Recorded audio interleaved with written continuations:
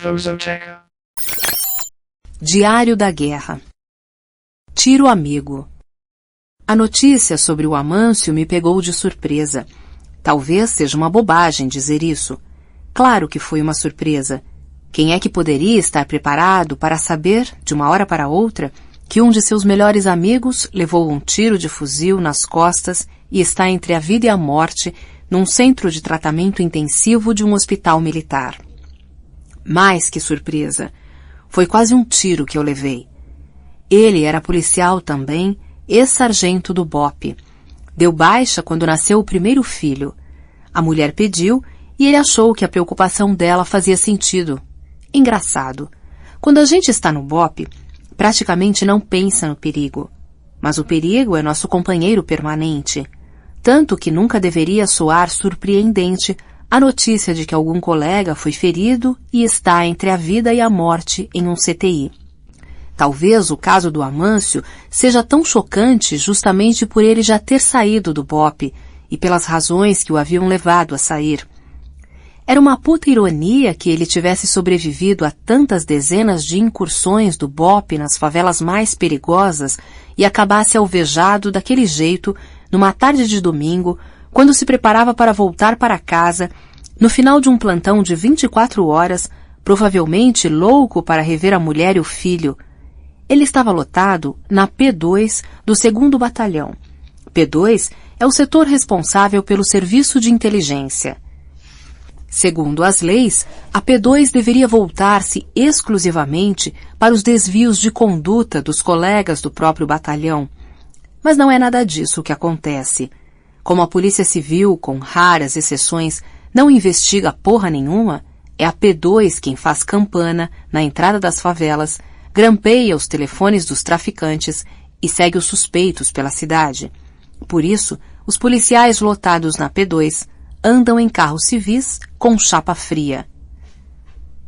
Nota de rodapé. No vocabulário policial, fazer campana significa vigiar, espreitar, sem ser visto. Nota dos autores. Fim da nota. Há várias vantagens em ser policial. Uma delas é conhecer todo mundo no hospital militar. Na guerra urbana, há sempre o que fazer por lá. A gente passa levando gente, visitando, telefonando para saber notícias. Portanto, você pode entender por que não foi difícil entrar no CTI, contrariando prescrições médicas. Sentei ao lado do Amâncio, todo plugado, e segurei sua mão. Ele abriu os olhos, ensaiou um meio sorriso, fechou os olhos e sussurrou. Não foi nas costas porra nenhuma, foi na barriga. Tiro na barriga. Senti um tremor que me atravessa o corpo quando estou prestes a explodir. Falando assim, dou até a impressão de que sou uma arma. Quem explode é granada. Mas tem situações em que eu me sinto uma arma, mais especificamente uma granada. Nesse caso, a metáfora é bem apropriada. Amâncio apertou minha mão e brincou. Lembra da granada? Claro, porra. Quem é que poderia esquecer? Eu disse.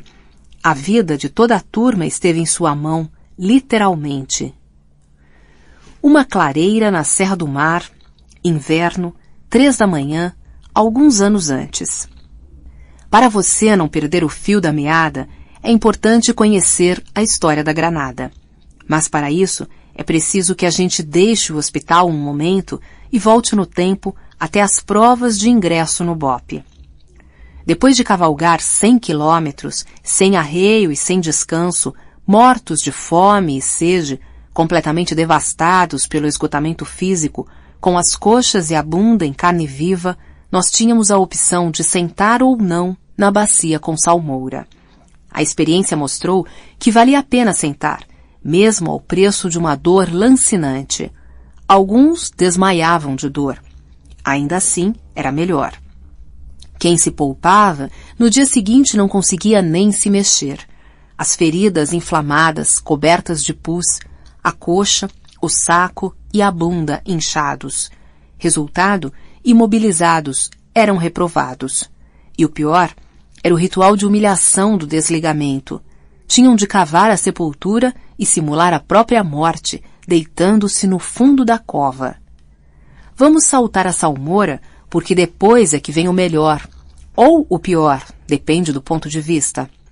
Enquanto alguns cavalos morrem de fadiga, não estou exagerando, morrem mesmo, a comida é servida. Mas se você está pensando em um farto e saboroso bandejão, engana-se. A comida é jogada sobre uma lona, estendida no chão. Lembre-se de que estamos em pleno campo e que é noite de inverno. Temos 2 minutos para comer. Eu disse 2 minutos. Com as mãos. Coma o que puder, como puder, é o lema. Vale tudo. Nessas horas é que a gente vê que, reduzido ao nosso mínimo denominador comum fisiológico, somos todos, os humanos, entre nós parecidos e semelhantes aos mamíferos inferiores. A briga pela sobrevivência é um troço feio de ver e pior ainda de sentir. Mas depois da tempestade vem a bonança, assim como depois da experiência física extrema vem a contemplação, a abstração e o adestramento intelectual. Agora, procure imaginar o seguinte: um bando de marmanjos, sujos, enlameados, fedendo a cavalo, com o saco esfolado, a bunda e as coxas queimando, exauridos até a última gota de energia, ainda cheios de fome e sede, com as unhas negras repletas de vestígios do jantar, as mãos ensebadas, obrigados a assistir a uma longa aula teórica e entediante sobre táticas anti-guerrilha em que não há referência a ações, apenas aos conceitos fundamentais.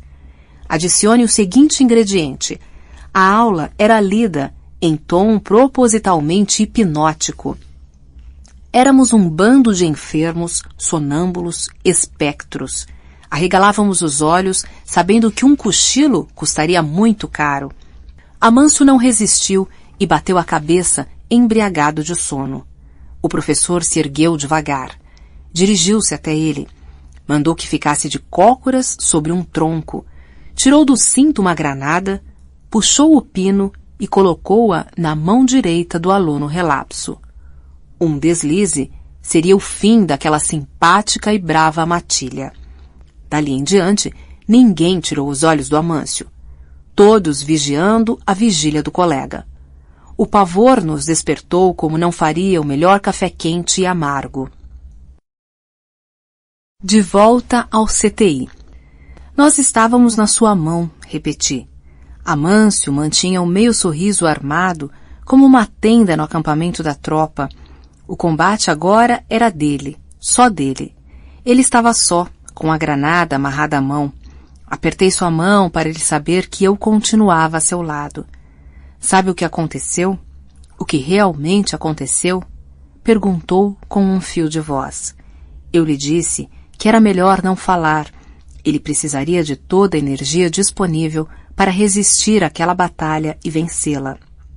Não quis fazer drama e falar assim, com imagens de guerra pela vida e essas coisas que ficam bonitas num livro, mas fazem um mal danado quando ditas ao pé do leito de morte de quem sabe que não há batalha porra nenhuma. O que há é um massacre sem comiseração. Mas ele insistiu. Foi assim que fiquei sabendo o que se passou na tarde daquele domingo. Santa Teresa, domingo, 16h. Este é o relato fiel do que Amâncio contou. Eu e meu parceiro voltávamos para o 2º batalhão no Gol descaracterizado que a gente usava em algumas missões. Estávamos na rua Almirante Alexandrino, em Santa Teresa, porque tínhamos seguido um cara que fazia ligação entre os traficantes do Morro Santa Marta e os vagabundos do Tabajara. Mas perdemos o cara e, como já tinham passado as 24 horas de nosso plantão, resolvemos voltar. Ali em cima, perto da favela do Balé, tem uma bifurcação. Queríamos descer para o Cosme Velho e Laranjeiras, mas o meu parceiro, que dirigia o carro, pegou o lado errado. Quando a gente viu, estava num declive muito íngreme que nos levava direto para o miolo da favela. Não dava para recuar, nem para frear, abandonar o carro e correr a pé de volta. A gente praticamente deslizava para o meio da favela. Nosso carro era uma bandeira só. Porra, 2 homens, num Gol daqueles, ou a gente era bandido ou polícia. Nos 2 casos iríamos tomar tiro. O carro seguiu devagar, ladeira abaixo, e já dava para ver que os traficantes estavam reunidos bem no meio da rua. Estavam distribuindo as cargas e as armas. Tive a intuição de que a gente só tinha uma saída, acelerar. Gritei, acelera, pisa até o fundo e abaixa a cabeça. Parecia um strike no jogo de boliche. O carro disparou ladeira abaixo e nós pegamos uns 3 ou 4. Foi uma puta porrada, voou moleque para todo lado, o carro capotou algumas vezes, consegui escapar no meio de uma chuva de bala. Corri atirando e buscando uma cobertura. Não sei o que aconteceu com o Amilcar. Não pude mais olhar para trás. Só fiz correr pelos becos na direção oposta da entrada. Você deve se lembrar da favela. Ela fica num vale, entre a ladeira que desce de Santa Teresa e a escadaria que sobe na outra ponta. Fugi para a escadaria. Eles não me seguiram. Devem ter ficado cuidando dos feridos. Vai ver que o chefe estava entre os atropelados. Corri com todas as minhas forças e subi a escadaria pulando os degraus. Quando estava mais ou menos na metade, apareceram uns colegas do 1º Batalhão no alto da escadaria. Fiz um sinal e me senti salvo pelo gongo. De repente, me apontam o fuzil lá de cima e eu só sinto aquele coice na barriga. Ficou tudo preto. Acordei aqui, depois da cirurgia. Foi tiro amigo, meu irmão. Tiro amigo. Agora eu te pergunto, por quê? Está certo que sou negro e que estava armado e sem uniforme, mas porra, para que atirar antes de identificar o camarada? Amâncio não passou daquele dia. No enterro, na salva de tiros, tive vontade de mandar pararem aquela farsa, aquela palhaçada, mas pensei na viúva, no filho, ponderei um pouco e achei que o melhor mesmo seria colocar uma pedra no caso. Melhor ter um pai herói morto pelos inimigos do que vítima de um mal-entendido. Digo mal-entendido para manter um certo nível de sobriedade em homenagem à memória de um amigo querido, um homem de valor. O que senti mesmo foi vontade de chorar e de vomitar as verdades sobre essa merda toda. CD 2. 1001 Noites. O Batalhão de Operações Policiais Especiais, BOP, para os íntimos, chega à praça de guerra. Estamos com gana de invadir favela, um puta tesão. Desculpe falar assim, mas é para contar a verdade ou não é? Você vai logo descobrir que sou um cara bem formado, com uma educação que pouca gente tem no Brasil. Talvez você até se espante quando souber que estudo na PUC, falo inglês e li Foucault. Mas isso fica para depois. Vou tomar a liberdade de falar com toda a franqueza, e você sabe, quando a gente é sincero, solta o verbo, e nem sempre as palavras são as mais sóbrias e elegantes. Se você está esperando um depoimento bem educadinho, pode esquecer. Melhor fechar o livro agora mesmo. Desculpe, mas me irrito com as pessoas que querem ao mesmo tempo a verdade e um discurso de cavalheiro. A verdade tem de ser convocada a comparecer e ela só baixa no cavalo desbocado, que se recusa a filtrar a voz que vem do coração. Por isso, a verdade está mais para discurso de cavaleiro e de cavalo do que para os salamaleques da corte. Esse depoimento é como se fosse minha casa. Ele vai ser belo, sublime e horrendo, como eu sou, como tem sido a minha vida, e como é a sua vida também, com toda certeza. Entre, fique à vontade, a casa é sua. No início você vai estranhar um pouco algumas coisas, mas depois vai se acostumar. Eu também estranhei no começo. Quando entrei para a polícia, estranhei muita coisa, mas logo me acostumei. A gente se acostuma. Portanto, meu caro amigo, caríssima amiga, posso chamá-los assim? Apertem o cinto e vamos em frente. A primeira história acontece na favela do Jacaré. Foi mais ou menos assim. A gente está chegando ao Jacaré cheio de amor para dar, se é que você me entende, com uma puta disposição.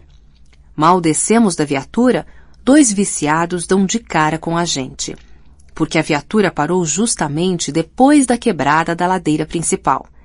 Eu era tenente na ocasião e comandava a patrulha. Eles não tiveram nem tempo de disfarçar ou tentar uma fuga.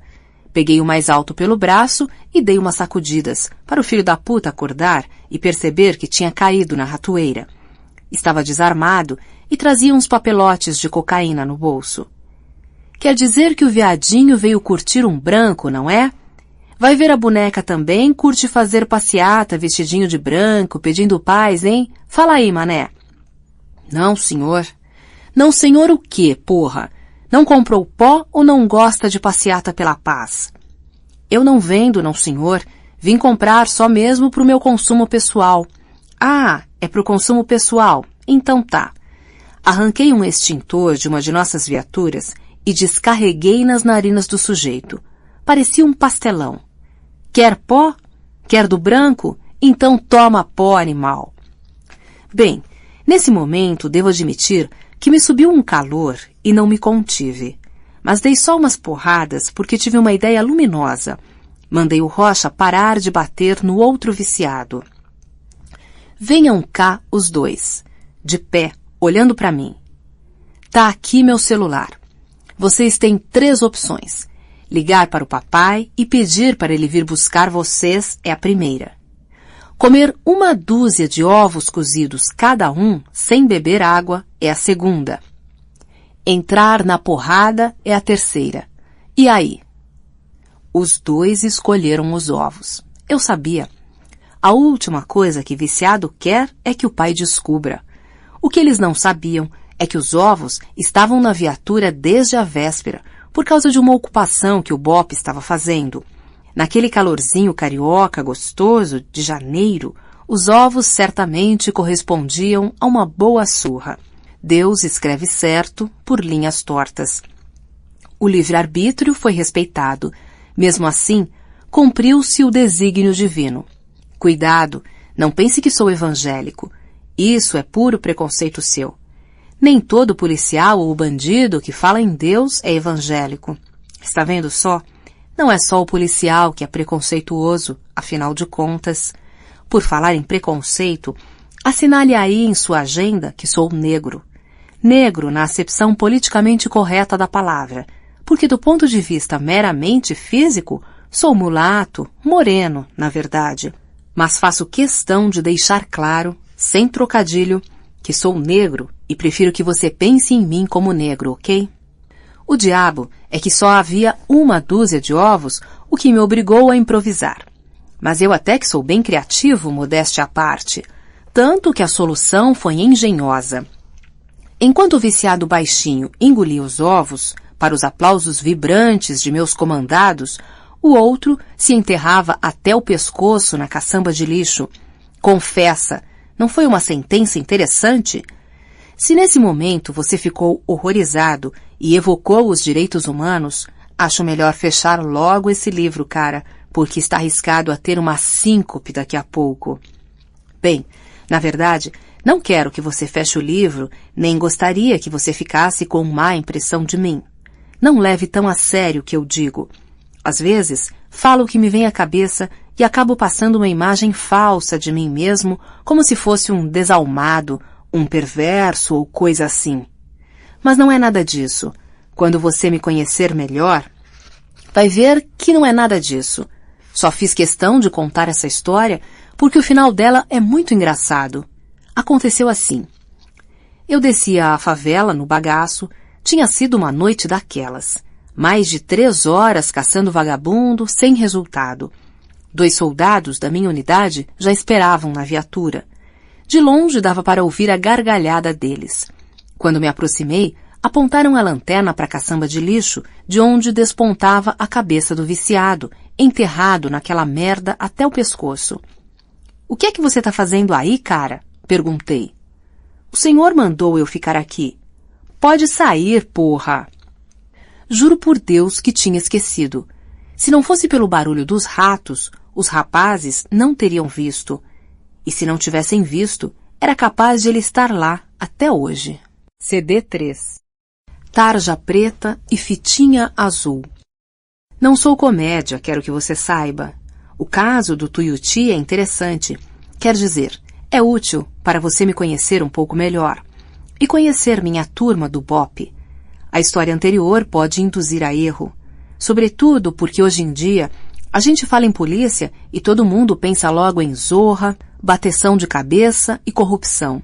O episódio da lixeira acaba soando meio ambíguo e você pode ter ficado com a impressão de que se os pais dos viciados aparecessem, eu e meus colegas teríamos cobrado propina para liberá-los. Vou deixar claro desde já, isso não existe no BOPE e nunca existiu. Na verdade, houve um caso ou outro, mas os próprios companheiros deram um jeito de expulsar os responsáveis antes que nossa honra fosse conspurcada. Porrada em vagabundo, execução de marginal, esse departamento é com a gente mesmo. Mas não tem negócio, não. Conosco não existe essa coisa de arrego. É engraçado e triste ao mesmo tempo, que até a linguagem dos bandidos e dos policiais corruptos vai ficando cada vez mais parecida. No final, a gente vai olhar mais de perto. O dinheiro é um só. A motivação é a mesma. E tudo acaba sendo um único embrulho. A polícia vende as armas para os traficantes, vai buscá-las no morro para o espetáculo das exibições políticas na mídia. No dia seguinte, devolve todas elas e ainda cobra uma taxa aos traficantes. Essas armas são usadas contra a própria polícia, mas essa cambada não está nem aí para as consequências. No dia a dia, se o BOPE não age, a turma da boquinha dos batalhões negocia um percentual da venda do tóxico e faz a arrecadação diária. De vez em quando, alguém rompe o acordo e o tiroteio come solto. Por isso mesmo, é importante que eu seja inteiramente transparente para que você separe o joio do trigo. Com o BOPE não tem acerto, não tem negócio. E não é para me gabar, não, mas nós somos a melhor tropa de guerra urbana do mundo, a mais técnica, a mais bem preparada, a mais forte. Não sou eu quem está dizendo. Os israelenses vêm aqui aprender com a gente. Os americanos também. Essa qualidade se deve a muitos fatores, um dos quais é o seguinte: em nenhum lugar do mundo se pode praticar todos os dias. Somos uns 150 homens aproximadamente. Sempre que se quis aumentar esse número, deu merda. Não é fácil ingressar no BOPE. Isso eu posso garantir. Não é para qualquer um. Temos um puta orgulho do uniforme preto e do nosso símbolo, a faca cravada na caveira. Os marginais tremem diante de nós. Não vou iludir você. Com os marginais não tem apelação. À noite, por exemplo, não fazemos prisioneiros. Nas incursões noturnas, se toparmos com vagabundo, ele vai pra vala. Sei que essa política não foi correta. Agora, não tem mais jeito. A gente mata ou morre. Antes da implantação dessa política, há muitos anos, o marginal se rendia quando se via inferiorizado. A ordem de atirar para matar, não admitindo rendição de bandido, acabou provocando um efeito paradoxal. Aumentou a resistência deles e a violência contra a polícia. Claro, o sujeito sabe que não adianta se render, então luta até a morte. Pelo menos adia a morte e leva alguém junto. Com isso, cresceu muito o número dos autos de resistência seguidos de morte, que são os registros das mortes de civis em confrontos com a polícia. Por outro lado, multiplicaram-se os assassinatos cometidos contra policiais, por vingança. Essa espécie de vingança, ainda mais doentia, dirigida a toda uma corporação. Espelho da vingança que nós mesmos praticávamos, às vezes, contra uma favela inteira. O sangue é um veneno. Quanto mais se derrama, mais fertiliza o ódio. E a roda não para de girar. No final, todos pagamos a conta, a começar pela sociedade. Foi uma insanidade aquela política. E agora? Os herdeiros da loucura somos nós. O jeito é atirar mais rápido para não morrer. Os políticos e os acadêmicos que discutam o sexo dos anjos.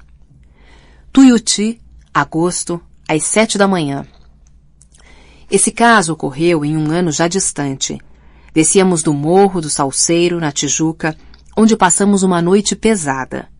Em frente ao antigo estádio do América, na Campos Sales, um carro estava parado no meio da rua, com a porta do motorista aberta ao lado de um carro forte. Uma senhora aflita fazia sinal. Paramos atrás do carro. Éramos 5. Encontramos o corpo de uma mulher, debruçada sobre o volante, com um tiro de fuzil na cabeça. Você pode imaginar o quadro. Não vou lhe dar os detalhes chocantes. Dá para entender por que a tal senhora, mãe da vítima, se recusava a aceitar a morte e insistia na remoção do cadáver para atendimento médico, por mais que o óbito fosse evidente. Se lhe contasse como estava o console e o para-brisa, você entenderia por que falo em óbito evidente. Deixamos com ela o cabo Ronaldo para as providências e partimos no encalço dos assassinos. Eles tinham assaltado o carro forte e levado 6 milhões de reais. A moça, assustada com a correria à sua frente, tentou manter o carro imóvel, atendendo à ordem do bandido, mas tirou o pé da embreagem por nervosismo, provocando o solavanco que assustou o marginal. Ele disparou um tiro seco e preciso. Para você ter ideia do estrago, um tiro de fuzil no interior do corpo humano danifica uma área correspondente a 50 vezes o diâmetro do projétil. Ronaldo respeitou o auto-engano da mãe. O desespero materno se manifesta por linguagens estranhas. Sentou o praça a seu lado como sentinela de sua dor e foi aos poucos lançando pontes entre a loucura e a realidade. A mãe da morta atravessou o abismo lentamente. Até hoje, todo fim de ano, ela se lembra da gente, telefona, manda cartões. A gratidão que brota em situações extremas não se apaga. Deixamos Ronaldo e disparamos. A 1 quilômetro dali, na Praça da Bandeira, havia um ajuntamento. Abrimos passagem no bolo de gente. Um sargento gordo no chão, olhos esbugalhados, estava morto numa poça de sangue. Tiro de fuzil no pescoço. Depois de uma noite tensa, aquilo foi demais para nós. O sangue subiu a cabeça e 2 dos nossos homens gritaram um bocado com o povo que se amontoava para espiar o cadáver. Vocês reclamam da polícia, falam da gente. Esse homem era um pai de família. A mulher dele está esperando em casa, os filhos também. Ele estava trabalhando, disse o soldado Castro. O cabo Álvaro continuou. Vocês querem que a gente prenda os filhos da puta que fizeram isso? Para eles voltarem pra rua, rindo das nossa cara? Os filhos da puta mataram uma menina, roubaram um carro forte, assassinaram um trabalhador. O que é que vocês dizem agora? Algum filho da puta vai falar em direitos humanos? E os direitos desse homem que sangrou até morrer, feito um porco no curtume? Castro recomeçou. Vocês querem o sangue dos assassinos? Querem que a gente vá à caça? E depois? E depois, porra, vocês vão depor a nosso favor na frente do juiz? Vão arrebentar as grades da jaula em que nós estaremos apodrecendo? Duvido que alguém tenha ouvido aqueles gritos no meio daquela confusão toda. A morte do guarda de trânsito deu um nó no tráfego e tive de deixar outro de nossos homens para cuidar da remoção do cadáver e pôr ordem no caos. A cidade tinha de continuar sua jornada para dentro da fumaça, do mormaço estilhaçado na lataria dos ônibus, do cheiro de sangue e gasolina. Mais um dia igual aos outros. Afinal, no estado do Rio de Janeiro, 18 pessoas são assassinadas diariamente. E isso se repete feito um mantra há mais de 20 anos. Aprendemos a conviver com essa maldição. Sobretudo nós, policiais, que estamos mais expostos aos riscos e à miséria em que os bandidos germinam como plantas selvagens. Somos as feras da selva, feras profissionais. Voltamos à viatura. Havia 2 possibilidades. Os marginais poderiam ter ido em frente, à direita, seguindo para o Rio Comprido, pela Avenida Paulo de Frontin, ou retornado à esquerda, em direção à Estrada de Ferro São Cristóvão e Maracanã. Decidi tomar a esquerda. Quando passávamos debaixo do Tuiuti, pedestres nos fizeram sinal indicando a favela. Acho que o próprio tráfico do Tuiuti não gostou da visita incômoda de assaltantes de carro forte que subiram o morro com homicídios qualificados nas costas para dividir responsabilidades e riscos. embicamos ladeira acima. Não foi difícil localizar a casa em que se esconderam. Os moradores colaboraram abertamente, sinal de que os bandidos não eram dali. Eles não ousariam desafiar a lei do silêncio que o tráfico impõe. Éramos 4. Posicionamos nossas armas, avisamos que a casa estava cercada e mandamos os bandidos sair um a um com as mãos na nuca. Nada. Fuzilamos a casa, dispostos a derrubá-la. Foram uns 400 tiros. Ficou de pé, vazada feito paliteiro. Um vagabundo avisou que ia sair. Deu os primeiros passos para fora. Delgado fez a mira e apertou o gatilho. O cartucho estava vazio. Ele ainda teve tempo de recarregar, enquanto o bandido aguardava de pé, com as mãos na nuca, trêmulo e pálido. Agora sim, deflagrou o tiro no peito do vagabundo. Nenhum sinal de vida no interior da casa. Era hora de invadir. Encontramos 2 corpos entre os escombros e um sobrevivente. O cara estava desfigurado, mas vivo. A cena ficaria por muito tempo conosco, revirando o estômago e assombrando o sono. Cada homem da tropa digeriu como pôde. 2 de nós acabaram recebendo o apelido Tarja Preta por causa disso. Esse apelido é dado a quem toma esse tipo de remédio. Mesmo para quem vê a morte todo dia, não foi fácil encarar a vida sob aquela forma. O infeliz perdera o queixo. Não tente imaginar. Você não conseguiria. Aliás, melhor mesmo que não consiga. Ela está morta. Ela está morta. Um senhor negro trazia uma menina no colo, banhada em sangue. Vinha dos fundos da casa. Os bandidos mataram minha neta. E nos mostrava a criança. Foram os tiros dos bandidos, repetia. O soldado Délio tirou a menina dos braços do avô e correu para a viatura. Vamos salvar a criança, vamos salvar a criança. Corri com ele, segurei-o pelo braço e lhe disse, olho no olho. Délio, a criança morreu. Ouviu? Ela está morta. Ele permaneceu imóvel, olhando em frente, a criança no colo. Depois de alguns minutos, veio até mim. Capitão, fomos nós que matamos a menina. Ela estava nos fundos. Os marginais estavam de costas para ela, atirando na gente. Era impossível atingir a menina. Nós atiramos de frente em direção à casa. O tiro foi nosso. Olhei de novo para os olhos dele, bem no fundo. Esquece isso. Nós matamos a menina, tenente, ele insistiu. Esquece, porra, esquece. O avô dela está convencido de que foram os bandidos. Então foram os bandidos, porra. Esquece. Acabou. O vagabundo sem queixo morreu a caminho do hospital. No final da manhã, fui conferir as ocorrências no Instituto Médico Legal. Contei 7 corpos, lado a lado, no galpão gelado. Eu me senti numa gruta sombria, estuário secreto dos rios que fluem no subterrâneo da cidade. Ela continua a fazer barulho, alheia ao subsolo. Délio era só um dente na engrenagem. Eu era outro. Nós mal conhecíamos o funcionamento dos aparelhos que estavam em movimento. Além disso, àquela hora, tínhamos sido vencidos pela mais profunda exaustão. Vidal ficou no Tuiuti, guardando as sacolas com dinheiro.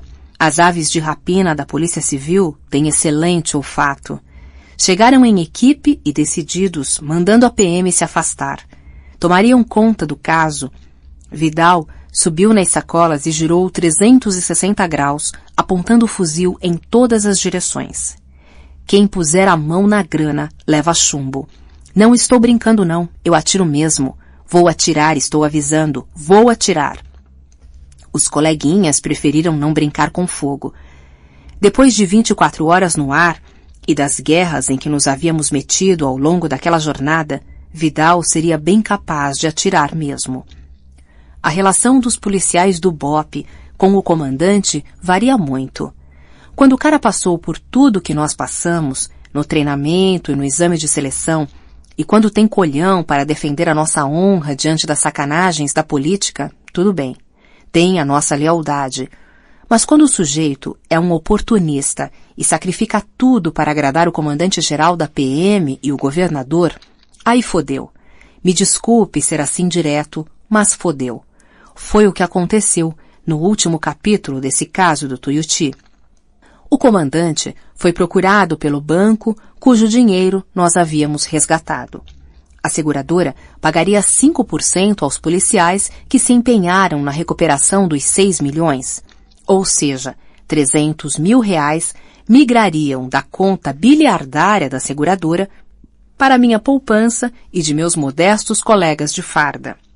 Nenhuma fortuna, mas nada desprezível, dividida por 5 ou 8, se quiséssemos homenagear todo o pessoal que compõe a unidade sob meu comando, independentemente de ter ou não participado daquela operação. Aliás, imprevista, tivesse sido planejada, os 8 teriam estado presentes. A grana engordaria em 60 mil ou em 37.500 reais as nossas contas. O comandante resolveu enviar uma lista, digamos, mais generosa, fazendo caridade com o dinheiro alheio. Incluiu-se a si próprio e mais uns 5 ou 6 amiguinhos do peito. Resolvemos melar a festa. Conversamos com a seguradora, explicamos as dificuldades e sugerimos uma solução salomônica, que a doação fosse feita em equipamentos para a unidade, sobretudo em coletes à prova de bala. Os nossos eram velhos, pesados e frágeis. Acabou sendo muito útil, e a indignação do comandante funcionou como um prêmio suplementar. Lavamos a alma. Por falar em alma, chegou o dia das condecorações. Muitos meses já haviam passado, mas a ferida continuava aberta. Délio não se conformava com a morte da menina, e o espectro do marginal desfigurado ainda assombrava alguns de nós. Perdemos sono e sossego por um longo tempo. O ritual de condecoração faria com que revivêssemos a experiência, porque os registros da ocorrência, com todos os detalhes, seriam lidos na cerimônia. Revolver esse passado era a última coisa que poderíamos desejar. Se nos quisessem premiar, que nos deixassem em paz, nos esquecessem e nos permitissem esquecer. A memória, às vezes, parece um cofre em que a gente é enterrado vivo. Não houve jeito. Prenderam no nosso peito aquele fato, envolto numa fitinha azul. CD 4. Emergência. Nem todo mundo que chega ferido à linha de montagem do hospital da PM sai para receber as honrarias fúnebres. Alguns se salvam. Às vezes, salva-se até mesmo quem se acha muito vivo, ainda que a esperteza lhe custe caro. Foi o que aconteceu com o tenente Ricardo, um rapaz que gostava de valorizar o próprio passe. Antes do relato, algumas notas técnicas. Elas teriam sido muito úteis ao tenente. Os médicos que se especializaram no atendimento às vítimas de armas de fogo no Rio de Janeiro tornaram-se referências internacionais, como aconteceu com o BOPE, modéstia à parte. Eles têm contato com a colaboração da polícia e dos bandidos, cuja produtividade mórbida tem se aperfeiçoado ao longo dos anos. Não tem faltado osso estilhaçado, músculo destroçado, órgão rompido, membro mutilado em escala industrial. Da plástica à ortopedia, os médicos brasileiros estão entre os melhores do mundo. Quando se trata de medicina de guerra, especializada em lesões por arma de fogo, como já disse, não tem para ninguém. No início, nossos especialistas visitavam cirurgiões americanos que atuaram no Vietnã. Agora, são os gringos que nos procuram. Uma lição que aprendemos com eles salvou várias vidas. Quando o projétil é de grosso calibre, melhor sacrificar tecidos e órgãos até o limite do possível do que tentar preservá-los. A experiência demonstrou que a preservação acaba sendo contraproducente.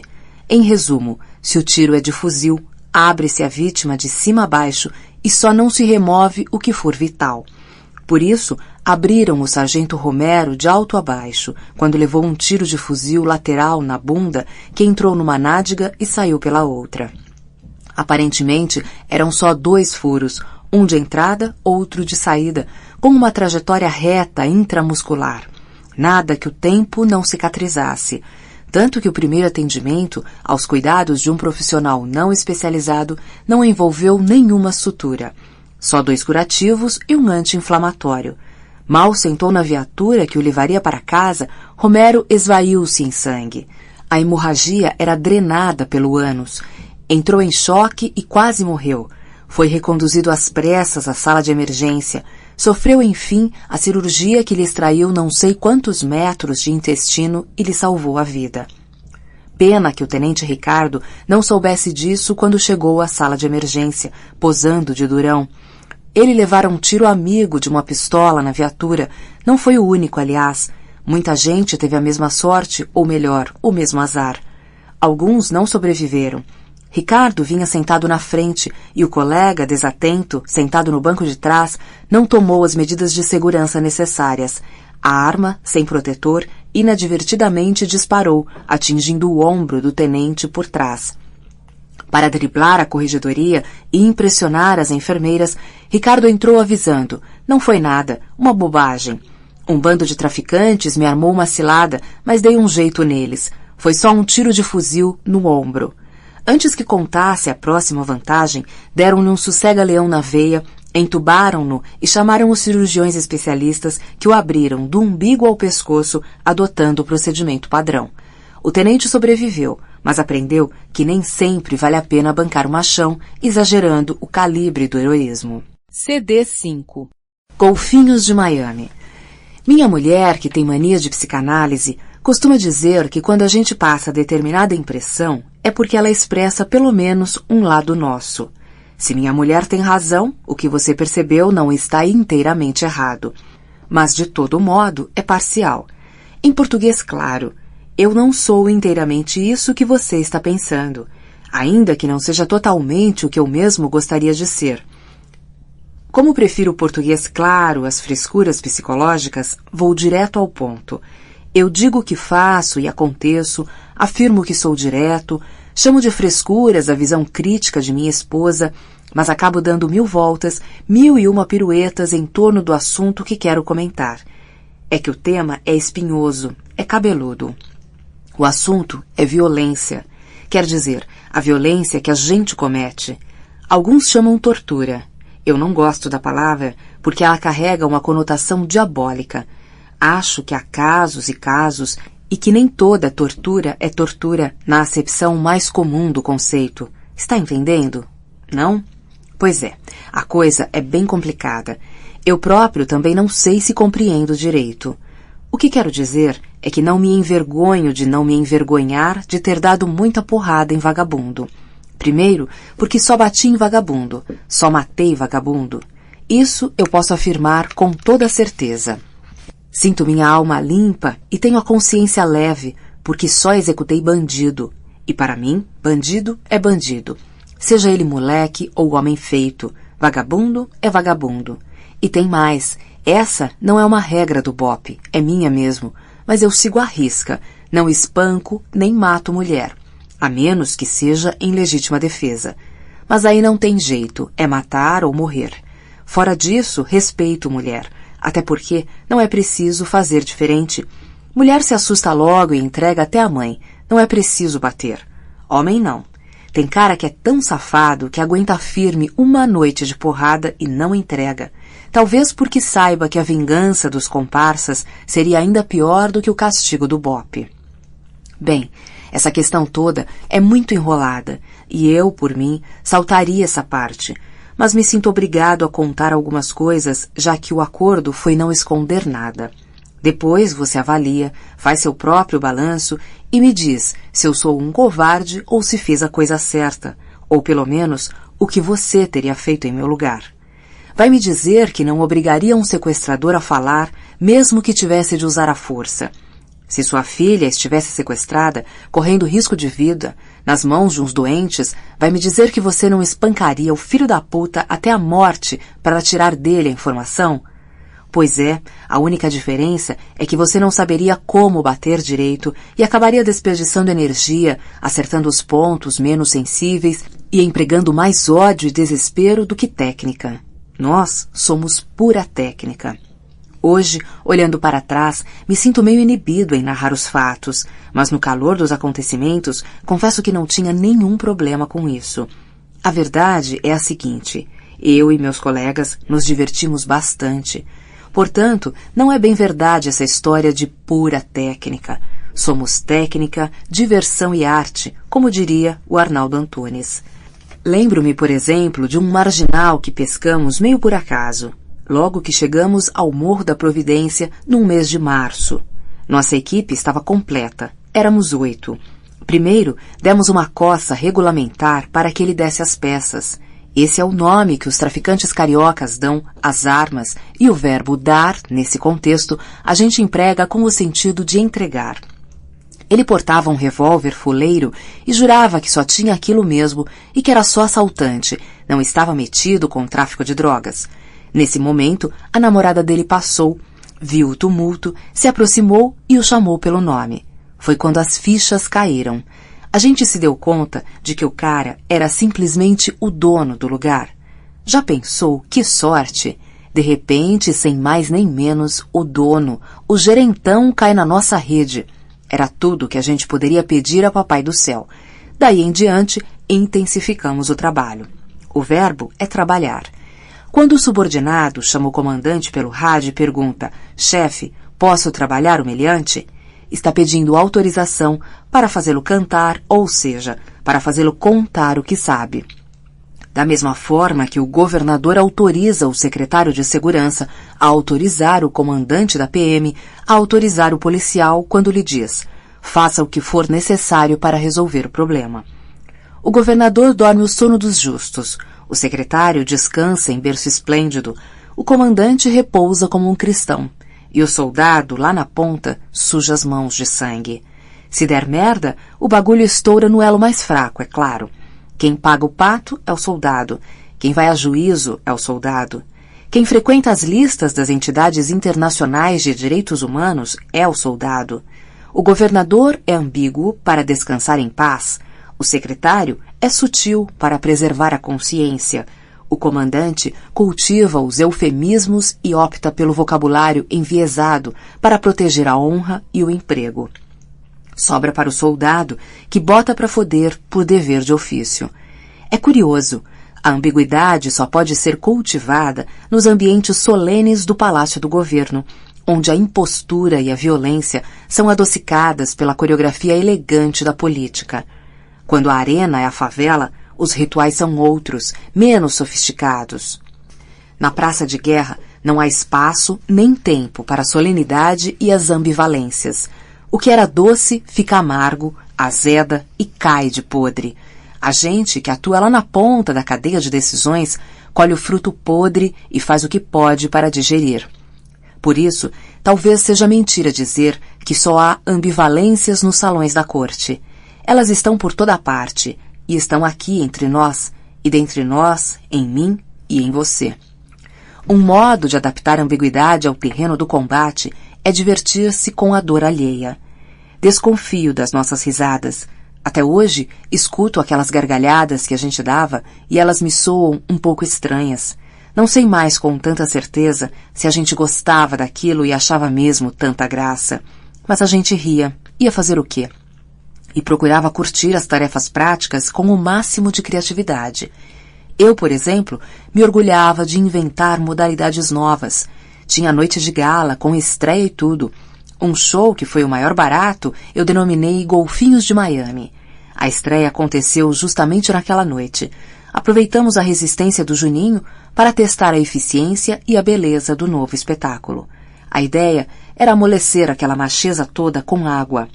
Água é um ótimo condutor de energia. A ideia foi um desenvolvimento mais ou menos natural das torturas tradicionais com saco plástico e água, sufocamento e afogamento. Todo policial do BOPE sai do quartel com seu saquinho plástico, peça que já foi integrada ao kit básico. O saco serve para pôr na cabeça do marginal, apertando bem na base que fica amarrada no pescoço. O sujeito sufoca, vomita e desmaia. É o momento de afrouxar. É meio nojento, mas eficaz. Trabalhamos o Juninho com afinco, horas a fio. Primeiro porrada, a velha e boa porrada que costuma bastar. Nada. Enfiamos fiapos de madeira debaixo das unhas. O animal urrava, mas não abria o bico. Foi então que me ocorreu estrear os golfinhos. Fomos até uma caixa d'água, retiramos 2 fios da rede de iluminação pública, mandamos o Juninho entrar na caixa e mergulhamos as pontas dos fios, uma em cada lado. Que beleza! Você precisava ver aquilo. Ele saltava com leveza e graça. Só faltava trilha sonora e um jogo de luzes. Mesmo assim, o filho da puta não cantava. Mergulhei os fios na água muitas vezes. Acho que o marginal chegou perto do óbito, como a gente dizia. Fui ficando nervoso e irritado. Você há de convir, já eram horas e nada. O sangue me subiu à cabeça e comecei a atirar na caixa até ser contido pelos colegas. Fiquei fora de mim. Por sorte do vagabundo, a trajetória da bala sofre uma refração no meio líquido. Se não fosse isso, ele estava fodido. Salvou-se por pouco. Não sou de errar tiro. Bati um rádio para o comandante. Contei que estávamos trabalhando o marginal havia bastante tempo, sem sucesso. Queria eliminar o vagabundo, mas tinha de ouvir meu superior, dadas as condições especiais que cercavam o caso. Ele mandou conduzir o sujeito à Delegacia de Proteção à Criança e ao Adolescente, DPCA, que lida com menores. O jeito foi levá-lo. O cara estava branco, feito uma folha de papel. Tinhoso. Diante da delegada, ele resmungou. Os policiais do BOPE me torturaram. E mostrou os dedinhos roxinhos com as unhinhas levantadas. A doutora delegada era uma profissional escolada e não nos decepcionou. Encarou o sujeito e emendou de primeira. Ah, é? Coitadinho. Tá doendo, tá, filhinho? Quer que chame a mamãe, seu filho da puta? Se não fosse a cooperação entre os profissionais das polícias, seria impossível fazer o serviço que nos compete com um mínimo de eficiência. A população reclama da gente porque acha que é muito fácil manter a ordem na cidade. Mal sabe que enquanto o jantar está sendo saboreado em família, na frente da televisão, no conforto do lar, do outro lado, no submundo, muito sangue está correndo, o nosso e o dos vagabundos. CD 6. Olho por olho. Força máxima. Rápida, devastadora e eficaz. Esse é o lema do BOPE.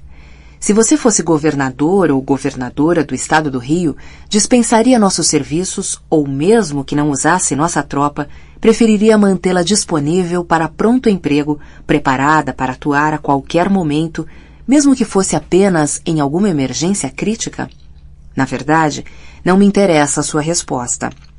Até porque não tenho como saber o que você está pensando nesse exato momento, mas aposto, de olhos fechados, que lá no fundo, bem no fundo, você gostaria de contar com a mão forte do BOPE para esmagar o vandalismo e toda essa praga. Por falar em olhos fechados, acabo de me lembrar de uma história que tem a ver com isso, nas premissas táticas e nas consequências práticas. Era mais uma noite daquelas, aliás, como são todas as noites da nossa tropa. O capitão Ângelo comandava a equipe. Dessa vez, o soldado Marques era o ponta. O ponta é o policial que vai à frente do grupo de assalto, abrindo passagem, indicando o caminho e passando informações por sinais. O comandante é sempre o terceiro. A favela estava quieta, já era tarde. O plano era surpreender o grupo do Fabinho no Morro do Limão. Tínhamos o mapa do lugar. Graças às incursões anteriores e algumas informações complementares obtidas no interrogatório de um traficante, sabíamos bem onde estavam as armas e onde os bandidos costumavam se reunir para organizar o bonde que descia para a Tijuca barbarizando. O morro era margeado por um muro alto e longo. Nossa intenção era descer em absoluto silêncio, colados à face externa do muro, e penetrar na favela pela parte baixa, a mais vigiada pelos falcões do tráfico e, portanto, a menos propícia a uma ação policial. Mas esse era justamente o motivo da escolha. Sendo menos propício, o ponto seria a opção menos provável, o que significava que poderia ser, paradoxalmente, o mais vulnerável. Descíamos o morro no breu mais cerrado, pisando com cuidado, quase sem respirar. Aquele tipo de formação em fila indiana era muito arriscado.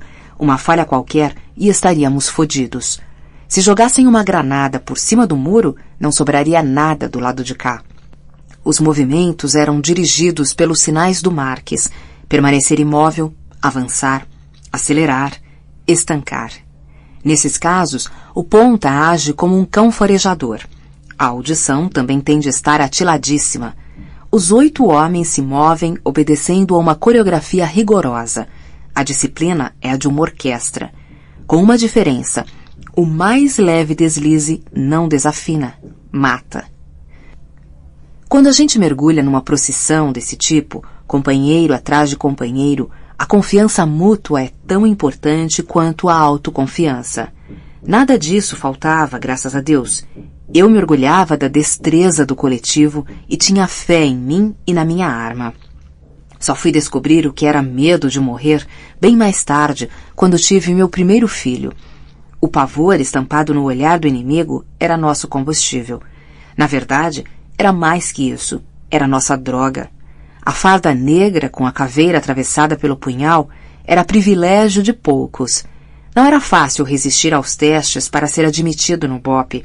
Não era para qualquer um enfrentar o treinamento, assim como não era mole, depois de aprovado e admitido no Batalhão de Operações Policiais Especiais, tomar o ônibus todos os dias como um cidadão comum, chegar ao quartel como simples mortal, vestir o uniforme negro que era nosso orgulho, mas também significava uma puta responsabilidade, e transportar-se para outra dimensão, onde a cidade de São Sebastião do Rio de Janeiro saía de cena e era substituída pelo inferno da guerra. A faixa de Gaza convivia conosco. Bagdá era aqui. 18 mortos por dia há 20 anos. A cidade só tangenciava essa outra dimensão, essa outra versão de si mesma, quando uma bala perdida atravessava as fronteiras. No mais, carregava sua sombra como o peregrino traz no ombro a sua cruz, sentindo-lhe o peso e intuindo-lhe o tamanho, sem olhá-la de frente para conhecer sua forma e compreender sua natureza. Você deve ter reparado no que eu disse, chegar ao quartel como simples mortal. Deve ter achado meio bizarro, talvez até engraçado. Porra, será que esse maluco está se achando um deus imortal? Relendo o que escrevi, confesso que também achei estranho, mas resolvi deixar como está, porque saiu tão espontâneo que retrata bem os meus sentimentos. E como o propósito é você me conhecer melhor, decidi manter. Não me acho nada disso, nem meus companheiros do BOPE são malucos, mas o fato é que quando você convive com a morte todo dia, toda noite, quando sabe que é matar ou morrer, enquanto você sobrevive, a sensação é de vitória sobre a morte, uma espécie de voo rasante sobre o precipício. Se você quiser chamar isso de onipotência, tudo bem. Eu queria ver você passar por essa experiência. Seria interessante verificar se seus conceitos não mudariam um pouquinho. Mas tudo bem. Pode pensar o que quiser. Não vai mesmo fazer diferença. Vamos voltar à história do muro. Seguíamos passo a passo, evitando o barulho dos galhos secos e do mato alto, temendo cruzar com um cão vadio fora de rota. A subida da polícia nas favelas é marcada por 3 sons típicos: tiros, fogos dos olheiros do tráfico e latido dos cães. Essa é a trilha sonora das incursões policiais. Em geral, a gente vai subindo e vai calando os animais. Quando o tiro é certeiro, ele não sofre. Naquela noite, não poderíamos calar os cães porque não queríamos dar bandeira de nossa presença. Mas se não o fizéssemos, os latidos dariam uma bandeira suficientemente ostensiva. Era um puta dilema. Portanto, só nos restava contar com a sorte. É óbvio que contemplamos esse risco quando planejamos a operação. Não somos tão imprevidentes quanto você está imaginando. O fato é que apostávamos que não haveriam cães por ali. Nunca os víramos daquele lado, e realmente eles não apareceram. Confesso que não pensava nisso quando descia margeando o muro. Quando a gente se concentra numa operação de guerra, tudo muda, todos os sentidos ficam alterados. A gente não ouve praticamente nada e só enxerga o que está no foco da atenção. É o que a gente chama visão de túnel. O nome é bastante preciso. É como se a pessoa estivesse num túnel com um único ponto de luz. O tempo gira em torno daquele ponto e fica como que congelado. Talvez porque se confunda com o espaço, quer dizer com a imagem. Não sei. Só posso lhe dizer que a gente sai desse mundo e viaja. O universo passa a deslocar-se em câmera lenta. É como se toda a velocidade do mundo fosse absorvida pelos músculos e as sinapses que mantêm o cérebro alerta. O resultado é que no final de um tiroteio, a gente tem a impressão de que passou meia hora. Vai olhar no relógio, passaram 2, 3, 5 minutos. Algumas coisas extraordinárias acontecem num momento como esse. Uma vez, por exemplo, eu comandava uma invasão a uma favela em Copacabana. O ponta se perdeu do resto da equipe e eu determinei que esperássemos. Estávamos numa subida estreita, não havia viva alma. Adiante, a ruela dobrava à esquerda. Não era comum aquele silêncio, aquela quietude. Nem os cachorros latiam, nenhum fogo explodia. Eu estava determinado a avançar, com cautela, mas avançar. Quando o cérebro já disparava o comando para as pernas, uma velhinha surgiu na esquina e desceu em nossa direção. Ela trazia uma dessas bolsas de pano, boa para fazer feira. Andava com firmeza, apesar da idade, e não mostrou nenhuma surpresa quando nos viu encostados à parede. Ao passar por mim, sem me olhar, cochichou. Meu filho, não sobe não. Se subir, vão matar você. Não respondi. Aprendi a respeitar esse tipo de comunicação nas favelas. É preciso ter o máximo cuidado e não manifestar qualquer reação para que os vagabundos não percebam e se vinguem da pessoa que tenta nos ajudar.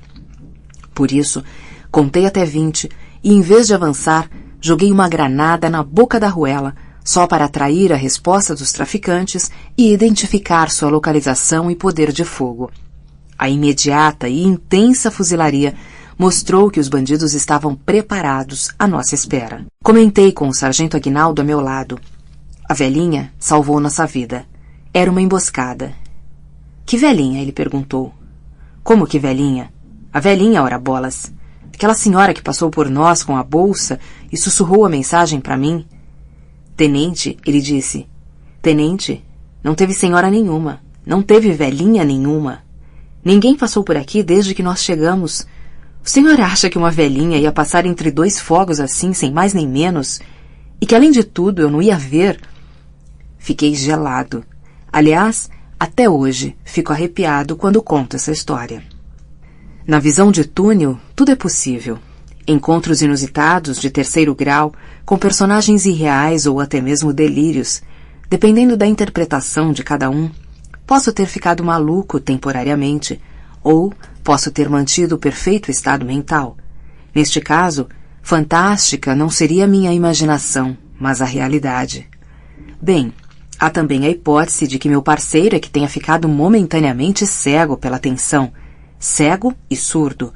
Mas esse assunto transcende meu entendimento. Melhor voltar à favela do Turano, ao grande muro. Pois é, estávamos ali, colados ao foco, pregados à missão pela adrenalina, passo a passo, muro abaixo, agarrados aos fuzis, prendendo a respiração. Foi uma longa caminhada. Prefiro o confronto aberto do que a expectativa. Às vezes, torço para que a bomba arrebente de uma vez. Tenho a sensação de que a lenta antecipação coagula o sangue e me sufoca. A explosão do confronto fluidifica o corpo e a mente. O sangue lava o espírito. Mais um passo e outro, mais um. Em silêncio, morro abaixo, magiando o muro. O soldado Marques levantou o braço direito. Paramos. Chegara à ponta inferior do muro. Hora de virar e começar a subir pelo outro lado, onde estaríamos muito mais expostos. Quando Marques saltou para o outro lado, deu de cara com um grupo de traficantes descendo, também margeando o muro. Eles estavam relaxados e desatentos, ainda que armados até os dentes. Não esperavam aquele encontro. Nosso ponta só precisou apertar o gatilho. Corremos para apoiá-lo, enquanto os vagabundos se dispersavam em desespero, fugindo o morro acima, procurando escapar à linha de tiro. Não tiveram tempo de reagir. Tínhamos de ter acertado alguém. Não era possível que todos tivessem sobrevivido. Subimos atrás dos marginais atirando. De fato, acertáramos pelo menos um deles. Descobrimos um rastro de sangue e seguimos a pista. Bem acima, já na parte superior do muro, num platô, um vagabundo se arrastava. Ele correra até ali, mas as forças se extinguiam. Um de nós atirou para completar o serviço. O tiro atravessou as têmporas de um lado ao outro em linha reta e jogou no chão os 2 globos oculares que rolaram como bolas de bilhar. Eu me lembrei de uma cena famosa do Rei Lear de Shakespeare que tive de ler na faculdade. Aquele negócio de geleia viscosa saltando fora da órbita sempre me provocou náusea. Por isso reconheço que na hora não pensei em Shakespeare porra nenhuma. Na verdade, olhei para outro lado, sob pretexto de dar cobertura à equipe. Fiquei um pouco nervoso e pedi para executar o marginal de uma vez. Ele já estava mesmo virando monstro. O cara vira monstro quando vai partindo desta para melhor. No caso dos bandidos, a rota deve ser inversa. Deve ser desta para pior. Nesse momento de passagem, acontece uma espécie de metamorfose com o moribundo. Para você ver que eu não sou nenhuma besta, devo lhe dizer que isso me lembra um conto do Kafka, com este nome, e que conta a história de um sujeito chamado Gregor Samsa, que vira barata. Não falo para me gabar, não. Seria ridículo. Falo para que você faça um juízo correto sobre mim e não se iluda com os próprios preconceitos. Na metamorfose em que o vagabundo vira monstro, como a gente diz no BOPE, o filho da puta parece que regride, volta a ser criança e começa a chamar pela mãe. É de lascar. Assim escrevendo parece cômico, não é? Mas lá na favela, no teatro de operações, as narinas repletas de pólvoras, pedaços de corpo espalhados pelo chão, não tem graça nenhuma. Foi aí que me surpreendi. Eu não, todo o nosso grupo. Capitão Ângelo não autorizou a execução. Levantou o braço. Era a ordem para não atirar. Aproximou-se do vagabundo, abaixou-se e lhe perguntou ao pé do ouvido: "Aceita Jesus?" Repetiu, elevando a voz: "Aceita Jesus?" O infeliz disse que sim, aceitava. Fazer o quê? Até eu. Pois é isso mesmo que você está pensando. O capitão era evangélico e levava a religião tão a sério que quando subia as favelas em nossas incursões, dificilmente passava por uma imagem de santo sem atirar. Ele mirava, arrebentava a criatura de louça e resmungava: idolatria, blasfêmia. Fazia outras imprecações, mas a gente não ouvia direito. "Capitão, porra, capitão, assim os moradores vão odiar a gente mais ainda", um de nós ousava dizer quando ele estourava os santos. Não tem problema, melhor ser odiado do que admitir o culto das imagens. Isso é coisa do demônio, por isso é que o crime não para de crescer. Antes de conhecer o Ângelo, eu já tinha visto de tudo. Tiro em ratazana, no quartel, tiro em cachorro, tiro em vagabundo, tiro em caixa de som de baile funk, tiro em caixa de luz, quando a gente tem visor noturno, mas tiro em santo era novidade. O diabo é que a gente queria executar o vagabundo e saltar fora da favela. Era tarde e os bandidos poderiam estar se reorganizando, preparando um contra-ataque. Nós não íamos mesmo descer com o cadáver favela abaixo, muito menos com um sujeito agonizante, mas ainda com força suficiente para gritar alguma bobagem no meio do percurso e nos criar mais dificuldades. O jeito era fazer como de hábito, executar e cair fora. Ponderamos com o capitão, mas ele estava inflexível. "Não vamos matar o rapaz. Ele aceitou Jesus. Vai se recuperar." Chamamos o helicóptero da Polícia Civil. Esse era um procedimento raro, raríssimo. Só chamávamos quando estávamos cercados em condições especialmente sérias, ou quando um dos nossos se feria com gravidade e a localização impedia a remoção imediata em segurança. Mais raro ainda era usar a aeronave para remover o corpo de algum bandido, só mesmo em situações extremas. Por exemplo, se o morto fosse importante na hierarquia do tráfico e o corpo, caso entregue aos moradores, servisse de bandeira a protestos. O helicóptero chegou. Não podia aterrissar. Não havia espaço suficiente, as árvores impediam. O terreno era irregular, os tripulantes jogaram a caçamba, pensavam que o cara estivesse morto. Quando descobriram que o vagabundo estava vivo, recusaram-se a içá-lo. Eu compreendi. No fundo, concordava com eles. Levar para quê? Deslocar uma aeronave até ali por quê? Tudo isso para salvar a vida do marginal e levá-lo a fazer um cursinho de aperfeiçoamento em criminalidade na penitenciária, com pós-graduação em ressentimento e ódio, tudo isso para que ele um dia voltasse às ruas para matar e roubar? Depois de muito bate-boca dos tripulantes do helicóptero pelo rádio com Ângelo e depois de algumas ameaças, o capitão parecia possuído por um espírito subitamente legalista. Levaram o vagabundo. Na noite seguinte, o hospital foi invadido e ele foi resgatado por seus comparsas. De volta à favela, cego, acabou abandonado pelos cúmplices. Já não era útil, não durou muito.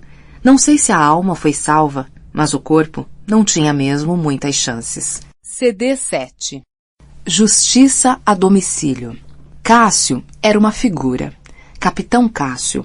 Quem não o conhecesse subindo favelas, comandando equipes do BOPE, empunhando com coragem um fuzil e se arriscando pelos companheiros, poderia ter uma impressão errada dele. À primeira vista parecia meio arrogante, metido a intelectual, olhando todo mundo do segundo andar, como um jeitão de David Niven, aquele velho ator de bigodinho que o Nelson Xavier ou o André Valle imitariam muito bem se vestissem um fraque e falassem inglês com sotaque britânico. O Cássio passeava seu charme com um certo ar meio biltre, como diria meu avô, meio cafajeste, como diria meu pai. Ele estava mais para Jesse Valadão do que para Charles Bronson, mas adorava um final feliz. Só que para o réu, o final era previsível e sempre infeliz. Exatamente como nos filmes de Bronson, em que os 427 bandidos que mataram e estupraram sua filha vão sendo eliminados um a um, pelo vingador solitário, o justiceiro das famílias ameaçadas. Vou explicar por que falei em réu. Cássio queria ser advogado. Até aí tudo bem. Muita gente boa da polícia sonha com um futuro melhor. Quem não quer mais prestígio, poder e dinheiro? Nada demais, isso é natural. Se o cara tiver uma boa base, for inteligente, estudioso, contar com o apoio em casa e não perder a disposição para atingir o objetivo, pode dar certo. Quanta gente boa da polícia não faz prova para o Ministério Público?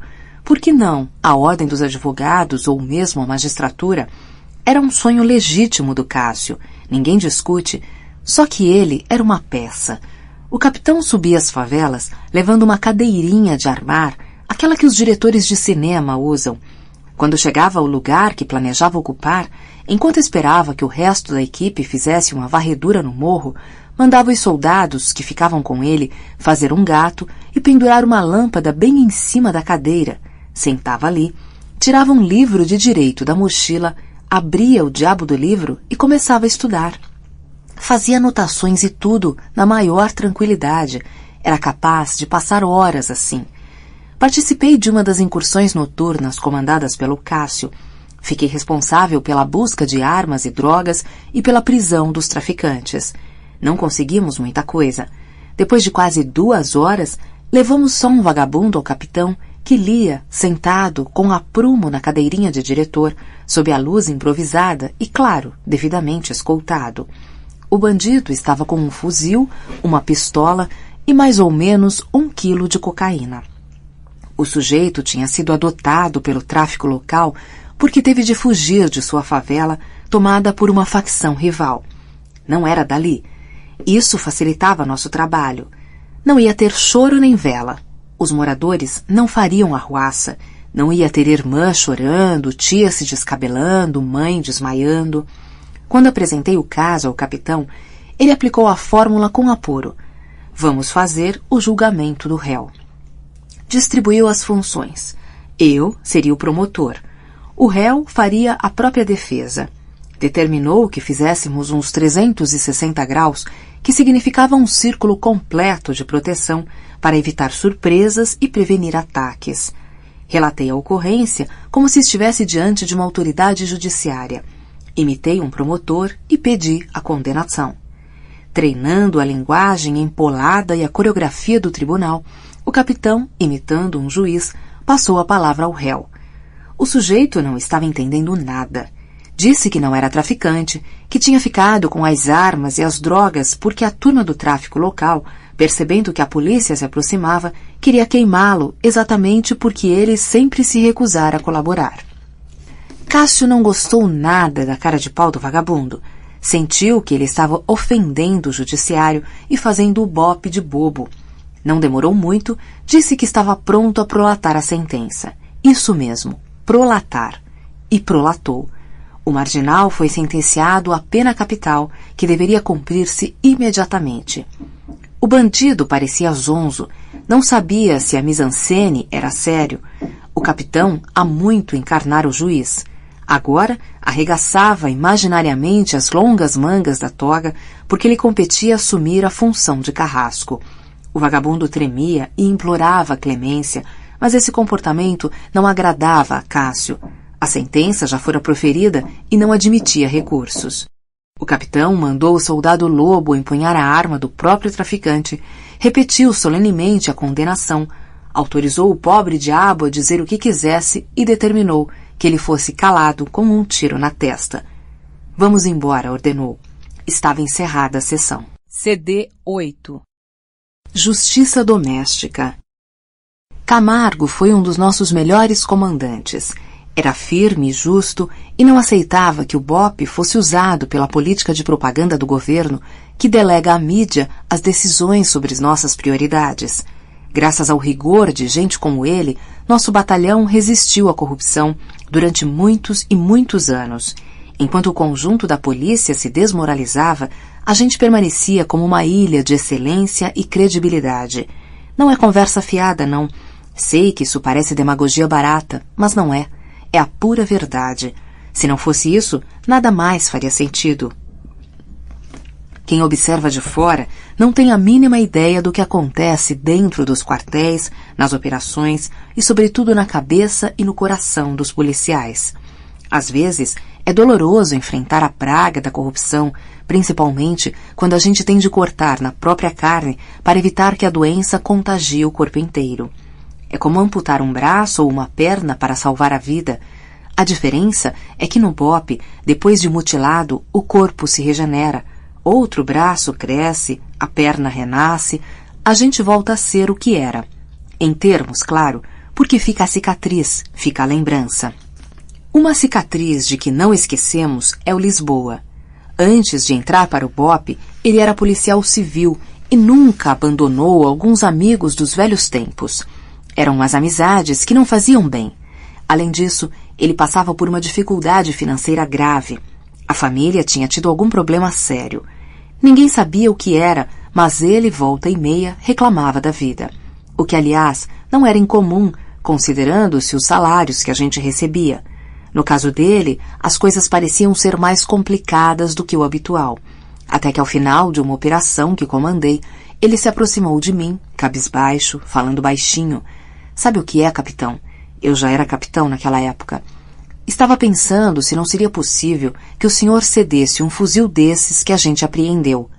O senhor sabe que eu não sou disso, mas afinal não vai fazer falta e nesse momento resolveria a minha vida. Uma arma dessas está valendo uma boa grana e a minha situação... Eu lhe dei ordem de prisão imediata. Abri um procedimento pedindo a expulsão do BOPE e relatei o caso ao coronel Camargo. 2 meses depois do episódio, já de volta ao trabalho, mas restrito a funções burocráticas enquanto aguardava o julgamento interno, o Lisboa se meteu em outra encrenca.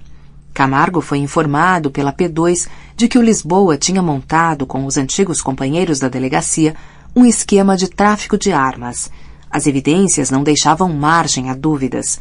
O comandante Camargo reuniu os oficiais e tivemos de tomar a penosa decisão. Na manhã seguinte, quando chegava do plantão, Lisboa foi morto, na porta de casa, por 2 homens numa motocicleta. A única testemunha do justiçamento relatou à imprensa. O Lisboa parecia conhecer os 2 homens da moto, porque ele parou, tranquilo, quando foi chamado pelo nome. Aproximou-se como se fossem todos amigos. Estava amanhecendo e eu saio muito cedo, mas a rua estava deserta. Eu nem me preocupei e fui em frente, na direção oposta. De repente, ouvi um tiro seco e o ronco da moto. Me assustei e corri, mas o Lisboa já estava morto. O tiro foi de profissional, bem no meio da testa.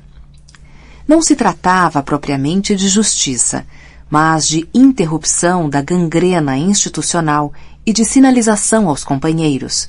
De fato, a indiscutível culpa do Lisboa não era nossa maior preocupação. Se fosse, talvez bastasse aplicar as penas previstas no Código Penal e no regimento disciplinar da corporação.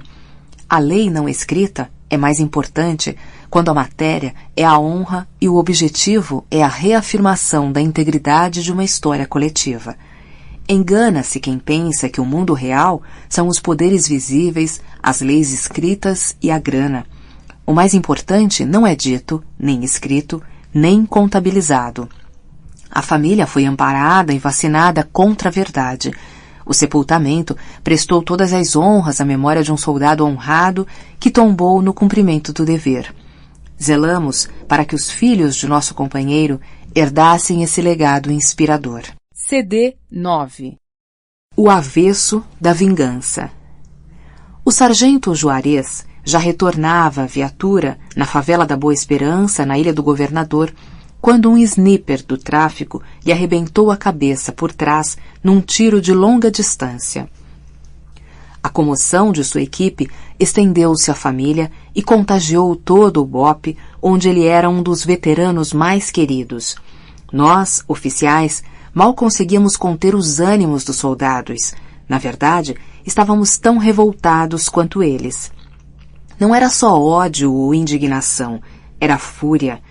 Também achávamos que a resposta tinha de ser imediata e radical. Todos tinham sido feridos por aquele tiro covarde e humilhante. A honra do batalhão estava em jogo, além da memória de um companheiro. Era hora de colocar em prática o que aprendemos no curso de operações especiais, o máximo de violência, morte e confusão, na retaguarda profunda do inimigo. Fomos adestrados para nos transformarmos em cães selvagens, pois muito bem, tinha chegado o momento feroz. Formamos um grupo de oficiais para conversar com o comandante em nome do coletivo, depois do sepultamento. Queríamos vingança. O coronel Camargo disse que sim, claro, a reação era necessária e legítima. Ele compartilhava nosso sentimento, mas achava que era preciso cautela, porque operações desse tipo já tinham provocado grandes desastres no passado, envolvendo morte de inocentes e crises políticas de proporções internacionais, com efeitos desastrosos para a imagem da polícia. Preferia uma solução mais racional? Foi a palavra que ele usou. Não sou eu quem está dizendo. Repetiu aquele velho chavão. Vingança é um prato que se come frio. E completou mais ou menos assim. Não vamos voltar à favela da Boa Esperança hoje. Vamos planejar uma bela operação que se desdobre no tempo para liquidar todo o grupo, um a um, mas com precisão cirúrgica. Somos guerreiros, não somos açougueiros. Insistimos, mas não adiantou. Saímos da sala do comandante inconformados. Sentamos no alojamento de oficiais. Éramos uns 9 ou 10. Tínhamos de imaginar uma saída. Com que cara iríamos dizer aos soldados que nada seria feito? Que tínhamos de botar o rabo entre as pernas e que essa era a coisa sensata a fazer, que isso era racional? Convocamos a equipe do Juarez e mais alguns homens que estavam disponíveis. Daríamos um jeito à nossa maneira. Um de nós tinha um amigo no setor de cautela de armas do Exército. Conseguimos 20 fuzis, munição, granadas, visores noturnos. Combinamos nos reunir à meia-noite numa escola municipal perto da favela. Fomos à paisana, com carros descaracterizados. Tive de ameaçar o vigia para que ele abrisse o portão. Escolhemos uma sala de aula. Gomes abriu o mapa, expôs a localização habitual dos traficantes. Ele conhecia bem o lugar. Discutimos um plano de ação. Éramos 24. Designamos o Gomes para comandar a operação e distribuímos as funções. Invadiríamos a favela com 3 grupos ocupando as principais vias internas. Um quarto grupo subiria um morro vizinho e tomaria a parte superior da Boa Esperança. Em seguida, pressionaria os vagabundos de cima para baixo até que caíssem no cerco armado na área inferior da favela. Vestimos os capuzes e rezamos pela alma de nosso companheiro morto. A estratégia e a tática funcionaram à perfeição. Ninguém escapou, com exceção do assassino do Juarez, que já havia fugido da comunidade justamente por temer a retaliação. Ninguém provoca o BOPE impunemente. A caveira tem um nome a zelar. 8 marginais foram executados para que se fizesse justiça. Descemos a favela em paz, devolvemos as armas e nunca fomos convocados pela corregedoria da PM para tratar do assunto. Às vezes, o silêncio e a inércia são inteligentes. Na prática, nunca houve operação alguma. Nenhuma arma dos policiais do BOPE, mesmo periciada, indicaria qualquer participação. Nossos rostos não foram vistos. O vigia não ousaria testemunhar contra nós. Mesmo assim, os vagabundos não tiveram dúvida sobre quem nós éramos. Eles sempre sabem muito bem quando enfrentam a caveira. Registramos nos nossos caderninhos o nome do rapaz que escapou. Os traficantes o denunciaram. Nós o acharíamos mais cedo ou mais tarde, onde quer que ele estivesse. No final da tarde do dia seguinte, Coronel Camargo chamou os 4 oficiais mais ligados ao Juarez para uma conversa em seu gabinete. Entramos e cumprimos todas as obrigações que a situação exigia. Prestamos continência e permanecemos em posição de sentido diante da mesa do comandante, que mal notara nossa presença, elevando rapidamente os olhos, erguendo e abaixando quase imperceptivelmente a cabeça. Na mesa, à sua frente, estavam uns papéis rabiscados, ao lado das medalhas militares e das fotografias familiares. Parecia um pelotão de fuzilamento, só que ali, naquele momento, os sentenciados éramos nós. Por mais que se aprenda a criticar e a se distanciar das formalidades que a hierarquia impõe, por mais que privadamente sejamos os primeiros a ridicularizar a religião laica que é a PM, com seus ritos, o fato é que diante da autoridade tudo muda de figura. Quem não tremeria? Você poderia pensar que a causa de meu tremor não era a hierarquia militar, mas a culpa que sentia pela ação da noite anterior. Engano seu. Não havia culpa nenhuma. Culpa? Por quê? A memória do Juarez não merecia aquela resposta? A honra da corporação não valia nada? Culpa eu sentiria se tivesse sido covarde, isso sim. Eu me sinto mal diante de tudo o que ocorreu. Acho que a culpa foi minha, disse o coronel, com um fio de voz, num tom que não era o seu, numa impostação nada habitual. Tudo bem que houvesse culpa na história, mas não era minha. Isso é o que eu queria dizer. Quem estava culpado era o coronel. Estou me sentindo muito mal, ele repetiu e se levantou da cadeira. Andou até as estantes, na parede oposta à porta de entrada, e estancou de costas para nós. Puxou um livro, abriu, virou a cabeça para trás em nossa direção e ordenou que ficássemos à vontade. Folheou o livro e voltou a virar a cabeça. Podem se sentar. Sentem-se. Apontou o sofá na lateral da sala e as cadeiras diante da mesa. Não estou bem e... completou andando em nossa direção. Quero falar com cada um de vocês, de homem para homem. Quem está aqui não é o coronel, muito menos o comandante. É um cristão, um servo de Deus. Vocês acreditam em Deus? Os 4 policiais convocados pelo coronel para aquela estranha visita ao seu gabinete afundamos no sofá e nas cadeiras. O silêncio prolongado enterrou o gabinete numa atmosfera desconcertante. Tinha a sensação de que mergulhávamos aquém do nível do mar, rumo ao centro da terra. Nenhum de nós ousou responder. Confesso que comecei a ficar muito mais assustado do que se estivesse recebendo um esporro humilhante ou a descompostura típica, aquela que se recebe quando se faz uma cagada irremediável, ainda que estivesse convencido de que não fizéramos nenhuma cagada. Era lícito vingar um colega executado a sangue frio por criminosos sanguinários. Ou não era? Lícito talvez não fosse, mas legítimo era. Você, dirigindo-se a mim, acredita? Tem fé? Quase respondo obrigado. Sei que não faria sentido. E daí? Nada estava fazendo sentido. Então, gaguejei e balbuciei. O quê? O que é?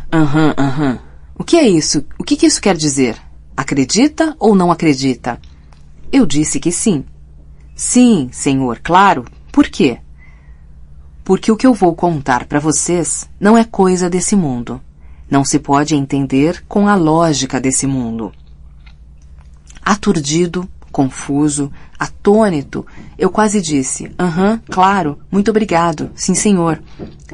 Por que você está me olhando com essa cara? O coronel me desafiava. Parecia que ele estava lendo meus pensamentos. Quanto mais eu me atrapalhava, mais o seu radar seguia minha fuga para o fundo da terra. Eu sei sim, senhor. Sabe o que, capitão? Voltou a me provocar. Nem todas as coisas desse mundo têm razões desse mundo, quer dizer, nem tudo é racional. Você acredita nos espíritos? Sim, senhor. Vou repetir, capitão. Você acredita nos espíritos? Acredito nos espíritos, sim, senhor. Muito bem. Alguém duvida? Alguém aqui nessa sala duvida dos espíritos? Silêncio. Tem algum ateu aqui? Não, senhor, respondi. Acho que minha vontade era só quebrar o silêncio. Tenho uma certa dificuldade de lidar com o silêncio diante de autoridade. Me dá a sensação de que uma granada vai explodir a qualquer instante na minha cabeça. Quando me chamava a atenção, meu pai costumava interpretar meu silêncio como sinal de indiferença e desrespeito. O resultado é que o silêncio geralmente era sucedido por um cascudo, granada na cabeça. Não perguntei a você, capitão. Você já tinha respondido. Quero saber o que pensam seus companheiros. Felizmente, o capitão Early não deixou a peteca cair. Não tem nenhum ateu não, coronel. Todo mundo aqui tem fé em Deus e crê nos espíritos. Santos nós não somos, coronel, mas posso garantir ao senhor que ateu ninguém é. Os outros dois, Paulinho e Miro, balançaram a cabeça concordando. Estavam sentados lado a lado no sofá, suando em picas, com o rabo entre as pernas e um letreiro na testa. Fizemos uma cagada. Mais um pouco, se o coronel insiste um pouco mais, se pressiona mais um pouquinho, aposto que os dois iam derreter e confessar o pecado original. Nem parecia que tinham sido treinados no BOPE e aprovados no teste Charlie. A referência aqui é CC, sigla que designa campo de concentração, sobre o qual você vai ler mais adiante. Fuzilei os dois com olhos fixos, esperando que seus olhares colassem no meu, franzindo o senho para lhes passar a mensagem de que o mínimo que se espera de dois marmanjos é hombridade. Se não amarelaram no morro, por que se entregariam a um comandante? Tão importante quanto vingar o Juarez era respeitar o pacto de lealdade entre os parceiros. Me deu vontade de sacudir aqueles dois filhos da puta e gritar, porra, caralho! Encarei o Early buscando sua cumplicidade como quem diz, ninguém merece confiança. Não se pode acreditar em ninguém. Todos acreditam? Que bom. Assim vai ser mais fácil, disse o Camargo. Andou em volta da mesa com as mãos juntas atrás da cintura, olhos postos no chão. Parecia pensar enquanto falava. Falar para ganhar tempo enquanto calculava. Muito bem, prosseguiu, sentando-se em sua cadeira atrás da mesa e nos encarando a todos, um a um. Eu creio nos espíritos e lhes falo como um servo. Cumpro uma missão. Missão que exige muita energia e, sobretudo, humildade. Baixou a vista, mexeu nos papéis desalinhados, pôs as duas mãos sobre o tampo da mesa, fechou os olhos, voltou a abri-los e continuou. Há muitos anos eu faço um trabalho religioso fora daqui. Não trago para o quartel minha vida privada. Não confundo a carreira na polícia militar com as minhas coisas pessoais, muito menos com as experiências espirituais. Sou médium. O Camargo é médium. Trabalho no Centro Luz do Mundo. Vou lá com minha família. Quem dá passe, psicografa, recebe as entidades não é o coronel, não é o comandante do BOPE. Quem psicografa é o Camargo. Estão entendendo? Sim, senhor. Me apressei a devolvê-lo à sua narrativa para evitar outro interrogatório. Eu estava aliviado. Quem estava confessando era ele. Então, vocês vão compreender que agora é o Camargo que precisa lhes dizer uma coisa. Não é o coronel, é o homem, o servo de Deus, o sujeito que carrega nas costas a cruz de uma missão. Respirou, hesitou, olhou o tampo da mesa, misturou ou organizou a papelada, voltou a nos encarar um a um e prosseguiu. Essa noite não consegui dormir. Não preguei os olhos, virava na cama, para cá e para lá. Minha mulher estranhou, porque eu durmo feito uma pedra. Nunca tive insônia. Não sou sujeito de ter insônia, vocês compreendem? Fui para a sala, acendi o abajur, não me sentia bem. De início pensei que fosse coração, mas não quis preocupar minha mulher. Ela acorda cedo, mais cedo do que eu para cuidar do neto. Fui percebendo que não era nada físico. Peguei um copo d'água, bebi e senti que o que eu tinha era uma puta angústia. Tanto que a água lavou o mal-estar.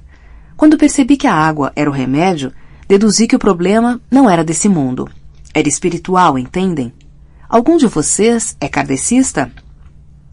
Antes que eu preenchesse o vazio com alguma bobagem, o Irley disse que seu padrinho era leitor assíduo do Chico Xavier, mas o coronel não ouviu. Acho que não ouviu, porque continuou falando. O kardecismo é uma ciência cristã, entenderam? Claro que tem aspectos religiosos, mas não deixa de ser uma ciência. Não tem nada a ver com aquelas maluquices da macumba. O espiritualismo é muito exigente. A gente tem de se preparar, estudar. Não é para qualquer ignorante, não. O meu padrinho também dizia isso. O Irley insistia com a história do padrinho, mas o coronel não estava nem um pouco interessado na cultura científica da família de meu colega. Foi logo atropelando os comentários do Irley. Bebi um segundo copo d'água e os canais se abriram. Sentei à mesa da sala, com lápis e papel, apertei os olhos, pus a mão direita nos olhos, vocês sabem que sou canhoto, e comecei a rabiscar, escrever. Quando a gente recebe... Meu padrinho leu para mim O Nosso Lar, do espírito André Luiz, que o Chico Xavier psicografou. Interveio de novo o Irley, cada vez mais íntimo do coronel. Pois é, O Nosso Lar foi a primeira grande obra. A gente não sabe o que escreve. Não vê a mensagem que o espírito transmite. É o espírito que escreve com as mãos humanas. Por isso se diz que quem escreve é o médium. O meio. Era o Irley de novo, pontuando o comandante. O meio, exatamente. Quando recuperei a consciência, vocês sabem o que encontrei? Sabem o que eu li? Tem ideia de quem era a mensagem? Camargo não esperou a resposta do Irley. Do Juarez. Confesso que naquele momento senti um frio na espinha e não consegui dizer nada para quebrar o gelo. O Irley também se rendeu. Por isso, coube ao próprio Camargo romper o silêncio. Do Juarez, sim, senhores, do Juarez. Depois de olhar para cada um de nós, o comandante leu a mensagem. Confesso que nunca me senti bem com essas coisas. Senti a gravitação do planeta puxando a sala para baixo. É um modo de dizer que tive de apertar o braço da cadeira e trincar os dentes para controlar uma vontade doida que me deu de desaparecer dali. O Juarez, com palavras bem suas, o seu jeitão típico de falar, pedia aos colegas que não se vingassem por sua morte, que uma desgraça só já bastava, que não era isso que ele desejava, que nós, por favor, fôssemos dormir, esfriar a cabeça, que nós orássemos por ele e apoiássemos sua mulher e seus filhos, e que não acrescentássemos outros cadáveres à história dele.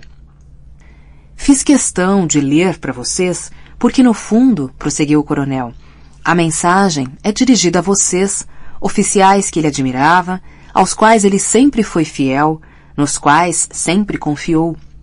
Senti que era minha obrigação servir de ponte entre ele, onde quer que esteja, e cada um de vocês. Vamos fazer uma oração à alma de nosso irmão Juarez. Coronel Camargo pôs-se de pé. Eu, Irley, Paulinho e Miro saltamos, despertando de uma espécie de torpor. O comandante disse umas palavras, nós fechamos os olhos e abaixamos a cabeça. Repetimos amém no final, em voz alta. Ele nos pediu que refletíssemos 1000 vezes naquela mensagem antes de tomarmos qualquer medida impensada, e completou: a melhor homenagem à memória do Juarez será respeitar o seu desejo. Vou fazer uma visita à viúva ainda hoje, mas não vou dizer nada a ela sobre essa mensagem.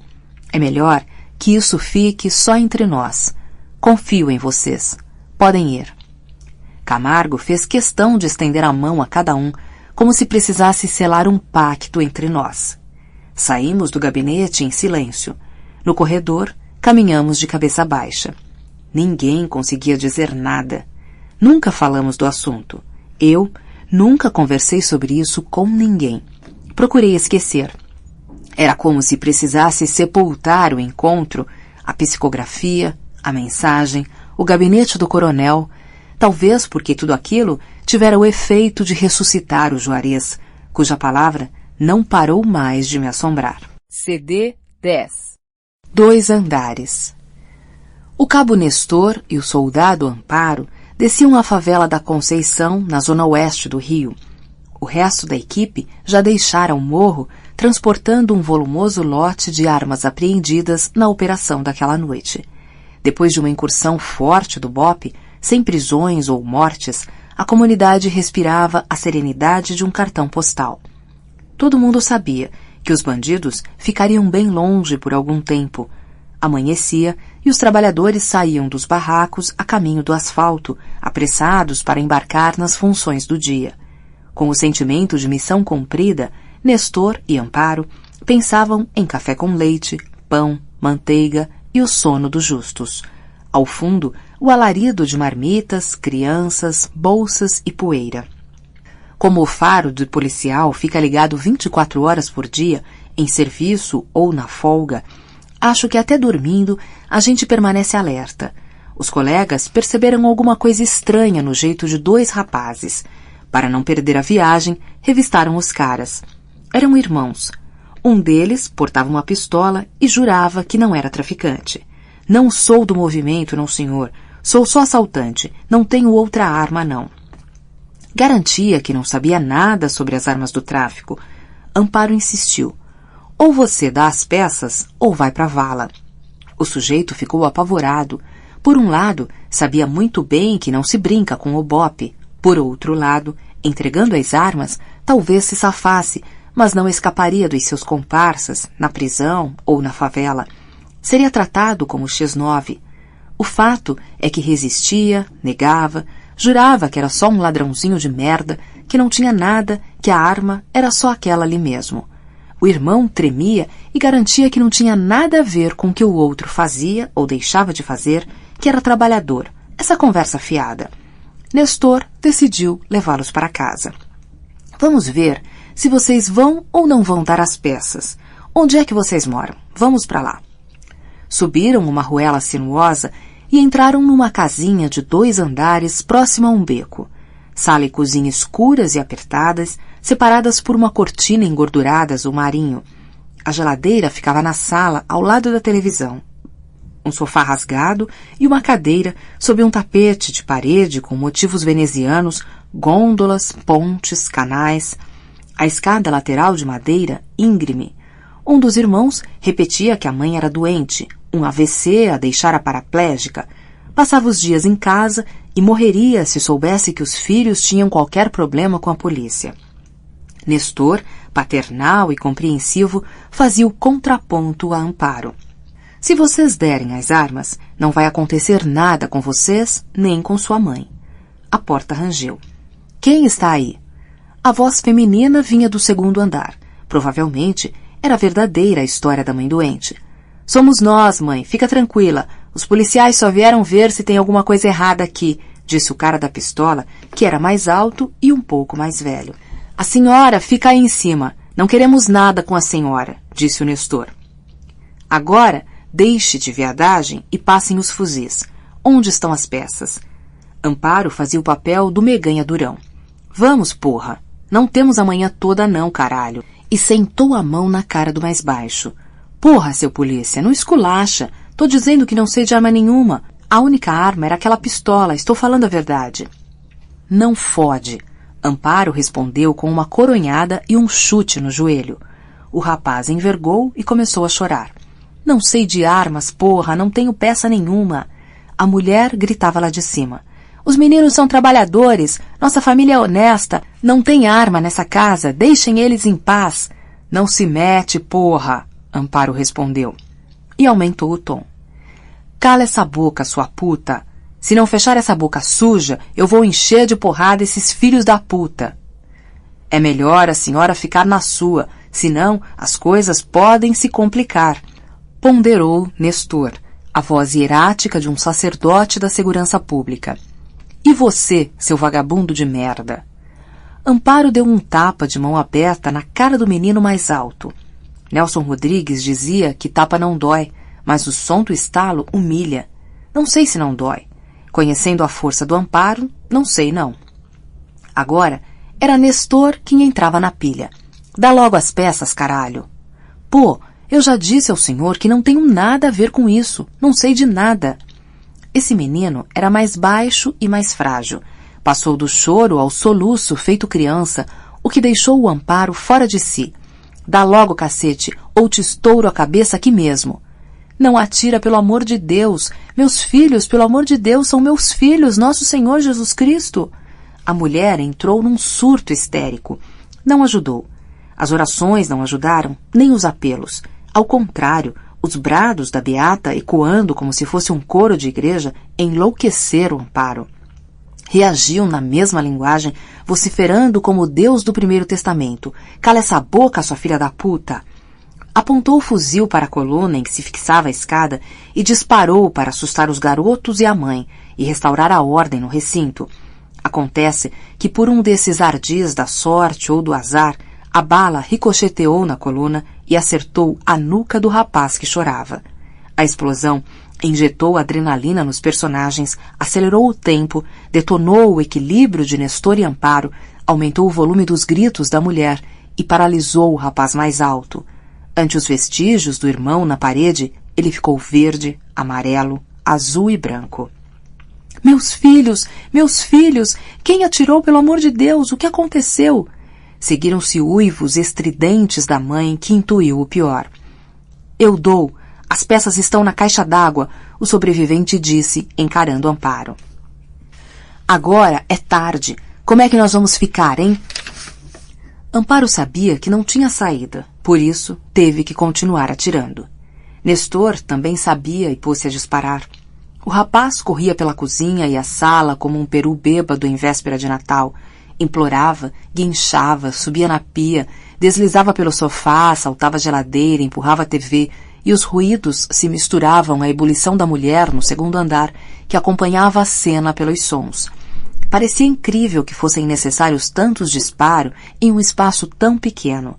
Imagina 2 cavalos, 3 cavalos incontroláveis, condenados a travar uma luta de vida ou morte no interior de uma casa modesta, um confronto arquetípico entre deuses gregos, ciclopes e unicórnios, movendo céus e terra, raios, fogo, ventos e oceanos.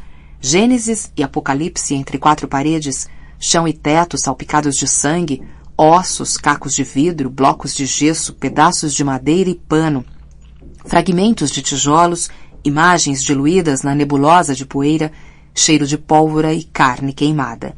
O menino tombou, agarrado à cortina, os olhos arregalados e imóveis. Quando Nestor e Amparo fecharam a porta, só a voz da mãe se ouvia.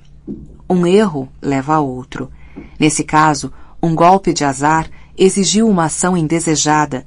Não faria sentido permitir que uma testemunha sobrevivesse. A mulher foi preservada porque não viu ninguém. Às vezes, somos nós ou eles. Nem sempre fazemos o que é certo ou o que gostaríamos de fazer. Nem sempre os resultados são os melhores. Não pense você que Nestor e Amparo eram monstros insensíveis. Tenho certeza de que eles também sofreram com a carnificina, que tiveram pesadelos, tomaram tarja preta para dormir. Mas a gente acaba se acostumando. CD 11 Botas de sangue. Lembro-me de uma novela, estilo mexicano, um dramalhão bem meloso, com título parecido, Bodas de Sangue. Ah, sim, não era novela não. Era um romance do Nelson Rodrigues, assinado com algum daqueles pseudônimos incríveis que ele inventava, do tipo Susana Flagg. A essa altura, você deve estar pensando que eu sou obcecado pelo Nelson. É verdade, sou mesmo.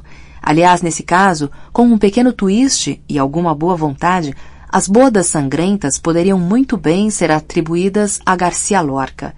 O bom gosto e o mau gosto se separam e se superpõem, dependendo da perspectiva. Isso tudo é muito relativo. Não é preciso ser doutor em estética para saber, mas isso não importa. O que interessa é contar a história, a estranha história das botas do Cabo Alves, ou do soldado Alves, porque na época das botas ele ainda não tinha sido promovido. Estávamos no fórum, apoiando o deslocamento de um preso perigoso para depoimento à justiça. Conversávamos do lado de fora da sala de audiências, porque o corredor estava praticamente vazio e a situação sob controle. Colegas acompanhavam o preso dentro da sala.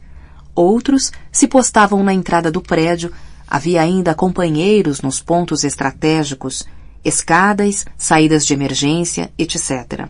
Um sistema de câmeras completava o trabalho de vigilância a cargo de outro colega.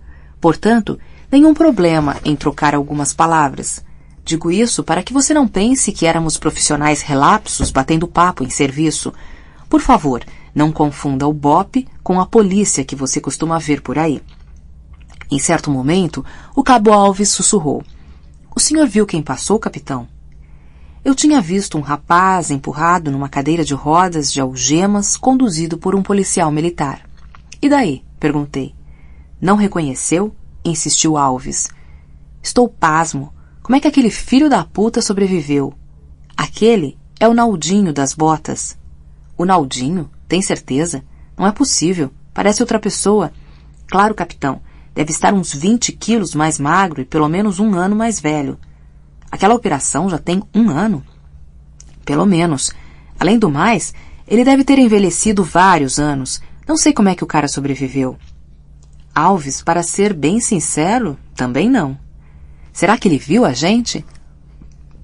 Que nada. Ele passou de cabeça baixa, parecia anestesiado. Será que ele ficou abobado? Ficou não, Alves. O Naldinho sempre foi meio débil. Aliás, nunca conheci um traficante que fosse um gênio. Você já? Não, capitão. Mas agora fiquei preocupado. Será que ele viu a gente e disfarçou? Só faltava o filho da puta, além de ressuscitar, foder a gente. Fica frio, Alves. Desliga a porra. É a nossa palavra contra a dele. E não se esqueça que a justiça está sempre do nosso lado. Você já viu algum auto de resistência dar alguma merda? O Cabo Alves teve de concordar. Na verdade, falei com muita ênfase para convencer a mim mesmo. Eu não tinha tanta certeza assim de que o filho da puta não nos tinha visto e reconhecido. Nem que a gente estivesse blindado contra qualquer merda. O caso do Naldinho aconteceu na favela de Murici, em Niterói. Alves ainda era soldado, se não estou enganado. Ele era o ponta. Eu comandava a operação. Não me lembro bem se ainda era tenente ou se já era capitão. O fato é que nós 8 estávamos incursionando para prender ou eliminar os traficantes que estavam infernizando as redondezas com seus bondes noturnos que desciam a favela para fazer falsas blitzes, roubar carros e pertences de motoristas e passageiros, especialmente as armas que encontrassem. E quem estivesse armado era morto, imediatamente, fosse ou não policial. Se fosse policial, o requinte da crueldade era maior. A subida tinha sido bem planejada. Cercamos uma favela próxima, a Coreia, ostensivamente, dando toda a bandeira de que invadiríamos com força total. Mas nosso alvo era Murici. Durante o dia, tínhamos combinado com o 22º Batalhão uma limpeza no terreno. Não explicamos o motivo, mas pedimos que eles subissem, executando todos os cães que achassem pelo caminho. Inventamos uma história meio maluca a propósito de uma suposta epidemia de raiva na favela, constatada pela Secretaria de Saúde, e sobre a necessidade de não compartilhar a informação com os moradores para evitar pânico. Não sei se engoliram a besteira, mas aplainaram o caminho para nós, garantindo o silêncio de nossa incursão noturna. Uma longa caminhada morro acima, sem um único latido. Os falcões, garotos do tráfico responsáveis pela vigilância, estavam desativados porque todas as atenções se voltaram para o Morro da Coreia. O campo não poderia ser mais favorável. Mesmo assim, como sempre, subimos com toda a cautela. O ponta avançando até o próximo local estratégico, de onde se pudesse visualizar a próxima etapa da incursão e assim sucessivamente. Alves fazia o sinal para o segundo e para mim. Eu definia a orientação mais adequada, em cada momento procurando seguir, na medida do possível, o que tínhamos previsto. Numa dessas situações raras e complicadas, mas afinal, para isso existe o ponta, virando a esquina ao fundo de um beco, logo depois de pisar em um bueiro solto e imperceptível naquela penumbra, Alves foi surpreendido por um traficante que descia armado. Alertado pelo barulho, o vagabundo atirou na sombra que mal divisava a distância porque estava no outro extremo do pátio. O beco desembocava em um pátio amplo, razoavelmente iluminado, cercado de casas de 2 andares, a quadra da escola de samba, postes, fios enrodilhados pelos milhares de gatos e algumas árvores isoladas que o poder público plantara, provavelmente para que não se dissesse que não falou de flores. Filhos da puta. Eles todos, os traficantes de um lado, os políticos de outro. Nem sei se é mesmo assim um lado e outro. Às vezes é o mesmo lado, o bolo é um só. É o crime organizado, aquele que penetra as instituições públicas como reza a cartilha, mas deixe isso para lá, que a guerra já vai começar na frente da quadra da escola. Alves não foi atingido, mas acertou o vagabundo. Nós corremos para apoiar o ponta, buscamos abrigo nos postes e nas árvores. Os traficantes abriram fogo, cobrindo o bandido designado para resgatar o comparsa ferido. Jogaram uma granada. O soldado Rodrigues saltou para perto do lugar em que a granada caía e não para longe como faria um amador. Protegeu a cabeça junto ao chão e sobreviveu. Sua agilidade o salvou. Foi atingido por estilhaços, mas nada mais grave. Apertamos a pressão e impusemos o recuo aos inimigos. O vagabundo se contorcia, sangrando como um porco. Avançamos e montamos um 360 graus. Os vagabundos se deram conta de que estavam lidando com o bope e fugiram. O moribundo era nosso butim. O tiro lhe abrira a barriga e cuspira as vísceras para fora. Aproximei o cano do fuzil do rosto do infeliz e ele ainda teve força para pedir que eu não esculachasse. Bandido tem pavor de morrer desfigurado, porque assim não pode ser velado com caixão aberto. Quando ia dar o tiro de misericórdia entre os olhos, naquele ângulo que mata mais rápido, uma moradora abriu a janela e começou a me hostilizar. Não mata, não mata! A polícia vai matar o rapaz! A polícia vai matar! Assassino! Se tem uma coisa que me deixa puto, é isso. Fecha a janela, sua vaca, ou morre também, sua puta! Gritei e apontei a arma para cima. A mulher fechou a janela e apagou a luz.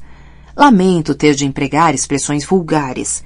Não faria sentido mentir e fingir que naquela hora eu tive sangue frio para dizer: minha senhora, se não for incômodo, será que daria para a senhora fazer a gentileza de fechar a janela, porque eu tenho de executar esse cidadão e a senhora está distraindo minha atenção? A mulher fechou a janela e apagou a luz, sim, mas quem diz que não continuou olhando? E quem sabe, fotografando e filmando? Não dava mais para completar o serviço. O jeito era descer com o porco sangrando. O vagabundo, provavelmente, apagaria antes de chegar à viatura. Nossa única preocupação era o Rodrigues. Ele disse que estava bem, só se ferira nas mãos e nos braços, mas com explosões nunca se sabe. Há casos em que a pessoa absorve o impacto e sofre uma hemorragia violenta, mas custa perceber. Vai se esvaindo sem se dar conta.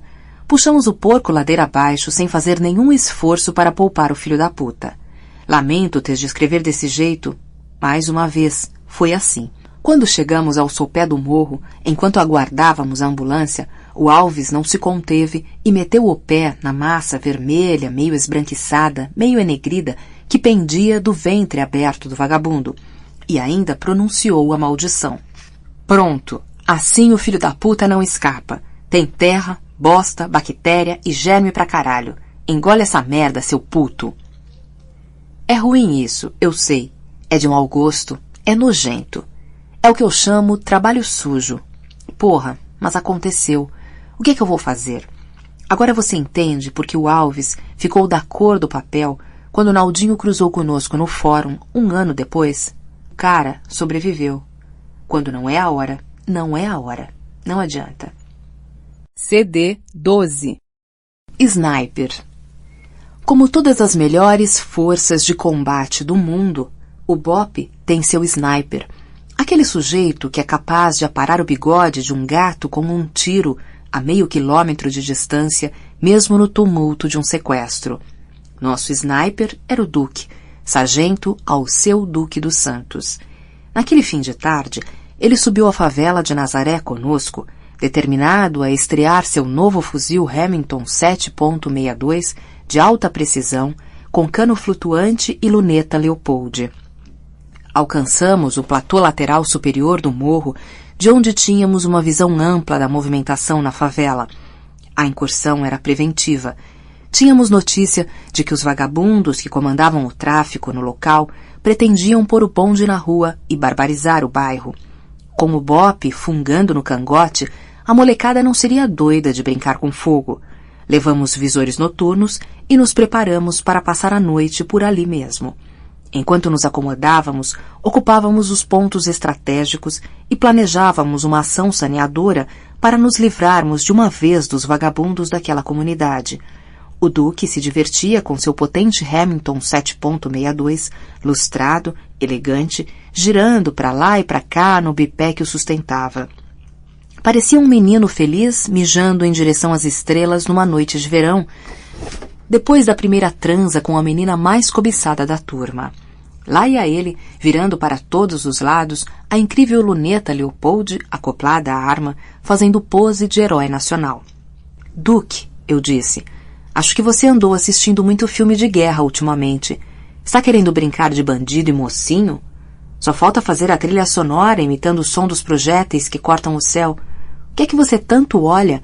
A favela está tranquila, não tem ninguém fora de casa. A malandragem já sabe que a gente está aqui. Pode relaxar. Eu sei, capitão, eu sei. É que daqui com a luneta também dá para ver perfeitamente a favela do Bugre. Tudo bem. Eu tinha mais com que me preocupar. Chamei o Torres e o Vargas para definir alguns detalhes do plano de ação e me esqueci do nosso sniper. Não passou muito tempo, uma meia hora, 40 minutos talvez, o Duque me chama agarrado à sua arma, o olho direito pregado na luneta. Capitão, capitão, acho que estou com um bandido no alvo. Mas você está mirando para fora da favela. Pois é, capitão. Acho que identifiquei um vagabundo lá no Bugre. No Bugre, rapaz. Mas dá para você ver que é um bandido? Como é que você sabe? Dá para saber sim, capitão. Dá uma espiada, o senhor mesmo com seu binóculo. O cara está com um fuzil. Quer dizer, tudo indica que é um fuzil. Tudo indica ou é um fuzil? Mais ou menos. Como mais ou menos? É mais ou menos um fuzil? É um fuzil. Um fuzil. Dá pra ver o cano longo, direitinho. É fuzil no duro. Olha só, capitão, espia. Apontei meu binóculo, me abaixei para ficar ao lado do fuzil, busquei a posição mais adequada, grudei os olhos nas lentes, mas não vi porra nenhuma. Nem fuzil, nem pessoa alguma. Mal vislumbrava uma bruma leitosa, o mormaço tardio numa nuvem de areia. Não estou vendo porra nenhuma, Duque. O senhor já vai ver, capitão. Ajeita direitinho. Dá uma olhada naquela pedra. Tá vendo aquela pedra pontiaguda, grande, lá no alto? Agora, desce reto, passa pelas casas, a bicicleta, desce mais, morro abaixo, o verde, a terra e a alça de terra. Pronto. Achou? O senhor tá vendo? Ele se esticou ao meu lado, meteu a cara, mexeu nos anéis que regulavam o visor e exclamou. Pronto. Agora, olhe ele lá, olha lá. Olhei. Fixei a vista com o máximo de intensidade. Vi uma forma tênue, longilínea, que parecia se mover, mas eu nem tinha certeza se o vulto era uma pessoa, se efetivamente se movimentava, muito menos se portava uma arma. Você está doido, Duque? Está vendo coisas. Não estou não, capitão. É um cara, sim, e está armado. Deixa o cara, esquece. Pô, capitão, ele está bonitinho, bem na alça de mira. Deixa eu dar um teco, vai ser um só. Que isso, Duque? Esquece essa bobagem. Mas, capitão, o sujeito se mexe feito bandido. Eu conheço essa gente. É um vagabundo, sim, senhor. Esquece, porra. Puxa, capitão, ele está bem paradinho, quietinho. Parece um passarinho pedindo um teco. É só um. Deixa eu dar uma pancadinha só.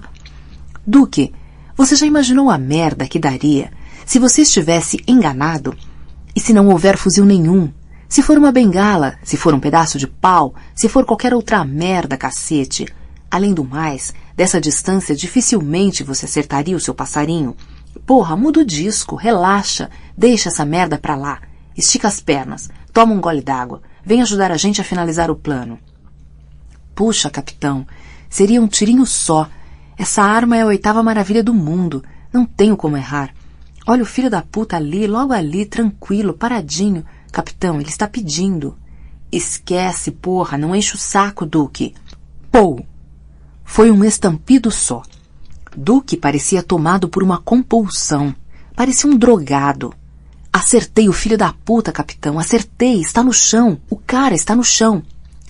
Puta que eu pariu, Duque. Quem foi que te deu a ordem, porra? Não ouviu o que eu disse? Pô, capitão, é que ele estava pedindo.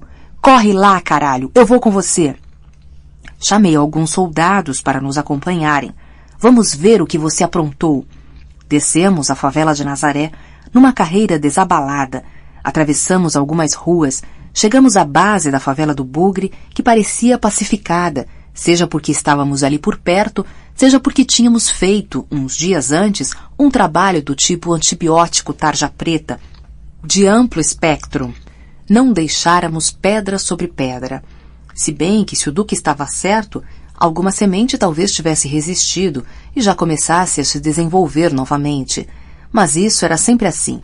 Subimos com cautela, profissionalmente, mas em alta velocidade. Eu já havia suado o equivalente ao índice pluviométrico daquele mês inteirinho. Finalmente chegamos à área onde o Duque supostamente atingira seu alvo. Um bolo de gente cercava um sujeito estirado. Todo mundo correu quando nos viu. O cara estava vivo, chorava e apertava a região pélvica. Alguns metros adiante, os bagos boiavam numa poça de sangue, espalhados, estilhaçados.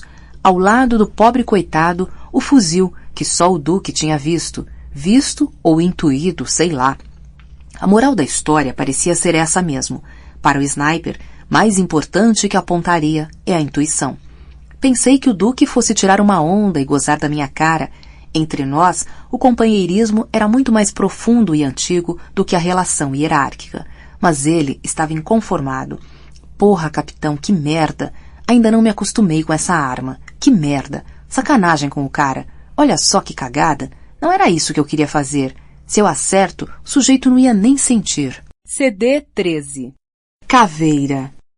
Quando vejo uma autoridade da área de segurança pública de conversa fiada na televisão, confesso que fico puto. Em geral, esses dirigentes são políticos, uma turma que costuma bater no peito e bradar discursos moralistas na maior hipocrisia. Quando o problema são os bandidos, o papo é um só. Vamos apurar e punir com rigor, doa a quem doer. Quando o alvo somos nós, os policiais, a desconversa é mais ou menos assim. Vamos afastar imediatamente quem estiver desonrando o uniforme que veste. A integridade e a história da instituição têm de ser preservadas. O pior é que nossos superiores hierárquicos, nas próprias polícias, frequentemente agem como políticos e até viram políticos no final da carreira. Tudo bem, nada contra os políticos. Eles são, como os policiais, honestos ou desonestos. Cada caso é um caso. Não dá para generalizar. Mas admito que chego a ficar enojado quando vejo algumas farsas e manipulações demagógicas. O que mais me revolta é a hipocrisia. Ela, às vezes, é fatal. Outro dia, trocava ideia com um amigo, o Franco, e esse assunto veio à baila. Acabamos nos lembrando de um caso revelador.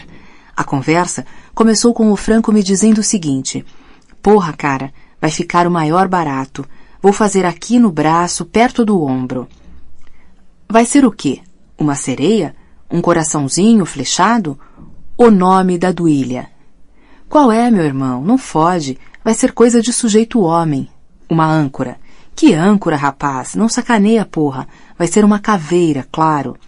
Esse negócio de tatuagem, pra mim, não tem sentido. Pra que a caveira? Muita gente do BOPE tá tatuando a caveira. Já recebi telefonema de colegas que se tatuaram no maior orgulho. É importante, cara. É nosso orgulho, nossa honra. Fica pra sempre. Assim como ser membro do BOPE. É uma coisa que fica pra sempre na gente. É como se fosse uma medalha. É a nossa bandeira. O tempo passa, a gente envelhece, sai do BOPE, sai da polícia, mas a história não se apaga. O orgulho fica. E quando a gente se encontrar um dia, já reformado, vai se lembrar com orgulho.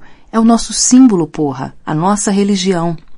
E se de repente você descobrir que um punhado de filho da puta manipula o seu orgulho? Vai lavar a caveira para não fazer papel de babaca? Franco me olhou meio puto, meio curioso. Expliquei. Viu o jornal hoje? E daí? Viu ou não viu? Vi. O que é que você acha? Sobre o quê? O tiro, porra. A tragédia, sei lá como chamar. Lá em Vigário, não viu aquele menino baleado pela equipe do Capitão Plácido, pelos nossos bravos companheiros do BOPE? O artista? Aquele cara é legal pra caralho. Eu sei, conheço ele. Todo mundo admira ele lá na comunidade. Ele é super exemplo pra todo mundo e canta bem paca. Então, porra, o que é que você acha? Acho triste, uma coisa horrível. Deve ter sido um acidente, uma fatalidade. Fatalidade porra nenhuma. Conversei com o Plácido hoje de manhã. Foi proposital? Claro que não. Ele está arrasado, mas é como se tivesse sido. No fundo, pode-se dizer que sim, foi intencional. Não estou entendendo. Você sabe que o pessoal da Secretaria de Segurança está louca atrás do Matias Matagal. A sociedade quer sangue, quer vingança. O governador cobra a prisão do vagabundo a qualquer custo, de qualquer maneira. Cobra todo dia, toda hora. O secretário diz que vai ficar maluco, que não aguenta mais a pressão. Você pode imaginar o sufoco em que estão o comandante-geral da PM e o chefe da Polícia Civil? Posso imaginar. Numa hora dessas, neguinho esquece tudo. Técnica, lei, metodologia de trabalho, tudo. Quer resultado. Resultado a qualquer preço. Depende do resultado, cacete. Arrebentar a perna de um cara que não tem nada a ver com porra nenhuma e que é um ídolo da comunidade é um resultado de merda. Aí é que está o ponto. Você matou a charada. O que aconteceu lá em Vigário foi literalmente um tiro no pé. Sexta-feira, 21h, gabinete do comandante do BOPE.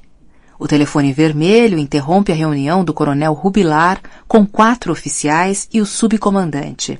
Assistiram juntos à fita do Jornal Nacional e discutiam planos alternativos para uma operação emergencial especialmente delicada. Metade do noticiário fora ocupado pelo sepultamento do empresário carioca sequestrado e assassinado no cativeiro depois de barbaramente torturado. A comoção tomou conta da cidade, do estado e do país. O Rio virou a capital da violência. Houve até leitura solene de editorial exigindo o fim da impunidade. Rubilar, o que é que aconteceu? Fui informado de que o BOPE ainda não chegou a Vigário-Geral. O governador não para de me ligar. Está na maior ansiedade. Ele também foi informado pela Polícia Civil de que o Matias está em Vigário. O comandante-geral tinha me garantido que o BOPE já estava a caminho.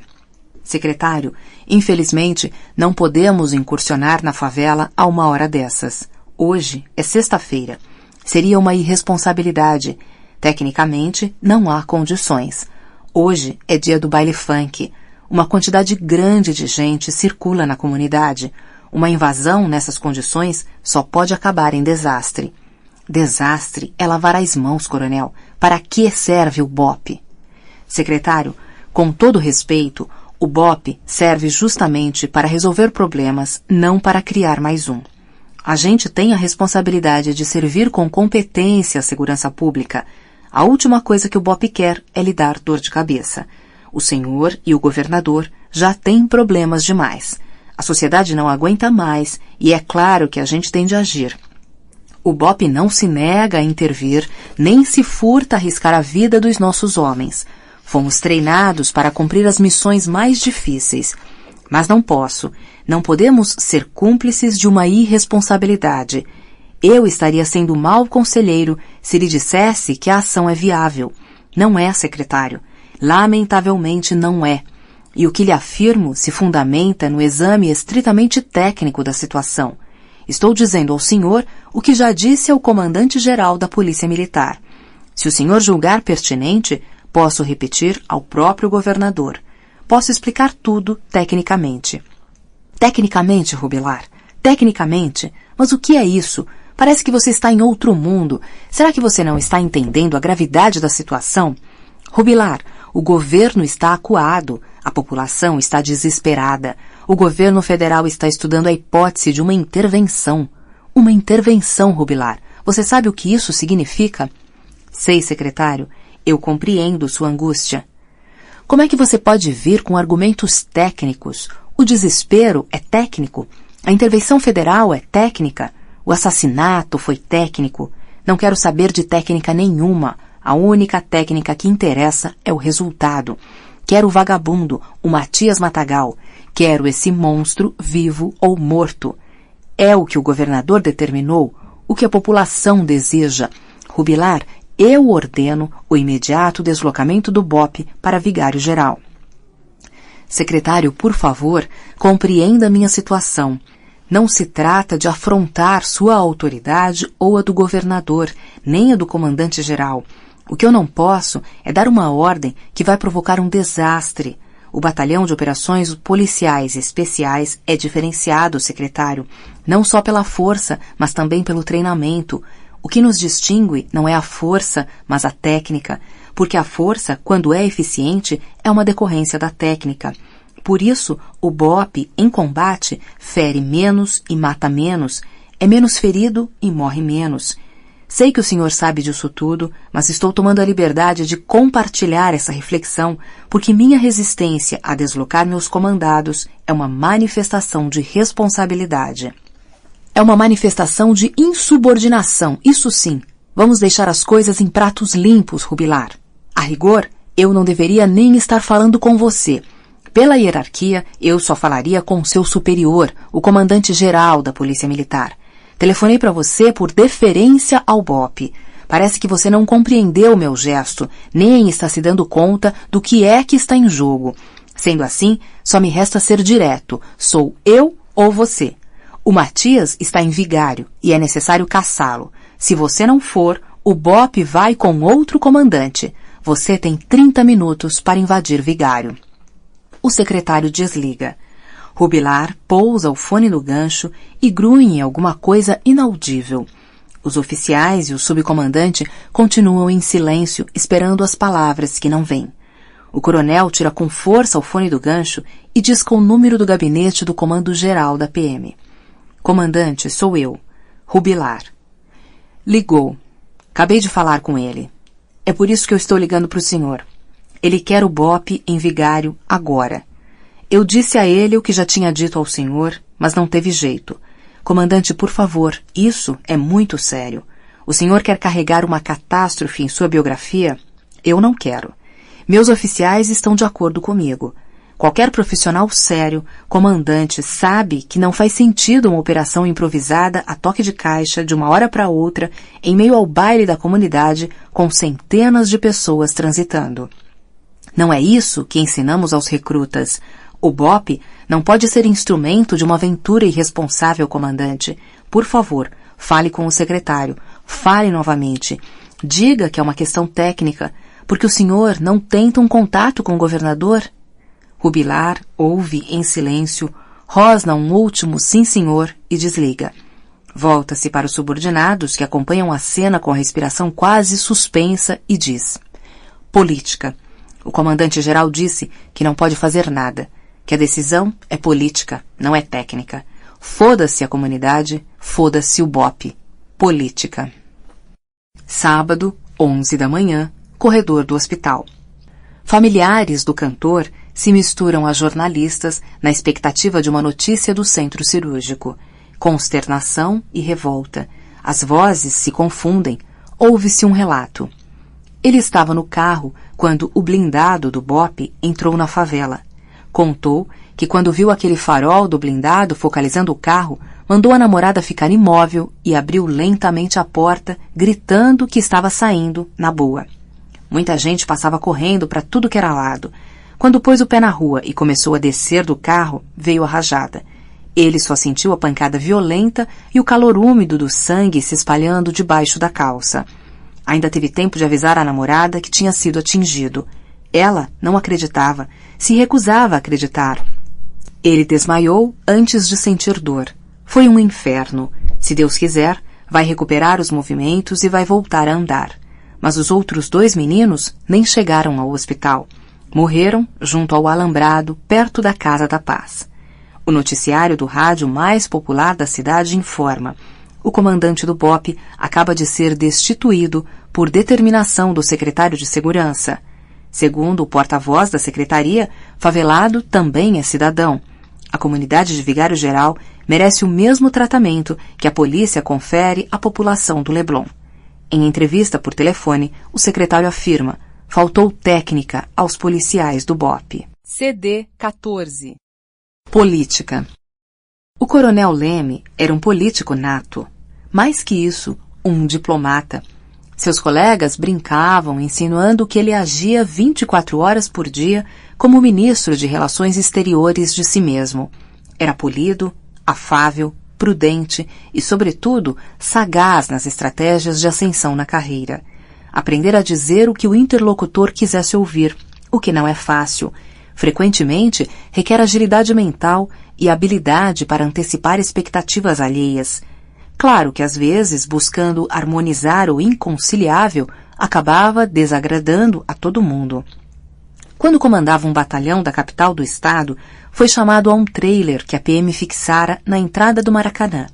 Domingo de sol, bandeiras em guerra, era um clássico do futebol carioca.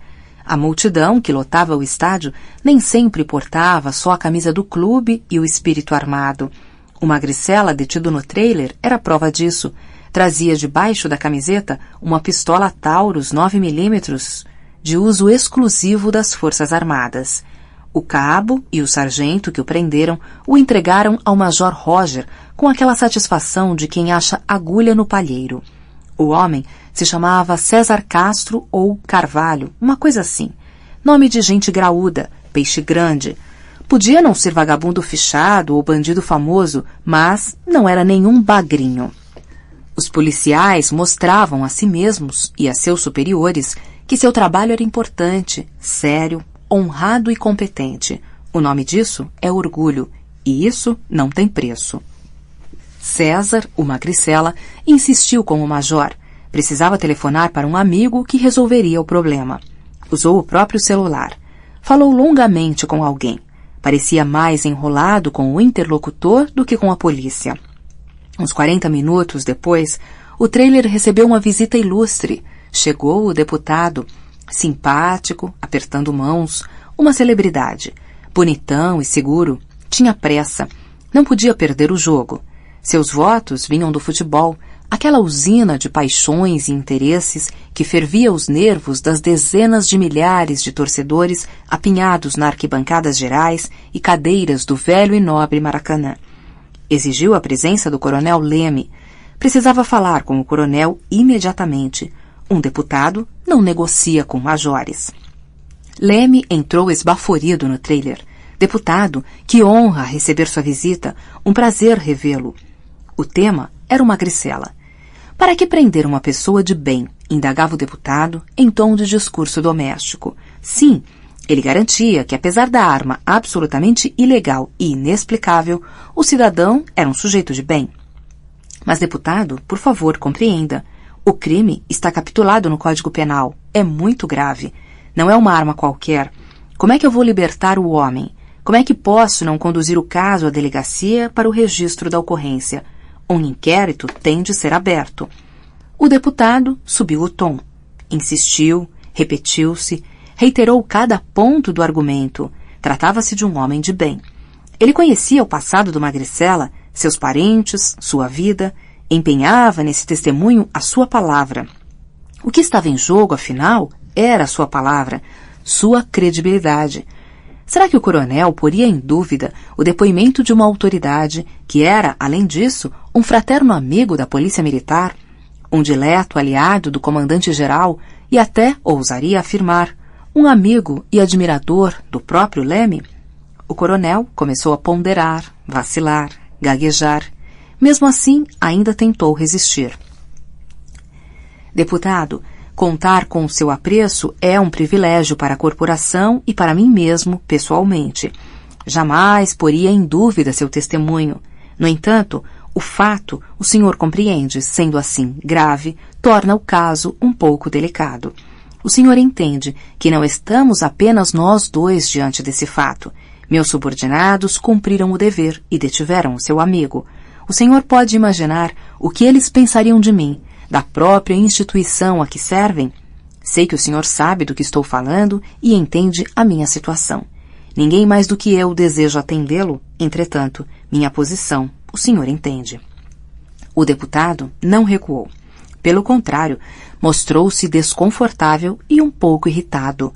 Usou o adjetivo inflexível, recorreu à expressão má vontade e chegou a admitir que o quadro talvez já começasse a merecer um qualificativo extremo, ingratidão, diante de tanto que fizera pela PM na Assembleia Legislativa. O coronel pediu-lhe licença por um instante e chamou Roger. Major, estamos ante um caso peculiar que requer tato. Temos de pensar, acima de tudo, na instituição. Ela é mais importante que uma ou outra prisão. Esse varejo não leva a nada mesmo. Eu estaria sendo irresponsável se permitisse que se criasse uma situação constrangedora para a corporação na Assembleia. Além do mais, o deputado deu a sua palavra. Garantiu que o sujeito não é bandido. Então, Major, é melhor o senhor determinar ao sargento e ao cabo que tomem as providências para liberar o sujeito. Roger, educadamente, pediu ao coronel que passasse a ordem diretamente. Não concordava com aquele procedimento e não aceitava desmoralizar-se com os subordinados. Claro que não respondeu ao coronel com essas palavras, mas transmitiu a mensagem com jeito, tanto que Leme viu-se obrigado a comunicar ao sargento e ao cabo diretamente. Engoliu o embaraço em seco, empertigou-se e escondeu a vergonha sob a máscara da autoridade. Os subordinados tiveram uma aula prática de política. Depois da tempestade, a bonança. Por isso, Leme sentiu-se leve quando voltou ao deputado para dar-lhe as boas novas. Era o momento de colher os frutos. Conquistaria para sempre a simpatia do deputado. Nunca se sabe qual será o futuro. Não é demais precaver-se. Quem sabe um dia ele não seria indicado para o comando-geral ou mesmo para a secretaria? O apoio político seria imprescindível. Deputado, em homenagem à nossa amizade, à sua integridade pessoal, às suas reconhecidas contribuições à Polícia Militar do Estado do Rio de Janeiro, dei um jeito na situação. O rapaz está livre. Já determinei a mudança do registro. Oficialmente, o episódio não existiu. A arma será classificada na lista das apreensões e pronto. O senhor já pode aproveitar seu domingo. O sorriso triunfante do coronel tombou, alvejado pela reação do deputado. Leme não tinha entendido nada. O deputado precisava levar consigo a arma. A arma era tão importante quanto uma gricela. O representante do povo levantou a voz, classificou a solução que Leme construíra como uma verdadeira desconsideração, um desplante. Quando o deputado descobriu que não havia mais o que fazer porque a arma já tinha sido despachada para o setor responsável, saiu com rispidez. O magricela seguiu-o e olhou para trás antes de bater a porta do trailer. O coronel sofrera a maior derrota dos últimos anos. Uma derrota que não cabe no Maracanã. Como encarar Roger, o sargento e o cabo? Como evitar que a história se propagasse pela instituição? O que fazer para prevenir o contra-ataque do deputado? Sentiu-se mais vulnerável em seu bunker do que os 100.000 torcedores que lhe cumpria proteger. CD 15. O destino no meio da rua. A PM nem sempre foi o BOPE para mim.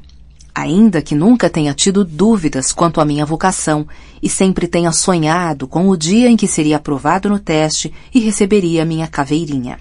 Durante vários anos, cumpri minha trajetória como policial militar em diferentes batalhões no Rio de Janeiro.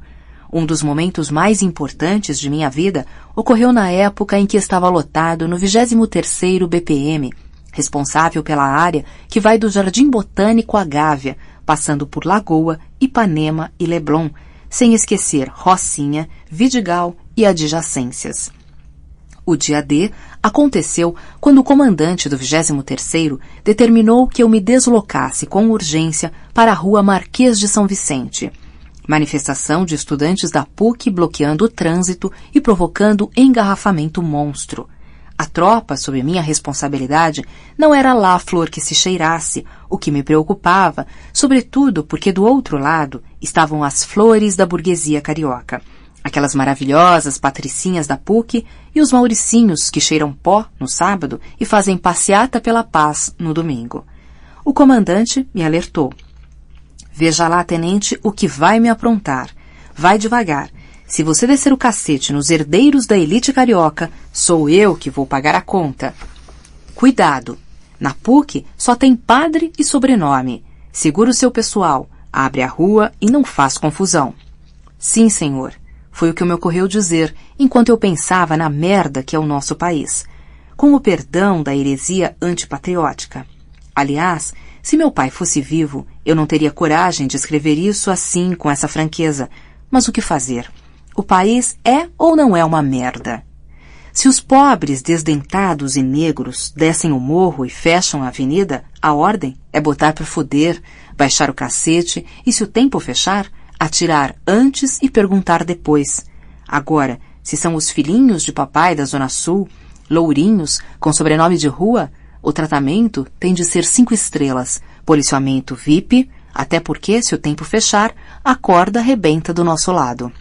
Naquele caso, do meu lado. Você pode imaginar meu humor, descendo da viatura e mandando minha tropa se desarmar e ficar à distância. Fui sozinho, andando na direção dos líderes do movimento. Meu propósito era mandar aquele bando de viadinhos e garotas histéricas sair da rua. Porra! Aqueles filhos da puta têm casa própria, roupa lavada, futuro garantido, universidade privada de primeira qualidade e ainda querem encher o saco de quem precisa trabalhar, interrompendo o trânsito, se esgoelando para ecoar os slogans mais ridículos. Se ainda fossem subversivos da época da ditadura, se pelo menos arriscassem a vida, sacrificassem o conforto, pegassem em armas. É verdade que eu continuaria odiando eles todos. Pensar nessas coisas me fazia lembrar que foram aqueles covardes que acabaram com a vida de meu pai e, por tabela, destruíram a vida de minha mãe. Mas não era uma boa hora para pensar nisso. Tudo tem sua hora e seu lugar. Ali, quanto menos eu pensasse nessas coisas, melhor. Tinha de manter a calma e controlar a arruaça sem dar um tiro. Não ia ser fácil. Se um de meus policiais erguesse o braço, era certo que um fotógrafo pularia da primeira árvore bem no meio da cena e o flagrante da violência policial estaria nas manchetes do dia seguinte. E eu é que ia acabar me fodendo. Eu, o comandante do batalhão e o comandante-geral da PM nessa ordem, começando por baixo, é claro, isto é, por mim. Portanto, era bom esfriar a cabeça. Andei firme, exorcizando os fantasmas que me azucrinavam a cabeça. Procurei focalizar a mente na missão, a missão. Olhando e caminhando com firmeza, começando a analisar a situação e avaliar as alternativas táticas disponíveis, agora que me aproximava da linha de frente da passeata, minha atenção foi atraída por uma figura que de relance parecia familiar. Ele se destacava e desaparecia, engolido pela turba com bandeiras e faixas. Fixei o olhar e identifiquei, entre rostos, panos, letras, gritos e buzinas, uma silhueta definitivamente conhecida. Peraí, não é o Nelinho? Porra, é o Nelinho. Claro que é ele, pensei. Era. O Nelinho em pessoa, ele mesmo, com aquele sorrisão escrachado e malandro, os dentes separados, o cabelão escorrido, aliás, seu grande trunfo com as meninas do cursinho. Porra, é o Nelinho. Era o líder daquela bosta. Quem sabe ele quebra meu galho e me ajuda a resolver essa encrenca. Caralho, eu devia ter desconfiado, claro, só podia ser. Ele adora uma sacanagem, adora uma confusão. Aposto que só se meteu nessa merda de passeata para comer alguma beldade. Mas como é que eu faço para abordar um grande amigo, um velho chapa, no meio do exército inimigo, sendo que o amigo não é mais nem menos que o general, o manda-chuva da tribo inimiga? Se eu chamo o líder dos estudantes de Nelinho, me desmoralizo. Se chamo de Nélio, pior ainda. Ele vai se sentir insultado, vai ficar puto com razão, vai deduzir que fiquei besta. Não reconheço mais os amigos, mudei, virei autoridade, essas coisas. Se eu disser, senhor Nélio Braga, aí é que eu vou me sentir ridículo. Imagina, chamar o Nelinho de seu Nélio Braga, onde já se viu. De repente, ele bateu os olhos em mim e correu em minha direção. Estávamos a uns 50 metros um do outro. A passeata avançava lentamente, ondulando ao som dos hinos favoritos da juventude, no sentido da Gávea para a Praça Santos Dumont, no Jockey. Eu caminhava em sentido contrário. O trecho inicial da Marquês de São Vicente, para onde seguia a multidão, permanecia vazio, porque o trânsito fora desviado lá atrás, no Jardim Botânico. Os carros que seguiam no mesmo rumo da passeata não tinham escolha senão acompanhá-la a passo de cágado. Por isso, Nelinho não encontrou obstáculos e pôde correr para me abraçar no espaço deserto. As testemunhas mais próximas se comprimiam nos bares, nas lojas e nas janelas dos prédios. Meus comandados tinham ficado a uns 200 metros, mais ou menos na esquina da rua com a praça. Cara, puta que o pariu, eu não acredito, ele gritou, vindo em minha direção com a maior alegria. Puta merda, é você, que barato, me dá um abraço. Não é bom, Nelinho, agora não. Não vai pegar bem nem pra mim nem pra você. Depois a gente toma uma gelada e mata a saudade.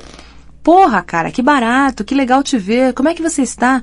Você sumiu, não dá mais notícias, não frequenta mais a praia, não vai ao futebol, desapareceu das festas, não responde aos recados. Porra, que saudade, como é que está a Dona Luísa e o Carlão? Tudo na santa paz. Eu ando mesmo meio desaparecido. Muito trabalho, você sabe. Mas você parece que está ótimo, cercado de mulher bonita, para variar, nesse cortejo de patricinhas. Pô, que é isso, cara? O papo é sério, a luta é justa. Aliás, você devia tirar o uniforme e aderir. Brincadeira. O cabo Anselmo já fez isso e deu no que deu. Quem? Deixa pra lá. Nelinho, pô, você bem que podia me dar uma força. Já que você está com a maior moral, você bem que podia me ajudar a liberar um lado da pista. Ficaria tudo resolvido, sem problema nenhum.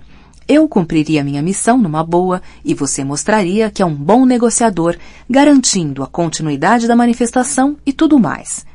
Deixa eu falar com os caras. Acho que não vai ter problema não. Mas vê se não some de novo. Promete que vai me ligar. Eu continuo no mesmo lugar, na casa de papai e mamãe, como você costumava dizer. Enquanto conversávamos, a passeata avançava em nossa direção. Quando concluímos nosso acordo, estávamos muito próximos da linha de frente da manifestação. Tanto que Nelinho, que voltou correndo para a linha de frente da passeata, teve de puxar uns 3 ou 4 pelo braço para a lateral da rua e andar mais rápido do que a massa, os braços abertos, apoiados nos ombros dos parceiros. Era o único jeito de criar uma espécie de concha para a deliberação emergencial. Quando faltavam poucos metros para a multidão me envolver, virei de costas para a linha de frente e voltei apressado rumo ao início da rua onde estava minha tropa. Nelinho me deixara sozinho no meio da pista e por alguns instantes minha questão passou a ser estritamente simbólica. Se caminho ao lado da liderança, dou a impressão de que estou ajudando a puxar a manifestação. Se continuo parado, sou engolfado pela massa e desapareço, correndo o risco de não merecer um tratamento, digamos, hospitaleiro no interior da turba. Se ando de costas encarando a primeira fileira, faço um papel patético, além de acrobático, com os riscos de levar um tombo e presentear os fotógrafos com a imagem do dia, a queda hilária da segurança pública, aos pés dos estudantes desordeiros. Nelinho encerrou as tratativas e voltou correndo. Tenente, tenente! Parei e girei o corpo. A passeata prosseguia sua marcha. Meu amigo estendeu a mão, fingiu formalismo e encenou para as câmeras da imprensa o que poderia ser interpretado como a celebração de um acordo. Piscou o olho e liberou uma das pistas. Quer dizer, para todos os efeitos, quem liberou fui eu. Os méritos eu acabei capitalizando, porque afinal a autoridade era eu e foi minha chegada ao evento que mudou o quadro, em benefício da segurança pública, como disse um repórter, segundo o relato que minha mãe fez do que ouvira no rádio. Preferi não lhe contar a história do Nelinho para não desvalorizar o filho de Dona Luísa. Quando o trânsito começou a fluir pelo lado esquerdo da pista, um senhor se aproximou de mim com um ar de irmão mais velho. Tenente, permita que me apresente. Sou o padre Raul de Matos, pró-reitor da PUC. Parabéns pela condução do conflito. O senhor agiu com grande destreza e sensibilidade. Juro que ele falou destreza. Não estou exagerando. E continuou. Eu percebi que o senhor dialogou com as lideranças do movimento estudantil, ouviu os rapazes e as moças, ponderou, argumentou, negociou uma solução e produziu um resultado eficiente. Na verdade, tenente, o senhor deu uma aula de gerenciamento de crise, uma lição sobre o comportamento justo e eficaz da polícia na democracia. O senhor, tenente, está encarnando a polícia do futuro, a polícia para a cidadania, que garante direitos e liberdades. Que diferença, tenente, que diferença do comportamento que nos habituamos a testemunhar todos os dias no Rio de Janeiro. Aqui não esteve a repressão do Estado, mas a proteção da cidadania. Parabéns, tenente. Enquanto ele falava, eu sorria um pouco constrangido, porque é sempre bom receber elogios, mas não pense que renunciei ao meu espírito crítico, não. Aquele arenga do padre eu sei muito bem aonde conduz. De todo modo, me surpreendi com o que ele disse depois de toda a charopada. Tenente, você está estudando?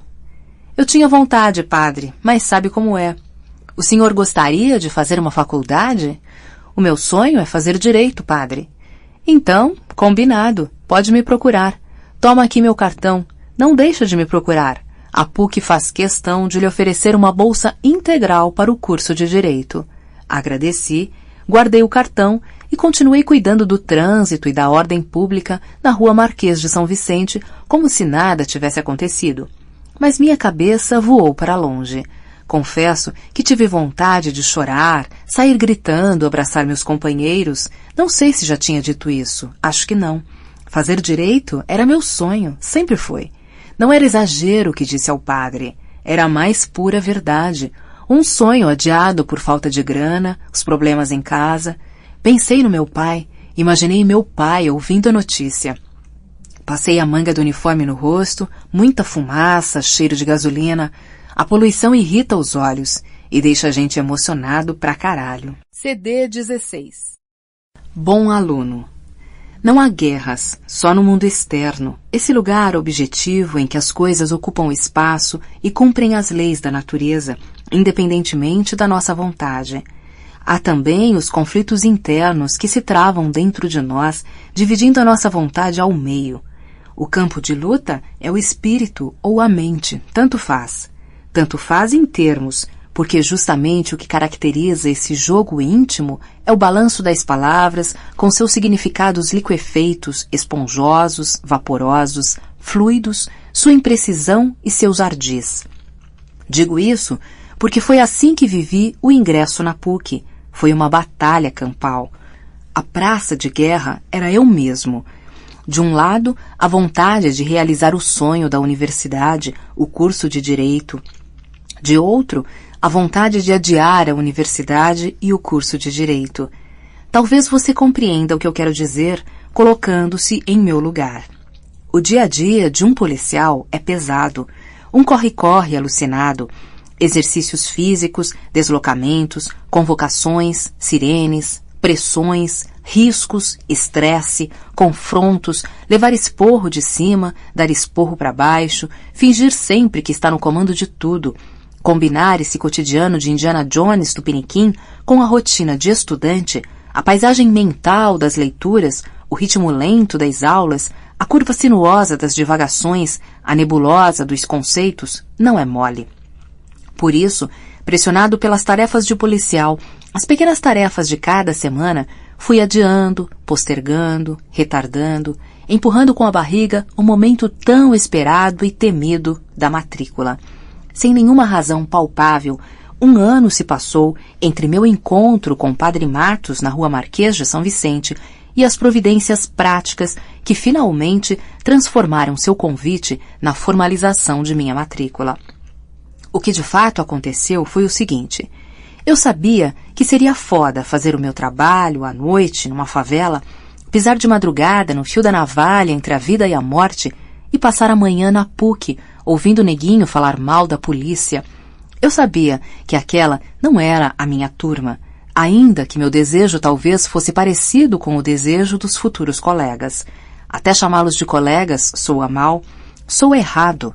No fundo, pensando na PUC, eu me sentia traindo meus companheiros de corporação. Sei que não há nada errado em querer estudar, pelo contrário, sei que estudar é a coisa mais normal do mundo, que meu desenvolvimento intelectual e meu aprimoramento cultural e toda essa baboseira poderia ser útil até mesmo para a polícia, etc, etc.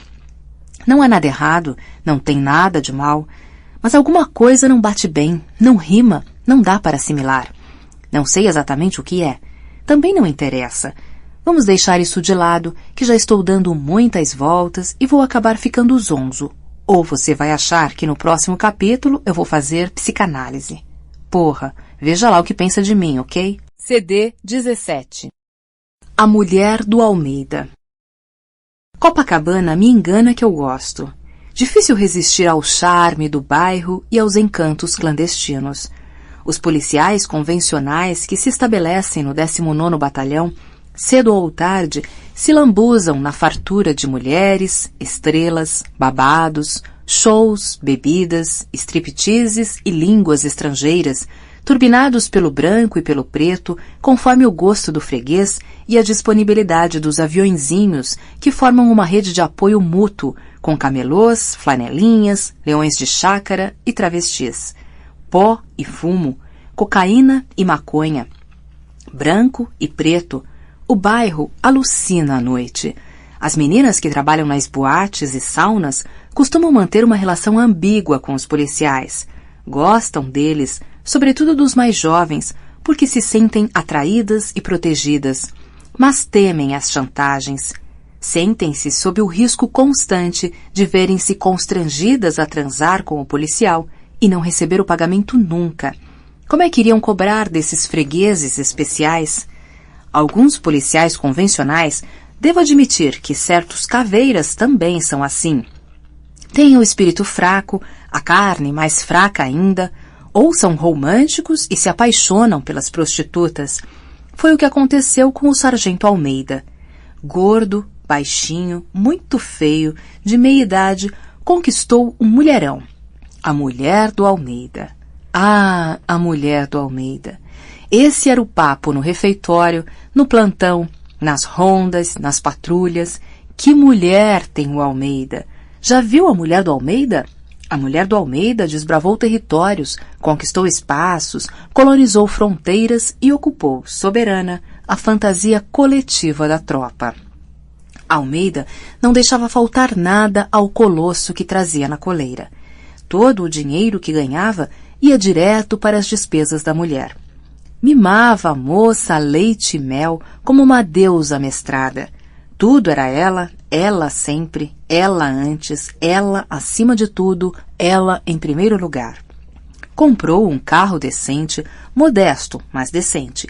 Ela não podia trafegar naquele Dodge caindo aos pedaços, que fora a parte que coubera ao sargento no espólio do primeiro casamento. Um apartamento no nome dela, bom apartamento, simples, mas confortável, no Flamengo. Almeida preferia mantê-la afastada de Copacabana tanto quanto possível, pelo menos durante o dia, ainda que seu acordo conjugal garantisse o respeito à vida profissional da amada. De madrugada, atendido o desejo do último cliente, ela telefonava ao Almeida porque ele fazia questão de buscá-la onde ela estivesse. Tinha prazer, enchia-se de satisfação, dizia sentir-se útil como um marido provedor, levando a mulher para casa depois do batente. Ele saía cedo, ela dormia até as 2 da tarde. Um dia, Almeida foi chamado às pressas. Estava supervisionando a oficina de seu batalhão, o 19º, quando recebeu o recado. A mulher estava na linha, queria falar com ele. Eram 10 horas da manhã. Coisa rara, raríssima. Chegou pálido ao telefone. Era um tempo em que os problemas humanos se acomodavam ao ritmo da telefonia fixa. Nada grave, graças a Deus. Ela só estava precisando do carro, porque tinha marcado hora no salão de beleza e queria fazer umas compras no shopping. Imediatamente, querida. Não leva mais que 20, 30 minutos. Um beijo, coração. Boas compras. Saiu da recepção acelerado, pensando no Azevedo, o companheiro de todas as horas, na alegria e na dor, na saúde e na doença, como eles gostavam de dizer. Se é que o cabo Azevedo poderia deixar o almoxarifado por 40 minutos, 1 hora. Não podia. Estava cheio de serviço e o auxiliar tinha saído para acompanhar a esposa grávida num exame. O maior azar. Almeida também estava enrolado. O comandante lhe encomendara um serviço que não tinha como ser adiado. O jeito foi chamar o Guedes, recém-chegado ao batalhão, que ainda estava se aclimatando na oficina, fazendo de tudo um pouco para aprender o serviço. Meu filho, vem cá. Faz um favorzinho aqui para mim e eu vou aliviar o seu plantão, tá bem? Pega o meu carro ali, aquele Siena vermelho, e leva lá para minha casa. Entrega a chave para dona Samanta no 702. Pode estacionar na garagem. Vai rápido porque ela está com pressa. Esse é o endereço. Não tem erro. Você se localiza bem no Flamengo? 11 horas, meio-dia, e nada do Guedes voltar. Almeida foi buscar o Azevedo para almoçarem. Essa rapaziada nova é foda. A gente pede um favor e eles se aproveitam. Esse garoto me deixa sozinho no meio do expediente, sabendo a quantidade de coisa que eu tenho de aprontar ainda para hoje. Deve estar na praia passeando. Tem certeza que ele acertou o caminho? Já ligou para Samanta? Já, não tem ninguém em casa. Sinal de que o carro já está com ela. Senão ela teria me ligado ou estaria em casa esperando. 2, 3 horas, nada. Almeida começou a ficar encucado. À noite, em casa, antes do jantar, Almeida olhava a rua pela janela da sala. Samanta fazia uma boquinha com o marido antes de sair para o batente e exigia o ar refrigerado. Era uma característica pessoal. Cada pessoa tem o seu jeito, dizia o Almeida. Ela gosta do ar, não suporta o calor. Somos muito diferentes, mas o amor está nessas pequenas coisas, não é? A gente tem de aprender a conviver com as diferenças. Eu tolero bem o frio, tolero perfeitamente, já me adaptei. Almeida estava angustiado. O Guedes não saía de sua cabeça. Detestava desconfiar da mulher, mas a cabeça ia acabar estourando se ele não falasse. Decidiu falar. Coração, o rapaz que eu mandei te trazer o carro, ele te tratou bem? Te respeitou? Confesso que fiquei preocupado porque era para ele voltar para o batalhão, mas ele não voltou. E aí fiquei pensando porque... Samanta não gostava de ser controlada. Detestava. Se tinha uma coisa que ela não suportava, era desconfiança. Odiava controle, ciúme, essas coisas. Não admitia. E depois, ela era uma profissional e o próprio Almeida tinha prometido, tinha jurado nunca se meter no trabalho dela. Além do mais, o rapaz era sadio, educado e se dispôs a pagar adiantado. Almeida dissimulou o mal-estar. Afinal, Samanta tinha razão. Girou a cabeça para o lado, como costumava fazer em certas situações, e pensou. Se era uma coisa assim, profissional, tudo bem. Cada um com sua profissão. Ele deu um beijo na testa de Samanta. Não queria que ela fosse para Copacabana com raiva no coração. CD 18. Brizola.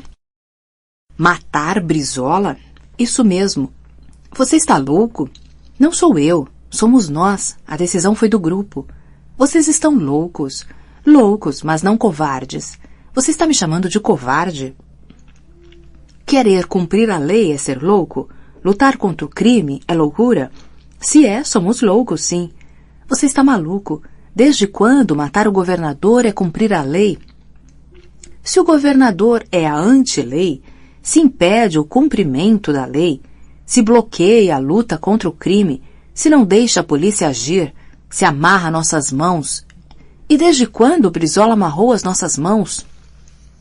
Ele nos impôs a cumplicidade, nos obrigou à passividade. Que policial sou eu? Que policial é você? Que é isso, rapaz? Se estamos proibidos de subir morro, de invadir favela, de prender traficante, então não é? Não nos amarrou? Claro que não, esse papo não tem pé nem cabeça. Ah, não, não é verdade? Não é isso, cara. Não é nada disso. Você não está entendendo nada. Ah, não? Não, claro que não. Isso deve ser coisa daqueles seus tios reacionários, nostálgicos de 64, que odeiam o Brizola. Está bem. Então me diz uma coisa. Podemos ou não podemos, hein? O BOPE está ou não autorizado a entrar nas favelas e prender os vagabundos. O que o governo não quer, e nós também não deveríamos querer, é ficar subindo favela toda hora, promovendo aquele banho de sangue, matando e morrendo por nada. Como por nada? O que você quer dizer com por nada? Lutar contra o crime é nada? Defender a lei e a sociedade é nada? Será que você não percebe, cara? Percebe o quê? Você é que está na estratosfera. Sempre te achei meio esquerdista mesmo. Qualquer hora dessas você vai entrar para uma ONG e vai começar a falar em direitos humanos. Porra, cara, mas que burrice, que pobreza. Já comprou sua sunguinha pro verão? E uma camisetinha branca básica para caminhada pela paz? Que caretice! Ah, agora sim, agora você se revelou. Como me revelei? Claro, não viu o que você falou? Pensa que não ouvi? Falei o quê, porra? Caretice, me chamou de careta. Que isso, cara? Fala feito homem, ou já tá dando uns tapinhas, puxando um baseado? Puta que o pariu, só faltava essa. Logo você, um sujeito sério, viciado. Que merda, não dá pra conversar com você. Mas eu não vim aqui conversar com você. Pra falar a verdade, esse papo é uma perda de tempo, uma babaquice. Vim aqui cumprir uma missão. Então desembucha. Vamos matar o Brizola. Lá vem você de novo com esse desvario. Esse o quê?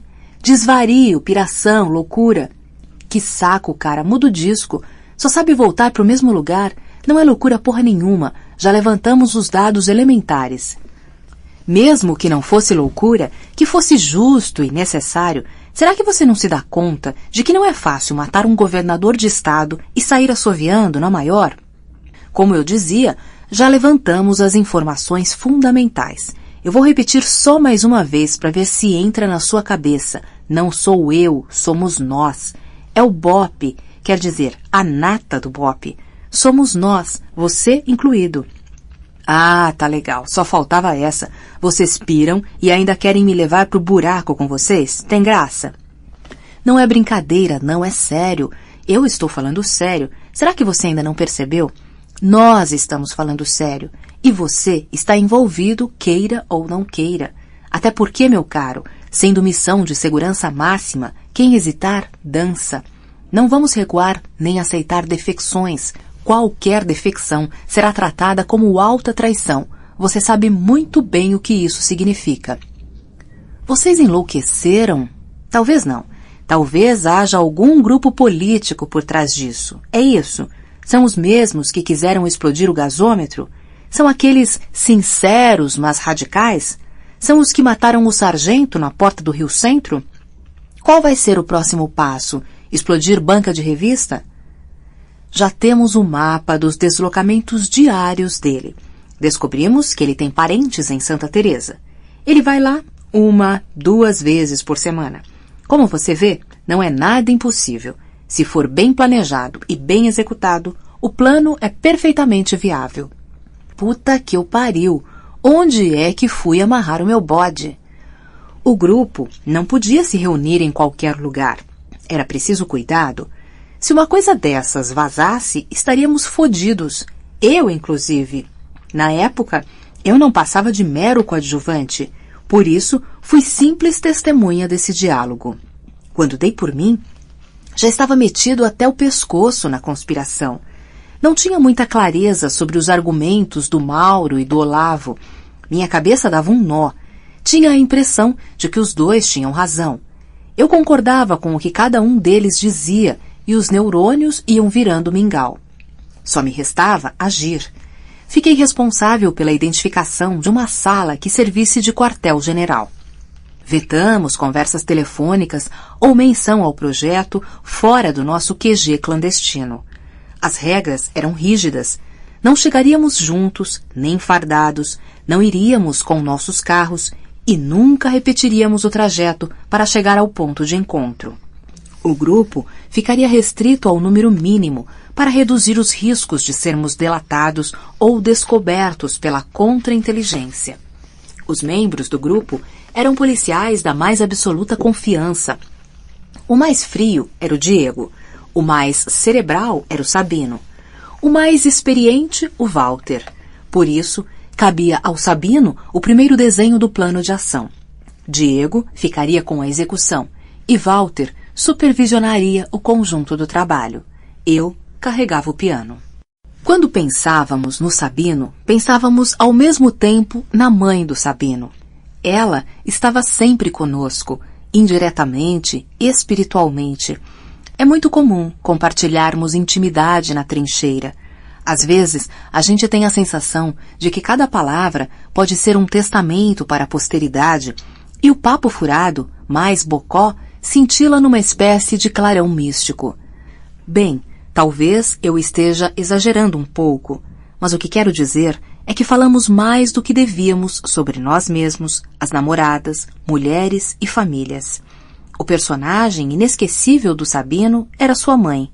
Dona Rosália era tão evocada em tantas situações diferentes que já passara a frequentar as conversas mesmo na ausência de Sabino. Sequestramos Dona Rosália para nossas vidas. Já era possível prever o que diria a Santa Mãe do Sabino em cada nova situação, mesmo nos contextos que nada tinham a ver com os dois. Parte da destreza do Sabino ele atribuía à mãe. O equilíbrio e a serenidade que lhe davam um aspecto mais maduro vinham da mãe. Isso ele não dizia, nós deduzíamos. A sabedoria de Dona Rosália contagiava o filho por osmose, pelo DNA ou pela pedagogia cotidiana. Por extensão, em alguma medida, nos tornamos todos seus aprendizes à distância. Nunca a encontráramos, mas provavelmente seríamos capazes de identificá-la a quilômetros.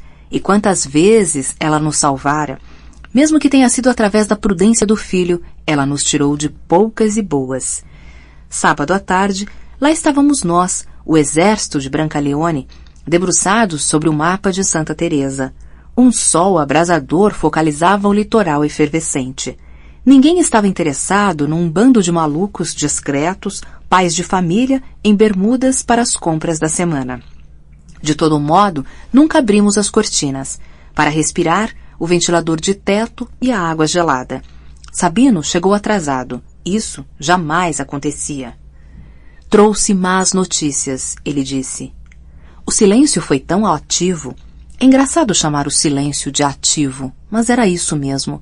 E foi tão intensa aquela atividade imóvel do silêncio que parecia nos projetar para fora de nossas cabeças. Pensei logo no pior. Nosso ponto de encontro teria vazado por algum erro meu. Sabino estalou a língua no pálato. Ele costumava fazer isso quando estava nervoso. Não vai dar. Vamos ter de abortar. Como assim? Por quê? Não me lembro quem disse o quê, em qual ordem, mas todos nos precipitamos sobre o Sabino. Como assim abortar? É isso mesmo, abortar a operação. Minha mãe acha muito perigoso. Acha uma maluquice. De novo, o silêncio. Diego foi quem falou primeiro. Você contou para sua mãe? Sabino balançou a cabeça para frente, para trás, olhando para o chão e elevando o lábio inferior à altura do superior até cobri-lo inteiramente, que era outra de suas manias. Nesse caso, vamos ter de matar também sua mãe. Diego completou o raciocínio com aquele espírito prático que o distinguia. A sala convulsionou-se num alvoroço de vozes e braços, todos de pé. Brizola morreu, em 2004, de morte natural, sem saber que no início dos anos 90, Dona Rosália salvou-lhe a vida. CD 19. Sexo é sexo. Quero dizer o seguinte: sexo, para mim, é homem com mulher. Tem cara que curte transar com várias mulheres ao mesmo tempo. Isso também existe. Deve ter mulher que prefira o contrário, vários homens ao mesmo tempo. Tudo bem. Problema dela e dos homens dela. Não sou nenhuma freirinha do Sion. Sei de tudo. Sei que o homossexualismo é parte da natureza humana. Não é a minha, mas não condeno ninguém por sua opção sexual. É uma coisa íntima. Entre quatro paredes, tudo é permitido, desde que seja mutuamente consentido. Não vou fazer nenhum discurso moralista sobre isso, até porque, pelo que tenho visto, os arautos da moral e dos bons costumes são os piores. Estou dizendo tudo isso por uma razão muito simples. Quando o tenente Santiago empalou um vagabundo do Andaraí com uma vassoura para ele confessar onde estavam as armas, não estava promovendo uma cena de sexo, como muita gente boa da polícia andou dizendo por aí. Não era sexo.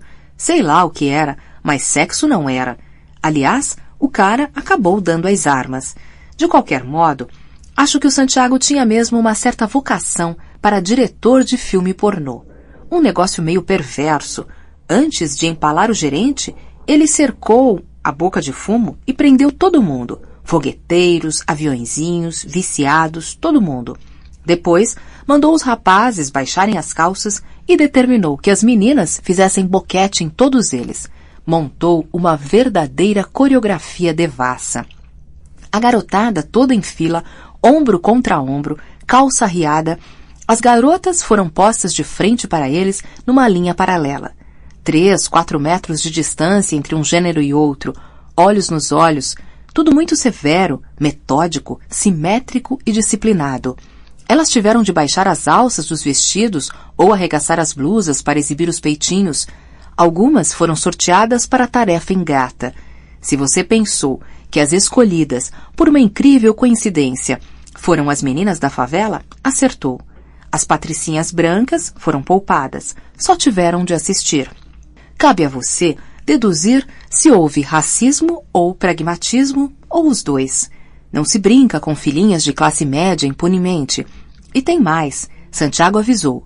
Os meninos que não ficassem de pau duro iriam entrar na porrada e, ainda por cima, seriam autuados. Não sei se ele quis inventar, punindo a turma com a pena moral máxima, que é a humilhação, e jogando com as variações do significado da palavra boca. O fato é que deu a maior merda. Ele foi acusado pelos próprios colegas, os oficiais ficaram furiosos, os policiais ficaram indignados. Não pelo rapaz empalado. Isso parecia parte da operação policial.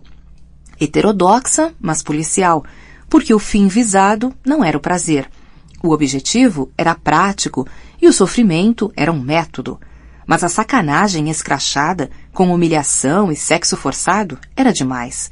Não sou eu quem está dizendo. Como já afirmei antes, não julgo, avalio, denuncio ou critico, nem a mim nem aos outros. Minha missão é relatar o que aconteceu.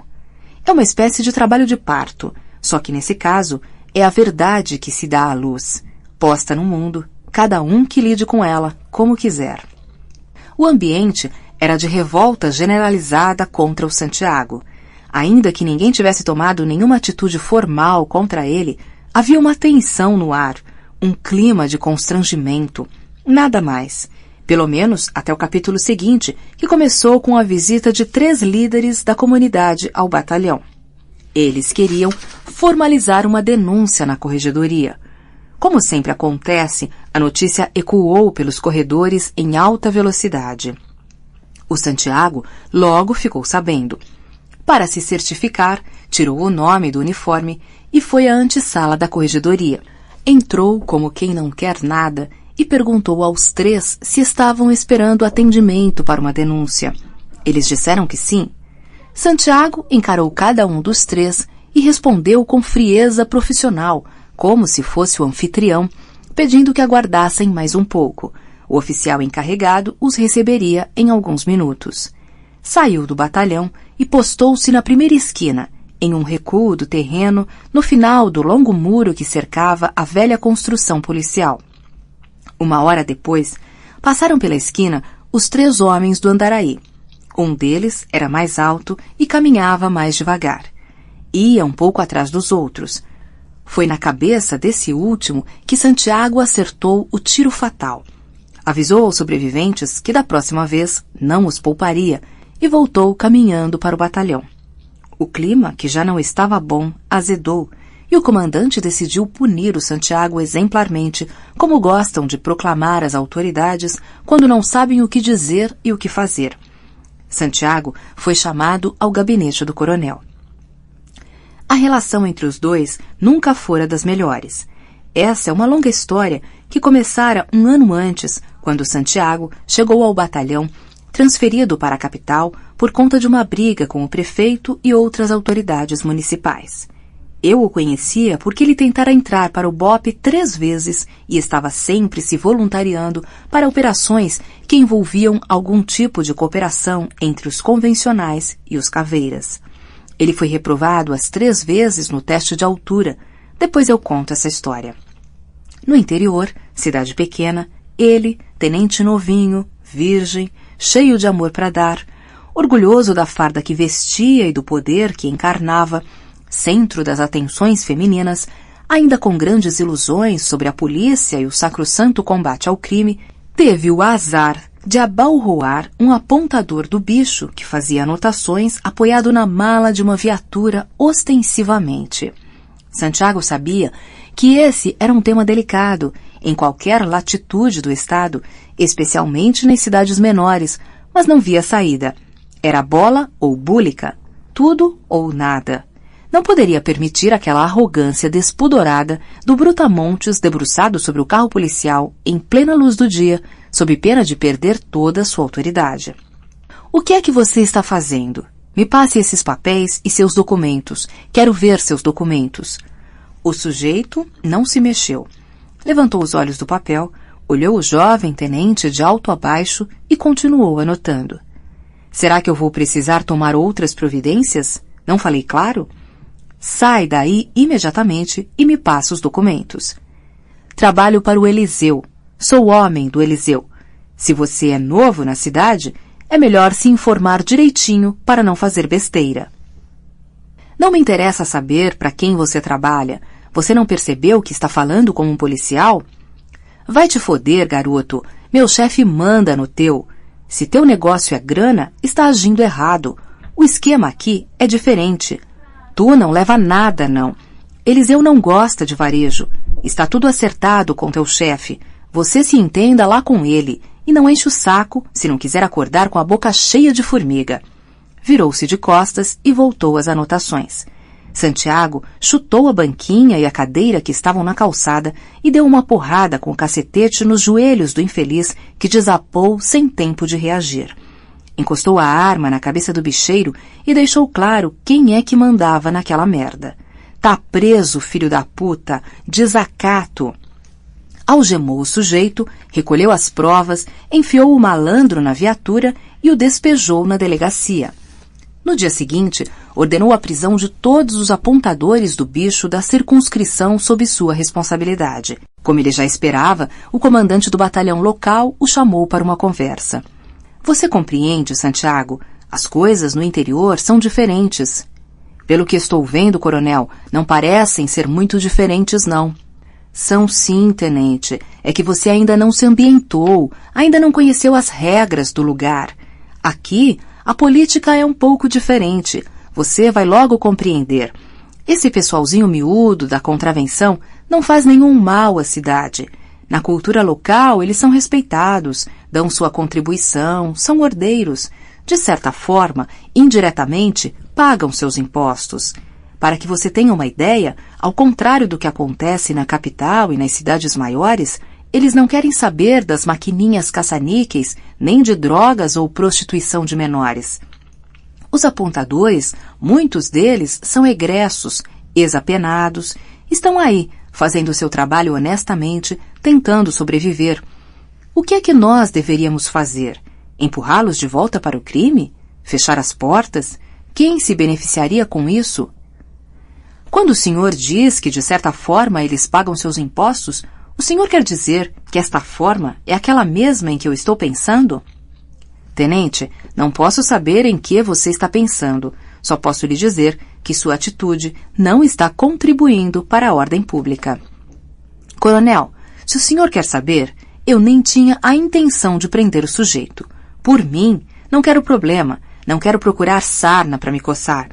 Mas o senhor não tem ideia da cena. O sujeito estava jogado em cima da viatura, na frente de todo mundo, no meio da rua, à luz do dia. Ali era eu ou ele. Tudo bem, tenente, mas que isso não se repita. Você não vai ter motivos para se arrepender. Nossos salários não são dignos da importância de nossa função social. Por isso, nada mais justo do que valorizarmos nossa profissão, sem sacrificar a ordem pública, é claro. Você vai ver que a vida no interior tem suas vantagens. O Santiago não estava preparado para aquela conversa. Ele era o tipo do policial vocacionado. Sabe aquele cara que treina a sério e entra em campo com a corda toda? Tanto que o sonho dele era o BOPE. Estava com todo o gás e com aquelas convicções de noviço. O papo com o comandante foi um balde de água fria. Ele decidiu se fazer de desentendido e voltou a prender os apontadores.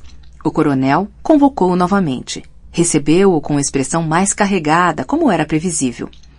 Escuta aqui, tenente. O negócio é o seguinte. Se não vai por bem, vai por mal. O prefeito me chamou. Levei a maior descompostura por sua causa. Só estou na posição que ocupo por conta do acordo político do governo com a prefeitura. Se você quer saber, não sou eu que recebo, não. É o prefeito, o governo, a secretaria, o comando geral. A minha parte é ínfima. Mesmo porque não sou goelão. Minha fatia eu divido. Como você preferiu ficar de fora, vai pagar um preço por isso. Se você quer ser mais realista que o rei, paciência, problema seu. Só não posso permitir que o problema fique sendo meu. Se você não sabe como é que as coisas funcionam na polícia, já é hora de aprender. Se não gostou, cai fora enquanto é tempo. Sua transferência sai em 48 horas.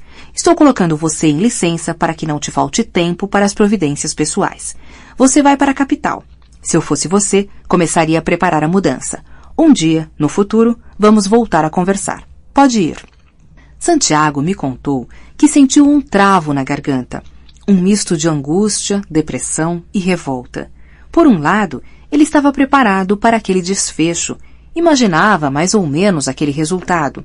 Por outro lado, mantinha uma certa esperança de que o comandante propusesse um acordo, que o poupasse e respeitasse sua disposição legalista. No fundo, guardava ainda a expectativa de que o comandante recuasse para uma postura mais moderada, na pior das hipóteses, dividindo a cidade e o autorizando a manter uma zona livre do bicho na região sob sua responsabilidade.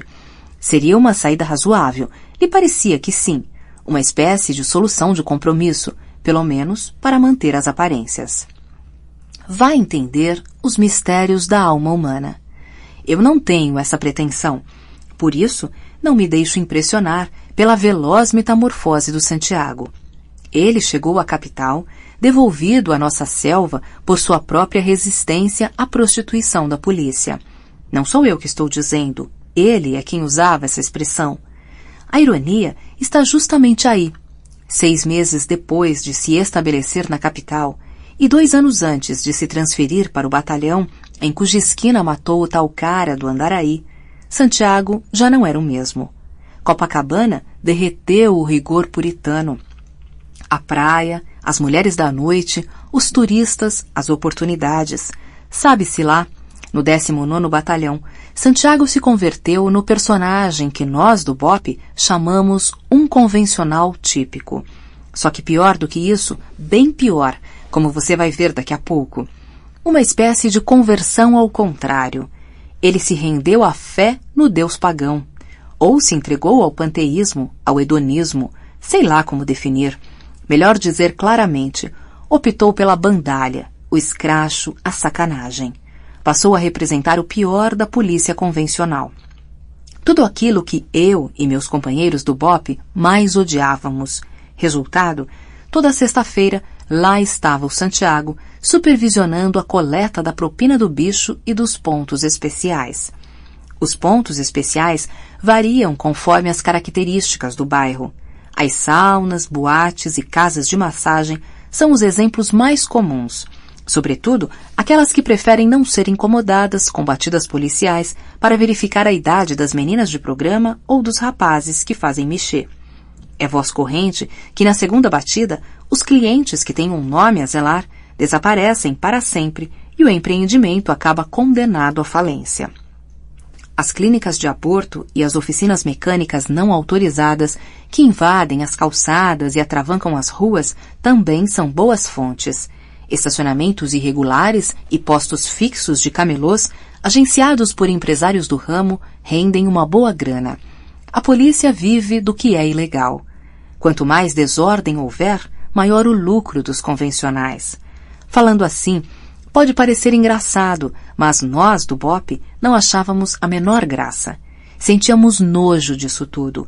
Enquanto arriscávamos a vida na guerra noturna, a máquina da corrupção mais sem vergonha, mais medíocre, girava, engordando a poliçada cada vez mais rechonchuda, as panças arredondadas, o espírito amolecido pela gorjeta, a alma literalmente vendida ao diabo.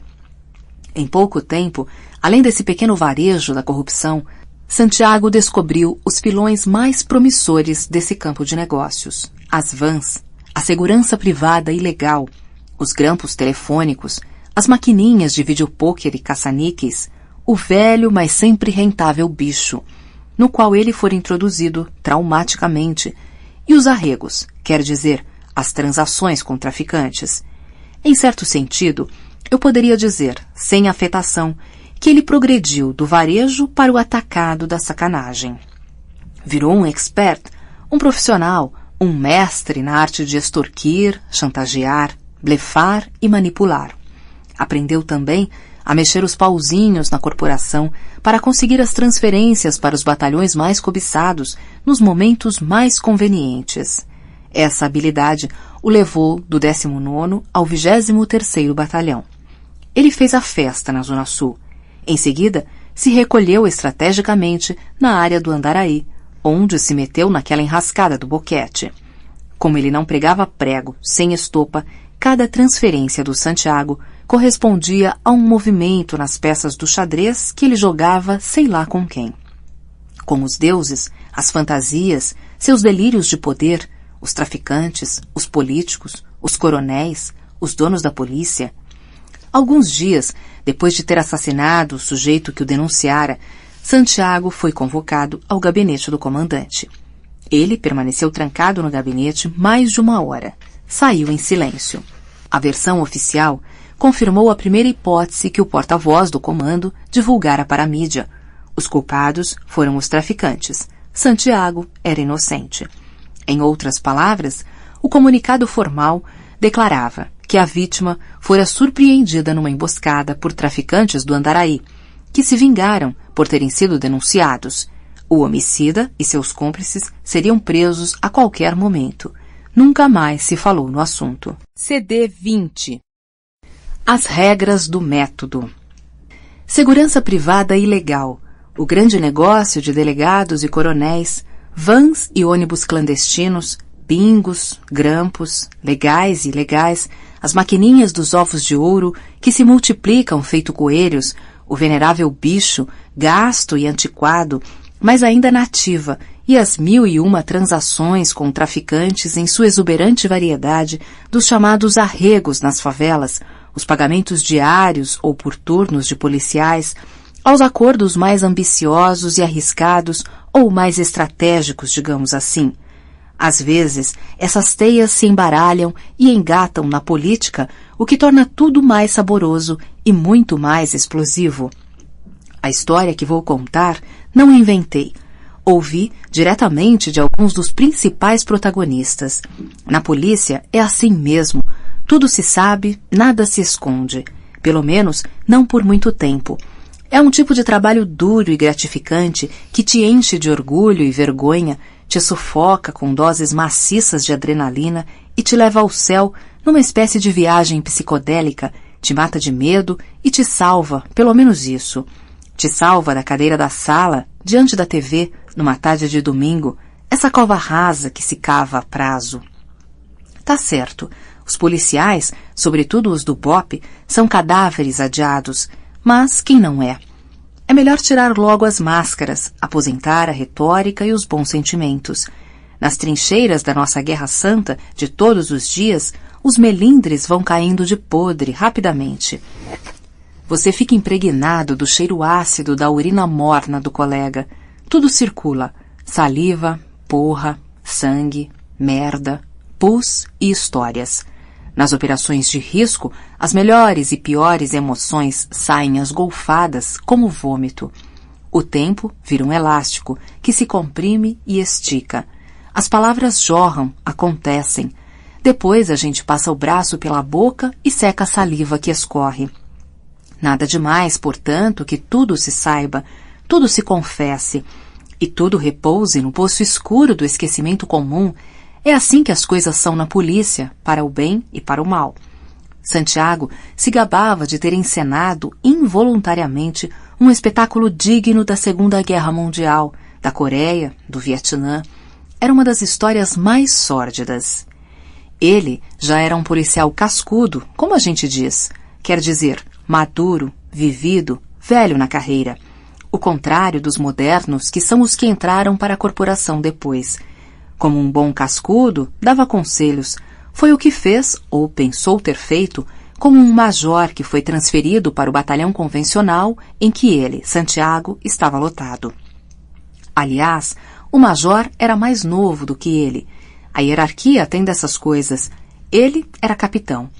Nessa época, o Santiago já tinha sido promovido a capitão. O outro era superior a ele, era major, mas ele era mais velho.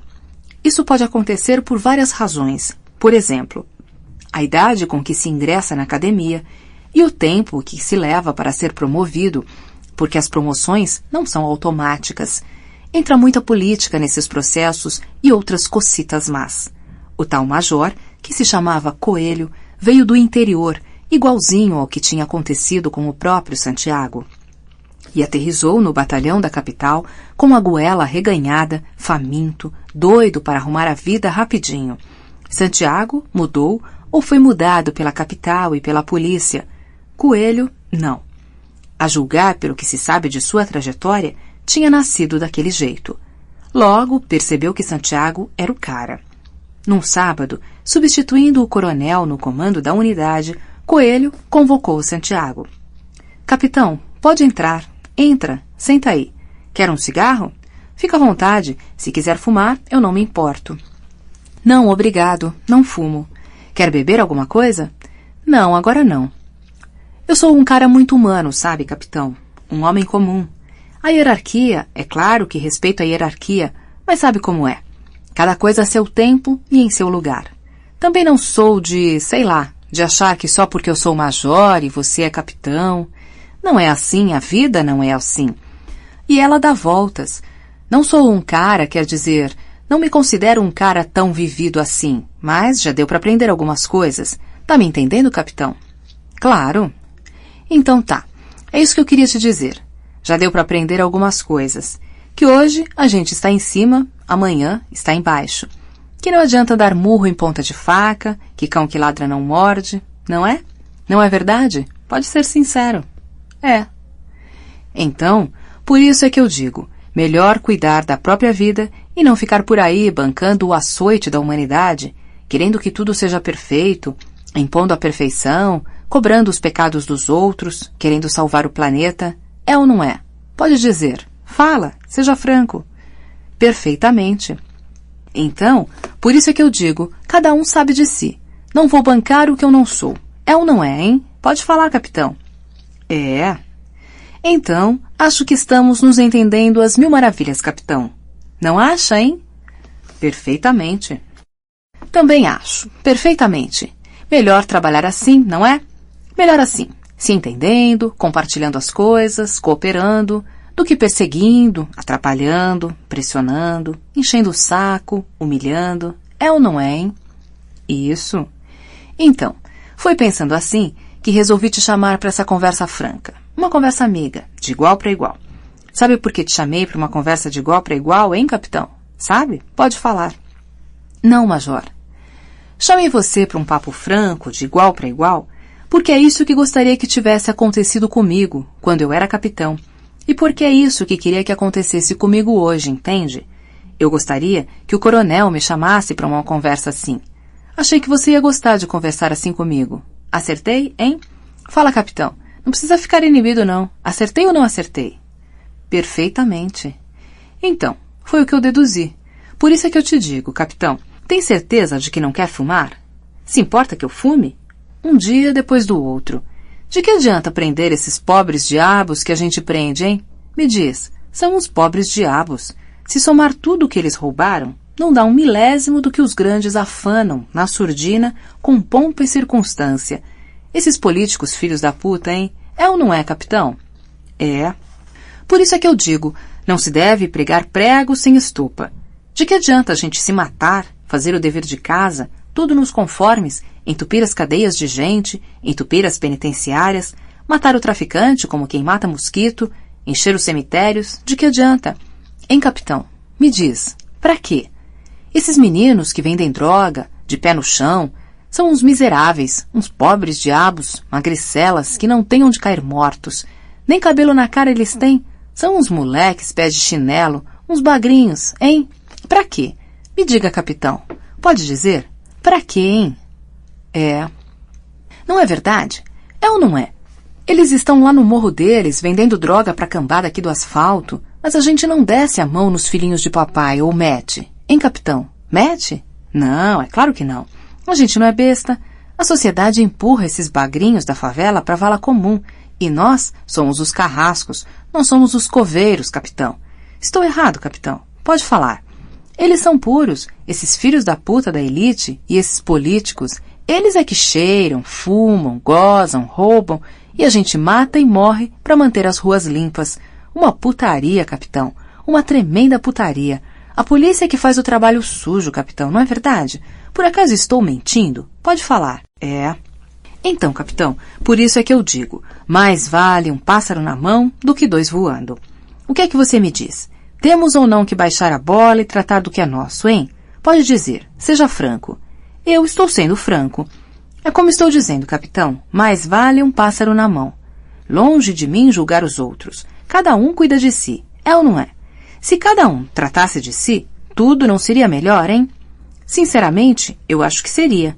Por isso, pode ficar tranquilo, capitão. Pode confiar em mim. Você tem aqui um amigo. Não quero chegar impondo, determinando. Sou militar, mas sou um democrata, entende? Eu acho que a primeira coisa que um oficial deve fazer quando chega a uma nova unidade e quando chega com responsabilidade de comando, a primeira coisa é ouvir os subordinados, os companheiros, ouvir com abertura, entende? O que você acha? Acha que estou certo ou não? Pode ser franco? Certo. Então já estamos começando a nos entender, não é verdade? Estamos ou não estamos, capitão? Hein? Certo. Ótimo. Nesse caso, acho que devo uma demonstração de que sou um democrata. Não acha que seria bom, hein? Hein, capitão? Eu acho que devo à tropa uma prova, uma demonstração de que desejo uma perfeita integração com os meus comandados. A mesma relação positiva que pretendo estabelecer com o meu superior hierárquico, o coronel Penido. Quero construir com meus subordinados. A tropa tem de entender isso. Concorda? Perfeitamente. Pronto. Então, chegamos a um consenso. Vamos fazer assim. Você continua fazendo como vem fazendo as coisas que considera necessárias. Eu não pretendo interferir, certo? Concorda? Não vou interferir. Ao contrário. Não vim para atrapalhar, nem para impor coisa nenhuma. Eu sou uma pessoa tolerante. Não gosto de criar problema, entende? Não quero criar nenhum problema para ninguém, certo? Certo. Então, ótimo. Está tudo acertado. Fica tudo acertado. Não quero receber nada que não seja justo. Veja aí o que vocês costumavam passar ao meu antecessor e eu me adapto. Eu me adapto. Posso discutir um ou outro detalhe, mas nada que crie qualquer dificuldade para entrarmos num acordo, certo? Quanto é que vocês fazem aqui por mês? É por mês ou por semana? Imagino que a maior parte venha do tráfico, porque nessa zona tem muita favela. Coisa boa, né? Mas deve ter muita van também, bicho, bingo, maquininha, sauna. Tem muita boate por aqui? Major, as coisas aqui não funcionam assim não. São um pouquinho mais complicadas. O senhor está chegando do interior, onde tudo é mais direto, mais simples, mais organizado. O prefeito indica o comandante do batalhão, o coronel leva a sua equipe, o bicheiro local se apresenta, ele ajuda a financiar a campanha do prefeito vitorioso, porque ajuda todos os candidatos justamente para não correr riscos. Em geral, o pessoal que controla as maquininhas é o mesmo, e quando o tráfico se organiza, tem de tomar bênção ao poder estabelecido e negociar o seu lugar. Tudo se encaixa. Acertando com uns, tudo fica acertado. Aqui não. É bem mais complicado. Para começo de conversa, o tráfico não dá para todo mundo. O comandante, por exemplo, não gosta de receber do tráfico. Só recebe da contravenção. Aceita uns biscates. Ultimamente, as vans têm rendido muito, mas com o tráfico não gosta de negociar, não. É um cara duro, sabe? Se converteu não faz muito tempo. Está naquela fase puritana, sabe? Sei, eu compreendo. Então, o melhor que o senhor tem a fazer é se apresentar, porque não tem dúvida de que nessa área do batalhão o maior potencial está no tráfico mesmo, mas o senhor tem de se apresentar. Quer dizer, eu vou lá, chamo os moleques, reúno os moleques, não vai ficar meio... Não, não é isso. O senhor tem que mostrar o quanto vale. Quer dizer, o senhor tem de justificar o preço que eles vão pagar. Eles vão pagar de acordo com o risco que o senhor representar, tanto para a vida quanto para os negócios. Para ser mais direto, se o senhor me permite, se eles não avaliarem que o senhor é perigoso, não vão entregar o ouro. Esse pessoal do movimento dessa região é osso duro de roer. Por exemplo, o cabo Mazinho e o sargento Mosca fazem a festa, tiram uma baba. O pessoal já sabe que no turno deles, se não tiver arrego, o pau vai comer. No alto e embaixo, na boca e na pista. Já o sargento Naves, o Pereba, o Ruizinho, essa turma não dá no couro. Eles gostam de ficar de conversa mole com as meninas do morro, tomam umas geladas nos botecos, comem churrasquinho de gato. Essa turma leva um troco e olhe lá. Por isso é que eu lhe digo, o negócio aqui é muito individualizado. Cada um tem de mostrar seu valor e vender sua mercadoria. Não basta chegar e mandar a conta. Com todo respeito, Major, não é assim que funciona. O Major calou-se, fechou a cara, parecia emburrado.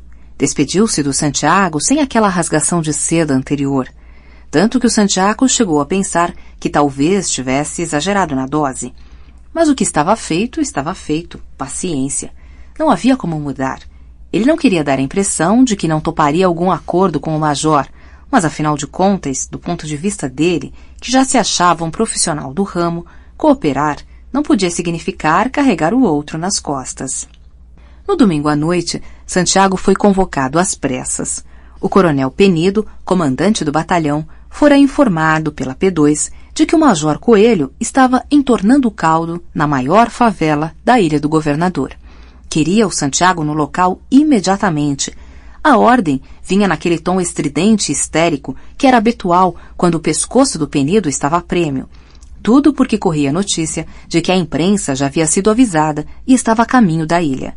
Penido bradava ao telefone as manchetes hipotéticas da segunda-feira. Santiago ponderou que as redações já tinham fechado àquela hora. Na terça, Santiago, então imagina as manchetes na terça-feira.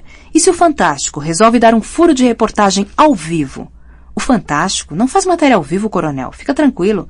Vou chegar antes da imprensa. Profissional da grana, dos trampos, da mídia, da política interna, a corporação, da psicologia militar, o Santiago estava se achando o máximo, um profissional.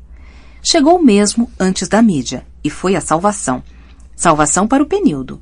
O coelho, e até para ele mesmo, porque uma eventual mudança drástica de peças no tabuleiro do batalhão desorganizaria todos os seus planos. A população da favela se concentrava num platô largo, longo, que formava um pátio vasto, quase uma aldeia indígena, com casebres em círculo ou quase num desenho elíptico. Havia centenas de habitações nas ruelas que sobem e descem, mas aquele era o espaço central para onde todos os caminhos vicinais convergiam. As portas e janelas estavam escancaradas, todas elas, e as luzes internas acesas. As famílias, de pijamas e trajes íntimos, tinham sido jogadas para fora das casas. Homens, mulheres, velhos e crianças estavam virados para as paredes frontais das casas com as mãos levantadas. Policiais vasculhavam gavetas, armários, embrulhos, colchões, fogões e geladeiras, com lanternas, tiros para o alto, chutes e golpes de fuzil nos objetos. As roupas eram atiradas ao chão e pisadas. As fotos, cadernos, livros e revistas iam para um saco preto antes de serem queimados. Os eletrodomésticos estavam sendo destruídos e os adolescentes, todos eles, conduzidos debaixo de pau para os pátamos.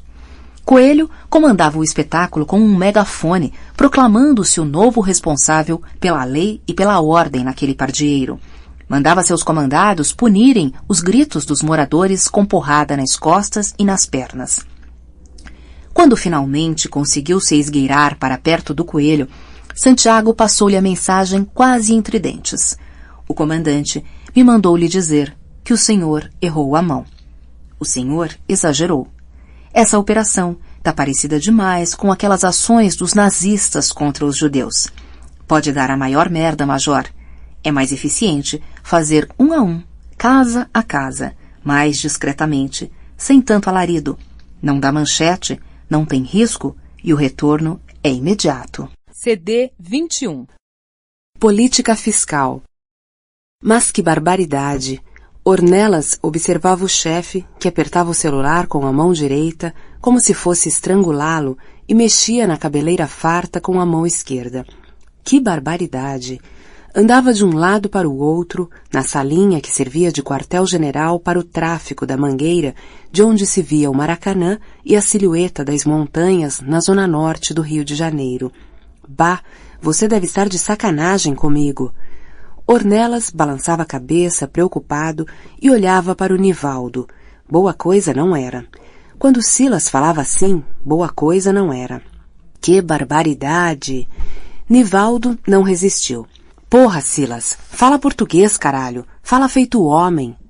Não enche o saco dele, Nivaldo. Não vê que o cara tá puto? Ornelas era o braço direito do chefe e achava que tinha o dever de protegê-lo. Nivaldo olhou para ele com uma cara cuja mensagem era: vai ser puxa-saco assim na puta que o pariu. Mas foi só a cara, preferiu não provocar. O ambiente já estava tenso demais, melhor não provocar. Desde que namorou uma gaúcha, Silas passou a falar assim, não tinha jeito. Mas isso é uma barbaridade, tchê. Isso não se faz, é uma sacanagem. Isso vai contra tudo que ficou acertado entre nós, porra. Tudo. Ornelas permanecia sentado com as pernas abertas em volta do espaldar da cadeira e os braços cruzados sobre ele. Encarava o chefe que lhe fazia caretas enquanto caminhava, ouvindo o interlocutor. Com quem o Silas está falando? Nivaldo perguntou baixinho a Ornelas. Aquele capitão, filho da puta. O que subiu para acertar o arrego? O outro, o mais forte, aquele metido a durão. Silas voltou a falar. Pá, isso é um absurdo. Não posso aceitar. Como é que eu vou aceitar um negócio desses? Se aceitar, tô desmoralizado. E como é que eu vou confiar no arrego? Se é pra ir pro pau, vamos pro pau. O que não dá é pra ficar de sacanagem. Vocês vieram ontem aqui, não vieram? O seu parceiro me ligou, do jeito que a gente combinou, e eu aprontei direitinho o paiol pra vocês. Foi ou não foi? Peraí, me diga. Foi ou não foi? Não fiz o combinado? Vocês subiram, fizeram aquele carnaval todo, levaram os 20 fuzis, montaram aquele teatro bacana pra televisão lá no asfalto. Foi ou não foi? Eu vi tudinho no RJTV, foi o maior sucesso. Espera aí. Espera, ouve. Eu te vi lá no maior caô, dando entrevista e o escambau. Mas tudo bem. Até aí, tudo certo. Cada um fez a sua parte. Tudo certo. Espera, cara, espera. Mas o que é que eu tenho a ver com isso? Isso é contigo. Eu não tenho nada a ver com isso. Isso já é problema teu. Não, de jeito nenhum. Qual era o acerto? Qual era o acerto, porra? Caralho, assim a gente não vai se entender. Assim vai dar merda. Olha o que eu tô te dizendo, porra. Baixa a voz. Baixa você, caralho. Ih, cacete, melou. Pode ir preparando a tropa. Ornelas sussurrou para Nivaldo, que não resistiu e declarou guerra à sua maneira. Engrossa, Silas. É isso aí. Bota pra fuder. Eles que se fodam. Tem de falar grosso mesmo. Eles só entendem a voz da bala, esses porcos. Cala a boca, porra. Não vê que o chefe tá apertado? Silas prosseguia. Não, de jeito nenhum. Olha, cara, admite. Admite. Isso é uma baita sacanagem, não é justo. Não existe mais regra, ninguém mais respeita nada? A palavra não vale mais porra nenhuma? Não existe mais justiça, porra? Não se pode mais confiar em ninguém? Claro, só posso pensar assim. O que é que você faria no meu lugar? Tô falando sério, porra. Mas não tenho de entender nada, não. Você é que não tá entendendo, caralho. Será que eu falo grego? Você me telefona pedindo, ouve bem, pedindo pra gente juntar 20 fuzis, preparar o paiol no lugar combinado que vocês viriam buscar, daquele jeito mesmo que tinha ficado acertado. Não foi assim? Então, vocês não vieram? Não encontraram tudo o que pediram? Não estava no lugar certo? Não foi tudo feito com toda honestidade? A gente cumpriu ou não cumpriu a palavra? Pois é, mas é que eu tô te dizendo, rapaz. Exatamente. Então, vocês não entraram e saíram na maior tranquilidade? A gente não deu os tiros pra cima, respondendo às rajadas de vocês, tudo certo, tudo direito, como manda o figurino? Arrego pra nós é arrego, porra. Por isso é que a gente está estabelecido, com nome e respeito no pedaço. Você mesmo disse na TV que a operação foi um sucesso. Então, foi ou não foi? Rendeu RJTV, manchete nos jornais de hoje, tudo na maior limpeza. Pois então, agora tá na hora de vocês fazerem a parte de vocês, conforme o combinado. Como não dá? Como deu problema? E eu com isso? Já pensou que se você tivesse entrado ontem na favela e eu tivesse te preparado uma arapuca? Eu sei que ia dar merda, eu sei, mas o que você tá me dizendo também é uma merda, porra. Ornelas soprou para Nivaldo. O filho da puta não quer devolver. Nivaldo balançou a cabeça sentado na beira da cama e acendeu um cigarro de maconha. Quer um tapa? Perguntou a Ornelas, que levantou da cadeira e foi até a cama. Deu uma tragada, enquanto Silas andava em círculos e metia a mão esquerda no bolso da bermuda. Era um gesto habitual, quando ele precisava se concentrar para tomar decisões difíceis. Nivaldo virou-se para Silas. O filho da puta não quer devolver? Silas tapou o bocal do telefone e respondeu. Quer cobrar. Cobrar? Nivaldo deixou escapar a voz e o verbo cobrar repetido ecoou pelo barraco. Ornelas comentou baixinho. Não acredito, cara. Não acredito nisso, cara. Não se pode confiar em ninguém. Não se pode acreditar em mais nada. Silas continuava girando, até que estancou e apoiou o pé direito na cadeira em que Ornelas estivera sentado antes de juntar-se a Nivaldo para fumar o baseado. Era sua vez de falar. Queria dar o assunto por encerrado, restabelecendo sua autoridade. Olha aqui, Santiago. Vamos falar de homem para homem. Eu não tenho saída. Vou ter de recomprar as armas de vocês. Não tenho saída. Sei que vocês sabiam que eu ia acabar aceitando, porque vocês sabem que eu sei que se não revenderem pra gente, vocês venderiam pro pessoal do terceiro comando. E vocês sabem que eu posso até ficar sem esses 20 fuzis, mas não posso dar mole pros caras. Se fosse pra ficar com vocês, eu tava cagando. Não ia recomprar porra nenhuma. Deixava pra lá só pelo gostinho de não fazer negócio com você. Eram armas perdidas, tudo bem. Elas iam lá para a Divisão de Fiscalização de Armas e Explosivos, DFAE, aquele cemitério de armas que você tem lá na polícia. Mas eu sei que não vai ser assim. E sei que vocês sabem que eu sei que não vai ser assim. Por isso é que você teve a cara de pau de me propor esse negócio. Então tá, Santiago. Negócio fechado. Vou pagar.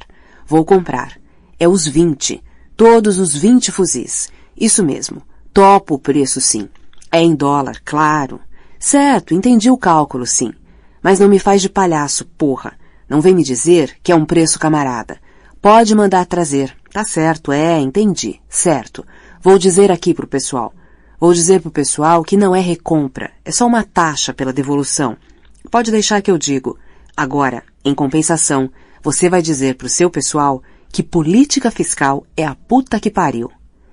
Silas desligou o telefone, deu um chute na cadeira, tirou o baseado da mão de Nivaldo, deu um tapa e ficou olhando o sol que descia atrás do Maracanã. CD 22.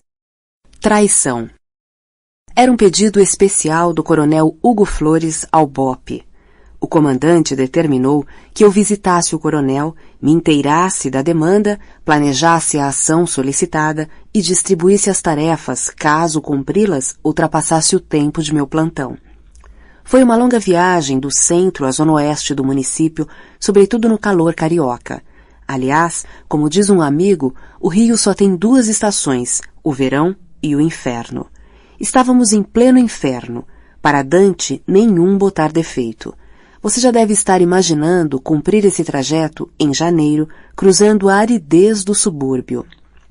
Tudo bem, só que nosso carro não tem ar refrigerado. Deve ser por isso que se chama viatura. Lembre-se que, além do conforto, seu automóvel com ar refrigerado aciona um upgrading instantâneo em seu status. Você ganha o direito de ser um indivíduo e, se bobear, até um cidadão, e não se arrisca a ser chamado de elemento. Tudo isso só vale se você for branco, bem entendido? Não vamos ser cínicos e fingir que vivemos no paraíso da democracia racial. Eu não estou falando só porque sou negro e vítima do preconceito, não. Milhões de vezes me pego discriminando também. Na hora de mandar descer do ônibus, você acha que escolho o Mauricinho louro de olhos azuis vestidinho para aula de inglês ou o negrinho de bermuda e sandália? E não venha me culpar. Adoto o mesmo critério que rege o medo da classe média. É isso mesmo. A seleção policial segue o padrão do medo, instalado na ideologia dominante que se difunde na mídia. Não é jargão marxista, não. Depois eu conto por que lhe posso assegurar que não tenho nada a ver com marxismo, comunismo, essas coisas. Depois, cada história a seu tempo. Agora, tenho de chegar logo à Zona Oeste que o coronel Flores me espera para encomendar a missão especial. É manhã, cedo, mas planejar uma operação não é fácil. É preciso levantar as informações pertinentes, trabalhar com mapas, topografia, tudo isso demora. Pensando melhor, vou adiar mais um pouco a chegada à Zona Oeste só para lhe dar um quadro mais realista dessa questão. Vamos deixar o coronel Flores esperando mais um pouco para acompanhar uma patrulha que alguns colegas faziam na Tijuca. Eles vinham de uma batida na boca de fumo da favela da Galinha, descendo de viatura uma ladeira deserta, os faróis desligados. Um carro subia, era suspeito. Favelado não tinha carro importado. Enviesaram a viatura num movimento súbito, desembarcaram armados e jogaram o foco das lanternas no interior do carro. 2 aeromoças e 2 tripulantes de conhecida companhia aérea, ainda em uniforme de trabalho, certamente chegando de uma viagem e, pelo visto, buscando decolar para outra. Atrapalhadas e nervosas, as moças não demoraram a confessar. Iam, sim, comprar droga, mas não eram traficantes. Quem consome prefere o rótulo de viciado, porque tem o dom de converter o crime em doença e o perpetrador em vítima. Tudo bem. Estava na cara que não eram mesmo traficantes, mas nem por isso o tenente Diogo refrescou. Ele ficava furioso com essa cumplicidade hipócrita da classe média com os criminosos. Os maconheiros financiavam os bandidos e depois faziam passeata contra a violência. Mandou todo mundo saltar. Percebeu com as antenas de policial experiente que elas eram casadas. Eles, não. Dedução. Não são pares. Pronto. Impôs-se a linha de trabalho. Escolheu a mais graciosa. Escuta aqui, sua putinha. Quer dizer que vocês vieram fumar, cheirar e trepar com os garotões? O viado do seu marido vai gostar de saber que o seu voo está apenas começando. Cadê o celular? Isso, liga aí pro chifrudo que eu quero falar com ele. A mulher chorava como se estivesse levando uma surra. Você também, dirigiu-se a outra. Pode ir digitando o número. Vamos fazer uma conferência virtual com os chifrudos. Chama o maridão, sua puta. Os rapazes intervieram, fazendo o tipo vamos ser razoáveis. O gênero enfureceu Diogo. Naquele momento, qualquer palavra poderia ser a gota d'água. O problema é que em vez de vir dos homens, a gota que faltava veio da mulher mais destemida que resolveu topar a briga, dizendo que o tenente estava fazendo aquela cena para vender mais caro a liberdade. Levou uma porrada que a fez girar sobre o próprio eixo antes de desabar. Tonta, foi erguida pelos rapazes, enquanto a fraquinha derramava-se toda em prantos. A equipe de bordo caiu na real, mas o tenente atingiu seu próprio grupo, que achou o sopapo indecoroso, desnecessário e covarde. Porra, tenente, numa mulher? O sargento Ávila traduzia o sentimento geral. Numa mulher? Fez esse comentário piedoso depois que os comissários tinham ido embora, liberados por Diogo, que também sentiu que havia exagerado a mão, por assim dizer.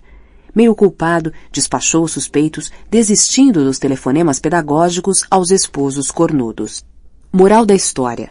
Não se bate em mulher nem com uma flor? Negativo. Foi o próprio Diogo quem esclareceu. Vocês ficam me olhando com essa cara e resmungando, mas eu queria ver se fosse uma negrinha de cabelo pichain mal vestida. Duvido que me viessem com essas delicadezas. Atire em mim a primeira pedra quem jura que não faria galhofa da pobre coitada e não faria questão de contribuir com um pontapé para a surra na negrinha. Como você vê, a cor da pele é a nossa bússola. E nisso somos apenas adeptos modestos e fiéis da cultura brasileira. Nunca me esqueci dessa pequena história porque ela é quase didática. De todo modo, já chega de considerações gerais. Não posso mais adiar a chegada ao batalhão do coronel Hugo Flores. Vamos lá. Saí da viatura, no pátio do batalhão, e fui recebido pelo ajudante de ordens do comandante, que me conduziu ao Flores no segundo andar. Sempre achei incrível a organização espacial dos batalhões da PM. Parece mais uma repartição de funcionários públicos com funções meramente burocráticas. O Estado-Maior fica longe do gabinete do comandante, que não se comunica com os setores operacionais, que, por sua vez, recebem chamadas como um hospital, como se a polícia não tivesse nada a ver com o conhecimento das dinâmicas criminais e sua prevenção. É também impressionante o número de policiais em tarefas absurdas. Por exemplo, checando as chamadas telefônicas feitas de dentro para fora do batalhão, para não falar do pessoal que conserta as viaturas, das equipes que se ocupam da cozinha, dos grupos da limpeza. Tem comandante mais agitado que pega no pesado, mas tem os que convocam a PF-EM, policiais femininas, para fazer as unhas dos pés e das mãos e que passam no tempo articulando seus próprios negócios. Em geral, são empresas de segurança privada que eles colocam nos nomes das mulheres ou dos parentes. Chega a ser engraçado. Na segunda-feira, o superior hierárquico enquadra o inferior, aplicando o regimento disciplinar medieval, duríssimo, com o cabelo grande e leniente com o roubo, a extorsão, o assassinato, etc. Na terça-feira, ambos se encontram na empresa de segurança como patrão e empregado, ou seja, como cúmplices de um ilícito, porque, como você sabe, policial não pode fazer bico na segurança privada. Na quarta-feira, de volta ao quartel, o soldado já perdeu o respeito pelo superior e vive aquele teatro da ordem militar com ironia e repugnância. E assim vamos, ladeira abaixo.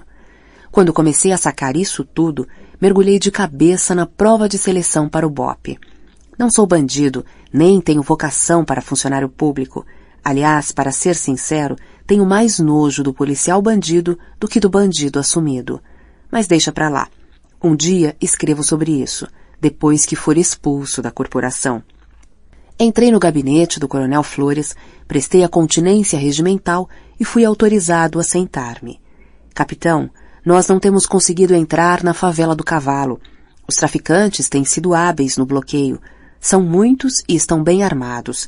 Temos bons informantes lá e já sabemos onde estão as armas e quem são os líderes do movimento. Mas enquanto não conseguirmos romper o cerco que montaram na parte baixa do morro, não haverá o que fazer. Assaltar pelo alto exigiria uma força especial, porque o terreno é íngreme e acidentado e talvez esteja igualmente protegido. Nunca tive tanta dificuldade para uma abordagem policial. A ordem do comando-geral da PM é para que ocupemos a favela, mas nas condições atuais é impossível, por isso precisamos de vocês. Flores foi direto, educado, didático e profissional. Estive próximo de rever a imagem que tinha dele. O coronel, digamos, não gozava de boa reputação. Corriam muitos boatos. Diziam que ele era homem ligado a um famoso traficante que liderava uma das facções criminosas do Rio de Janeiro. Você pode imaginar o que isso significa, mas se não consegue, vou dar uma dica. Partilha com os criminosos do lucro obtido pelo tráfico em troca de certo direcionamento das incursões policiais de acordo com os interesses da facção criminosa com a qual se negocia. Não é incomum esse tipo de aliança. A polícia é usada por uma facção contra outra. Uma tática conhecida é a provocação de uma crise artificial numa favela dominada por uma facção para justificar operações que a enfraqueçam ou mesmo a expulsem do território, abrindo espaço para novos negócios mantidos os antigos ideais.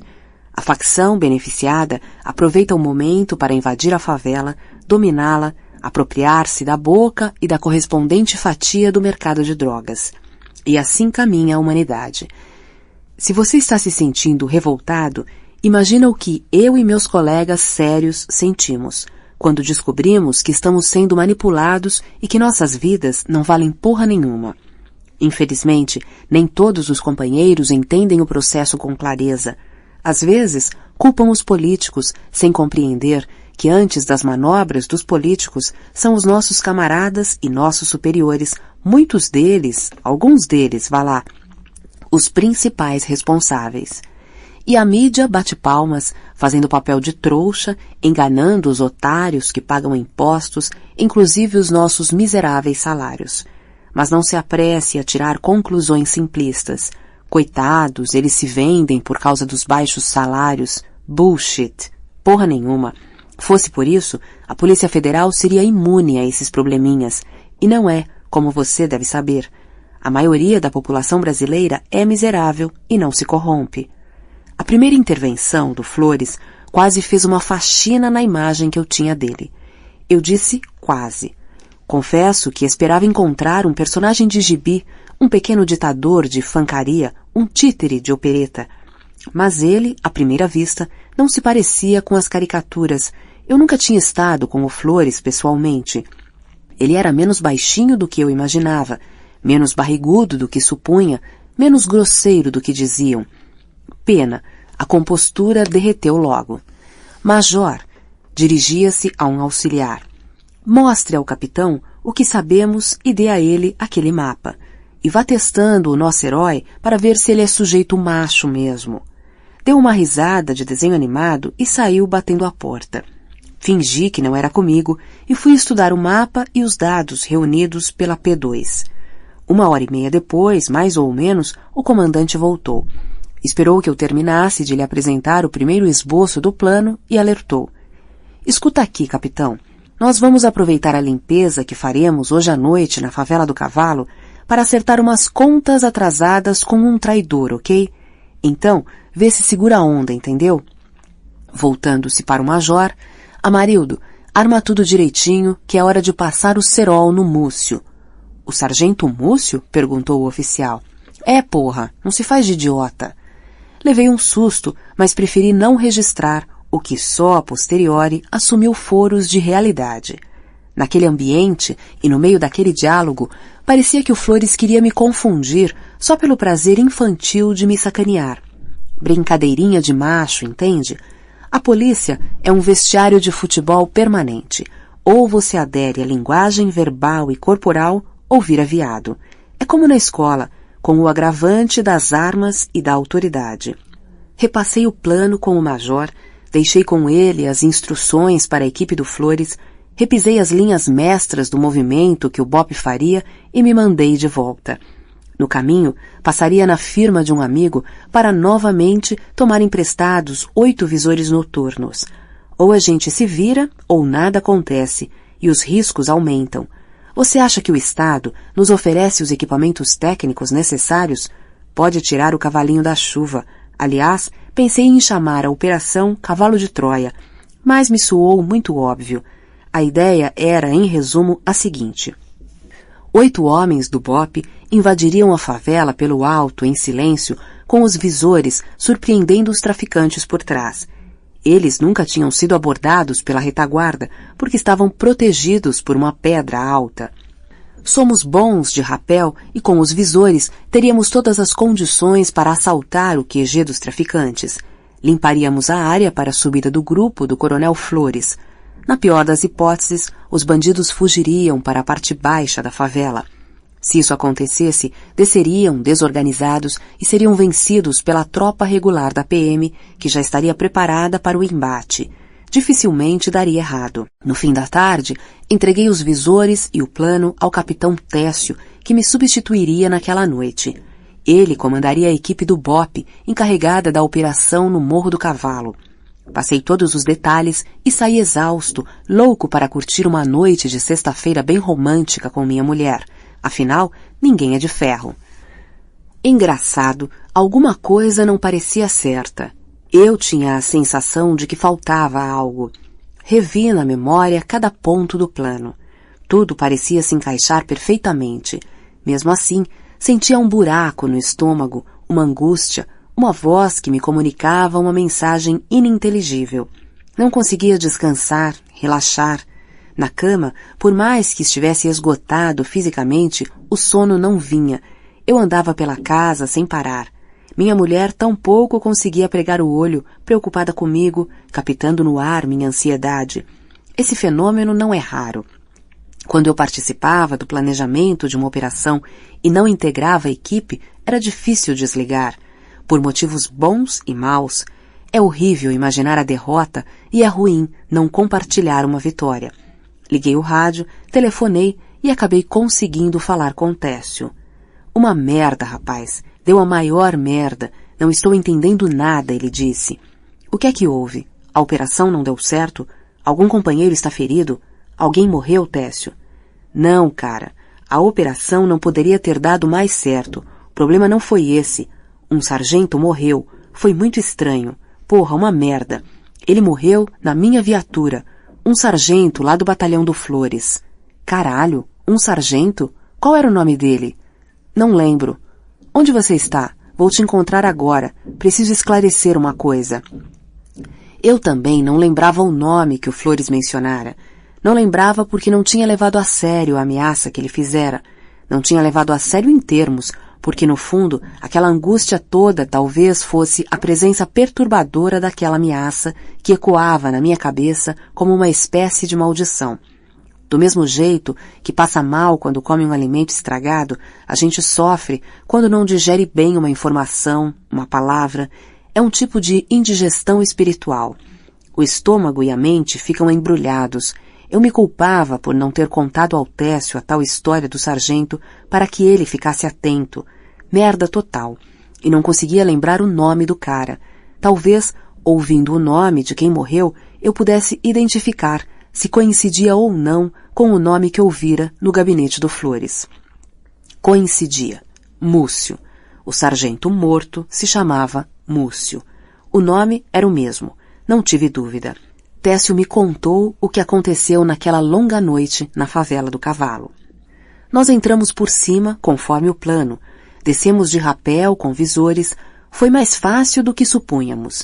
Descemos até o primeiro nível de assalto, passamos ao segundo estágio, tudo certo, sem sustos. Descemos para a plataforma de ataque, tudo conferia.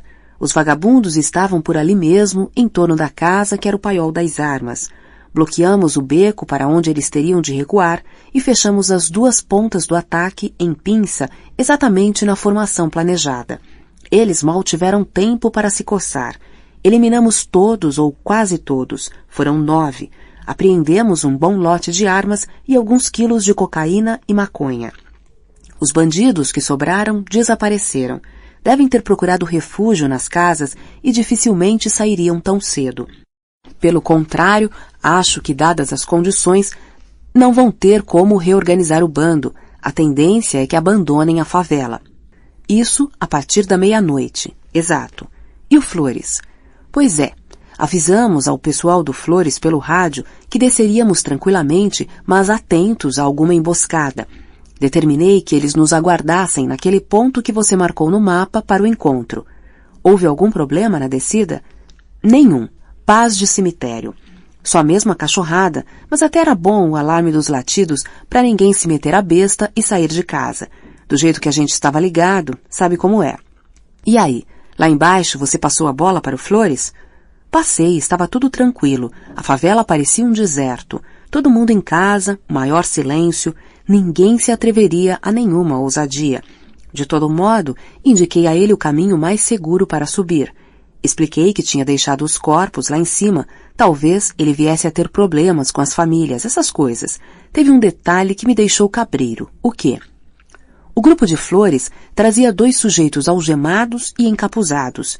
Ele me disse que eram alcaguetes e que era preciso fingir que eles estavam sendo presos e maltratados para evitar futuros problemas para os rapazes. Entendo. Achei meio esquisito, mas tudo bem. E as armas que vocês apreenderam também ficaram no alto da favela com os corpos? Tá louco? As armas não, nós trouxemos todas. Ah, bem.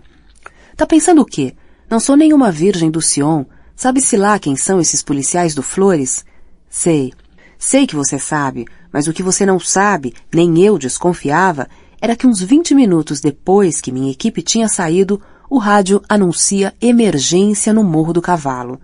Porra, emergência no Morro do Cavalo? Que merda! Exatamente. A gente já estava relaxando, a gente já se permitia sentir os efeitos da tensão, a fadiga. Bem, você sabe muito bem o que é isso. Voltaram. Dali mesmo, acho que chegamos lá em uns 10 minutos, porque as nossas viaturas aumentaram a velocidade até o limite da irresponsabilidade, como diria o Fernando Henrique. E... calma. Paramos um pouco antes da entrada da favela, subimos a pé até o início da rua principal que sobe o morro. O Flores estava sentado na calçada com um major. Tranquilos. Não estavam com aquela cara travada que se carrega nos confrontos. Pareciam calmos. Ali na calçada, como se fossem jogar cartas. Lembra o nome do major? Não, nem interessa. Eles se levantaram e me apontaram o policial caído. Onde? Logo ali adiante, bem no começo da rua que sobe a favela, ao lado de uma viatura. Era o tal sargento. Escuta, apontaram o colega e com o ar mais resignado e natural do mundo, disseram que tinha morrido no tiroteio. Que tiroteio? Foi o que eu perguntei logo que a gente saiu. Os traficantes começaram a atirar. A tropa de Flores respondeu com fogo cerrado e os bandidos recuaram. Nisso, enquanto o grupo do Flores subia, empurrando os vagabundos de volta para cima ou os dispersando, o policial foi atingido. Estava morto. Mas... espera! Só que ele não estava morto. Puto com a pasmaceira do Flores, que não era capaz nem de resgatar o corpo do companheiro jogado ali feito um animal, determinei que me cobrissem com fogo pesado e me arrastei até o homem. Cara, ele estava vivo. Sangrava muito, mas tinha pulso. Dei um grito, chamei o Dutra e puxamos o sujeito. Deixa eu te dizer uma coisa muito estranha mesmo. Sabe que quando gritei que o homem estava vivo, olhando na lateral para o Flores e o Major, sabe que eu tive a impressão de que os dois se assustaram? Eles não vibraram, nem se emocionaram. Eles se assustaram. Pareciam 2 palermas, perplexos, sem ação. Porra, cara, que filhos da puta! O camarada logo ali, se esvaindo em sangue, e eles nem conferiram se ele tinha morrido ou não. Caralho, nunca vi nada igual. A ambulância da PM já estava lá?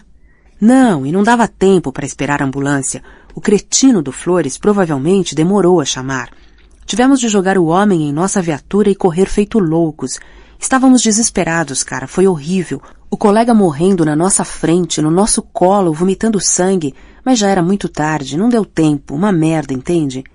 Entendo perfeitamente, e faz todo sentido, tudo se encaixa. Como entende? O que é que se encaixa? Na verdade, nada se encaixa. Pensa comigo, nós saímos depois de limpar o terreno. Quando deixamos a favela, não havia o mais vago vestígio de capacidade de resposta do tráfico. Os vagabundos que sobraram estavam dispersos, apavorados, provavelmente sem armas e sem noção do que tinha acontecido e do que aconteceria. Além do mais, tinham perdido um grande número de comparsas. Segundo nosso cálculo, executamos os mais experientes, os líderes, os organizadores. Como é que os putos saltariam da dizimação para a iniciativa de uma hora para outra, sem mais nem menos? Eu sei como. Porra, cara, impossível. Não teria dado tempo, não haveria condições. Eu sei. Estou te falando que eu sei como teria sido possível. Não fode, capitão. Além do mais, tem o seguinte, e isso foi para mim o sinal mais esquisito de todos. A chave não estava com o sargento que morreu. Quando vi que não vinha tiro nenhum em minha direção, fiquei mais tranquilo e fui checar a viatura que estava ao lado do sargento. As chaves não estavam na ignição e não tinha marca de bala. O Flores me disse que ele tinha acabado de sair da viatura quando foi alvejado. Mas como é que houve o tal tiroteio se a viatura está incólume? E as chaves, por que não estavam com o sargento nem na ignição? Onde é que foram parar? Por quê? Porra, cara, nada faz sentido. Tudo faz sentido, estou te dizendo. Tudo se encaixa. Eu não tinha te contado, mas ouvi o coronel Flores comentar com um major que eles aproveitariam a operação para se livrar de um sargento. Você está de sacanagem. Verdade. Caralho, capitão, como é que você não me fala uma coisa dessas? Não sei, acho que não levei a sério, sei lá. Devia ter te contado, claro, pode ter certeza de que nunca vou me perdoar por isso. Mas por quê? Estou te dizendo, não sei, não pensei que fosse para valer. Não, estou perguntando por que queriam eliminar o sargento. Disseram que ele era um traidor vendido ao tráfico. Será? A história que ouvi é bem diferente. Sobre o Flores? Pois é. O que sei é que ele teria umas ligações bem esquisitas. Também ouvi falar. Não sei, rapaz, não sei mais nada. Amanheceu com o céu fechado, um mormaço desgraçado. Minha cabeça parecia que ia estourar. Fiz questão de ir ao sepultamento do sargento no fim da tarde.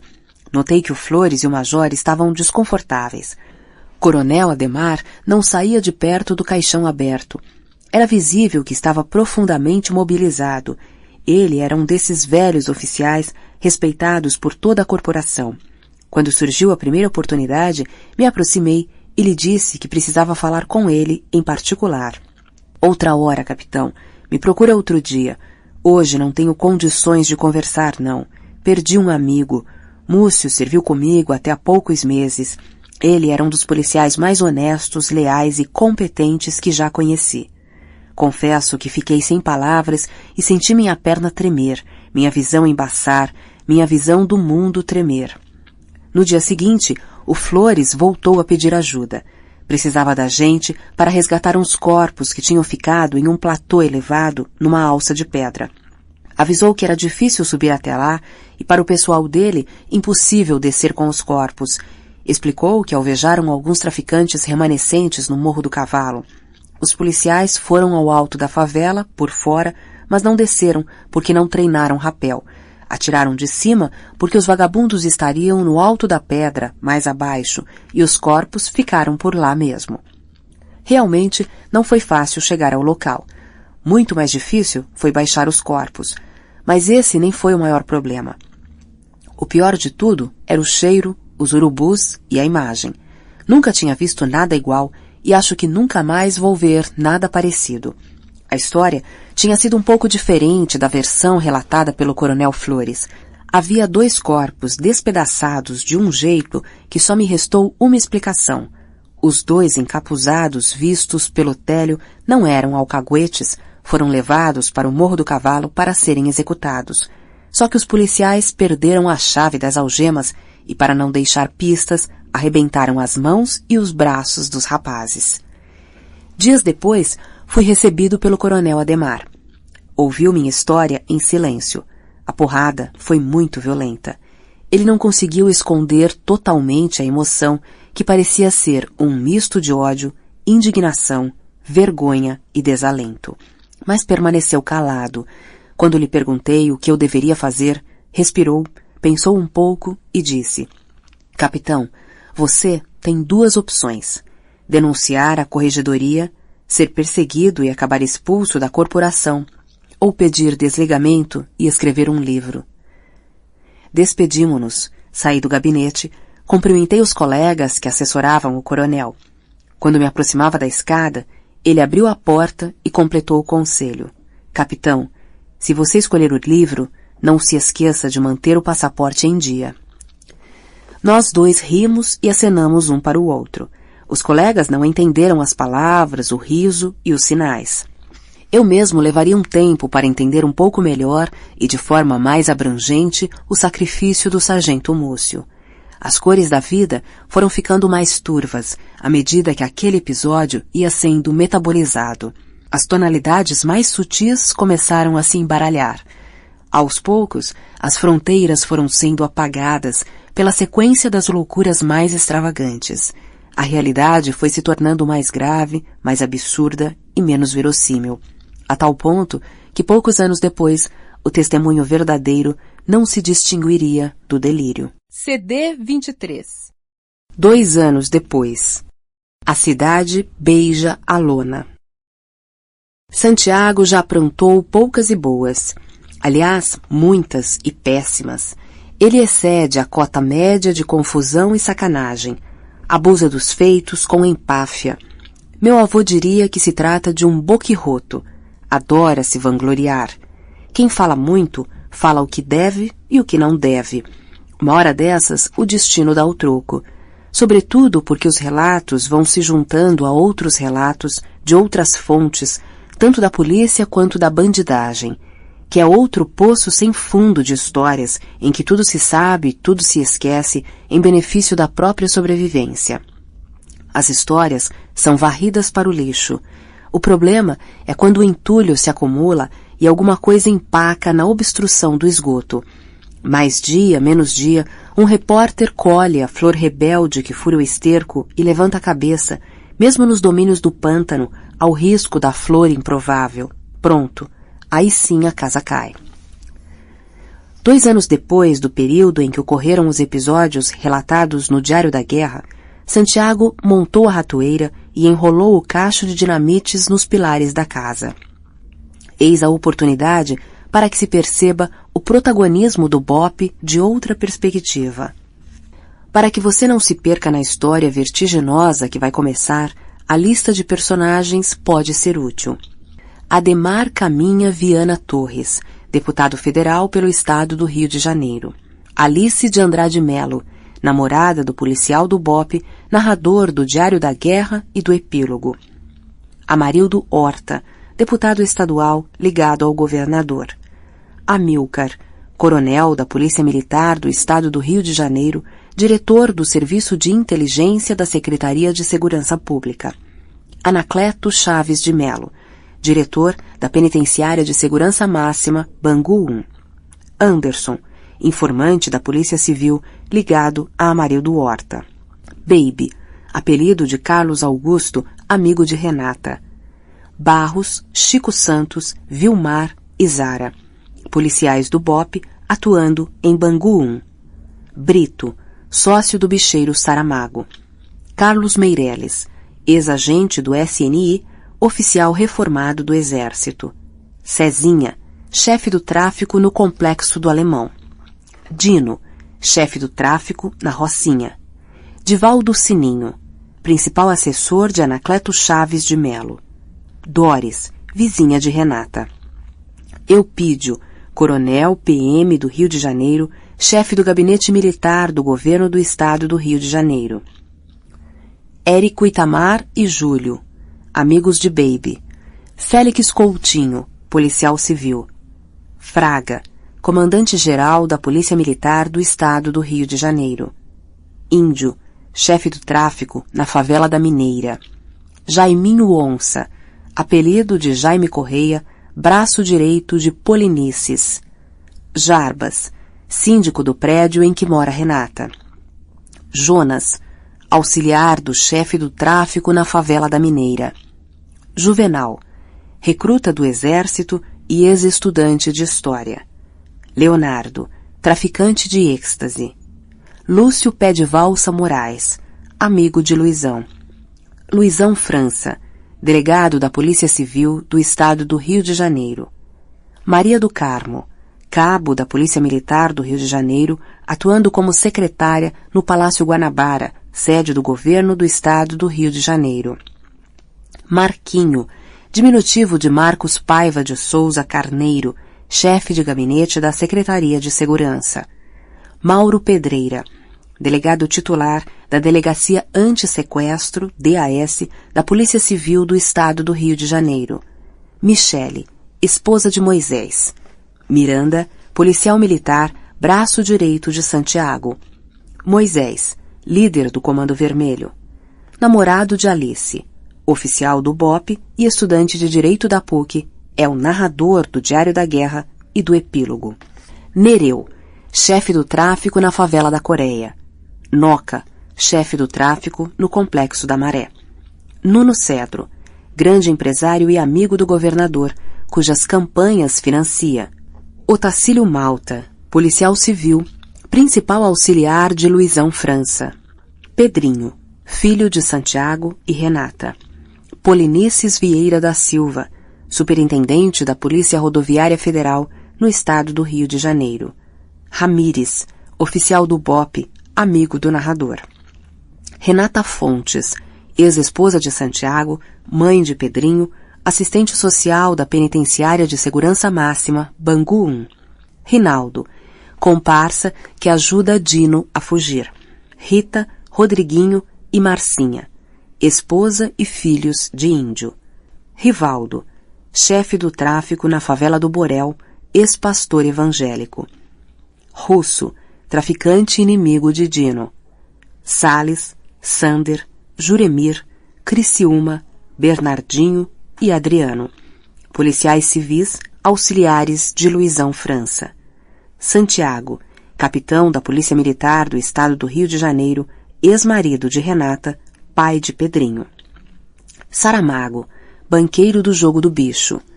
Saul Nodles, repórter da TV Globo. Sueli, diarista que trabalha para a Baby. Urubu, auxiliar de Cezinha. Vaz, delegado da Polícia Civil do Estado do Rio de Janeiro e diretor do Serviço de Inteligência da Secretaria de Segurança Pública. Vicky, auxiliar de índio. Vitor Graça, chefe da Polícia Civil. O secretário de Segurança e o governador são indicados por suas respectivas funções, sem nomes próprios, portanto. O CORE é a Coordenadoria de Recursos Especiais da Polícia Civil do Estado do Rio de Janeiro, unidade que, na prática, funciona como uma espécie de BOPE da Polícia Civil. Posto de gasolina da Petrobras, na rodovia BR-101, interior da Paraíba, dia 11 de julho, às 13h50. Dino não sabe se a cabeça lateja por causa do calor que faz dentro do carro ou da pressão que sente por dentro, por fora, no corpo todo, moendo os ossos e mastigando os nervos.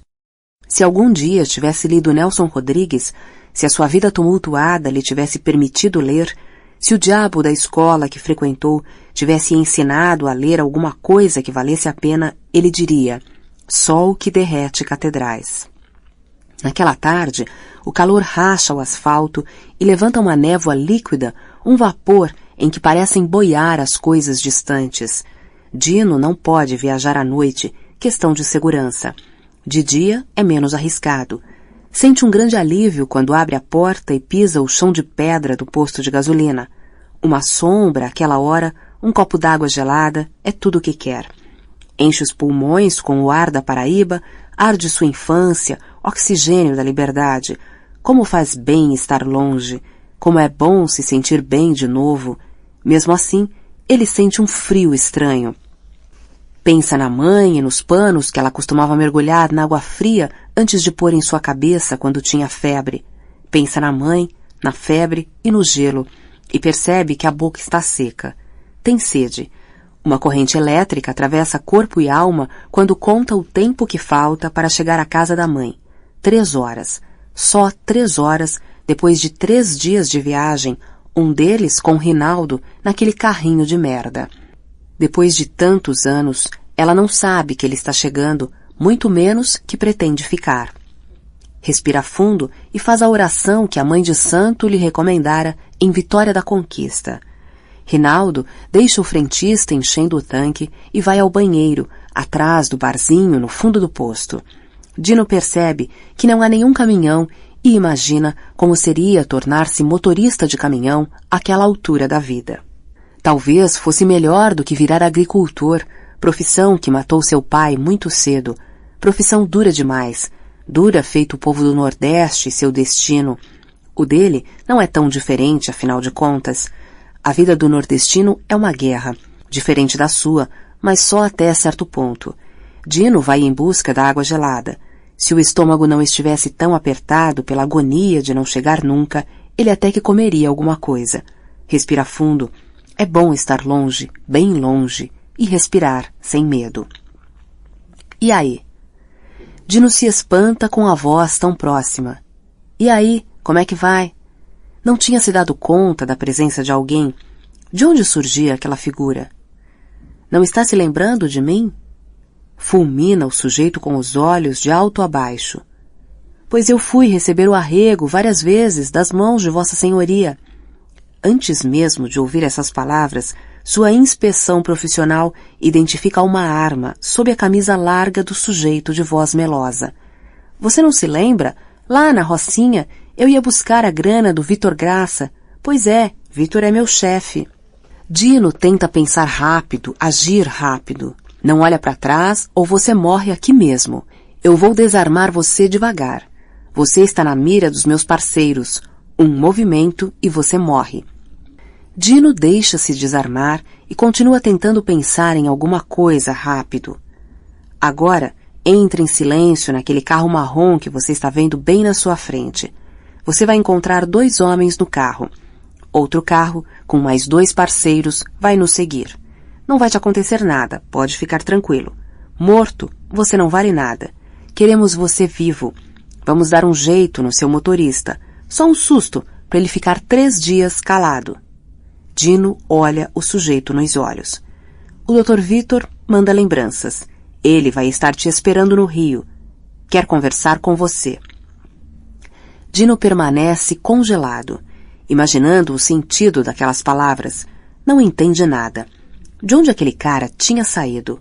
O posto parecia deserto. Quem era o traidor? Na Rocinha ninguém sabia de nada. Mesmo que tivessem grampeado o seu celular, não haveria como desconfiarem de alguma coisa.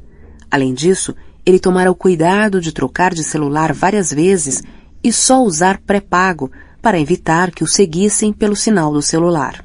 Vai andando e não olha para trás. Quem tinha armado o alçapão? Como haviam montado a armadilha? Desde quando ele estava sendo seguido? Daria para escapar? Seria mesmo o pessoal do Vitor Graça? Vai ver, o russo fugiu da prisão para invadir a Rocinha e essa turma é da quadrilha. Já disse para ir andando, porra. BR-101, no quilômetro 666, dia 11 de julho, às 15 horas e 25 minutos. 1h30 de viagem. O carro marrom entra à esquerda, seguindo a seta com o nome da cidade. O segundo carro o acompanha como uma sombra. Mais uns 200 metros, faz o retorno na rotatória e passa veloz diante de um motel, um borracheiro, um campo de várzea, um punhado de moleques dentro da nuvem de poeira. O motorista conhece o lugar. Acelera para dentro da cidade, para na frente de uma padaria. Não era padaria, era uma rodoviária. Descem, compram água, bebem café, oferecem água e café a Dino. O segundo carro estaciona logo atrás. Ninguém desce. O homem, que se identificou como subordinado de Vitor Graça, vai até a janela do carro e conversa com um sujeito de óculos escuros. Não dá para ver sua fisionomia. Percebe-se a silhueta. Ele está falando ao celular. Chega o ônibus, lavado e azul, o esmalte brilhando. Ônibus do interior não faz turismo, transporta gente para lugares e para, como peregrino, nos templos de bênção e reza. Veículo de imigração é o necessário, é o que se tem. Um mundo de gente, bolsas e malas, levanta-se dos bancos de madeira na calçada. Dino não sabe se a angústia está na atmosfera que os viajantes exalam ou se é apenas sua. Bebe água até encharcar os ossos. Passa a mão na boca. Seus acompanhantes não lhe dizem nada. mal conversam entre si. Só lhe resta adivinhar o que o aguarda no Rio. O letreiro no ônibus informa o destino. Rio de Janeiro. Às vezes, fechar os olhos e morrer é preferível à longa espera. Espera de quê? O futuro era farto, uma fartura prodigiosa.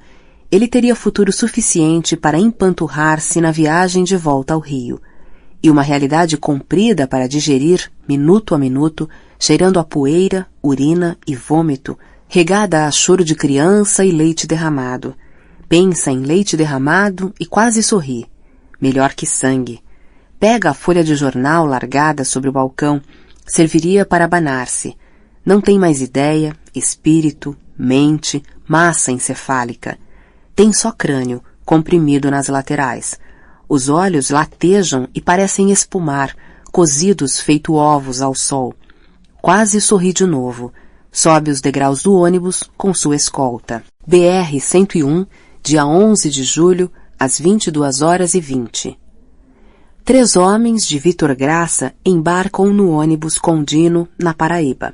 São 48 horas de viagem. A viagem de volta ao Rio será mais rápida do que o caminho de ida.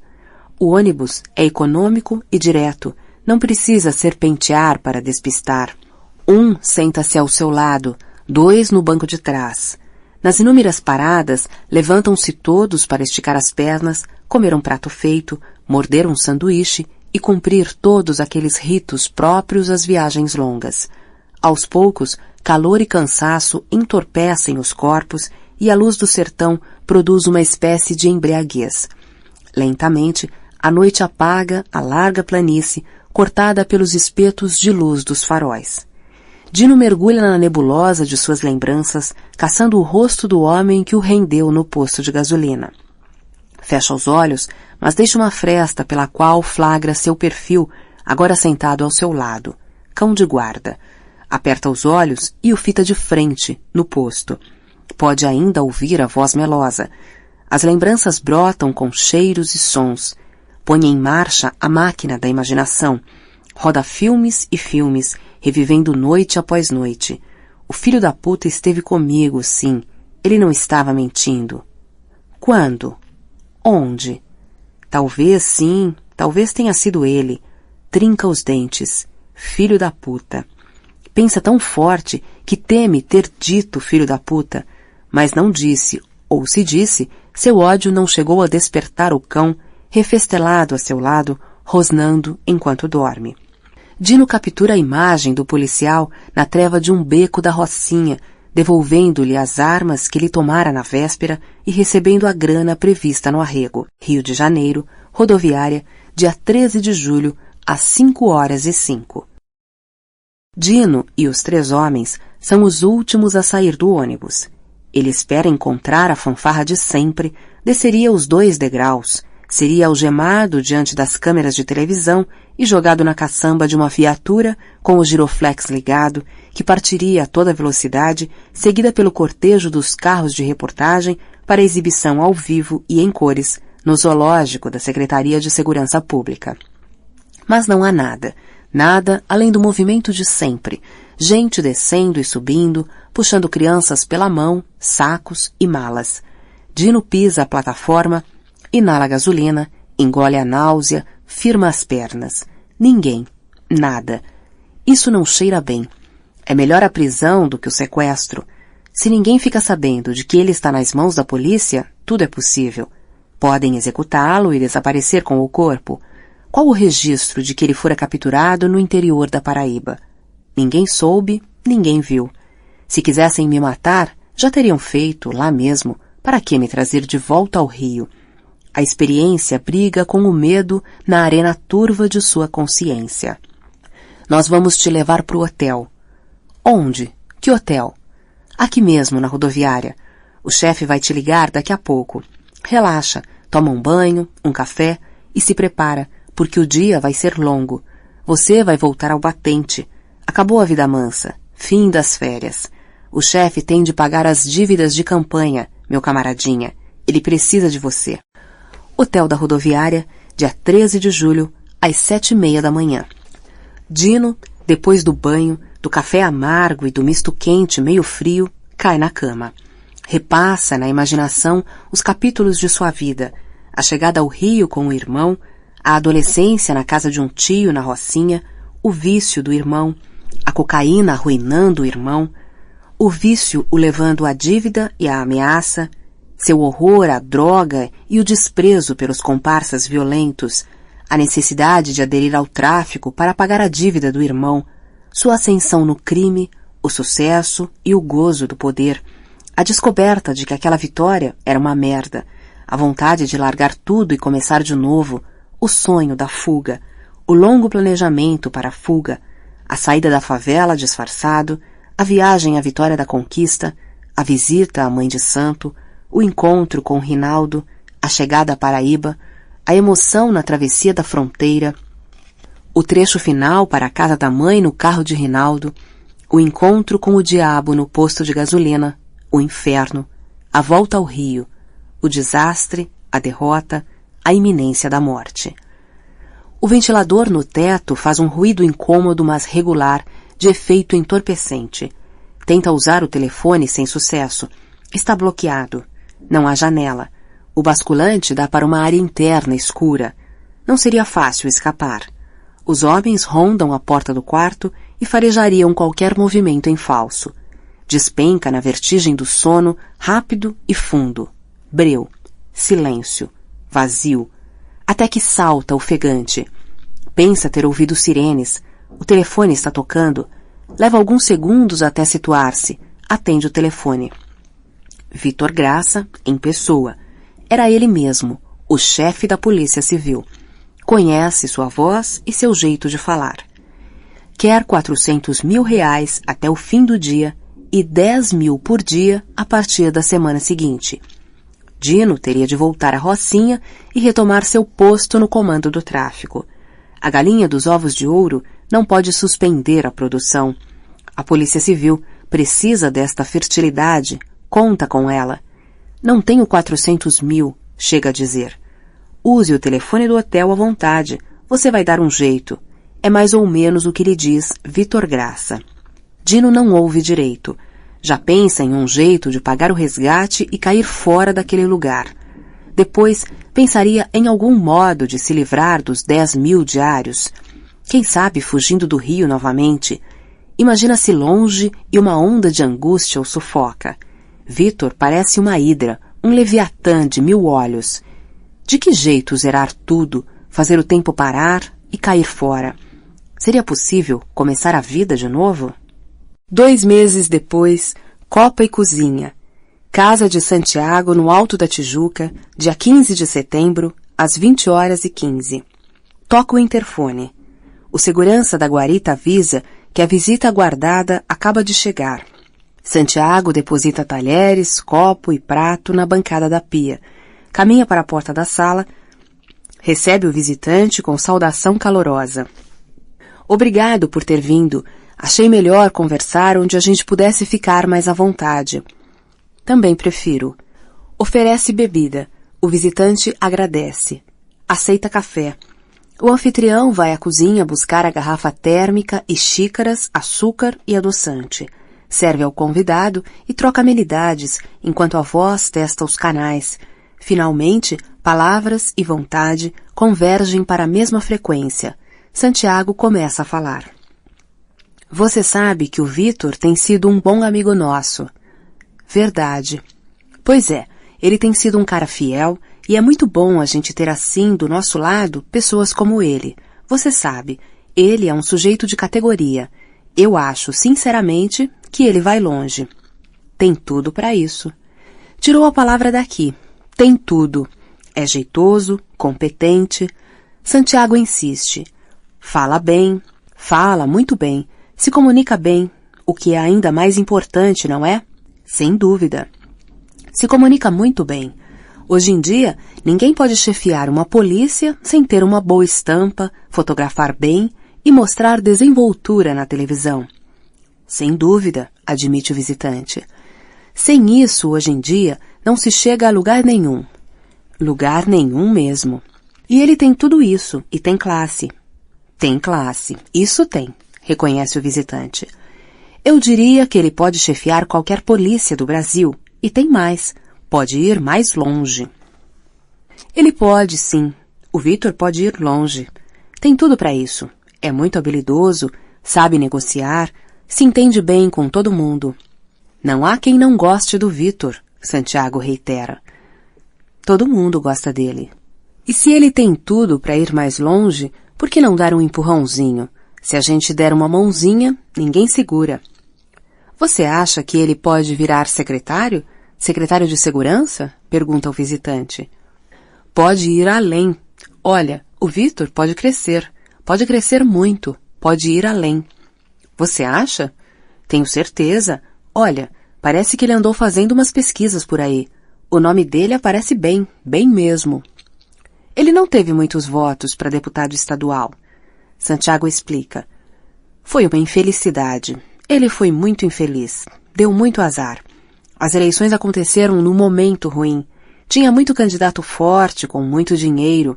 Você sabe que hoje em dia voto é dinheiro, eleição é grana. Isso é. Ele teve pouco dinheiro e gastou mal. O anfitrião vai ao ponto.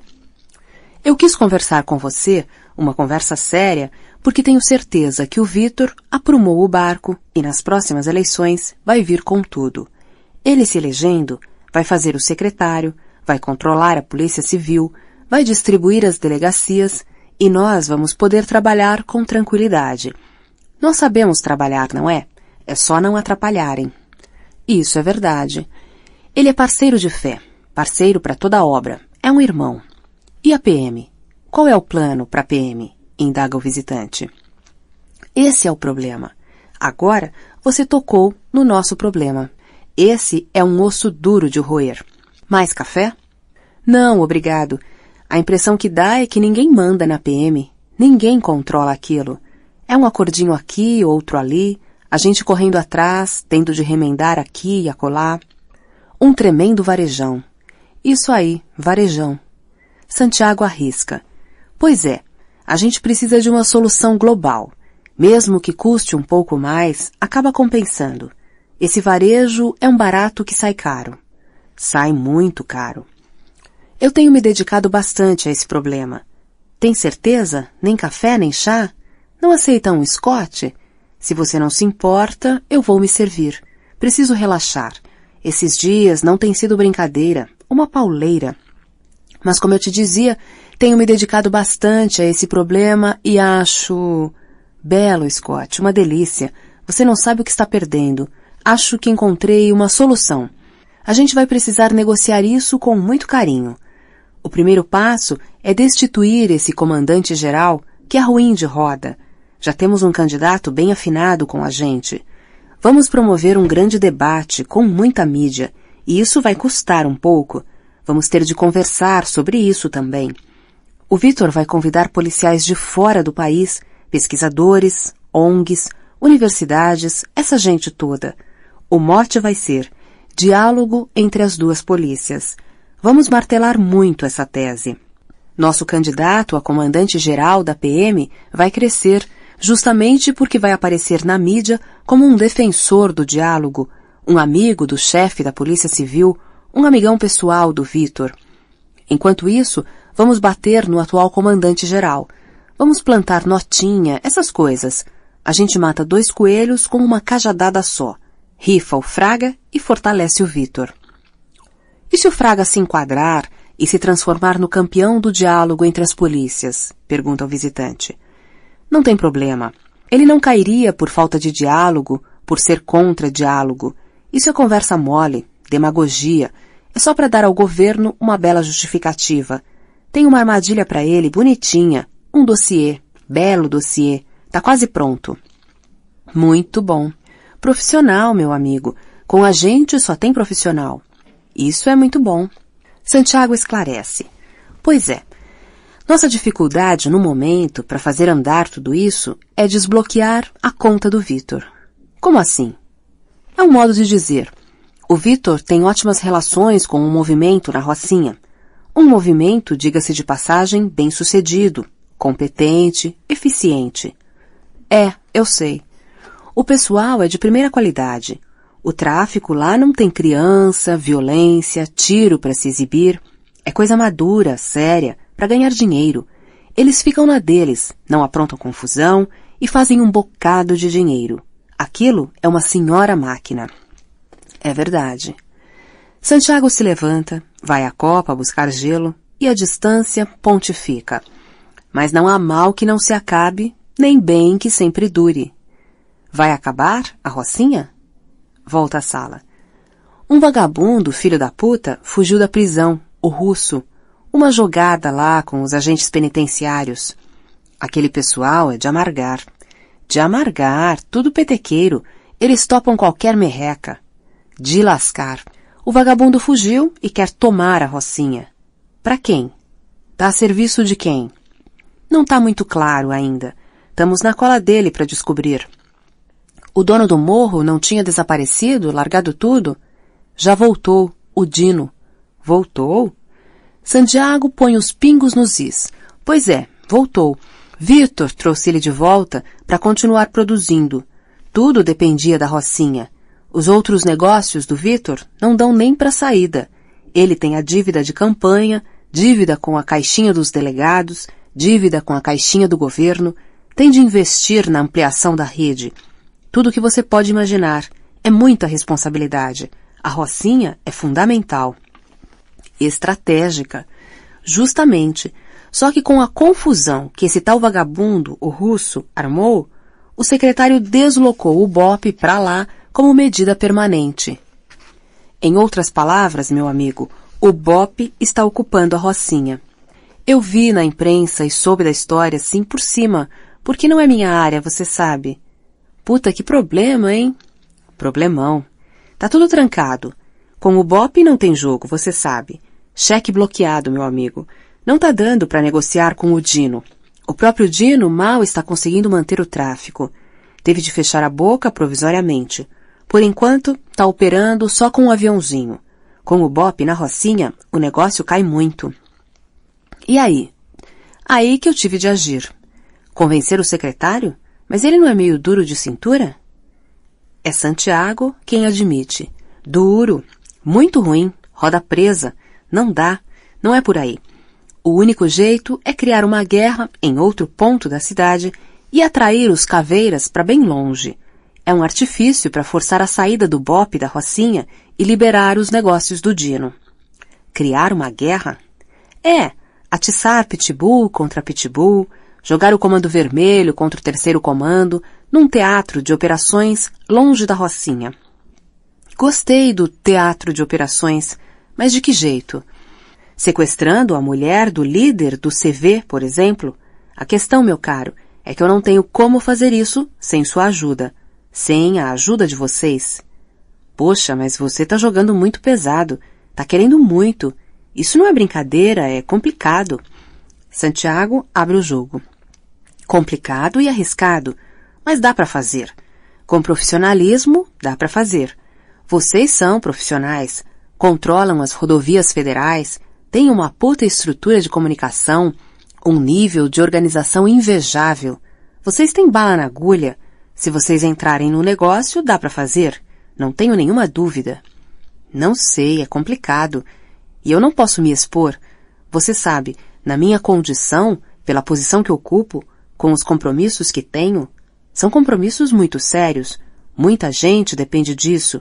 É todo um esquema pesado, você sabe. A política é complicada. A responsabilidade é muito grande. Como é que você estava pensando a operação? A mulher tem de sumir e aparecer morta numa casa do terceiro. É só invadir uma reunião do pessoal do terceiro comando, eliminar os caras e deixar o corpo da mulher de vela. Antes da manchete do dia seguinte, o CV já vai saber. Mas é preciso escolher bem. Não dá para eliminar a cúpula do terceiro, porque aí não tem guerra. Pegar só bagrinho também não dá. É uma questão de ajuste fino. Tem de acertar um ou outro fodão e tem de empurrar os caras para um confronto em alguma praça de guerra bem distante da rocinha. E você já combinou com os beques? Dá para fazer. É complicado, mas dá para fazer. O que está em jogo é muito importante. Não é à toa que te chamei para conversar. Isso é coisa de vulto, coisa para a equipe de primeira. Para a seleção, Vitor estaria disposto a dividir com você e sua equipe o ganho líquido da Rocinha durante o verão. Não podemos é perder o timing. O verão é a estação dos grandes negócios. 15 dias depois, Galeria Central, Penitenciária de Segurança Máxima, Bangu 1, dia 30 de setembro, à 1h30 da manhã. Os homens de preto do BOPE apontam as mangueiras para as celas. Os presos continuam dormindo, tombados pela exaustão. O capitão Barros faz o sinal de comando. As torneiras são abertas.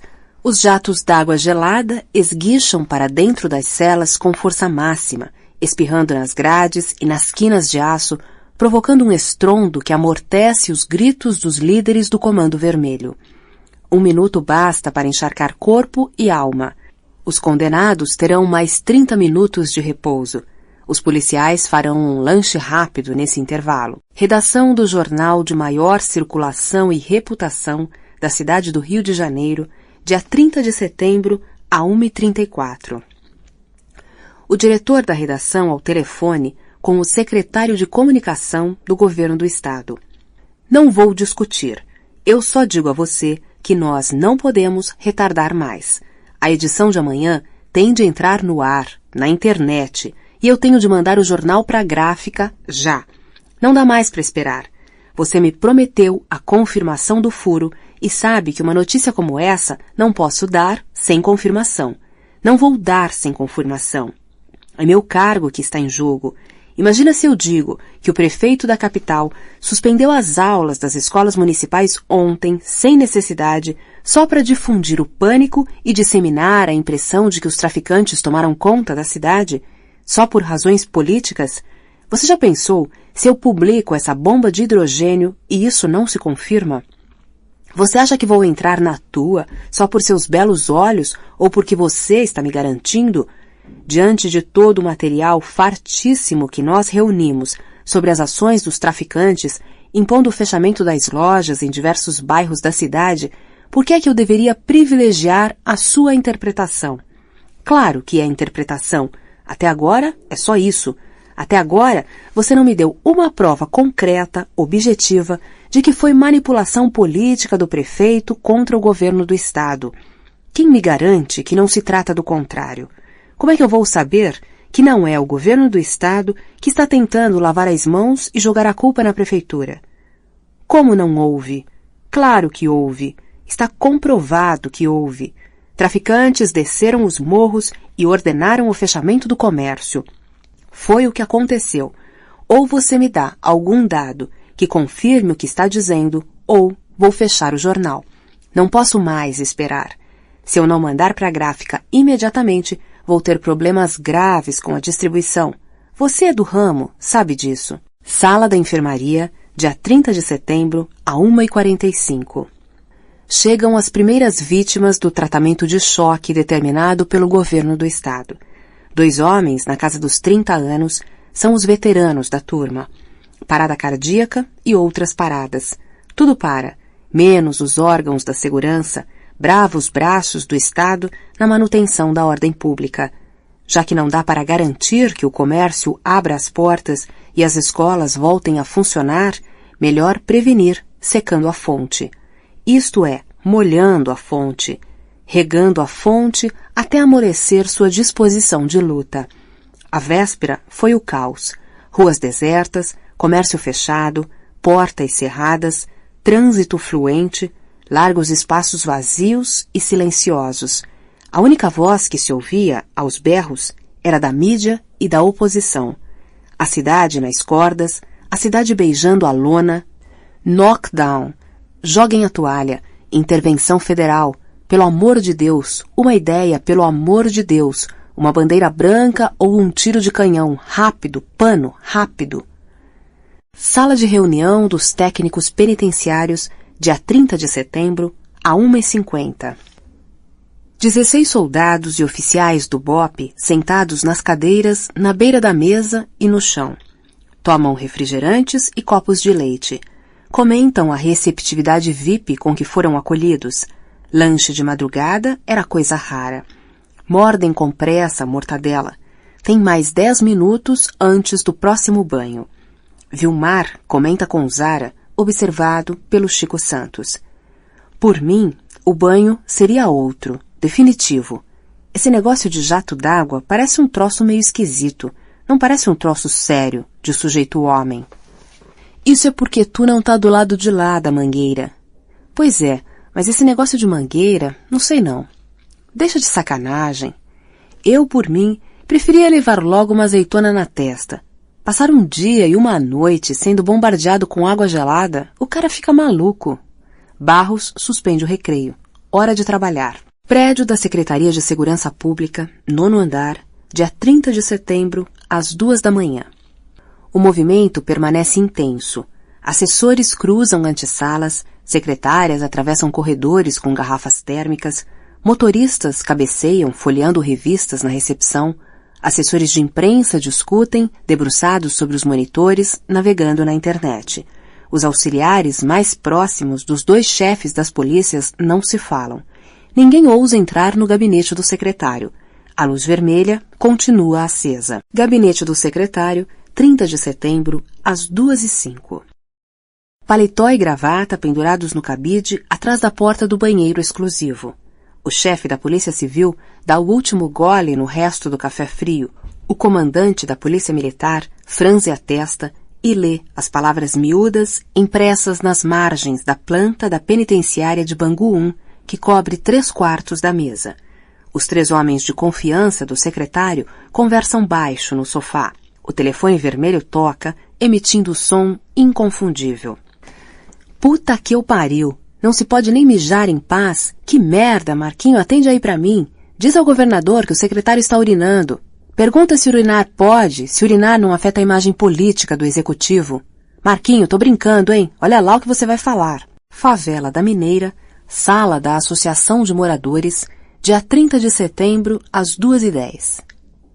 Índio tenta mais uma vez contato com o Bangu 1. Troca de celular com Jonas, digita novamente, espera ansioso uma resposta. Nenhum sinal. Mudo, mudo. Quando eu ligo, tá dando fora da área de cobertura. Não dá nem caixa de mensagem. Claro que não, Jonas. Tu é burro paca. Como é que vai dar caixa de mensagem, porra? Tá tudo bloqueado. Os porcos fecharam o espaço todo em volta de Bangu. Então não vai ter jeito.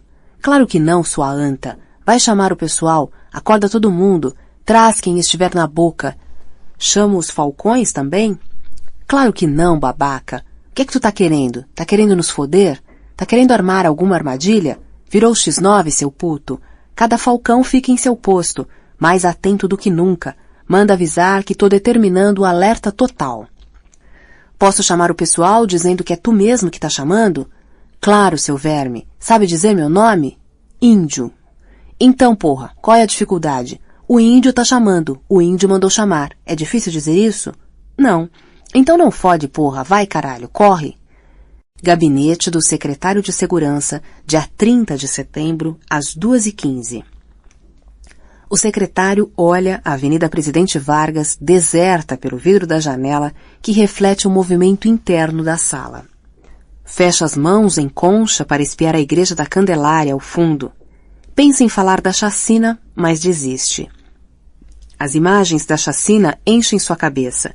Volta a se lembrar de Vigário Geral. Quando a memória de Carandiru é acionada, o fluxo do pensamento é interrompido pela campainha do interfone. Marquinho se apressa a atender. Secretário, o coronel Amilcar e o delegado Vaz estão aí. Precisam falar com o senhor com urgência. Trouxeram um relatório especial da inteligência. Manda entrar. Favela da Mineira, dia 30 de setembro, às 2h18. Índio fica de pé. Silêncio que eu vou falar. Todo mundo tá presente? Falta alguém? Olha em volta, procurando Jonas. Jonas, caralho, cadê você, porra? Jonas abre uma fresta da porta do banheiro que fica num joelho atrás da coluna da sala. Tô ouvindo, pode falar. Falta alguém, caralho? Jonas responde pela fresta da porta. Não, tá todo mundo aqui. Os representantes dos irmãos presos e os amigos das comunidades mais importantes. Aqui só tem dono de morro e cidadão de responsabilidade. E o nosso pessoal aqui da mineira também tá todo aqui. Menos os falcões, que é para não dar moleza pros homens no caso de... Eu sei, cara. Isso fui eu que disse. Jonas quis cumprir seu papel de mestre de cerimônias mesmo de dentro do banheiro. Por isso, elevou a voz e gritou num tom impostado. Aí, rapaziada, chegou a hora de fazer silêncio para ouvir o índio. Índio, é com você. Bateu a porta, Índio assumiu o comando. Eu chamei vocês porque temos uma missão. Perdemos o contato com os irmãos em Bangu 1. A orientação foi executada durante o dia todo de ontem. Fechamos o comércio em vários bairros e mandamos fechar as escolas. A missão de amanhã ia depender de um telefonema por volta da meia-noite que viria de Bangu. Não aconteceu. Os irmãos estão bloqueados. Estamos sem contato. A ordem, para o caso de o contato não ser possível, era repetir amanhã, quer dizer, hoje, porque passa de meia-noite, a ação de ontem e atirar em algum prédio público ou na portaria de algum hotel da Zona Sul. Por enquanto, não vamos ferir ninguém. O plano é contar para a imprensa o que está acontecendo. As mulheres dos irmãos presos têm que armar o maior barraco na frente de Bangu 1, diante das câmaras das TVs, com faixa e o escambau. A gente tem que estar preparado para o caso dos polícias resolver mostrar serviço e invadir alguma comunidade. Todos têm que estar ligados. Todo mundo vai ficar de plantão. A união é nossa força. Se tomarem a mineira, o NOCA organiza a resistência na Maré. Se fizerem incursões na Maré, o Cezinha assume o comando no Alemão. Se o Cezinha cair ou se tomarem o Alemão, a direção passa para o Rivaldo no Borel. Se pintar sujeira em todas as áreas ao mesmo tempo, o Nereu vai assumir e comandar lá de Niterói do Morro da Coreia. Tá entendido? Alguma dúvida? Sala da direção de Bangu 1, dia 30 de setembro, às 2h20. Batem a porta. O diretor, Anacleto Chaves de Melo, permanece sentado na poltrona, vendo TV, com as pernas apoiadas na mesinha de centro. Emite um som gutural ininteligível. Seu principal assistente, Divaldo Sininho, abre a porta devagar, põe a cabeça na fresta e avisa que a ordem foi cumprida. Pergunta a Anacleto se ele quer falar com o preso ali mesmo. Informa que o cara está à espera na antessala. Leva o vagabundo até a sepultura. Abre, puxa a mesa, mete a cabeça dele no buraco para ele sentir mais de perto aquele aconchego uterino. Depois, traz ele aqui. Enrolado numa toalha, algemado, azulado, lábios roxos, olheiras profundas, cabelos ralos desgrenhados, olhar sem foco, Moisés é conduzido aos tropeços por 3 policiais militares até um compartimento obscuro no fundo do almoxarifado, debaixo de uma escada. O assistente do diretor abre uma portinhola na parede que parece uma lixeira ou uma pequena janela interna de 3 palmos de altura por 4 de largura. Puxa uma alça prateada do interior da parede, presa a uma plataforma envernizada de ferro ou latão. Uma espécie de maca escorrega para fora da parede, exalando um cheiro azedo e forte que parece uma mistura de urina, vômito, formol e mofo. Dá uma olhada nisso, Moisés. Já ouviu falar na sepultura? Cova rasa, para os íntimos. Espia aí dentro. Dá para ver alguma coisa? Mete a cabeça, dá uma olhada. Um dos policiais acende uma lanterna e aponta para o buraco na parede. Moisés se agacha para olhar, forçado por Divaldo. Resiste à pressão no pescoço e tira a cabeça num movimento abrupto. Fica de pé num salto e perde o equilíbrio. É amparado pelos vigilantes que o escoltam. Vamos falar com o Dr. Anacleto. Ele quer falar com você. Voltam à sala do diretor. Batem na porta, ouvem o grunhido. Divaldo repete a cena, mete a cara na fresta, sussurra alguma coisa, recua e ordena que os policiais entrem com Moisés. Anacleto os recebe sem se levantar. Tira os pés da mesa de centro, desliga a TV e ameaça a Moisés. Você escolhe. Alguns saem vivos de lá, outros não. Dizem que felizes são os que morrem logo. Eu não sei. Você pode fazer a experiência e depois contar, se sobreviver e se conseguir falar. Porque o mais engraçado é que dificilmente o cara que sai vivo dali recupera a fala. Falar até fala, mas nunca diz coisa com coisa. Você é que sabe. Se daqui a algumas horas vocês fizerem a mesma baderna de ontem, fechando o comércio e outras gracinhas, você vai repousar na gaveta, na cova rasa, Moisés. Hein? Que tal? Moisés mantém a cabeça baixa, não olha para Anacleto. As regras da gaveta são as seguintes: uma refeição por dia e um copo d'água. O carcereiro puxa a plataforma só uns 30 centímetros, o suficiente para empurrar o prato de comida e o copo d'água. Lembre-se que você vai estar deitado, na horizontal, feito um defunto todo o tempo. Ele empurra a refeição até a altura do seu joelho, para que você possa se alimentar com as mãos. O copo, talvez você consiga levá-lo até a altura da boca, já que você é magro. Recomendo que você não perca o controle. Quem fica histérico, se fode logo. Não adianta chorar. Quem entra na cova só sai no terceiro dia, igual a Cristo. A ressurreição, lembra? Ninguém morre sem ar, porque a gaveta tem furos nos pés. Não entra luz, mas entra ar. Só morre sufocado quem fica histérico ou tem bronquite, asma, essas doenças do pulmão. Espero que não seja o seu caso, porque eu quero estar presente quando desenterrarem você bem vivo no terceiro dia. Moisés permanece de cabeça baixa. Mas você pode evitar esse sofrimento inútil e salvar sua vida. Depende de você. Se você decidir se salvar, pode usar o telefone da diretoria para dar as ordens necessárias. Nós vamos ouvir o que você vai dizer e vamos monitorar a conversa, é claro. Portanto, nada de truques. Uma tentativa sua de nos dar um golpe só vai piorar sua situação. Eu não tenho nada a ver com o que está acontecendo, diz Moisés, gaguejando. Divaldo intervém. Sem essa, malandro, nós sabemos muito bem que você é o cara. Não adianta negar. Anacleto encerra o encontro, dirigindo-se a Moisés. Você tem poucas horas para pensar e decidir. Falando com Divaldo. Deixe o cara longe dos outros. Deixe ele dormir um pouco. Se ele não descansar, não vai conseguir pensar.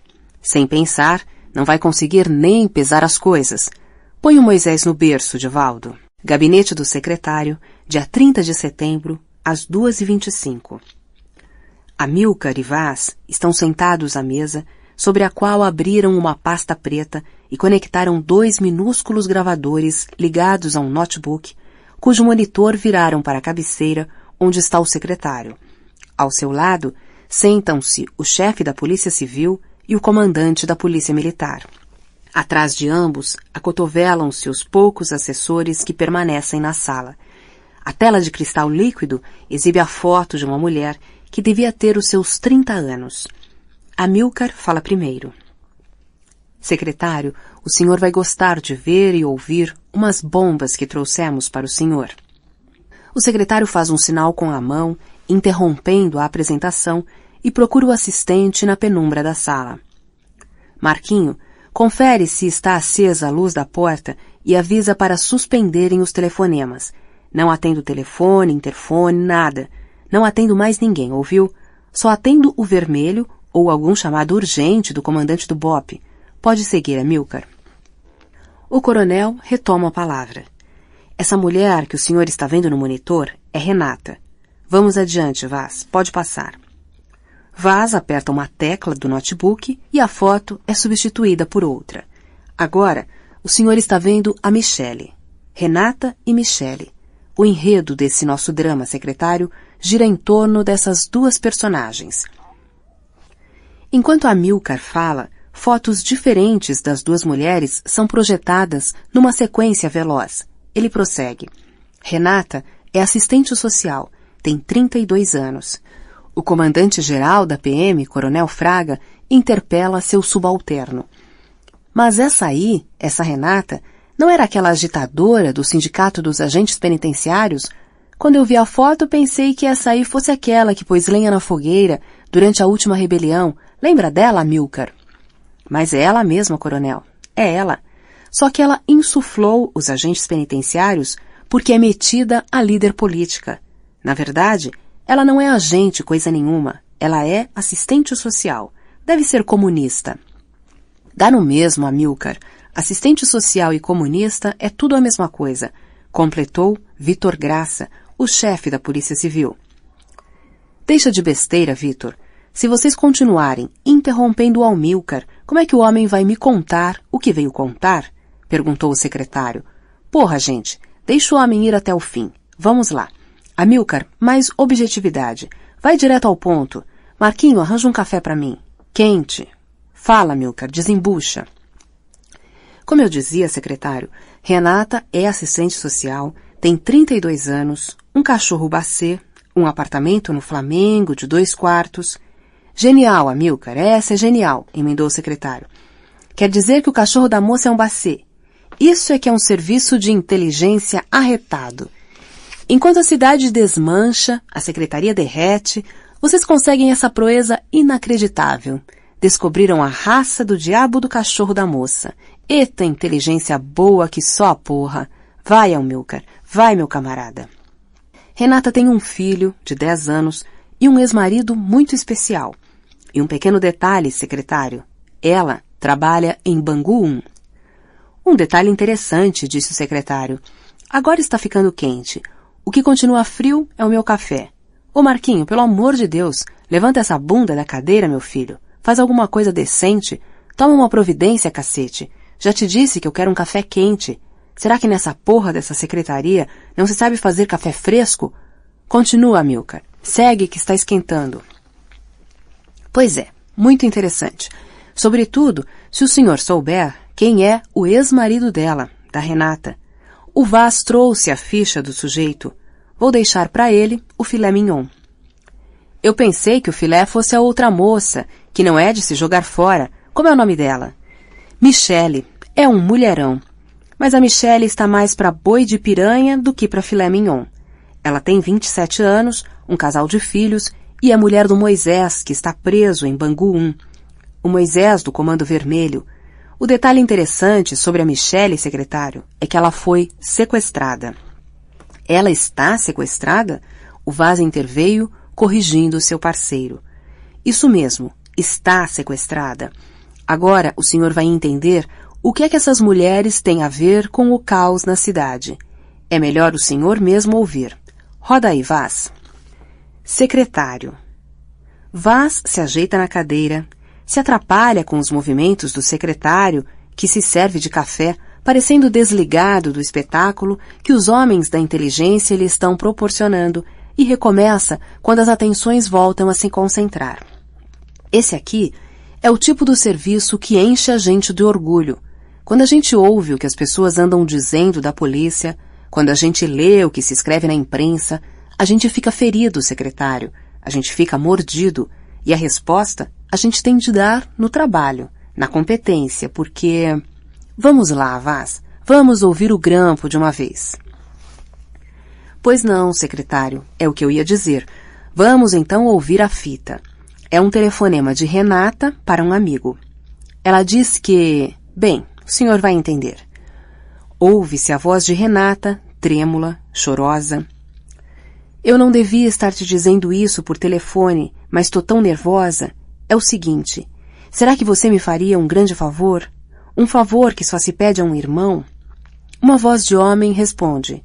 Renata, eu já estou ficando nervoso. Você está me pondo mais nervoso do que você. Fala o que é, criatura. Renata. Antes, me promete que você vai fazer o que eu te pedir. Promete. Homem. Prometo, puxa. Natinha, confia em mim. Eu sou ou não sou seu melhor amigo? Renata. Então promete que você vai fazer exatamente o que eu te pedir? Homem. Deus do céu, eu já prometi. Renata. Quero que você vá buscar o Pedrinho na escola, leve ele para tua casa, diga que eu fui chamada para fazer uma viagem a trabalho de uma hora para outra e que a avó dele não vai poder ficar com ele essa noite. Ele adora você, baby. E na escola, as professoras já te conhecem. Você já buscou o Pedrinho outras vezes ou já foi comigo várias vezes à escola. Não vai ter problema. Aí você cuida direitinho dele essa noite. Não deixa ele sozinho um momento sequer. Promete, baby? Homem. Ah, Natinha, logo hoje? Tem de ser hoje? Por que você me pede as coisas em cima da hora? Hoje, justamente esta noite, eu combinei de sair com o Érico. Justamente hoje, gata. Hoje, depois de séculos. Você sabe que ele tá fugindo de mim há séculos. Ah, Natinha, hoje não. Pede outra coisa. Pede qualquer outra coisa. Olha, eu pego o Pedrinho amanhã e fico com ele até o fim de semana. Que tal? Você sabe que eu adoro o Pedrinho. Que tal? Renata. Você não tá entendendo, Carlos Augusto. Homem. Ih, já vi que é coisa grave. Quando você chega ao ponto de me chamar de Carlos Augusto, é que a coisa é gravíssima. Renata. E é mesmo, baby, é gravíssima. Me meti na maior merda. Homem. Pra variar, né, meu bem? Renata. A maior merda. Homem. Imagino que algum bofe te chamou pra sair e você tá com vergonha de me contar, porque teria de admitir que nunca me falou dele. Confessa. Renata. Tô falando sério. Por que é que você não me leva a sério? Homem. E desde quando o amor não é sério? Eu acho sério. Acho a coisa mais séria do mundo. Só que hoje, minha santa, justamente hoje, não vai dar. Eu não posso ficar com o Pedrinho. Não é só você, Natinha. Eu também tenho os meus problemas, os meus cachos. Renata. O pai do Pedro sequestrou a mulher do Moisés. Só isso, tá? Tá satisfeito agora? Homem. Quem é Moisés? Deus do céu, quem é Moisés? Renata. Vai me dizer que você não sabe. Homem. Não sei, não faço a menor ideia. Agora, há muito tempo eu sei, você sabe quem é o pai do teu filho. Aliás, nunca entendi como é que você foi se casar com aquele brutamontes. Eu já ouvi de tudo sobre ele. Sequestro é novidade, mas o que é que você tem a ver com isso? Renata. Puxa vida, baby, às vezes parece que você está em outro mundo. Homem. E estou mesmo. Eu não me dou com gente que sequestra. Renata. Acho que você não é desse planeta, do planeta Terra, do planeta Brasil, do planeta Rio, Rio de Janeiro. Cai na real, baby, cai. Moisés é o líder do Comando Vermelho. Sabe o que é Comando Vermelho ou também não sabe? Moisés está preso lá onde eu trabalho. Ele me trata super bem. Nós estabelecemos uma relação muito positiva. Como é que eu não vou contar isso para ele? Mas se eu contar, o que é que o pai do Pedro e a gangue dele vão fazer comigo? Homem. Meu Deus do céu, Virgem Santíssima, como é que você se mete numa coisa dessas? Renata.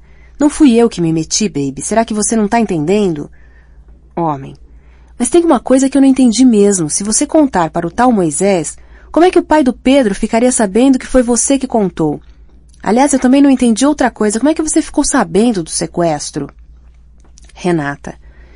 As duas coisas estão ligadas. Aí é que está o problema. Eu soube pelo Pedrinho.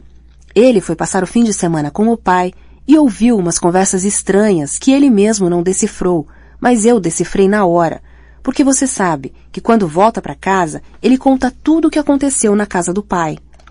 Homem. Principalmente quando o papai dele e os amiguinhos do papai dele atiram para cima no final do churrasco, que é uma manifestação muito saudável de júbilo coletivo, não é, Natinha? Renata. Eu tô falando sério, baby. Será que você não leva nada a sério? Homem. E você não acha sério dar tiros pra cima na frente de uma criança depois de um churrasco só pra ostentar a macheza e seduzir as mulheres presentes? Eu acho muito sério. Renata. Eu também acho, baby. Só que não é disso que a gente tá falando agora. Você parece que não consegue focalizar as coisas. Presta atenção. Você tomou sua Ritalina hoje? Baby, presta atenção. Quando o Pedrinho me conta alguma coisa que me mobiliza, e tá na cara que isso me mobilizou paca, apesar de eu ter tentado disfarçar, não pude deixar de fazer a ele 1 milhão de perguntas. Quando ele me conta alguma coisa que me toca, desconfio que ele conta pro pai depois. Quer dizer, baby, ele conta o que me conta e como eu reajo ao que ele me conta. Essas coisas de criança, baby. Vou ter de desligar. Pega o Pedrinho, leva pra tua casa, cuida bem dele, não larga ele, você não tem escolha. Me desculpa, mas dessa vez não tem escolha. Faz isso. Vou passar a noite longe de casa. Ainda não sei pra onde vou.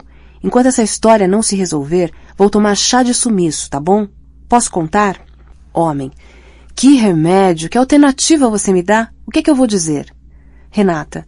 Um beijo, baby. Você é maravilhoso. Não vai furar, pelo amor de Deus. Não liga pra mim. Vou mudar de telefone. Te ligo assim que der. Um beijo. Vou ter de desligar. Favela da Mineira, sala de reunião da Associação de Moradores, dia 30 de setembro, às 2:30 da manhã.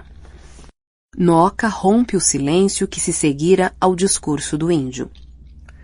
Tô aqui em meu canto ouvindo. Vim da maré com Muricy e com os manos que estão por aí. Tô ouvindo o índio e remoendo o que ele disse. Quando ele acabou de falar, ouvi muita gente dizendo, é nós, é nós. Tudo bem, eu também tô junto na parada. Só que tem coisa aqui que não tá certa. Eu não tô gostando. Tu tá posando de general da parada, índio. Mas essa parada não tem general. Se tiver algum, ele não tá aqui com a gente, pela vontade de Deus. Ele tá lá em Bangu, pagando os pecados dele. Talvez essa parada tenha general, até mais de um. Tudo bem, mas eles não estão aqui. Aqui não tem cacique, viu, índio? Tu não é cacique. Eu não sou, o Cezinha não é, Rivaldo não é, nem o Nereu. Ninguém aqui é general, nem cacique, porque nessa parada não tem general, nem cacique. Tu tá entendendo, índio? Nossos irmãos presos, sim. Alguns deles, se tivessem aqui, poderiam cantar de galo. O Moisés, se o Moisés estivesse aqui com a gente, mas Deus não quis, ele não está. Então, não tem general, nem cacique, tá entendido? Vamos começar tudo de novo. Fala aí, Muricy. Índio, tu não conseguiu falar com os amigos de Bangu, porque tu tá tentando falar com a ala norte, que tá bloqueada. Na ala sul, o Silvinho tá fazendo contato normalmente. Quer dizer, não é normalmente, porque eles estão debaixo de chuva, mas de hora em hora ele tá fazendo contato. E o que ele diz é bem diferente das ideias do índio. Porra, eu não tô entendendo, o índio interrompe Muricy. Tu vem aqui, Noca, com teu pessoal pra me criar problema na frente do meu pessoal e de todos os amigos do Rio, da Baixada, de São Gonçalo, do interior e de Niterói. Tu vem aqui pra questionar minha autoridade na frente de todos os amigos do comando? Qual é a tua, cara? Será que não basta o sequestro da Michele? Será que a gente vai ter mais problema? Jonas aproveita a deixa. Quem é o Silvinho pra se meter a chefe? O que é que o Silvinho tá pensando? Índio. Não te mete, porra. Cala essa tua boca, Jonas. Eu mandei tu falar? Não faz merda, porra. Agora é Cezinha que intervém. Ninguém aqui pode duvidar do Silvinho, porra. Que negócio é esse? Ele é um parceirão e tá ligado no processo. Se ele falou com o Muricy e mandou mensagem lá de dentro, a gente tem de saber qual é a mensagem antes de decidir o que fazer. Vamos deixar de disse-me-disse e de viadagem. Ninguém é mais que ninguém aqui. Nem a gente tá aqui para decidir quem manda em quem. A gente tá aqui para cumprir as ordens dos amigos de Bangu que estão do lado do Moisés. Fala aí, Muricy, o que é que o Silvinho disse? Ele disse que não é para fazer mais nada, não. Que já tá de bom tamanho. Que o arroxo na penitenciária tá muito forte. Que é melhor esperar para ver como é que fica. Basta mandar as mulheres fazerem a manifestação e denunciarem na imprensa os maus tratos. No mais, é aguardar novas instruções. Noca retoma a palavra. O mais importante é o seguinte. O Silvinho disse que ninguém entendeu direito por que a polícia sequestrou a Michele. Grana não é. Por que os porcos fariam isso para morder alguma grana? Eles estão no arrego das bocas, estão no acordo das armas, estão sempre aumentando o percentual deles no máximo. Pintam uma porradaria aqui e ali, uns tiros aqui e ali, mas a gente acaba chegando a algum entendimento. Dinheiro eles sabem que não tem mais por onde esticar. Eles também sabem que mexendo com a mulher do Moisés só iam arrumar sarna para se coçar. Só iam arranjar confusão. Rivaldo, que estivera calado todo o tempo, interrompe o raciocínio do Noca com seu incomparável jeitão de pastor evangélico. Aí é que está, meus irmãos. Aí é que está o pomo da verdade. Jesus falou, eu sou o caminho, eu sou a luz, só por mim se chega ao Pai. Isso significa o seguinte, só por Cristo é é que se chega à verdade. E Jesus Cristo falou para nós e através de nós. O Espírito Santo iluminou o Silvinho e abençoou o Noca. Por meio deles, Jesus nos soprou a brisa vivificadora da verdade. Qual é a verdade, irmãos? Está aí, diante de todos nós. Graças a Deus, graças a Jesus e ao Santo Espírito, a verdade chegou até nós.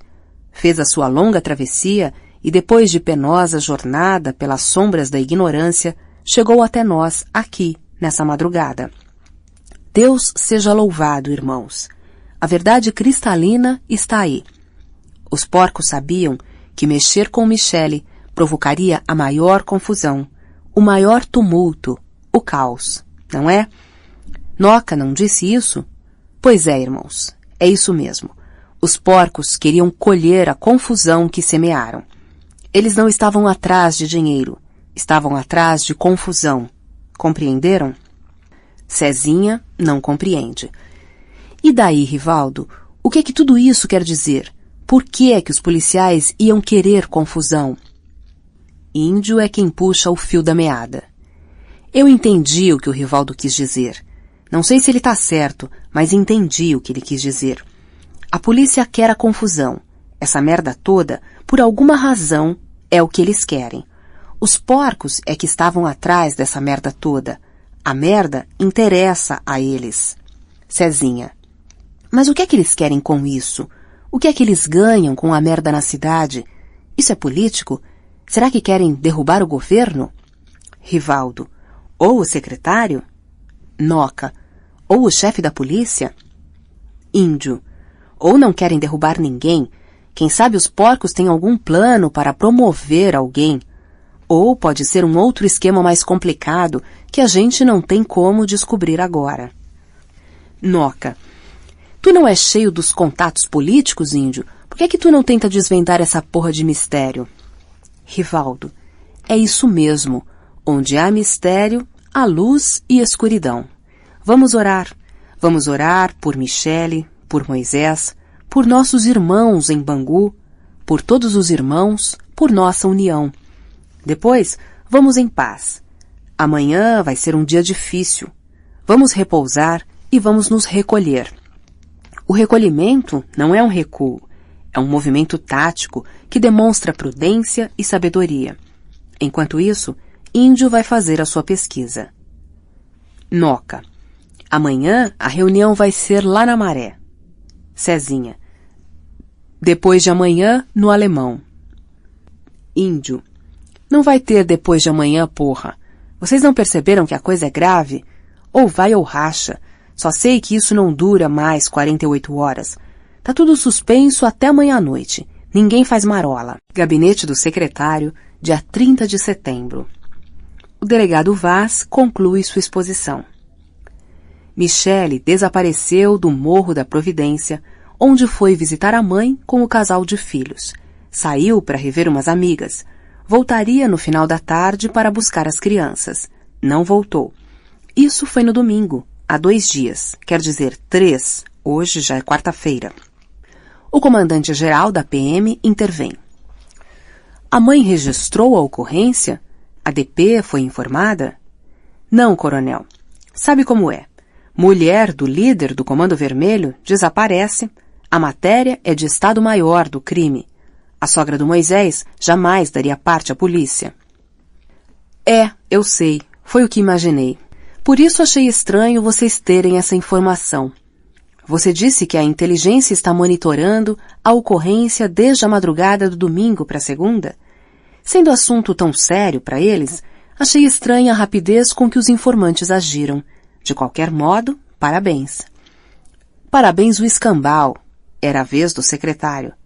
Parabéns, coronel. Como parabéns? Belo serviço. A inteligência acompanha o caso e deixa essa merda explodir. De que é que adiantou a rapidez da informação, se só agora a gente tá tendo acesso a ela? Depois que a porra toda explodiu, foi obra do terceiro comando ou desse tal Adá, o amigo dos amigos? Vaz. Do Comando Azul, secretário. Que porra é essa? Os vagabundos já criaram outra organização criminosa? O chefe da Polícia Civil Saboreia as palavras. Comando Azul é a PM, secretário. Vaz. É como o crime chama a PM. Secretário. E vocês da inteligência, para mostrar coerência com o título, fidelidade ao título, passaram a usar o vocabulário do crime? O comandante Fraga concorda com a cabeça. Isso não ajuda, delegado Vaz. Isso não é bom. Vaz. Desculpa, não era minha intenção. Eu só estava citando o que ouvi dos criminosos. Amilcar. O Vaz não fez por mal, não.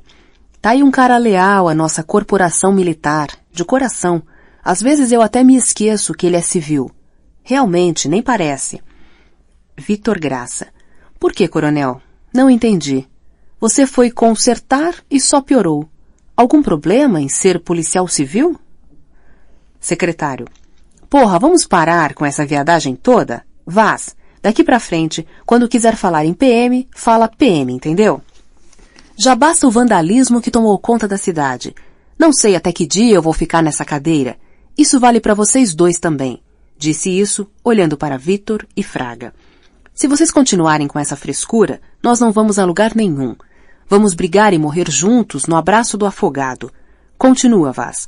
A mulher foi sequestrada pelo Comando Azul. É, exato, quer dizer, isso mesmo, secretário. A Michele foi sequestrada pela PM. Fraga. Você quer dizer, por algum policial militar, não pela instituição policial militar? Secretário. Ah, cacete. Fraga, porra, Fraga. Você entendeu, não entendeu? Então não fode. Segue, Vaz. E agora chega de interrupções. Vaz. A mulher do Moisés desapareceu no domingo à tarde e, ao que tudo indica, foi sequestrada por policiais militares. Fraga. Desculpe, secretário, mas eu gostaria de fazer uma pergunta ao delegado Vaz. O secretário permanece em silêncio, olhando para a mesa à sua frente. Respira fundo, depois movimenta a mão direita levemente, como que passando a palavra ao comandante-geral da PM, numa coreografia irônica. Fraga. O delegado Vaz mencionou policiais militares. De onde vem essa certeza? Não haveria policiais civis envolvidos? Secretário. De novo? Mas será possível? Fraga. Perdão, secretário, mas a pergunta é exclusivamente técnica. Vaz hesita e olha para o secretário, que mantém o silêncio. Vaz. Ainda não sabemos, coronel. Por enquanto, só sabemos dos policiais militares. Secretário. O ex-marido daquela moça que trabalha em Bangu 1, Amilcar. Renata? Secretário. É policial? Policial militar? Vaz. Exatamente, secretário. É o capitão Santiago. Banheiro da Casa de Santiago, Alto da Tijuca, dia 29 de setembro, às 19h18. O banho é interrompido pelo sinal do rádio. Santiago fecha a torneira, puxa a toalha, estende o braço, atende o celular e escuta. Em seguida, responde. Repete com calma a história, Miranda. Não fica nervoso. Não adianta nada ficar nervoso. Por que sair de minha casa? Tenho toda a segurança aqui. Mas por quê? Como é que é? Onde é que você ouviu isso? Como é que você ficou sabendo? Ele quem? Por quê? Mas ele mesmo te disse? Tá bem, já entendi. Agora fica calmo, respira fundo, fica tranquilo. Não, de jeito nenhum. De jeito nenhum, porra. Ficou maluco? Me encontra no abrigo antinuclear. Você sabe, cacete, entendeu? Claro. Daqui 1 hora. Leva ele também. E mergulha, Miranda. Mergulha, copiou? Edifício de 4 andares, na rua 2 de dezembro, no Flamengo, dia 30 de setembro, às 2h50. O interfone do apartamento 202 toca sem parar. Depois de muita insistência, no pequeno jardim que separa a portaria da calçada, ouve-se uma voz feminina. Quem é? Quem é? Polícia. Precisamos que a senhora desça e abra a porta. Não é nada com a senhora, não. Não se preocupe. Precisamos dar uma batida no apartamento de uma vizinha sua que é receptadora de drogas. A senhora não mora na frente? Pode dar uma olhada pela janela. Temos de verificar uma denúncia. Temos mandado judicial. Trote numa hora dessas? Você acorda uma senhora, mãe de família, 1 hora dessas para fazer uma brincadeira? Tem cabimento? Não é brincadeira, minha senhora. Se não é trote, é assalto. Você assustou meu filho, sabia? Vai embora ou eu chamo a polícia. Mas eu sou a polícia. Alô? Alô? Depois de apertar muitas vezes o interfone, ouve-se a mesma voz feminina. Já disse, ou você para, ou chamo a polícia. Eu já disse, minha senhora, eu sou a polícia. Viemos verificar uma denúncia de receptação de drogas. Pode olhar pela janela. A senhora verá a viatura com o giroscópio ligado. Me diga o número do apartamento do síndico, senão vamos ter de arrombar a porta. Drogas? No prédio? É, drogas. Qual é o apartamento do síndico? É o 104, seu Jarbas. Ele vai ficar furioso. Não diz que fui eu que dei o número, hein? Pode deixar. Tratativas concluídas, caso bem explicado, seu Jarbas desce as escadas resmungando e pensando que, afinal de contas, a economia que se faz no condomínio talvez não valha tanto a pena assim. Quando sobe as escadas com os 2 policiais, chega a cogitar a hipótese de se mudar para um prédio com elevador, contrariando suas teorias sobre a boa equação preço-qualidade. Segundo andar, anunciou como se fosse necessário, dando graças a Deus pelo fato de o traficante não morar no 4º andar. Ele precisaria tomar fôlego antes de subir os outros 2 andares. Segundo andar, repetiu para evitar dúvidas. Ele preferia as coisas claras, sem ambiguidades. Por isso, detestava atrasos e indisciplina. Seu Jarbas se orgulhava da carta que escrevera para O Globo e que o jornal finalmente publicara em 1988 sobre as mazelas que decorrem da confusão entre o público e o privado. Citava o exemplo que sempre lhe pareceu o mais revelador. As mães mal educadas que deixam seus filhos brincarem nos corredores dos prédios. Ele sabia de cor a carta porque sempre a relia em voz alta nas efemérides familiares. Pior as mães que os filhos. Tudo começa e termina na família. A indisciplina dos mais velhos é a escola da desordem urbana. A bala perdida é filha bastarda da mãe relapsa. Seu Jarbas, o senhor tem de ficar aqui e entrar conosco. Precisamos de testemunha. Onde é o apartamento 203? Nos fundos. Um dos policiais toca a campainha do 202. Jarbas não se contém. Vocês estão atrás da dona Renata do 203? Acho que é esse mesmo o nome, respondeu o policial, checando os documentos que folheava. Renata Fontes, apartamento 203. Eu não devia dizer isso, principalmente a vocês e num momento como esse. Mas me parte o coração ver como essas jovens não ligam para a família. Não conseguem manter uma vida familiar decente e acabam se perdendo nas drogas. Essa moça é uma boa pessoa, parece, pelo menos. É uma lástima que não tenha marido, uma vida equilibrada, normal. Vive sozinha com o filho. Essas moças divorciadas, vocês sabem, elas recebem uns amigos que não recomendam muito. Vai ver, foram as más companhias. Me parte o coração, mas não me surpreende. Tudo começa e termina na família. A indisciplina dos mais velhos é a escola da desordem urbana. A bala perdida é filha bastarda da mãe relapsa. O senhor é professor? Em certo sentido, meu filho. Em certo sentido, devo admitir que sou, sim. Mas me formei em contabilidade. Aposentado, hoje em dia estou aposentado. Jarbas cala-se e observa a preparação dos policiais para o arrombamento. Depois de tocarem a campainha e esmurrarem a porta, em seguida volta à carga. Dona Renata parece uma boa moça. É uma pena. Tão simpática. A gente de vez em quando briga por causa daquele pequeno terrorista que ela tem em casa, mas aprendi a gostar dela. Eu me afeiçoo às pessoas. Sou de uma outra época. Além do mais, a gente vai ficando velho e o coração vai ficando mole. Um policial olha para o outro enquanto aperta a campainha do 202. Pensam os dois em dizer alguma gracinha, mas consideram que seu Jarbas talvez não receba com fair play a brincadeira. Vocês são do 2º batalhão? Um dos policiais pergunta sobre os demais moradores do andar. Jarbas apresenta seu relatório improvisado. No 202 mora Dona Doris, amiga de Renata, mãe de um filho da idade do filho da dona Renata. Os meninos estudam e brincam juntos. A diferença entre elas é que Doris é viúva, não é separada. No 204, mora uma senhora de idade, Dona Laura, é surda feito uma porta. Vocês podem derrubar as paredes do prédio, que ela não vai acordar. O 201 está vazio desde que o morador morreu. Os filhos não se entendem. O apartamento está no inventário. Esse negócio de inventário... Por isso é que eu já escrevi meu testamento. Desde que fiquei viúvo, escrevi. Doris abre a porta com um roupão de piscina. Que baderna é essa? O que é que vocês querem? Seu Jarbas, o que é que está havendo? A dona Renata é traficante de drogas e os policiais vão revistar o apartamento. O quê?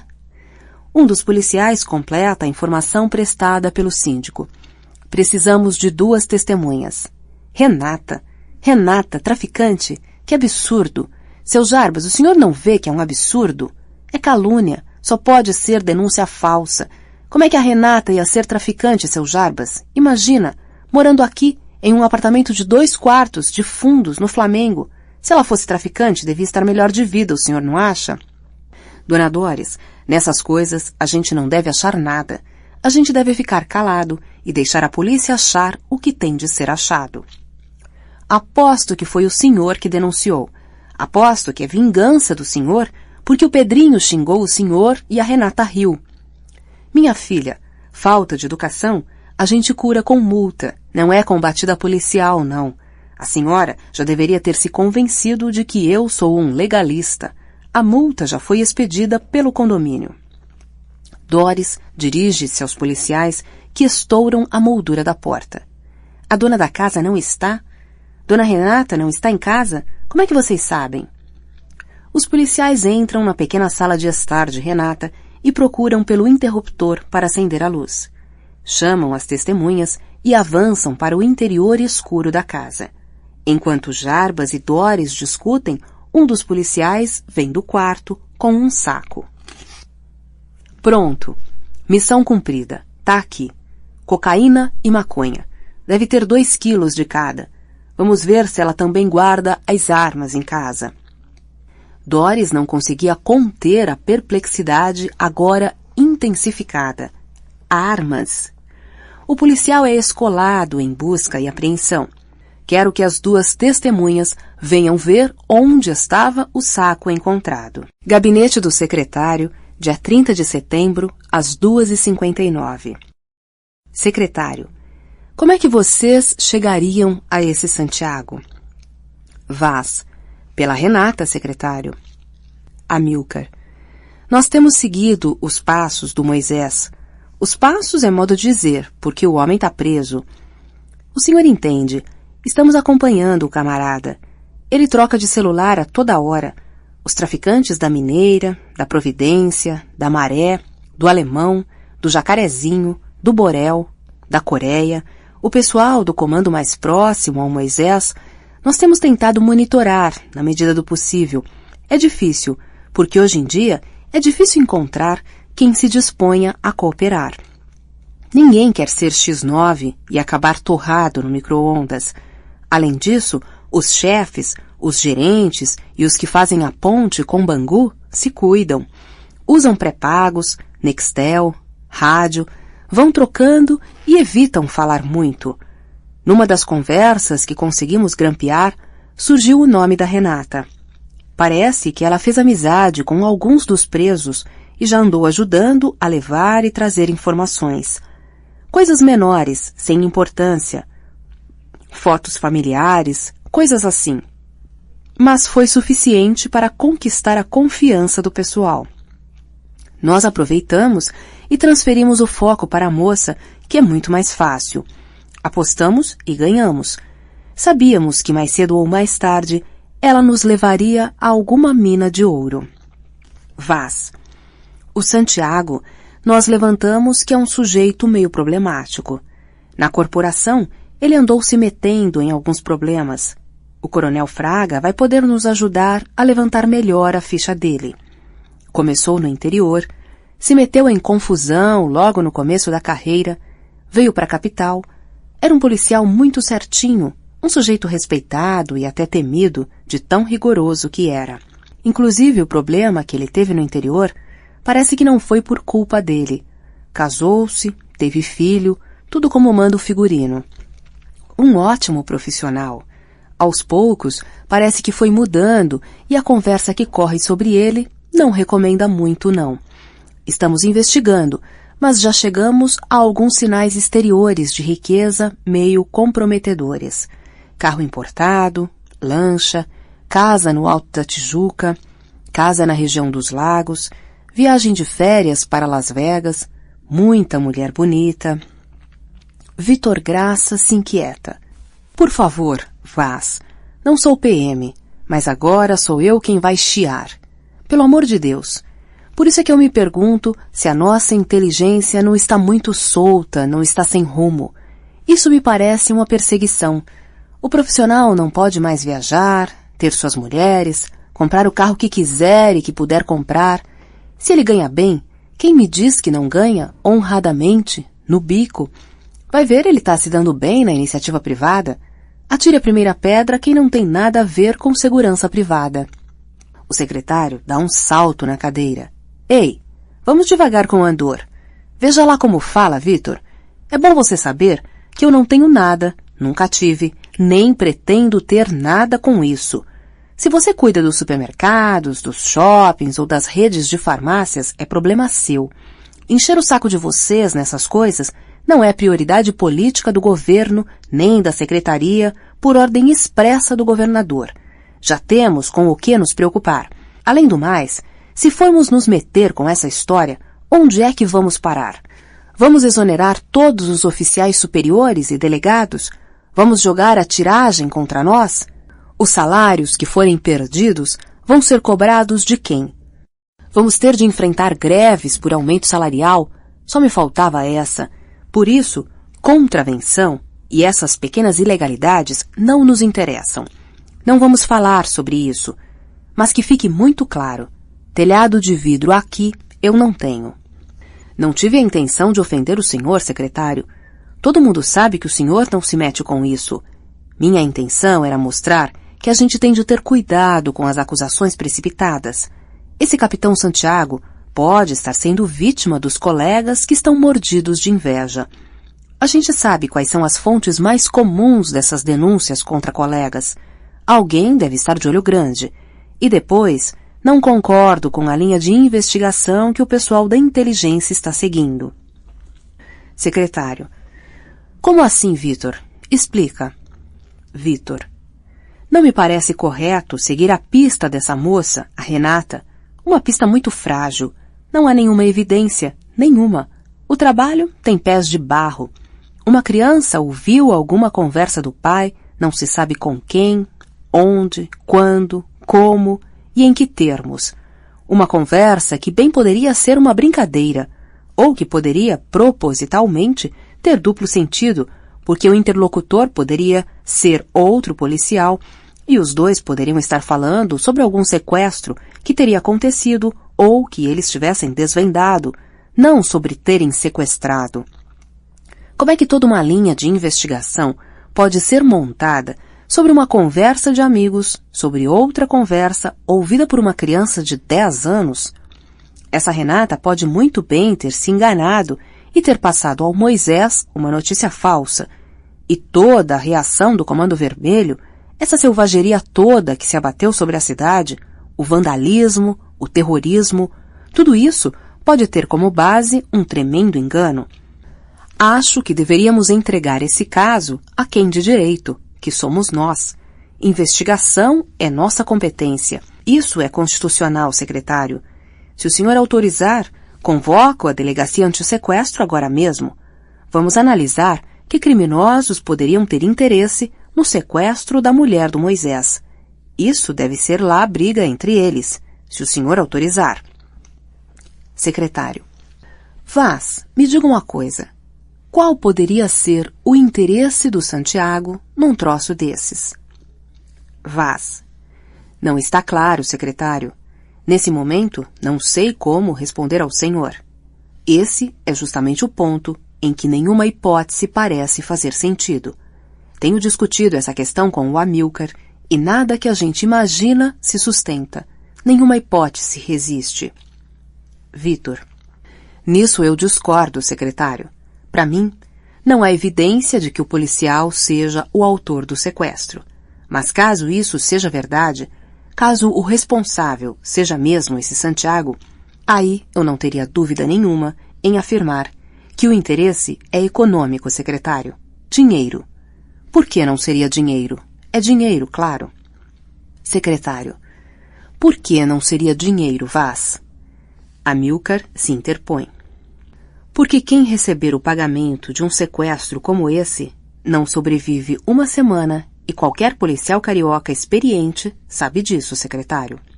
Secretário. Tudo bem. Só que isso não explica por que um policial que sabe disso sequestra a mulher do cara. Afinal de contas, sendo por grana ou por outra razão, se você estiver certo, o sujeito está condenado à morte. Por que, sabendo disso, o sujeito arriscaria? Vaz. O Santiago poderia arriscar tudo o que tem e a própria vida, por algum motivo muito forte, sobretudo se pudesse se proteger com um álibi muito poderoso. Dinheiro, o Santiago pode sempre conseguir mais da fonte em que se alimenta. Vitor. Não concordo. Realmente não concordo. Secretário, reitero meu pedido. Gostaria de assumir o caso. A Polícia Civil gostaria de assumir o caso. Secretário. Vou pensar. Agora, vou deitar nesse sofá e tentar dormir, se me deixarem. Quando acordar, eu decido. Reunião encerrada, senhores. Sala de estar, apartamento do delegado Luizão França, na Lagoa, dia 30 de setembro, às 13h40. Luizão está de ceroulas. Liga o ar refrigerado antes de sentar-se. Enfia os braços nas mangas curtas de uma camisa de pijama que desce como uma cortina sobre a barriga prodigiosa. Vitor Graça está sentado na poltrona de couro. Porra, Vitor, deve ser sério paca. Espero que seja seríssimo. Tô exausto, parceiro. O corpo todo moído. Dormi depois de 1 da manhã. É. O pior é que é sério pra caralho. Diz logo, porra. Quer me matar do coração? Olha a veia do meu pescoço. Começa a inchar e pulsar. Agora dei pra isso. Hipertensão é foda. Vida de policial é foda. Não faz suspense, caralho. Diz logo. Vamos ter de agir rápido e eliminar o Santiago. Ele e o pessoal dele. Você tá louco, cara? Perdeu a razão? Tô falando sério. Temos de agir rápido. Tem de ser já. Não dá pra esperar 1 minuto. Temos de agir. Eu sei o que significa isso, cacete. Isso significa que eu tenho de agir. Não é isso que você quer dizer? Você veio aqui para me pedir para pagar o Santiago e mais o pessoal dele? Luizão, você acha que eu ia te pedir uma coisa dessas se não fosse necessário? Se não fosse absolutamente necessário? Mas qual foi a merda? Imagina que o puto do Santiago tem uma ex-mulher e essa escrota dessa filha de uma puta deu com a língua nos dentes porque ouviu do filhinho a história de que o papaizinho sequestrou a Michele. Só isso, porra. Mas como é que o garoto descobriu?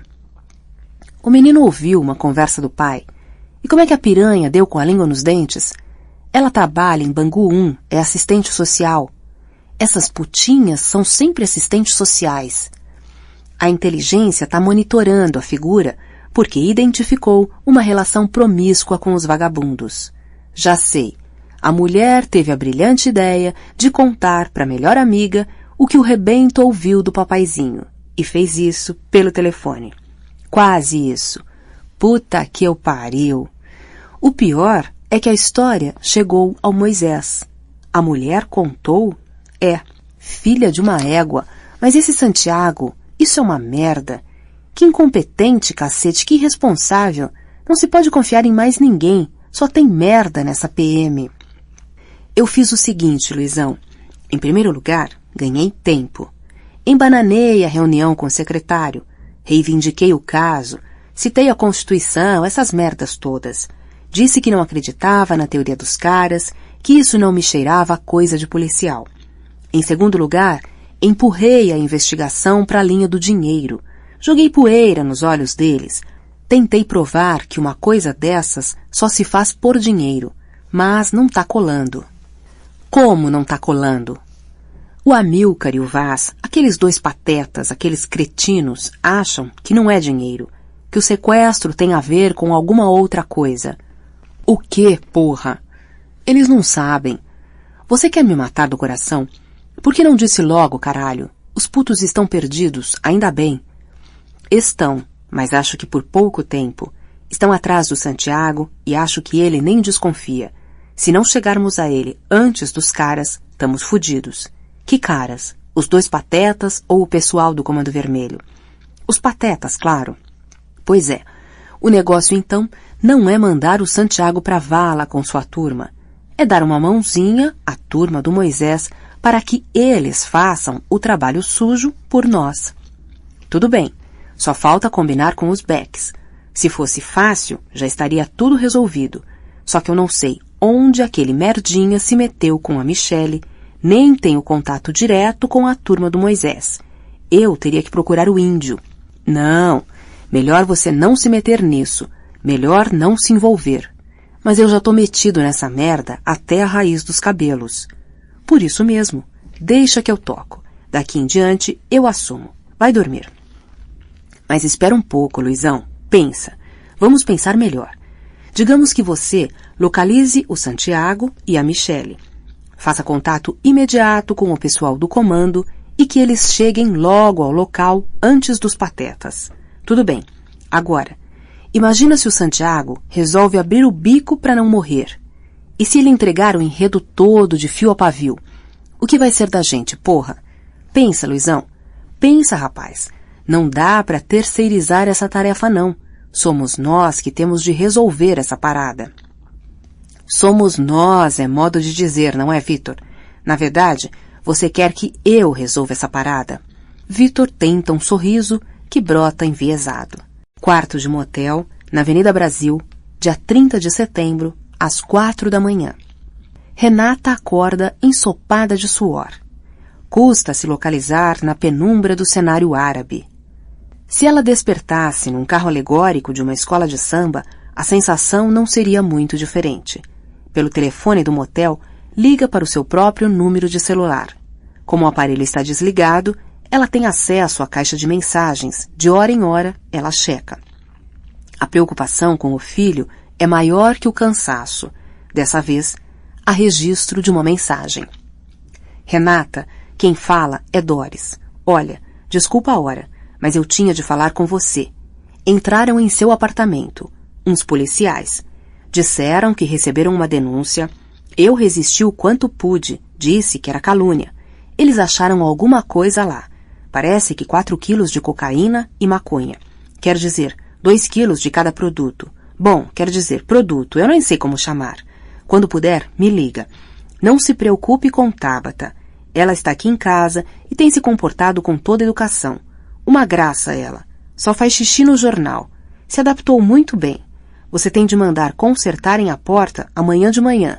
Se você quiser, eu... Esgota-se o tempo do recado. Renata disca novamente. Erra o número várias vezes. As mãos não obedecem. Baby. Quem? O Carlos Augusto está? Silêncio. Alô, quem é? Baby, sou eu, baby. Uma hora dessas, Renata. Você acordou o Érico. Esse seu trabalho está deixando você histérica. Baby, não fala assim. Pausa. Renata não se contém. A fortaleza desaba. Não consegue falar. Do outro lado da linha, Carlos Augusto se desespera. 1 minuto de agonia. Renata se recompõe. Entraram lá em casa, plantaram droga. Coisa do pai do Pedro. Agora, ele vai ganhar na justiça a guarda do Pedro e ainda por cima vai desmoralizar qualquer denúncia que eu faça, baby. Qualquer denúncia. Entendeu, baby? Olha, não deixa o Pedrinho ir à aula. Inventa uma desculpa. Fica com ele. Falta ao trabalho, não sai de casa, não deixa ele 1 minuto. Deixa comigo, pode ficar tranquila, vou dar um jeito. Mas onde você está, mulher? Não posso dizer, baby. Melhor você não saber. Vou ver o que faço e te mantenho informado. Melhor que eu te ligue. Não me liga. Nunca se sabe. Um beijo. Obrigado por tudo. Não vou esquecer o que você está fazendo por mim e pelo Pedro. Que é isso, Natinha? Te cuida. Portaria de Bangu 1, dia 30 de setembro, às 6:30 da manhã. 8 mulheres se ajoelham entre bolsas abertas no chão. Carros de reportagem montam equipamentos para transmissões ao vivo ao lado de 12 viaturas policiais. 2 mulheres desenrolam uma faixa. Carandiru 2. Outra abre um cartaz. Estão matando nossos maridos. As outras 5 desdobram a faixa maior. Governo covarde, polícia criminosa. Alguns membros do Conselho da Comunidade e de ONGs chegam na mesma Kombi que traz alguns funcionários da penitenciária. Cozinha da casa de Carlos Augusto, dia 30 de setembro, às 7:20. A mesa está posta para o café da manhã. Mamões papaya, geleia, pão de forma, ricota e iogurte. Baby ajeita os últimos detalhes. Érico saiu cedo. É melhor que Pedrinho durma até bem tarde. Quem sabe ele nem vai precisar contar a mentira que concebeu. Pode ser que o despertador não tenha funcionado e que já seja muito tarde para ir à escola. Se Pedro acordar bem tarde, essa seria a melhor solução. Baby escuta um som, baixinho e distante. Parece uma voz feminina. O som? Ele teria esquecido de desligar o som na véspera? Não teria sido impossível. Ele tinha bebido um pouco com Érico depois que pôs o menino para dormir. Ficaram ouvindo um pouco de música na sala. Pode ter acontecido. Dá os primeiros passos em direção à sala e um raio atravessa sua espinha. Avança. Na entrada da sala, no lado oposto à cozinha, Pedro está debruçado sobre a mesinha, falando ao telefone. Cozinha clara e espaçosa. Cobertura na Barra da Tijuca, em que Santiago se esconde, dia 30 de setembro, às 8 da manhã. Ele acaba de fritar 2 ovos com bacon. Dirige-se a um homem alto e musculoso que veste o uniforme de uma empresa de carros fortes. Tem certeza que não quer? O homem acena com a cabeça. Não posso, colesterol. Santiago passa o bacon e os ovos para o prato, deixa a frigideira na pia e senta-se à mesa. Você entendeu tudo? Entendi sim, capitão. Não é para matar. É só assustar, aplicar um corretivo e transmitir a mensagem do senhor. Não preciso dizer nada. A pessoa vai entender direitinho. É para seguir a pessoa, escolher um local público em Copacabana, fazer o serviço e sair andando tranquilamente. A patrulha da área é gente do senhor. Não preciso me preocupar. É só sair andando. O Miranda vai entrar em contato para me passar o endereço da residência, certo? Certíssimo. Profissional é outra coisa. Senta aí, toma pelo menos um café. Posso não, capitão. Tenho de me apressar para organizar tudo. Se não correr, não vai dar tempo. É muita coisa. Vou montar a campana imediatamente. Assim que a missão for cumprida, aviso o senhor com aquela mensagem comercial da firma pelo celular, como sempre. Tá certo, bom trabalho. Depois o Miranda te procura para a gente acertar. Não tem problema. Quando for melhor para o senhor. O senhor tem crédito. Gabinete do secretário, dia 30 de setembro, às 8:06. Estou quebrado, Marquinho. Eu me sinto como se tivesse sido atropelado por uma jamanta. Imagina o senhor secretário. Como imagina o senhor? Quer dizer, se eu estou como estou, imagino como o senhor deve estar se sentindo. Já que o senhor é um pouco mais, tem mais idade do que eu. Não amola. Algum informe recente? Negativo, tudo na mesma. A paz reina na cidade, na Avenida Brasil, na Baixada, em Niterói e São Gonçalo, nas favelas, em todo o estado. Menos mal. Parabéns. Por quê? Está tudo calmo. A cidade está tranquila. Vitória da segurança pública. Não fala besteira, Marquinho. A pior coisa do mundo é assistente puxa-saco. A gente fica totalmente desamparado, perde contato com a realidade. Você sabe que eu detesto isso. Tudo bem, secretário, o senhor tem razão. Lá vem você de novo. Desculpe, não foi minha intenção. Pode deixar que agora vou caprichar. Caprichar em quê? Em falar a verdade, ué. O senhor não quer o máximo de sinceridade? Não é isso que o senhor quer? O secretário se cala. Posso ser mesmo sincero com o senhor? Mais ou menos, Marquinho. Mais ou menos. Galeria Norte de Bangu 1. Silêncio. Dia 30 de setembro, às 8h09. Os presos dormem. Receberam toalhas e panos para secar as celas. Os que tossiam mais foram encaminhados para a enfermaria. Portaria de Bangu 1, dia 30 de setembro, às 8h10. Cerca de 30 mulheres estão sentadas no meio-fio à sombra de uma árvore frondosa. Conversam e descansam. Bebem o mate que trouxeram de casa e comem sanduíches. As faixas e cartazes estão empilhados no chão. Um carro de reportagem permanece no local. 4 viaturas policiais continuam estacionadas em frente ao portão principal. Ouvem-se latidos de cães à distância. Os personagens relaxam. O cenário repousa. Quarto de Carlos Augusto, dia 30 de setembro, às 8h11. Natinha, sou eu, baby. Meu coração vai saltar pela boca. Vou falar rapidinho para dar tempo de gravar todo o recado. Olha, tá tudo bem. Eu tô bem. Pedrinho tá bem. Mas o pai dele já sabe que ele está aqui. Dei a maior bobeira, Natinha. Esqueci de desligar o telefone fixo. Esqueci completamente. Nunca imaginei que o Pedrinho fosse acordar antes de mim. Quando acordei, ele estava pendurado no telefone, falando baixinho com o pai. Não consegui saber exatamente o que ele falou, mas estava com aquela carinha de quem está escondendo alguma coisa. Sabe quando ele apronta alguma coisa? Pois é, aquela carinha. Não sei o que ele pode ter dito. O Érico dormiu aqui, mas fomos super discretos. Você sabe como o Érico é discreto. E eu fiz tudo para me conter, meu anjo, tudo. Mas você sabe como é. Sabe o que é cabecinha de criança? Ele fica me perguntando o que é que houve, por que você não conversou com ele, onde você está, por que ele está em minha casa. Eu disse o que a gente tinha combinado, mas ele é muito esperto. É um garoto muito esperto. Agora, não sei mais o que vou fazer. Vou esperar uma ligação sua, tá bom, meu amor?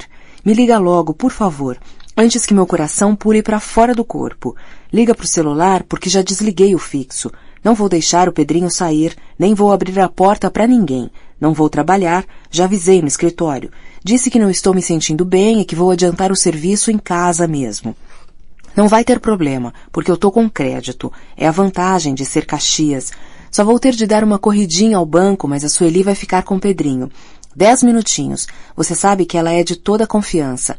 Há muito tempo deixou de ser diarista e virou minha amiga. Amiga mesmo. Fica tranquila, mas não deixa de ligar assim que puder. Um beijo. Sala, no 15º andar de um edifício comercial, no centro da cidade, dia 30 de setembro, às 8h12.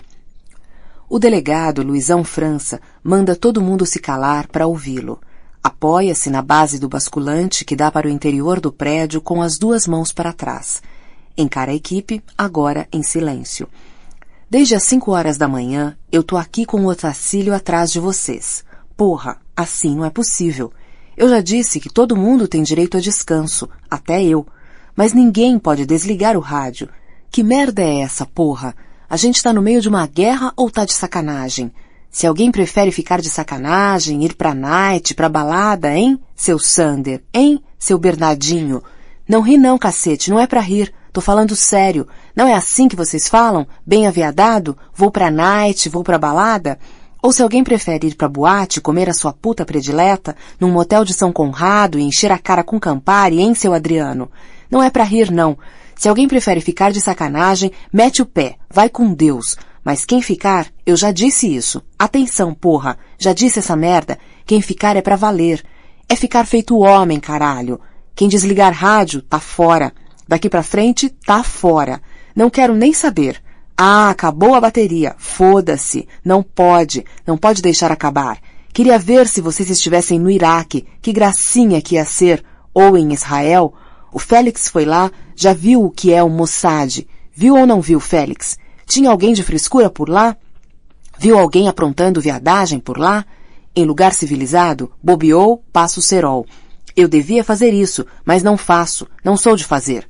Tô só dizendo que desligo o filho da puta do nosso grupo, mas vou desligar mesmo. O rádio tá desligado? Então o viadinho também tá. Não vou passar cerol. Vou deixar o babaca ir embora. Mas acabou. Alguém não entendeu? Alguém tem alguma dúvida? Luizão se aproxima da mesa, senta-se com as pernas abertas, de frente para as costas da cadeira, a barriga farta esbarrando nas traves do encosto e olha devagar para seus comandados. Bebe um copo d'água, do início ao fim, sem parar, e prossegue. O negócio é o seguinte. O Lincoln vai com o Otacílio atrás do Anderson, aquele X9 que o deputado Amarildo Horta meteu goela abaixo do Vitor e que tá lotado na delegacia de Botafogo. Ele tá grampeando tudo que é artista, mulher de secretário, filho de autoridade, jogador de futebol, para ver se garimpa alguma coisa que renda uma graninha para ele e, principalmente, que renda ao Amarildo um movimento pesado no xadrez político. Quem diz Amarildo diz o governador, porque eles são unha e carne. Agora não vou ensinar Pai Nosso a vigário. Todo mundo aqui sabe que quando se grampeia, ouve-se o que se quer e o que não se quer. Acha-se o que se procura e o que não se procura. Eu tenho informações de que o Anderson achou o que não queria. Parece que tem umas gravações interessantes da mulher do Nuno Cedro, aquele magnata que financia as campanhas do governador.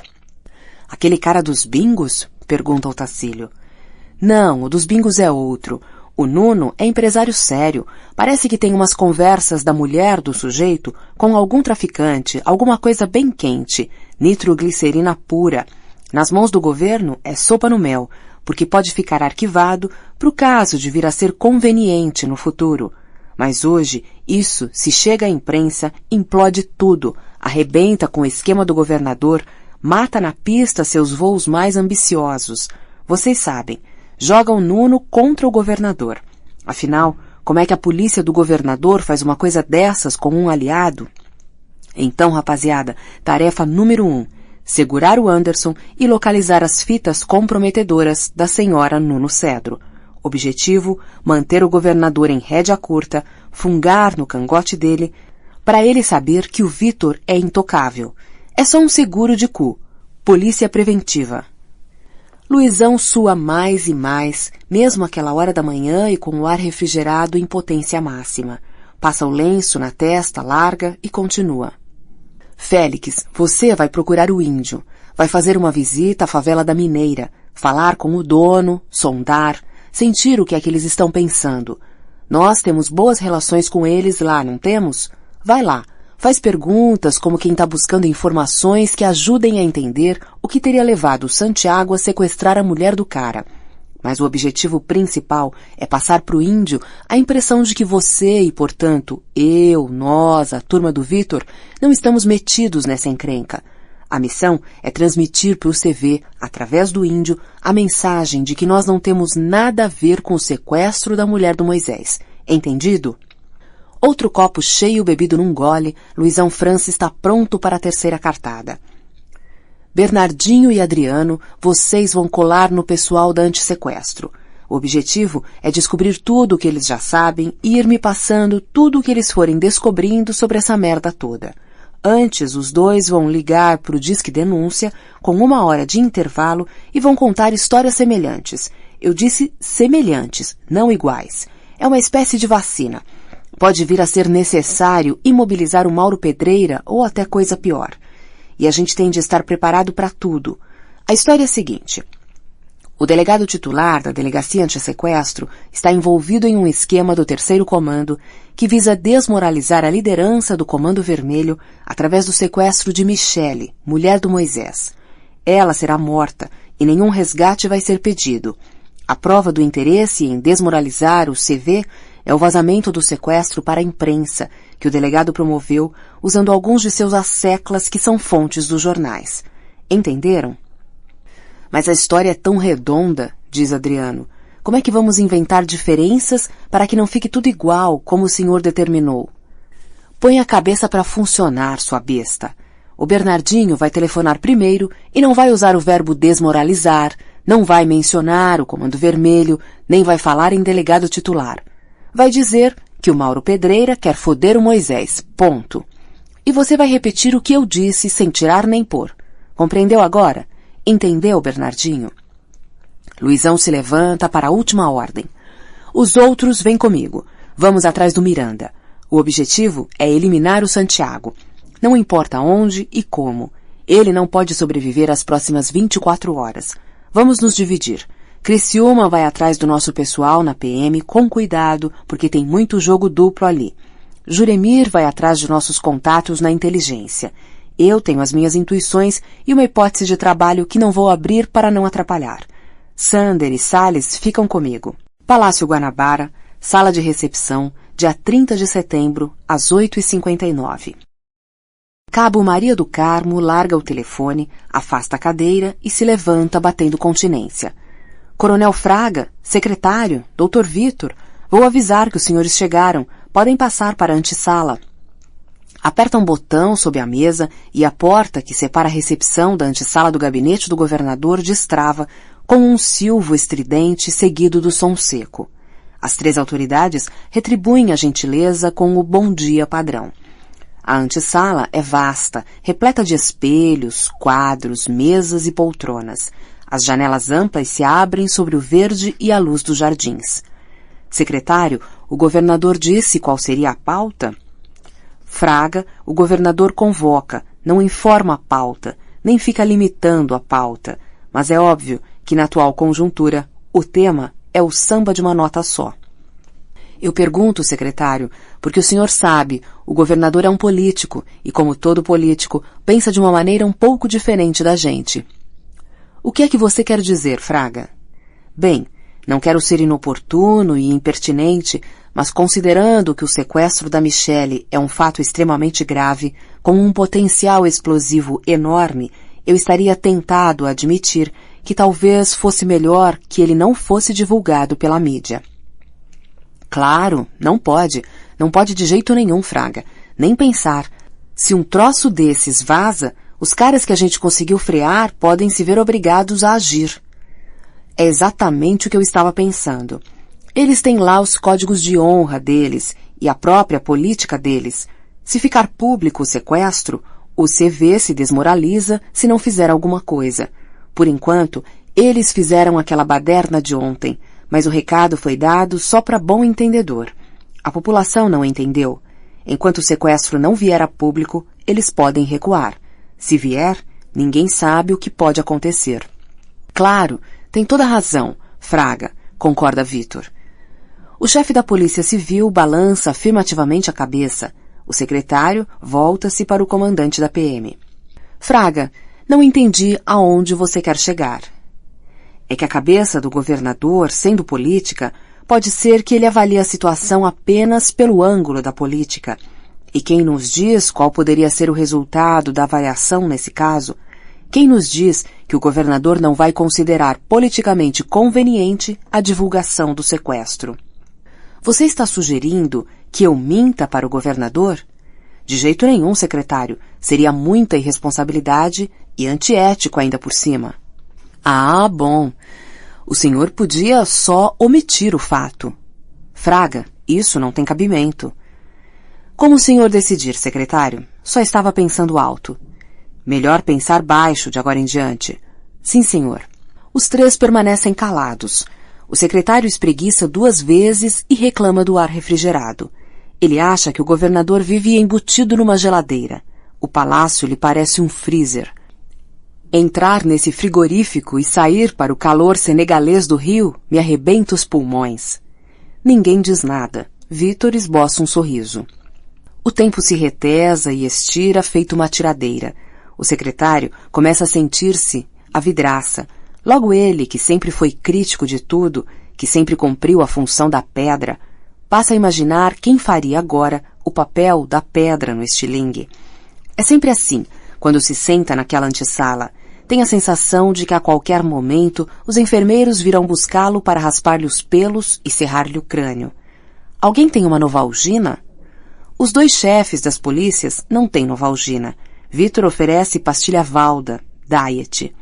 Ao fundo da sala, a mais de 20 metros de distância, com sua voz inaudível, suave e doce, a secretária particular do governador os convida a entrar. O governador está pronto para recebê-los. O secretário ergue-se mais rápido que seus auxiliares e lhes dita a ordem entre dentes. Fraga, Vitor, Não vamos mencionar o sequestro. Deixem que eu o conduzo. Vocês apenas sigam a direção que eu for indicando. Avançam rumo ao gabinete. O governador acena para que entrem. Conversa com o chefe de gabinete em sua mesa de trabalho, aponta com a mão a larga mesa para reuniões. Os 3 colaboradores sentam-se como de hábito. A cabeceira é cativa do governador. O secretário senta-se à sua direita. À direita do secretário, o comandante-geral da Polícia Militar, em frente do qual, na segunda cadeira disponível à esquerda do governador, fica o delegado-chefe da Polícia Civil. Aguardam alguns longos minutos. Finalmente, o governador atravessa o gabinete com passadas curtas e ligeiras, inaugurando a reunião com a primeira pergunta. E então, secretário, que história é essa de sequestro da mulher do Moisés? Michele, não é? Já comprovaram que o capitão Santiago é o autor? Interior de um Audi negro, com placa fria, cruzando a linha amarela em alta velocidade, dia 30 de setembro, às 9h35.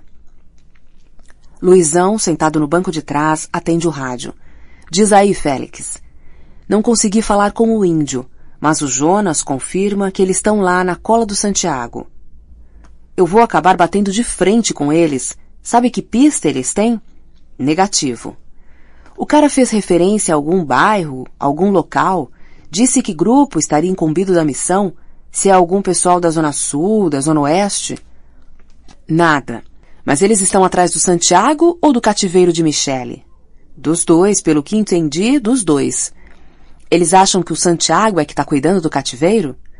Duvido, eles não são tão ingênuos assim. Sabem que o Santiago é um profissional. Alguma dica sobre o cativeiro, então? Nada. Além do Santiago, eles mencionaram mais alguém? O senhor quer dizer... Isso mesmo. Eles acham que o Santiago está sozinho nessa bosta? Mencionaram o Vitor? Não sei o que eles pensam sobre isso, mas o Jonas só falou no Santiago. Meu nome não apareceu? Não, de jeito nenhum. Tudo bem. Continua tentando obter alguma coisa. Fica por aí. Tenta falar com o homem diretamente. Copiado. Câmbio. Redação do jornal de maior circulação na cidade, dia 30 de setembro, às 10h22. Alguém aí? Aumenta o volume da TV. Em edição extraordinária, o noticiário em cima da hora da Globo News informa o sequestro de Michele. O secretário de Segurança aparece descendo as escadas do palácio e se negando a fazer comentários. Os chefes da polícia o acompanham, mudos. Laje da qual se divisa o imenso planeta, que é o Complexo do Alemão, dia 30 de setembro, às 11h25. O dono da boca olha o horizonte enquanto aguarda a resposta sob o sol a pino. Nada, Cezinha. Ninguém sabe nada. Ninguém conseguiu fazer contato com Bangu. Nada.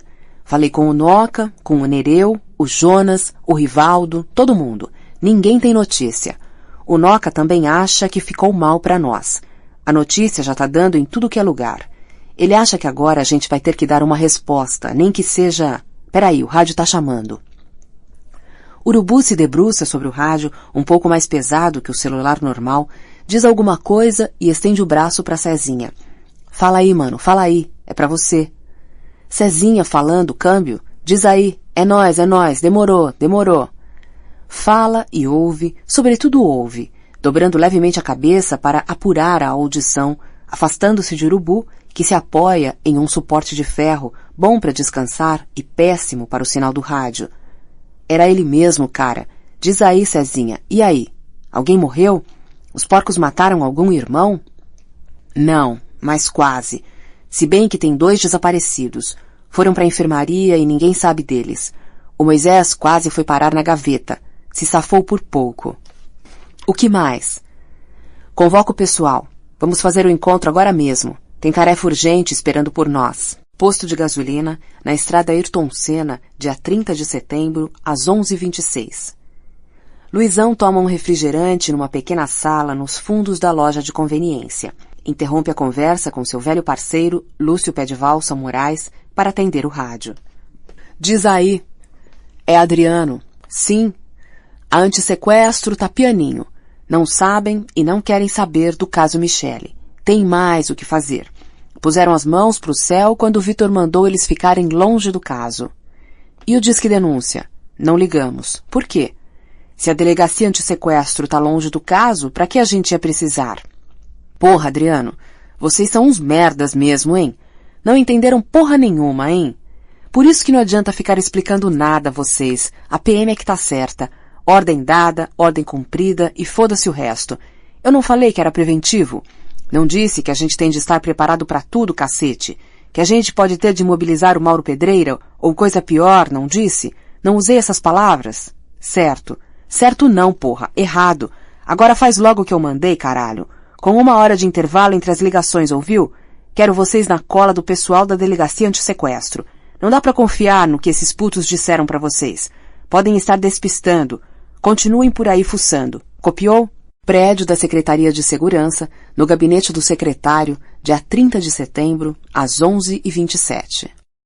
O secretário está de pé, próximo à cabeceira da mesa, e acaba de esmurrá-la, espalhando água, café e açúcar. Marquinho se esgueira entre os braços do secretário para passar um maço de guardanapos na sujeira e conter sua expansão. Deixa essa merda, Marquinho. Puta que eu pariu. Puta que eu pariu. Eu quero saber. Não me interessa de que forma vocês vão descobrir, nem o que vão fazer. Eu quero saber hoje. Ou eu fico sabendo, ou me demito. Mas antes, faço questão de ter o prazer de exonerar vocês dois. Estão entendendo? Preciso ser mais claro? Hoje, ainda hoje, na merda dessa mesa, eu quero a explicação. Quem está levando informações classificadas ao governador? A inteligência está subordinada a quem, Amilcar? Posso saber? É a mim ou não é, porra? Quem é seu chefe, Vaz? Sou eu ou não sou eu, caralho? Agora tem uma coisa. Eu sei que o Fraga não tem nada a ver com isso. Tenho as minhas razões para deduzir isso. Ele não sabia que o governador sabia do sequestro. Nem queria que ele soubesse. Se bem que não custa checar também. Do jeito que tem filho da puta nessa merda de segurança pública, tudo é possível. A gente tem de ser paranoico, doente mental, para imaginar a galeria fantástica de pervertidos. Mesmo assim, mesmo pondo para funcionar a mais patológica das fantasias, a gente não vai conceber o grau de degradação, sacanagem e traição dessa corja. Quem dera nossos inimigos fossem os bandidos. Quem dera. Isso aqui seria um paraíso. Portanto, pode ser o Fraga, sim. Investiguem o Fraga também. Tudo é possível. Se essa porra de polícia existe, tudo é possível. De qualquer maneira, para mim, o maior suspeito, além de vocês dois, é o Vitor, que estava muito quieto hoje. O secretário vai até a janela, encosta a testa no vidro, observa a Avenida Presidente Vargas. Diminui essa merda desse ar refrigerado, Marquinho. Manda baixar essa porra. Será que nesse antro só tem pervertido? Será que ninguém sente frio nessa merda? Volta à mesa, afrouxa a gravata, senta-se. Vocês entenderam? Quero saber quais as ligações de todos os que estão envolvidos nessa investigação com o gabinete militar do Palácio Guanabara e com outros possíveis agentes de ligação com o governador. Quero essa sala vasculhada, meus telefones vasculhados. Quero saber quem é o verdadeiro secretário de segurança. O filho da puta que está acima de mim, atrás de mim, escondido atrás dessas paredes, debaixo da minha cadeira, dentro do meu travesseiro. Quem é esse poder, essa coisa? O que é isso, caralho? Quero saber o que eu sou. Afinal de contas, qual é o meu papel nessa farsa? Se eu sou o palhaço, vou chutar o balde, mas antes vou acertar as minhas contas com vocês. Agora façam uma gentileza, me deixem sozinho. Amilcar, Vaz e Marquinho deixam o gabinete em silêncio. O secretário sente uma vertigem que o atira ao sofá. Varanda cercada por mangueiras seculares em Jacarepaguá, casa de Saramago, dia 30 de setembro, ao meio-dia.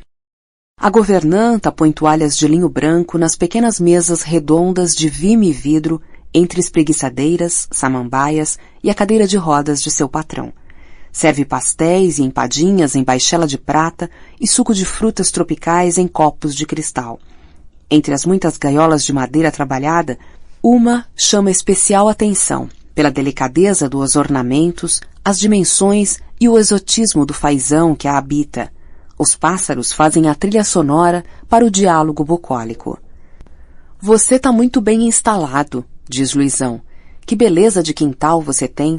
Essa varanda é uma beleza. Bondade sua. O anfitrião é modesto. Sério, quando eu crescer quero ter uma casa assim. Quero morar num lugar assim. Ah, doutor França, faça-me o favor. Você não mora porque não quer. Eu sei que você está muito bem. Nem tanto. Sabe como é, Saramago? Um dia os negócios melhoram, no outro pioram. Esse nosso país não é sério. Falta estabilidade, equilíbrio, previsibilidade. Isso é verdade. É difícil investir numa situação de incerteza. Pois é. Eu estava lendo um economista outro dia. O artigo falava justamente disso. Sem segurança jurídica, as expectativas não se estabilizam e os investimentos caem. Claro, natural. É um fato, não é? Sem dúvida. Mas a polícia não ajuda, doutor França. Não ajuda. Um bando de salafrários, oportunistas. Não se pode confiar em mais ninguém. Especialmente em meu ramo, que, aliás, não anda muito bem. Sinto que há um certo esgotamento do velho jogo do bicho, meu caro doutor França.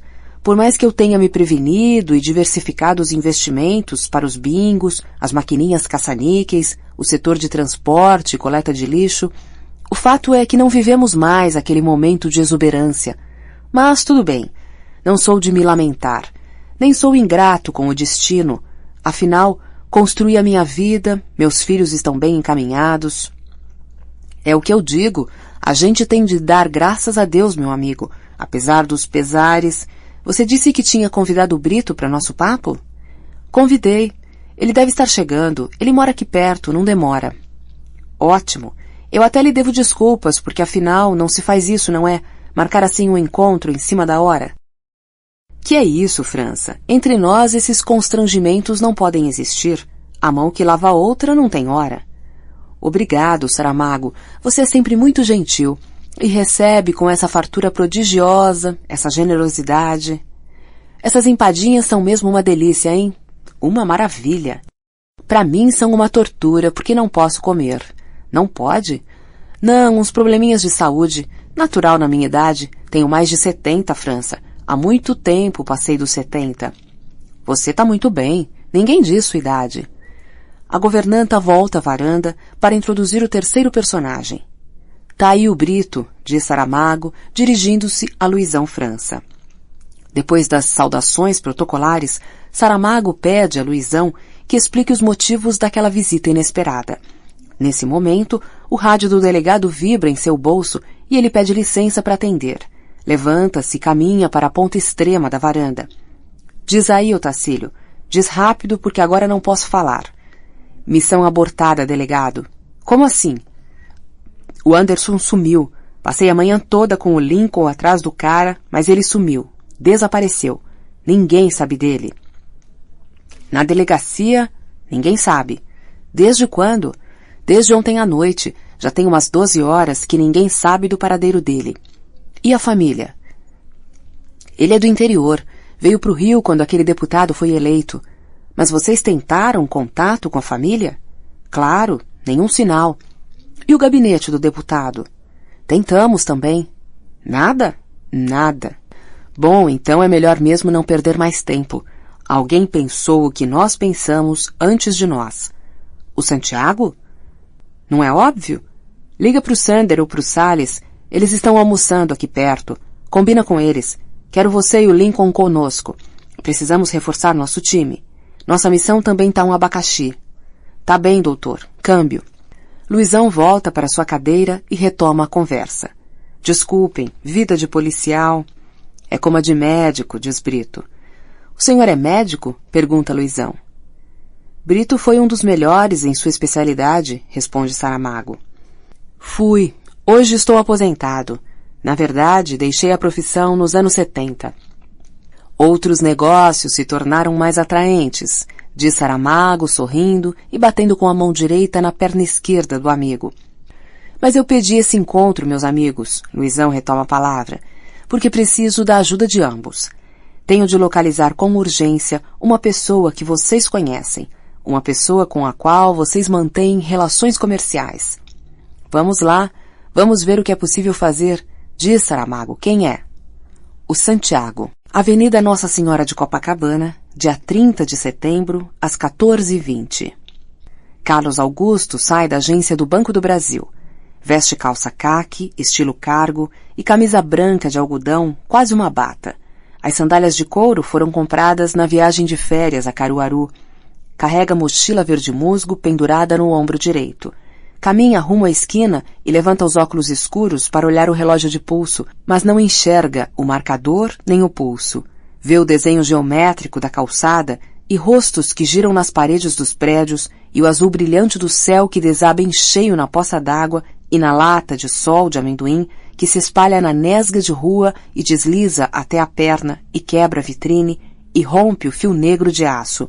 Rodopiam mãos, braços, punhos. Baby sente o gosto viscoso e morno de sangue enquanto escurece. Quando recobre a consciência, estendido na calçada, Carlos Augusto está cercado por populares e ouve as vozes que relatam a agressão.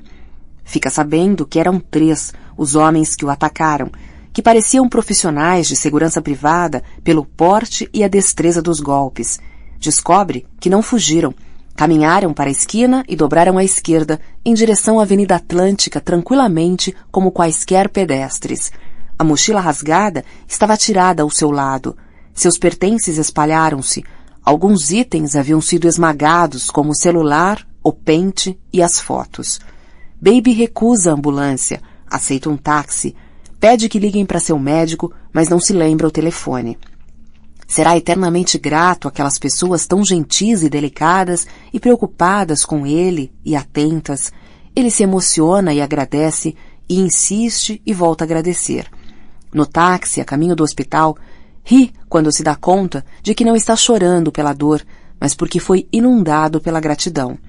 Nunca se sentira tão imerso num mar de fraternidade, e pensou como era engraçado ser invadido por ondas calorosas de amor enquanto cuspia fragmentos de dente. Quintal amplo e deserto, grama crescida, 2 laranjeiras, algumas galinhas ciscando junto ao casebre de tijolo aparente, dia 30 de setembro, às 14h40.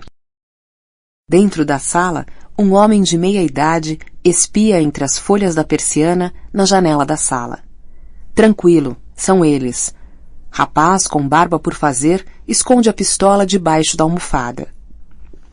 Santiago e Miranda batem à porta. O homem mais velho os recebe com uma reclamação. Vocês demoraram a chegar. Nós estávamos... Miranda fala com voz quase inaudível. Onde é que ela está? O rapaz aponta para o corredor. Seu parceiro responde. No quarto dos fundos. Miranda sempre em voz baixa. Tudo bem. Ela tá bem? Tudo bem, diz o primeiro. O segundo complementa. Tá meio histérica, mas a gente aplicou uma dose leve de Valium só para ela sossegar. Santiago fala pela primeira vez. Vamos lá então, vamos ver essa mulher. O rapaz dirige-se para o corredor, mexendo no bolso. Santiago, que o acompanha, o interrompe. Me arranja um copo d'água? O rapaz entra à direita, seguido por Santiago. A cozinha é comprida. A geladeira fica depois da pia à direita. O rapaz tira a chave do bolso, deposita-a na bancada da pia, abre a porta da geladeira e se abaixa para alcançar a garrafa d'água que está na prateleira inferior da porta. Tomba com 3 tiros na cabeça. Os estampidos são secos, silenciosos. Santiago nem precisa conferir. Trabalho concluído. Deixa o corpo ajoelhado ao pé da geladeira aberta, recolhe a chave e volta à sala. Miranda pressiona o pescoço do homem com o polegar para sentir a carótida. Usa luvas como um profissional. Olha para Santiago, exibindo aquela sua expressão típica que significa missão cumprida. O corpo no chão está inerte. Caminham juntos rumo ao quarto dos fundos. Abrem a porta devagar. Michele dorme, agarrada a 2 travesseiros, sentada em um colchão fino, encaixado no encontro de 2 paredes. O quarto está vazio e escuro. A janela fechada com tábuas pregadas. Sacodem a mulher. Michele, acorda. Tá tudo bem. Você tá livre. Liquidamos os sequestradores, mas ainda há riscos. Depois você vai entender. Agora, você precisa confiar em nós. Vamos te dar um café e tirar você daqui. Favela da Mineira, pátio da pequena escola de samba local, dia 30 de setembro, às 16h. Jonas reúne os soldados do tráfico. Quase todos estão sentados na mureta lateral, protegidos do sol pela extensão de zinco do teto da quadra. Ele ordena atenção total. Avisa que tempo de guerra se aproxima. Na pequena sala da direção da escola, Índio observa a reunião de seus comandados. Ligou para os amigos em Bangu 1 e pediu licença para uma consulta pessoal a Moisés. Está esperando a resposta. Jonas vocifera. Inflama o ânimo dos combatentes. Dá a palavra ao recruta Juvenal, o professor que trocou a faculdade de História pelo Exército para prestar um serviço à sua comunidade, trazendo cultura e conhecimento prático para o movimento da mineira. É o que diz Jonas em sua introdução. Juvenal ensina a diferença entre um bando e um pelotão, uma companhia, um batalhão, uma unidade de guerra, uma agência de inteligência. Insiste na importância da organização, da hierarquia e da disciplina. Juvenal fala sobre o poder da DAS, a Delegacia Antissequestro no Rio de Janeiro, e sua disputa com a DRE, a Delegacia de Repressão a Entorpecentes. A antissequestro se fortaleceu muito, mas a repressão a entorpecentes voltou a crescer, graças aos negócios de importação de pasta de coca colombiana via Angra dos Reis, que é a maior concentração de embarcações privadas do país, onde o PIB brasileiro passa férias e que mantém conexões com o rico interior paulista via pistas clandestinas. Professor, é melhor explicar o que é PIB, onde fica Angra dos Reis e falar um pouquinho mais devagar, porque o pessoal aqui não está muito acostumado com esse tipo de coisa, não. Índio não ouve direito o que falam lá embaixo. De qualquer jeito, mesmo que escutasse, não se ligaria. Sua cabeça está longe dali. O coração aos solavancos. O aparelho ronca, ele o agarra num gesto veloz. Fala aí, brother. Índio? Eu? Como é que você tá passando, meu amigo? Como vai a família? Rodriguinho, Marcinha, Dona Rita? É nóis, brother. Tudo beleza. Você precisava muito falar comigo. Tinha de ser comigo. É isso mesmo? Isso. Seguinte, chefe. O porco do Santiago fez contato. Falou com você? Não, que ele não é besta. Mandou recado. E? Quer um encontro comigo. Eu e ele. Só nós dois. Pra quê? Diz que tá com a Michele. Que ela tá bem. Que ele resgatou ela. Quanto ele quer? Diz que não quer saber de grana. Quer um tóxico? Não quer nada, não. Arma? Negativo. Diz que não teve nada com o sequestro.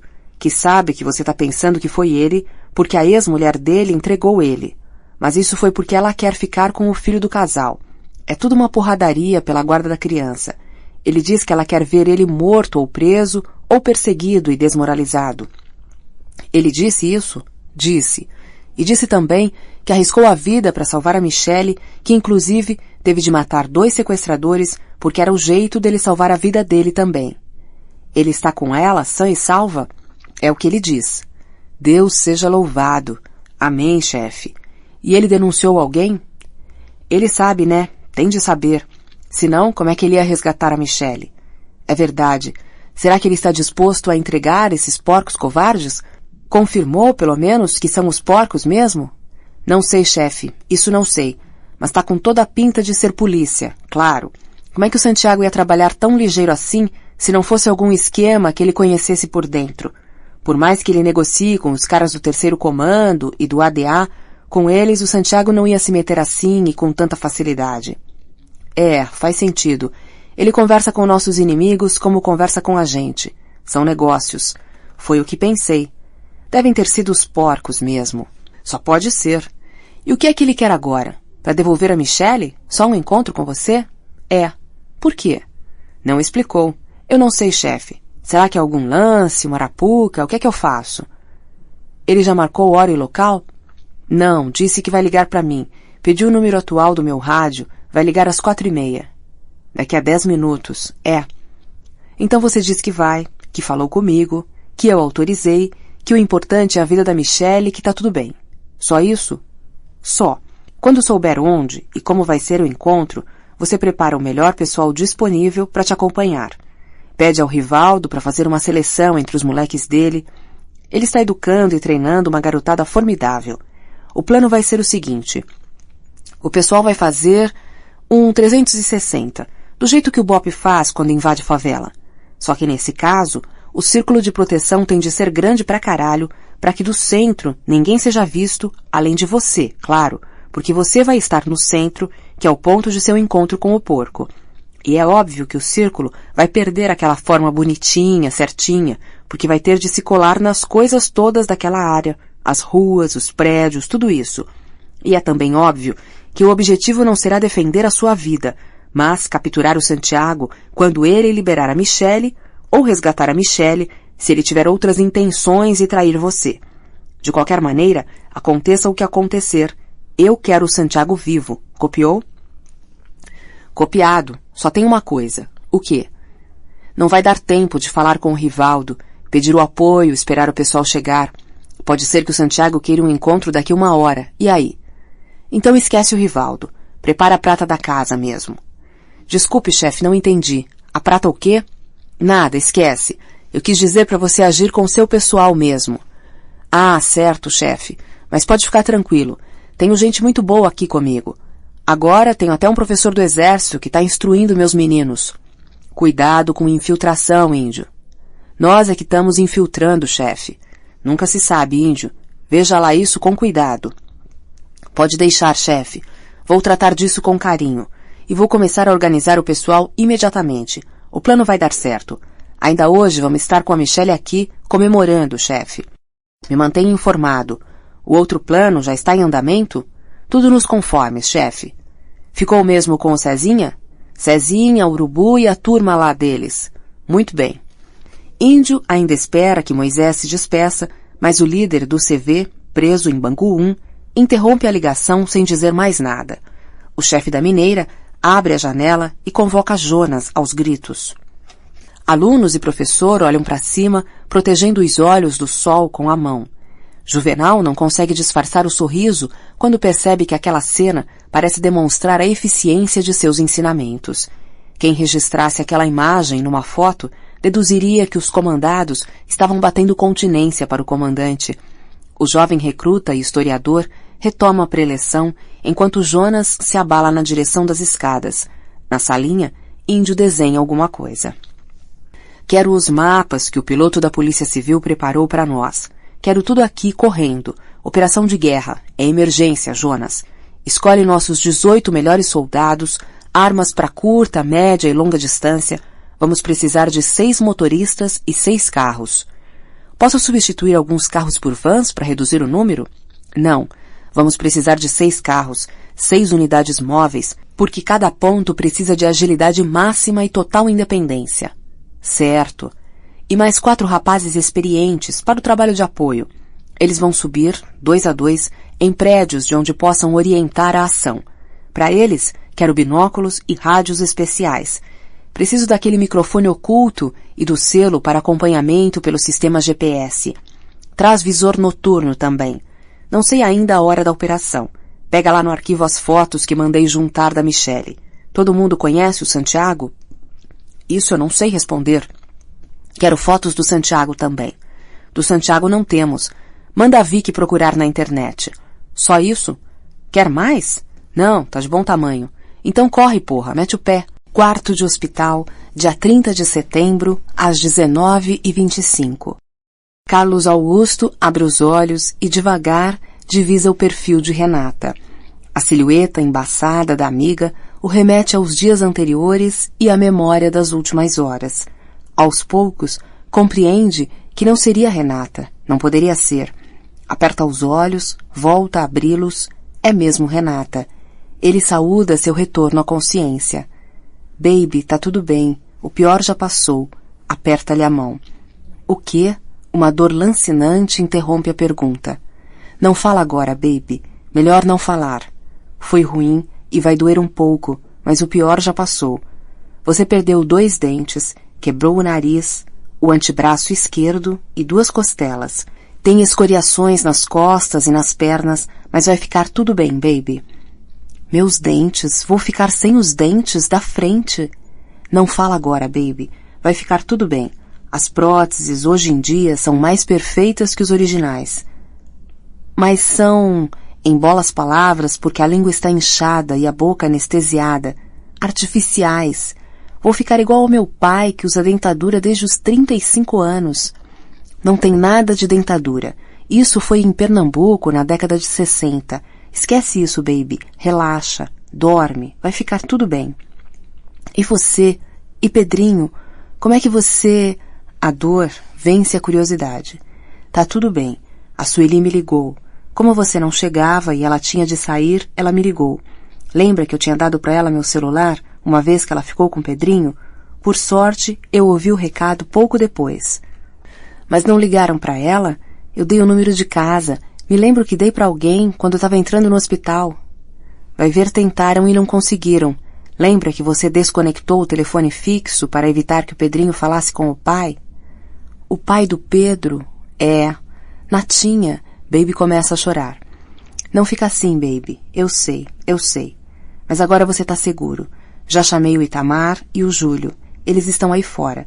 Achei que você não ia querer meter o Érico nessa história. Acho que é muito cedo para ele mergulhar assim de cabeça no caldeirão. O caldeirão do baby. Sorriu sem os dentes da frente e Renata disfarçou o susto. Continuou. Natinha, não foi assalto? Olha, baby, sua carteira tá com o dinheiro, talão de cheques, cartões de crédito, tudo. Assalto não foi. Você chamou a polícia? Disseram na recepção do hospital que você proibiu terminantemente que se envolvesse a polícia. Eu disse? Mas é melhor mesmo. Imagina envolver a polícia nisso. Só faltava essa. Era capaz do pai do Pedro aparecer aqui com sua quadrilha para te proteger. Deus do céu, bebê de Rosemary, ai, pelo amor de Deus, não me assusta, Renata. Isso não vai acontecer. Ninguém chamou a polícia, fica tranquilo, relaxa. Foi o pai do Pedro, não foi? Foi ele, não foi? O que ele quer, esse homem? Meu Deus do céu! Ele não quer nada com você, baby. Você apanhou, mas o alvo era eu. Foi um recado, uma ameaça. Não é nada com você. E como é que você me localizou? Acharam um papel em seu bolso com o número de minha mãe. É, eu lembro disso. O seu número e o celular da Sueli eu sei de cor, mas não sabia o de sua mãe, e com essa história do Pedrinho achei que podia precisar. Mamãe me deixou um recado com o endereço do hospital. Toda preocupada, coitada, ela te adora. Aposto que se não fosse a osteoporose e o trauma por causa daquele tombo, ela já estaria aqui, grudada na sua cabeceira. Olha, baby, eu tenho de ir. Não se preocupe comigo e com o Pedro. Nós vamos ficar bem. Vamos para um lugar bem seguro. Prometo dar notícia. Para sua segurança, o melhor é você ficar longe de mim. Vou chamar os rapazes, eles vão se revezar. Enquanto você estiver internado, um deles vai ficar com você. Você não vai ficar sozinho. Renata se abaixa e beija a testa de baby. Sala de recepção do hospital, dia 30 de setembro, às 8 da noite.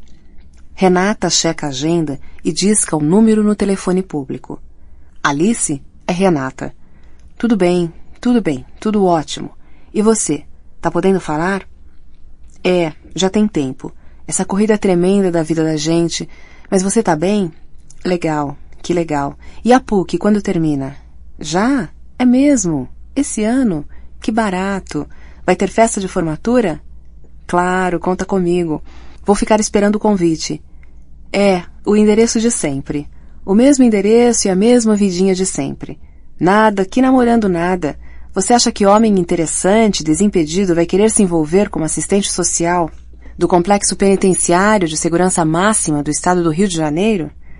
Um ou outro rolo, de vez em quando, que é pra espanar teia de aranha, minha amiga, só isso. Que nada, bondade sua.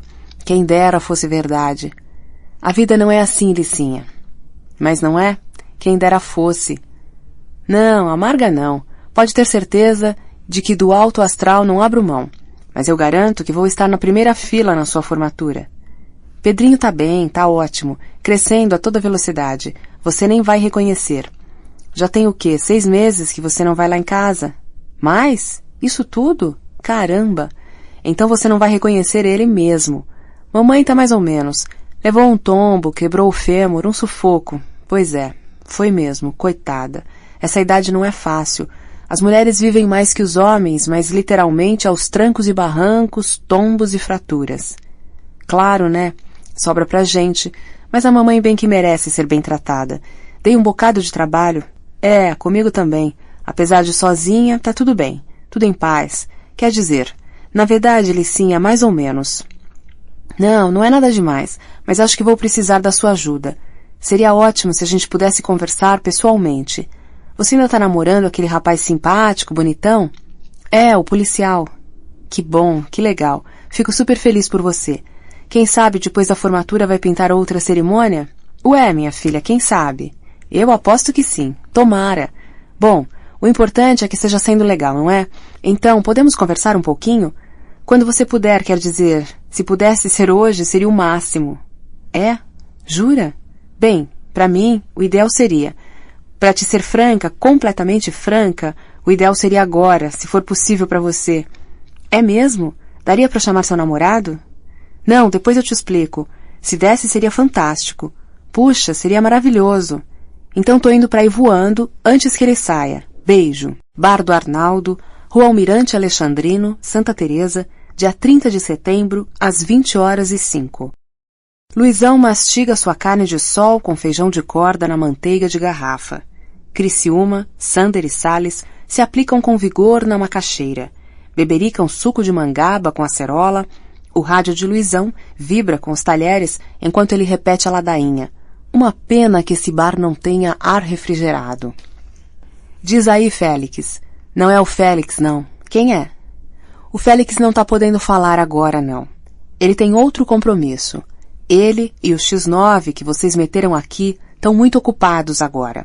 E, pelo visto, não vão poder conversar tão cedo com vocês. Só na outra encarnação. Se vocês gostarem de churrasco, estão convidados. Vai ter churrasco essa noite. A ligação é interrompida. A carótida de Luizão salta, injetando sangue nas orelhas, no nariz, na testa, nas bochechas, menos no cérebro do delegado, que parece bestializado com o que ouviu. Sala de estar do apartamento de Alice de Andrade Melo, dia 30 de setembro, às 20h10. Na verdade, sala de estar do apartamento dos pais de Alice, mais especificamente da mãe de Alice, como a orgulhosa proprietária gosta de assinalar, para que não pairem dúvidas sobre a fatia que lhe coube na disputa travada em juízo com o pai de Alice. No momento, entretanto, a casa é mesmo de Alice. Sua mãe avalia, in loco, a extensão de seus domínios na Península Ibérica.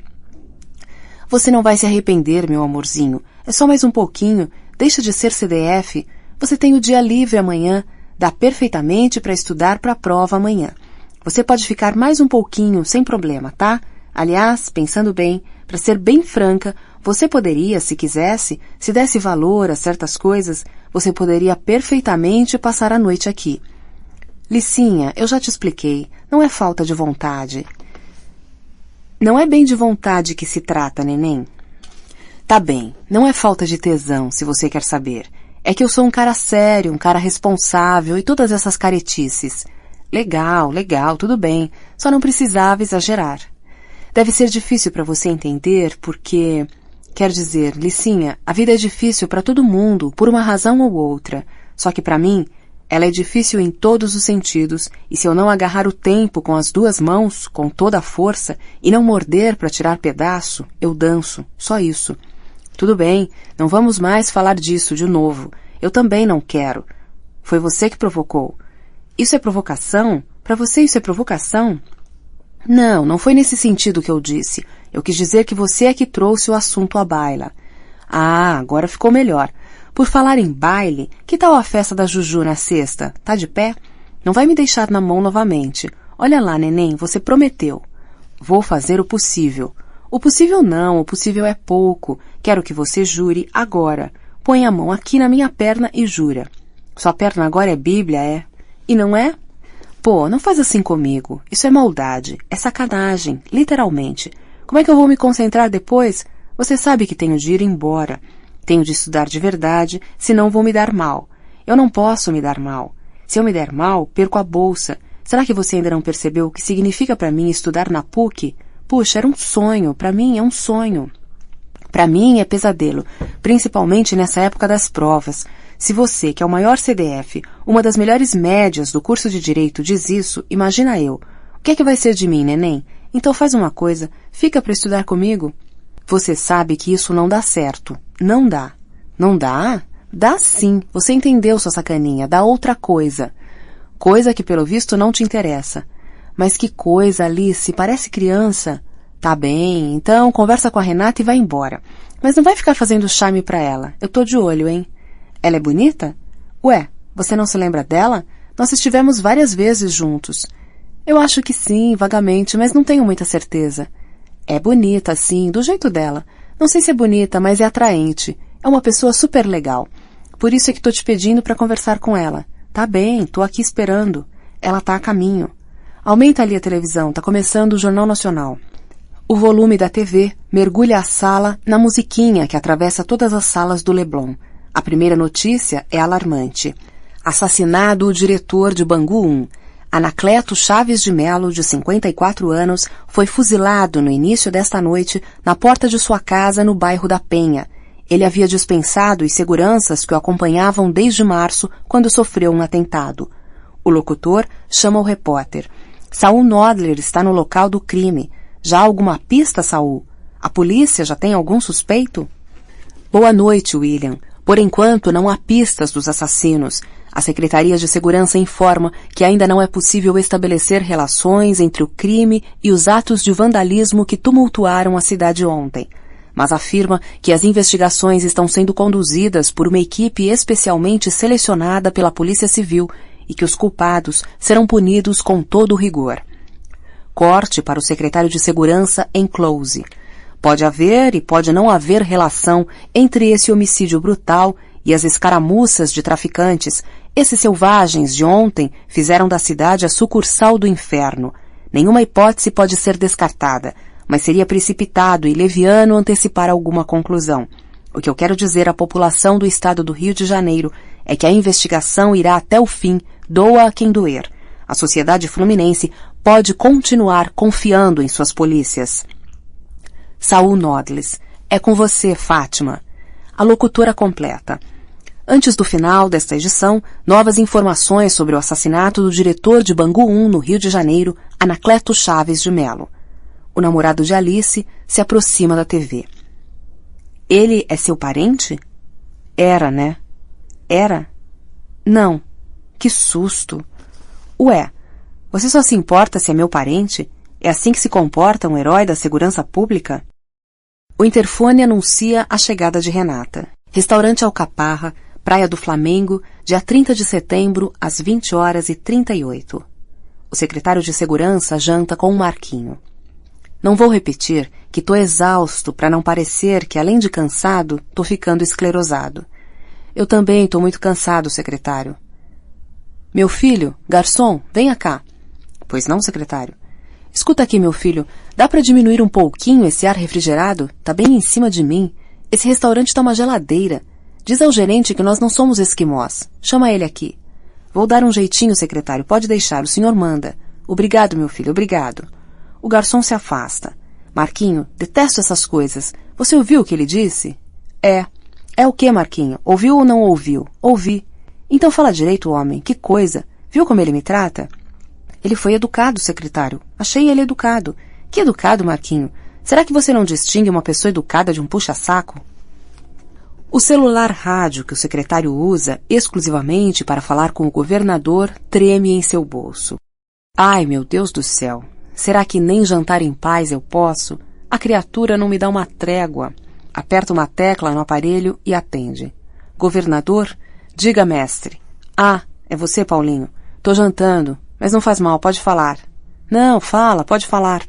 Vira-se para Marquinho, tampa o bocal do aparelho e sussurra. É o secretário de comunicação, aquele idiota. Continua a conversar com Paulinho. Sei. Ah, é? O Jornal Nacional? Ah, sei. Pois é, eu já tinha feito o relato ao governador. É, eu sei, muito chato, horrível. Pois é, isso é que é o pior. Exato. Essa coincidência. Claro, pode não ser coincidência.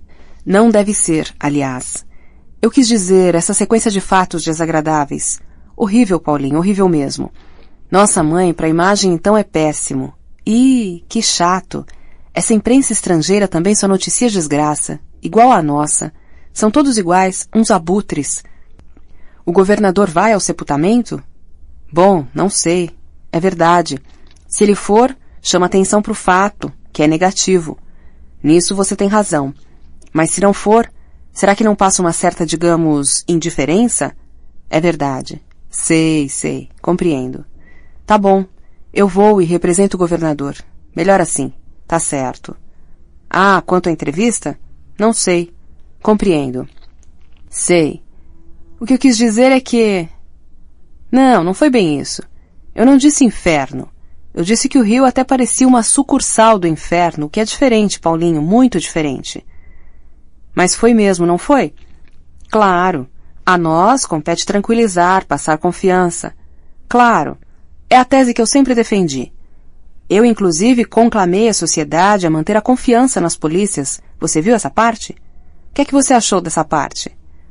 Mas nisso aí eu discordo de você, porque não acho que existe exagero quando a gente apenas reconhece a realidade. É a realidade, Paulinho.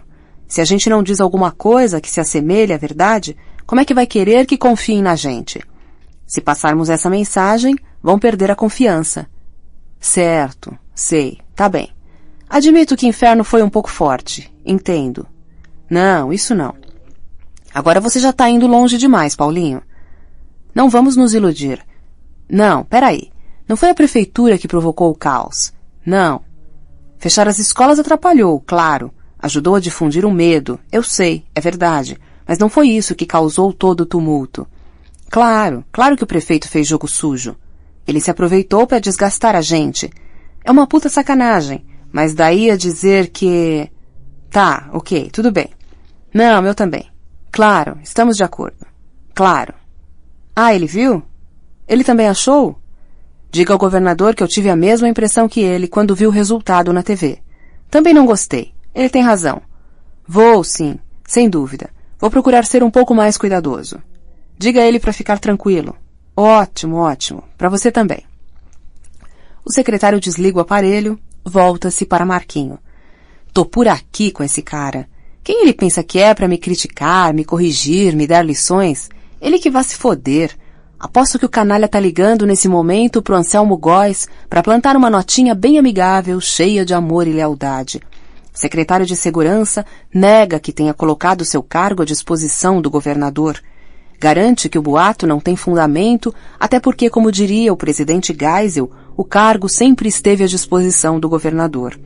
O que é que você vai comer, Marquinho? Vamos pedir logo, antes que eu perca a fome. A gente tem 1 hora para comer. A reunião está marcada para as 10. Quero só ver o prato que a inteligência vai me servir. Quero só ver o que é que aqueles 2 putos vão me dizer.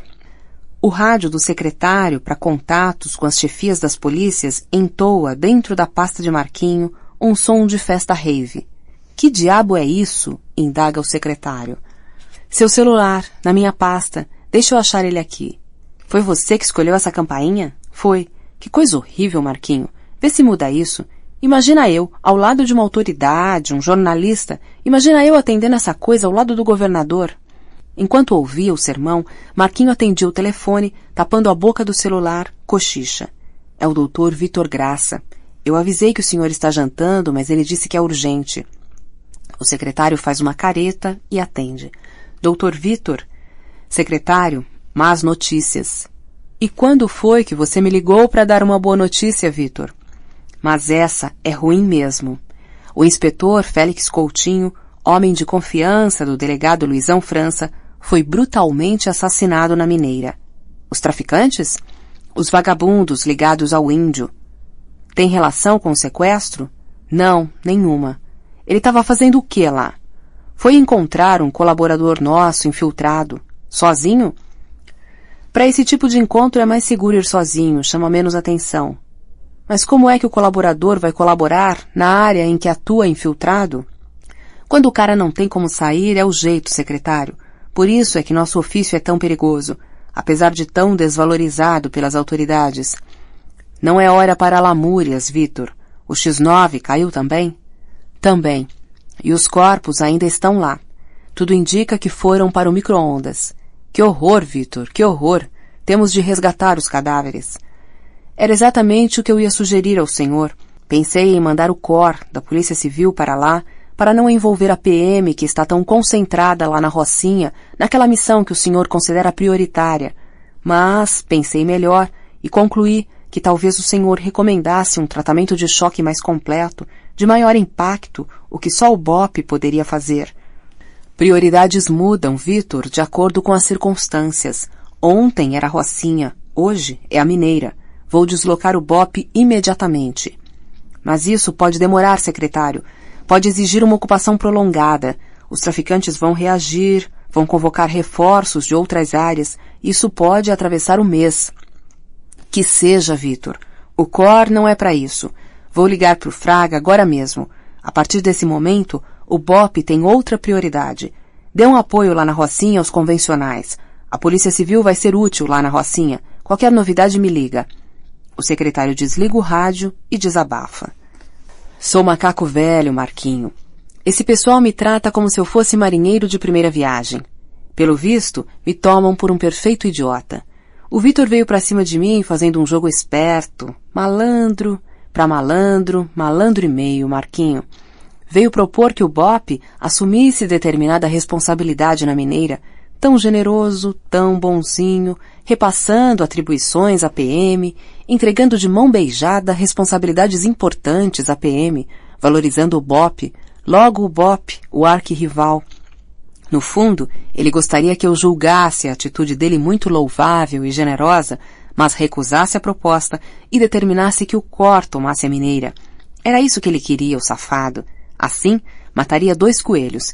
Ia ter o que queria ao mesmo tempo que passaria uma imagem de grandeza. Vitor, o estadista, esse cretino. Mas não sou nenhuma besta não, tá ouvindo, Marquinho? Quebrou a cara. Liga aí pro Fraga. Põe ele na linha. Quero o BOPE na Mineira já. Táxi aéreo sobrevoa a pista clandestina nas proximidades de Angra dos Reis. Luzes esparsas pontuam o relevo irregular das 1000 ilhas, dia 30 de setembro, às 22h05. Santiago não vê o rosário de estrelas marinhas. Dorme profundamente, a cabeça tombada sobre o encosto do assento vizinho que está vazio. No bolso interno do paletó estão o escapulário e a fita com as conversas comprometedoras da senhora Nuno Cedro. O abismo inconsciente traga seu espírito para despenhadeiros profundos e escarpados. Mais tarde, vai relatar seu pesadelo ao amigo que o aguarda. Lá de baixo, ao pé da altíssima estrutura metálica, o grupo, a pupa, chama seu nome aos berros, assovia, atira latas vazias. Os gozadores da turma abanam lenços e gritam: "Olha para baixo, Santiago! Ea! Agora vai, agora vem! Ea!" Ao seu lado, na quina da estrutura elevada, 20 metros acima do solo, o instrutor lê a sentença. O aluno 06 terá de caminhar sobre a estreita trilha de aço suspensa de 15 centímetros de largura. Apenas 20 metros separam sucesso e fracasso.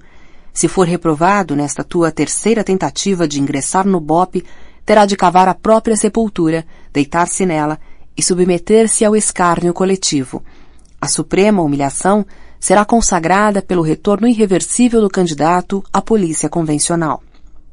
O pavor, tanto quanto a vergonha, destravam suas mãos que largam o poste em que se agarravam e o lançam no estribo fino sobre o vazio. Olha para o céu, o vazio superior, olha para frente, a estria de aço vai se estreitando até reduzir-se a um fio imperceptível e intransitável, prenunciando a impossibilidade de percorrê-lo. Olha para baixo, os colegas aos brados, apupando o vazio, sente as pernas fugirem, despenca. Aterriza docemente sobre a cadeira do dragão, a qual seu corpo é atado pelos colegas, supervisionados pelo mesmo instrutor que o informa. Charlie, aluno 06, campo de concentração. Você passou no teste de altura. Venceu a vertigem. Só lhe falta agora derrotar a dor. Estranha o que lhe é dito, porque sabe que já está morto. Os colegas de negro tomam cerveja, cantam em coro as cantigas do BOPE e erguem os punhos. O instrutor abaixa a alavanca e a descarga elétrica torra seu cérebro. Suas narinas exalam um perfume dulcíssimo de cadáver embrulhado em rosas. Acorda num sobressalto quando o copiloto toca seu braço. É preciso preparar-se para a aterrissagem. Aperta o cinto de segurança e inspira o ar que lhe falta. Sala do apartamento de Alice, dia 30 de setembro, às 22h09. Renata resiste ao convite para passar a noite com a amiga. Não quero expor vocês, não quero envolver vocês. Nós já estamos envolvidos, insiste o namorado de Alice. Não tem mais jeito, já somos parte desse trama. O que é que você queria? Primeiro, somos seres humanos, não somos máquinas. Depois, Licinha é sua amiga. Por tabela, também sou. Além disso, puxa vida, você se esqueceu o que eu sou? O que eu faço na vida, além de estudar na PUC? Sou policial. Como é que um policial poderia dormir com um barulho desses? Ouvir a história que você contou e dizer, tudo bem, boa noite, até amanhã, vou tratar da minha vida, vou para casa, vou dormir. Tem policial que não só dorme com um barulho desses, como faz um barulho desses. Meu ex-marido, não se esqueça. Você teve azar, Natinha, diz Alice. Você é que teve sorte, Alice. O namorado retoma o raciocínio. Não dá, Renata. Não vou deixar você sair daqui sem que a gente tenha encaminhado uma boa solução. Você tem certeza que seu filho vai ficar bem com sua mãe? Eu tentei o quanto pude não meter minha mãe nesse melê, mas que fazer? Ela tem uma boa estrutura de apoio e, pelo menos, o Pedrinho vai ficar vigiado e protegido 24 horas por dia.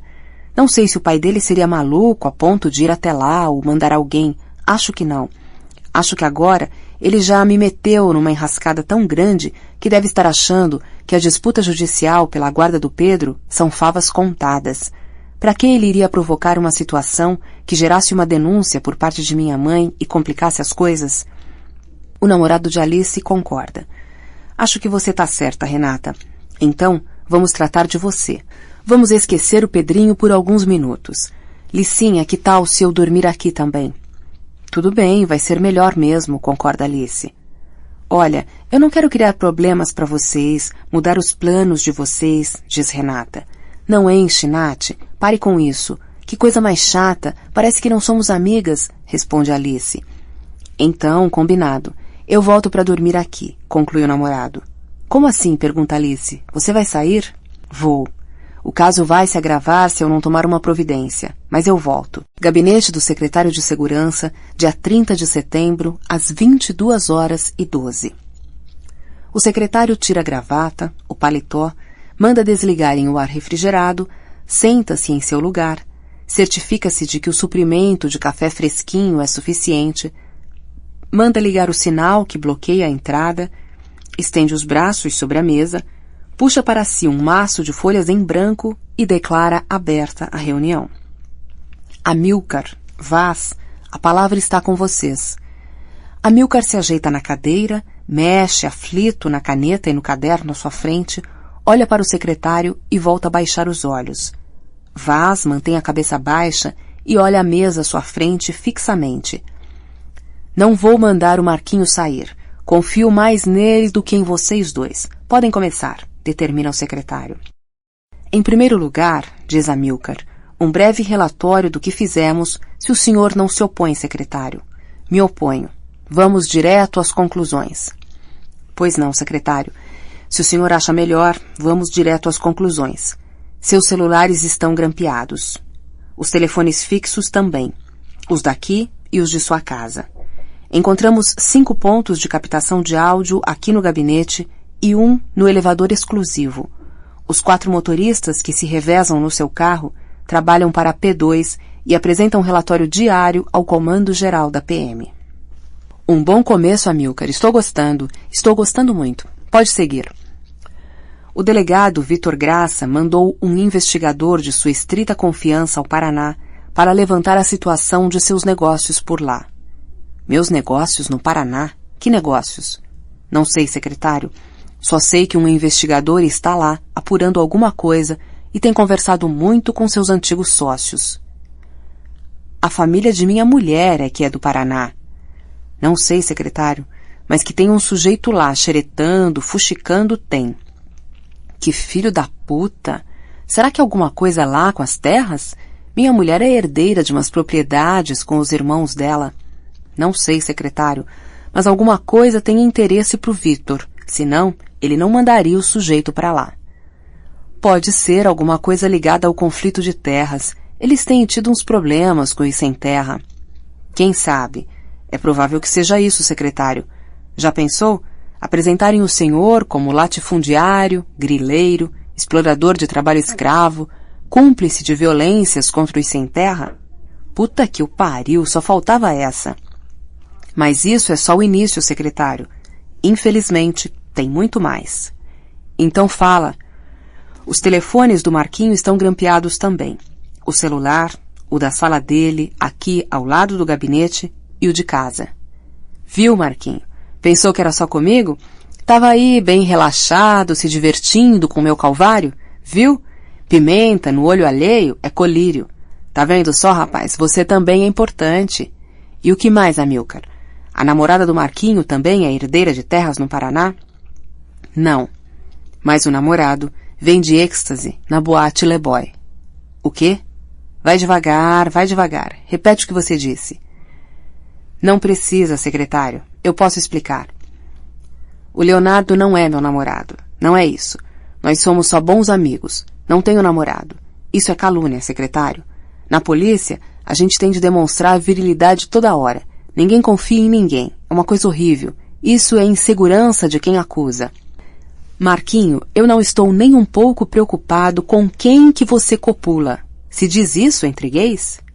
Nunca ouvi, responde Marquinho. Então, deixa eu dizer isso de outra forma. Não me importa se você é homossexual ou heterossexual, se é ativo ou passivo, se gosta de mulher gorda ou magra, homem alto ou baixo, se tem tara por grávidas ou anões. Eu quero que você me explique é o seu envolvimento com o narcotráfico. Êxtase não é narcótico, secretário. Não interessa, Marquinho. Tráfico de entorpecente. Também não é entorpecente. Barbitúrico não interessa, porra. Também não é. Foda-se, Marquinho. Não interessa. Quero que você me explique seu envolvimento com o tráfico. Que escândalo! Só me faltava essa.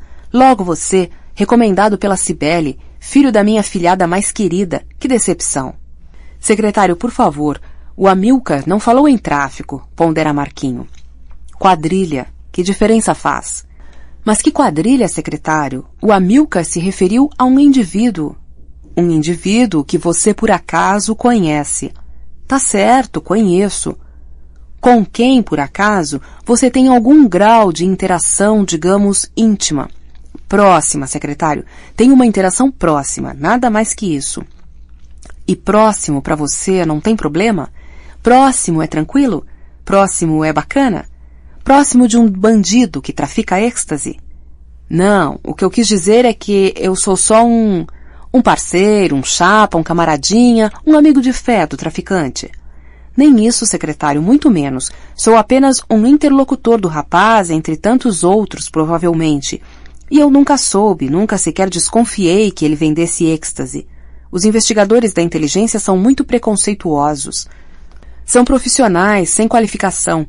Não estou falando do Vaz e do Amilcar, mas eles mesmos hão de reconhecer que os seus subordinados deixam muito a desejar. Aposto que me viram conversando na praia ou no calçadão com o Leonardo e já deduziram que temos um caso. Como ele frequenta boate gay, é logo taxado de gay. Nem sei se é ou não é. Para mim seria surpresa. Se trafica ou não trafica, como é que eu vou saber? O problema são as conversas telefônicas entre vocês. Agora é o Amilcar que intervém. Tinha mais essa, Marquinho. O secretário aperta o cerco. Você se precipitou. Devia ter esperado um pouco mais antes de se defender. Imprudência da juventude, meu caro. O que tem nas conversas, Amilcar? Os dois conversam sobre o flagrante que o pessoal da 13DP deu lá na Le Boy. Por que os policiais do estado do Rio de Janeiro não empregam nunca o numeral ordinal?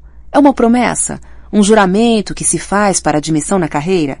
Você se referia aos seus colegas da 13ª Delegacia Distrital, que fica lá em Copacabana.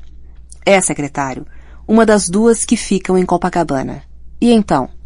Na conversa registrada, o Leonardo relata ao interlocutor, ao Marquinho, que houve um flagrante na véspera.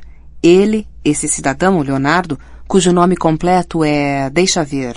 Nesse momento, o delegado Vaz ajuda seu colega. Queiroz. Leonardo Queiroz. Exatamente. Esse cidadão menciona o fato de ter sido detido em flagrante delito por detetives que o viram vendendo êxtase para frequentadores daquele estabelecimento, inclusive para menores de idade, lamentando que a liberação tenha lhe custado todo o estoque da droga que mantinha em casa. Vaz intervém.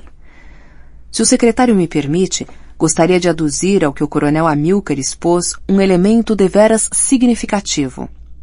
Vaz, diz o secretário, depois de nosso encontro hoje de manhã, observei uma mudança em seu estilo. Pode relaxar, viu? Aquilo tudo que eu disse foi uma explosão de momento. Não tinha intenção de agredir nem você, nem o Amilcar, que são meus melhores homens. Mas diga lá. O elemento novo que ajuda a esclarecer o episódio, secretário, é a referência explícita que o cidadão citado faz à droga. Referência que não provoca nenhum sinal de surpresa ou de reprimenda do outro lado da linha.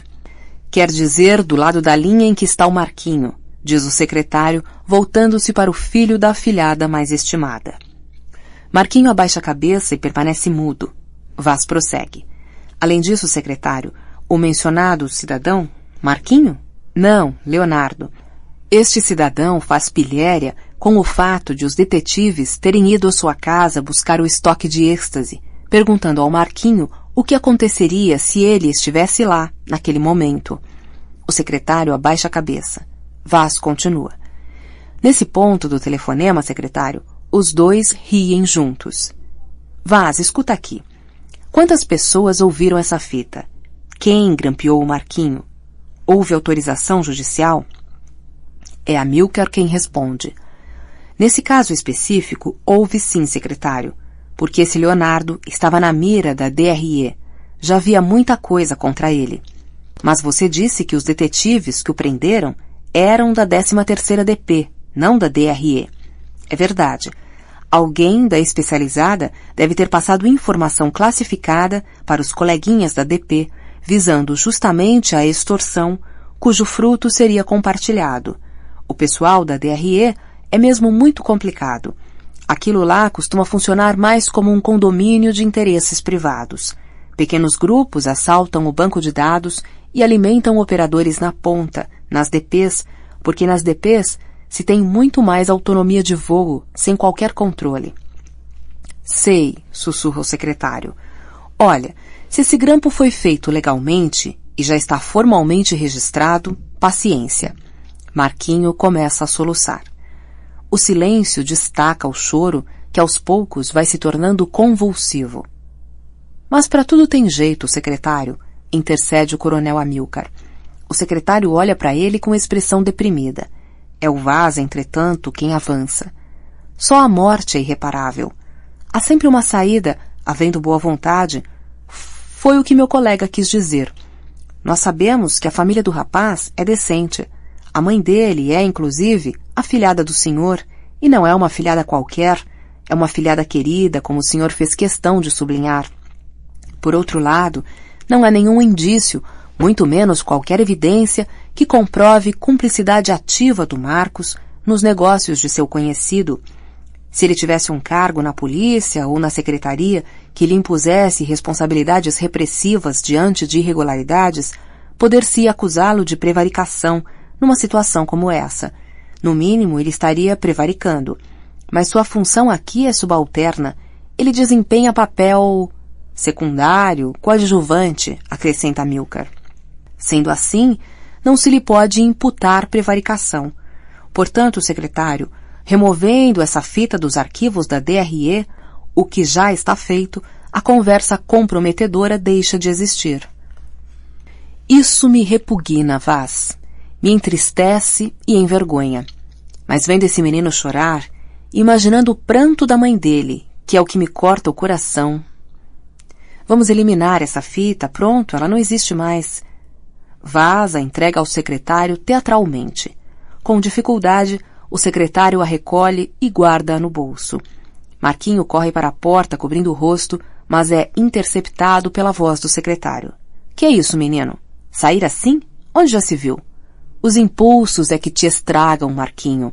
Você pensou nas consequências de ser visto saindo assim do gabinete? Senta aí e se comporta feito homem. O passado está apagado. Pronto, está esquecido. Quero ver você se emendar daqui para frente. Vamos olhar para frente. Atenção, dá ao silêncio um status de nobreza. Fim do capítulo Marcos Paiva de Souza Carneiro, Dr. Vaz. Vamos em frente. Marquinho se recompõe e joga na lata de lixo, atrás da cadeira do secretário, a pilha de lenços de papel usados que guardara nos bolsos. Pois não, secretário. Se o senhor não se opõe, tomo a liberdade de passar a palavra ao coronel Amilcar. O secretário anui com um gesto largo e lento, espalmando as duas mãos, como se entregasse um embrulho, uma criança ou uma bomba ao coronel, que tira e põe os óculos, lê as anotações, volta a tirar os óculos, até que finalmente se emperdiga, deposita os óculos na mesa e retoma a exposição. A principal pergunta que o senhor nos fez, hoje de manhã, dizia respeito ao vazamento de informações para o governador. O caso em pauta era o do sequestro, mas certamente interessa ao senhor saber se o canal permanece aberto e se já estava aberto antes do episódio dessa manhã. Este é o ponto, coronel. Esse é precisamente o ponto. Nós não sabemos, secretário. Não tem nenhuma hipótese, nada, nenhuma pista? Bem, alguma pista nós temos. Eu e o Vaz gostaríamos que o senhor desse uma espiada num vídeo que nos chegou de uma maneira muito estranha e suspeita. Por isso, não dá para confiar. Pode ser encenação, sei lá. Já checamos a autenticidade material, física. A fita não foi editada. Quer dizer, o que o senhor vai ver não é uma montagem cinematográfica, mas pode ter sido uma montagem teatral. Ou seja, que aconteceu, aconteceu. Só não dá para ter certeza de que não foi encenação. Mas se não for pedir demais, eu e o Vaz consideramos que o conteúdo talvez exigisse uma cautela adicional, o que nesse caso... Quer dizer, dado o contexto, secretário, dos problemas que estamos enfrentando, que são graves, até para proteger a pessoa em causa de qualquer futura suspeita infundada, quanto a eventual vazamento, talvez fosse conveniente, se o senhor não se opusesse... Dá licença, Marquinho. Eu, o Dr. Vaz e o coronel Amilcar precisamos ficar a sós. Precisamos de privacidade. O senhor quer que eu saia, secretário? Preciso falar mais claro, Marquinho? Que coisa! Marquinho recolhe seu material, pastas, livros, documentos, um notebook e se retira. Com licença. Boa noite. Boa noite não, Marquinho. Você não está dispensado. Ainda quero falar com você. E preste muita atenção. Você está proibido de falar ao telefone qualquer coisa que não seja absolutamente trivial. E não atenda, nem ligue para ninguém que não seja de máxima confiança. Não quero você batendo papo com ninguém em sua sala. Até prova em contrário, todos são suspeitos, inclusive você, ouviu?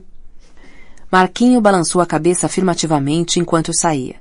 O secretário mal espera que a porta se feche. Pode passar o vídeo. Vaz levanta e se dirige à TV. Mete uma fita cassete no vídeo, prepara-se para ligar a TV, mas a porta do gabinete se abre num estrondo para a entrada espalhafatosa de Marquinho, que lê folhas de papel com notícias da internet. Secretário, desculpe, mas é urgente. O pessoal estava aqui na antessala para que o senhor autorizasse algum contato. Olha só, Michele foi libertada. Os morros do Comando Vermelho estão em festa, bebida grátis para o povo. Carnaval fora de época em alguns bairros da cidade. Bangu 1 comemora. Pichada com palavrões, a sede da Ebone, a empresa de segurança da viúva de Anacleto, o diretor de Bangu 1, que foi assassinado no início da noite na Penha. Ah, ainda tem mais uma que é meio chata. Polícia não se pronuncia e secretário é o último a saber.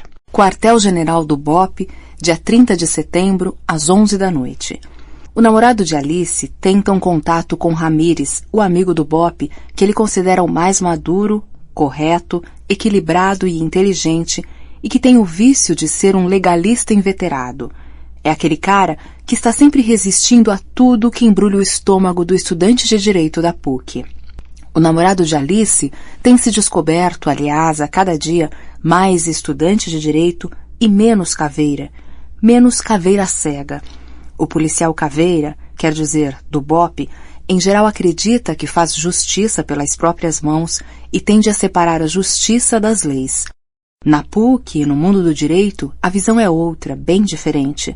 Por isso, ele tem se aproximado cada vez mais do Ramírez, que antes ele via com certo desdém, complacente, mas crítico, quando não sarcástico. O oficial do BOPE, estudante de direito da PUC, não se reconhece no espelho do Diário da Guerra, que escreveu há 2 anos. Ele hesitou muito até autorizar sua publicação como primeira parte deste livro. Só se convenceu de que valia a pena autorizar quando, mergulhando na história de Renata e Santiago, caiu em si e descobriu quão ingênuos eles e os companheiros do BOPE eram. Por mais durões e violentos que fossem, não faziam ideia do que era o mundo da segurança pública do Rio de Janeiro. Não tinham a menor ideia do que era a política do Rio, de como ela penetrava as polícias e o crime. Não sabiam que o crime transbordara seus limites e empastelara as instituições. Nunca ele e seus parceiros do BOPE se imaginaram peças de um jogo, de muitos jogos. O namorado de Alice, oficial do BOPE, estudante de direito da PUC, narrador do Diário da Guerra, agora envolvido até a raiz dos cabelos com o drama de Renata, insiste novamente, com ansiedade crescente, em buscar um contato com Ramírez. Insiste, liga de novo, não consegue. Tenta então contactar o comandante do Batalhão de Operações Policiais Especiais para lhe contar a versão de Renata, para pedir ajuda e intervir, para soltar os cães de guerra nos calcanhares dos filhos da puta, para salvar a amiga de Alice ou talvez para se salvar daquele puta quadro aterrador que desabara sobre sua cabeça com o relato de Renata. Quando consegue falar com o ajudante de ordens do comandante, fica sabendo que está sendo procurado. Todos os oficiais do BOPE, mesmo os de folga, estão sendo convocados. A razão é a seguinte: possível missão emergencial a ser desencadeada a qualquer momento. Sala de reuniões da Associação de Moradores da Favela da Mineira, dia 30 de setembro, às 23h05. Jonas passa o rádio a Índio, que encontra um caminho entre as pernas dos companheiros e derruba 2 garrafas de cerveja quando passa. É nós, brother, é nós. Já falei com Michele, ela não parece bem. Tá bem, sim, chefe, tá bem. É que andaram dando muito remédio pra ela, mas ela tá legal. Pegou o porco? Não, chefe, não deu. Ele não foi. Disse que ia, mas não foi. Você pegou a pessoa que ele mandou no lugar dele? Achei que não valia a pena, chefe. Era uma senhora bem velhinha, da igreja do Alto da Tijuca, onde o Santiago mora, que aceitou levar a Michele para fazer uma caridade. E a velha foi sozinha com a Michele? Por que a Michele não fugiu? A equipe do Santiago levou as 2 até o local e mandou que elas ficassem ali esperando por eles. Pouco depois, nós chegamos. Vocês não cruzaram com eles? Não. Ninguém do nosso grupo identificou a equipe do Santiago? Não. Qual era o local? Um centro espírita. Falei com o diretor, um médium lá, um senhor de idade, mas o sujeito não tinha nada a ver com nada. Era tanta gente na sala de espera. Eu falei com ele e anotei os dados dele, mas tá bem. A gente ainda pega o porco mais dia menos dia. E se ele não estiver mentindo? Vamos ver. No interrogatório nós vamos descobrir se ele está mentindo ou não. Vamos aplicar nele os métodos que ele nos ensinou. Gabinete do Secretário, dia 30 de setembro, às 23h59. Depois do frenesi provocado pela entrada intempestiva de Marquinho, a poeira começa a baixar. O secretário ainda está com o coronel Fraga na linha, depois de ter conversado com o governador pelo telefone vermelho. Coronel, notícias sobre comemorações na Mineira e em várias favelas estão correndo na internet. Eu tinha determinado o imediato deslocamento da força máxima do BOPE da Rocinha para a Mineira. Não estou entendendo. As notícias estão erradas ou minha ordem não foi cumprida? Secretário, com todo respeito, suas ordens não se discutem, mas eu não posso tirar o BOPE da Rocinha, por enquanto. Como? Eu não aceito isso, Fraga. Não aceito. Isso é insubordinação. Não se trata disso, secretário. É que alguns problemas que precisam ser equacionados... Eu inclusive convoquei todos os oficiais do BOPE que estavam de folga. Todos já estão aqui no nosso QG. Só não repassei ainda sua determinação, secretário, por conta do que lhe disse. Quais problemas? E por que você não me disse isso quando dei a ordem? Quer dizer que nós temos o corpo de um policial sendo trucidado e uma celebração de traficantes que vão se arrogar a heróica libertação de uma mulher sequestrada enquanto a polícia assiste tudo isso passivamente? Não, secretário, de modo algum. Já dei ordem ao batalhão da área da mineira para incursionar, o que estará acontecendo a qualquer momento, secretário. E qual é esse diabo desse problema que precisa ser equacionado? Não poderia falar por telefone, secretário. Então venha já para cá. Marquinho interrompe novamente. Com licença, secretário. Sei que o senhor quer retomar a reunião, mas como o sinal vermelho ainda não está ligado, achei que eu estaria autorizado a lhe trazer um recado urgente. Qual? O diretor de redação, que falou mais cedo com o senhor, diz que está com uma bomba nas mãos e não quer detonar sem ouvir o senhor. Ah, Jesus, mais uma bomba? Será que tem um lugar para mais alguma merda? Ele tá na linha? Passa, pode passar. Alô? Sim, claro, como vai? Ok, não, tudo bem. Estamos trabalhando, não é verdade? Você aí, eu aqui. Frontes diferentes da mesma guerra, meu caro. Diga. O secretário puxa a cadeira para sentar-se. O olhar se perde, vago. Ouve, mudo, por um longo tempo. Amilcar e Vaz se entreolham, preocupados e curiosos, até que o secretário volta a se levantar. Entendi. Entendi sua posição. Publique, meu caro. O que fazer? Sei que você não pediu, nem precisa de minha autorização, mas se você quer saber o que eu penso, eu, cidadão, eu, secretário, eu lhe afirmo, põe na rua, publica. Não tenho nenhum elemento que refute in limine as acusações que você recolheu. É uma pena. Claro que é uma pena, porque sempre tive o Fraga por um homem da maior integridade. Mas a vida é assim. A vida pública, sobretudo, é assim. Não basta ser honesto, meu caro. É preciso parecer. É o caso da mulher de César. Está bem, claro, compreendo. Eu é que agradeço. Outro. O secretário desliga o telefone. Avisa a Marquinho pelo interfone que acenda a luz vermelha e que não mais ouse interrompê-lo. Ordena que faça o comandante-geral da PM esperar quando chegar. Volta-se para Amilcar e Vaz. Isso aqui é um vulcão. Um vulcão que lança merda para tudo que é lado. É quase inviável sobreviver sentado na boca do vulcão. Não sei como eu ainda estou resistindo. Vocês devem ter ouvido o telefonema. Vão implodir o Fraga. Sai amanhã, com destaque em manchete. Um dossiê apócrifo com denúncias cabeludas, cabeludíssimas. Parece que o Fraga empregou a cunhada na entidade gestora do Fundo de Assistência dos Policiais Militares Reformados, uma coisa assim. Mas o fundo não está subordinado ao comandante-geral? Pondera Amilcar. Sei lá. Vá você explicar depois que a acusação está na rua. Quem se explica fica sempre na defensiva. Quem não se explica admite a culpa. Se correr o bicho pega, se ficar, o bicho come. É terrível, secretário, concordou Amilcar. No que o sujeito se defendeu virou culpado. Vem a carga dos editoriais, onde há fumaça, há fogo, essas tolices. Tem mais, prosseguiu o secretário. O Fraga teria contratado um serviço de conservação mecânica das viaturas sem licitação e descobriram que a empresa que fornece o tal serviço é de um vizinho dele, na casa de praia que ele tem. Parece que eles são íntimos, se tratam como compadres. Esse negócio de dossiê apócrifo é uma merda, puro fascismo. Como eu sofri com essas coisas na época da ditadura, isso deve ser o vale-tudo da disputa interna à PM. Eles se comem uns aos outros, acabam inviabilizando a instituição. Olhem o estado de nossa polícia militar. Mas, secretário, Amilcar não desiste. Diante das fontes pesadas de corrupção, como o tráfico de drogas e armas, o contrabando, a pirataria, a adulteração de combustível, a receptação de carga roubada e furtada, a segurança privada clandestina, o transporte ilegal, as maquininhas caça-níqueis, o bicho. Diante de Sodoma e Gomorra, a munição contra o coronel Fraga é essa? Só essa? Isso não é meio ridículo? É, mas parece que tem mais umas coisas. Favorecimento de colegas que se reformam por invalidez, alegando falsa surdez ou grave dano auditivo. Com o perdão do xiste, secretário, Vaz intrometeu-se. Até que não seria mal se a turma do grampo fosse afastada por surdez.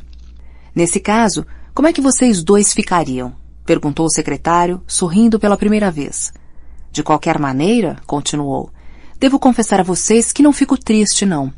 O Fraga não foi nada leal comigo, não tem sido. Nem como companheiro, nem como subordinado. Esse negócio de colar motorista em mim...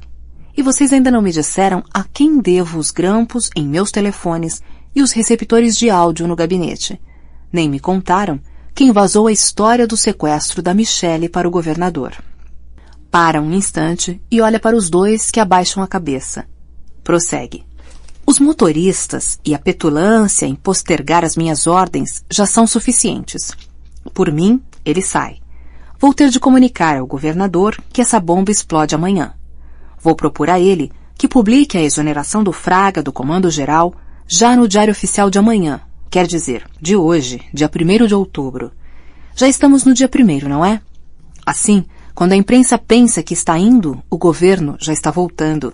Seria uma baita demonstração de agilidade política e administrativa, competência de gestão, eficiência, eficácia, efetividade.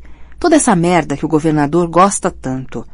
O processo todo vai acabar me fortalecendo, porque eu vou vazar que a iniciativa partiu daqui, deste gabinete. Amílcar e Vaz falam ao mesmo tempo, pedem que o secretário pense mais um pouco e assista ao vídeo antes de decidir o que fazer. Enquanto falam, o telefone vermelho toca. O secretário se levanta, vai até a mesa pessoal e atende. O senhor prefere que a gente saia? Interroga o coronel Amílcar. O secretário faz um sinal negativo com o braço, largo e enfático, enquanto aguarda que o secretário particular do governador transfira a ligação. Dirige-se aos dois enquanto espera. Só tem uma coisa pior do que ser secretário de Segurança Pública do Estado do Rio de Janeiro. Ser governador. Salve, governador. Não, não. Estava comentando aqui.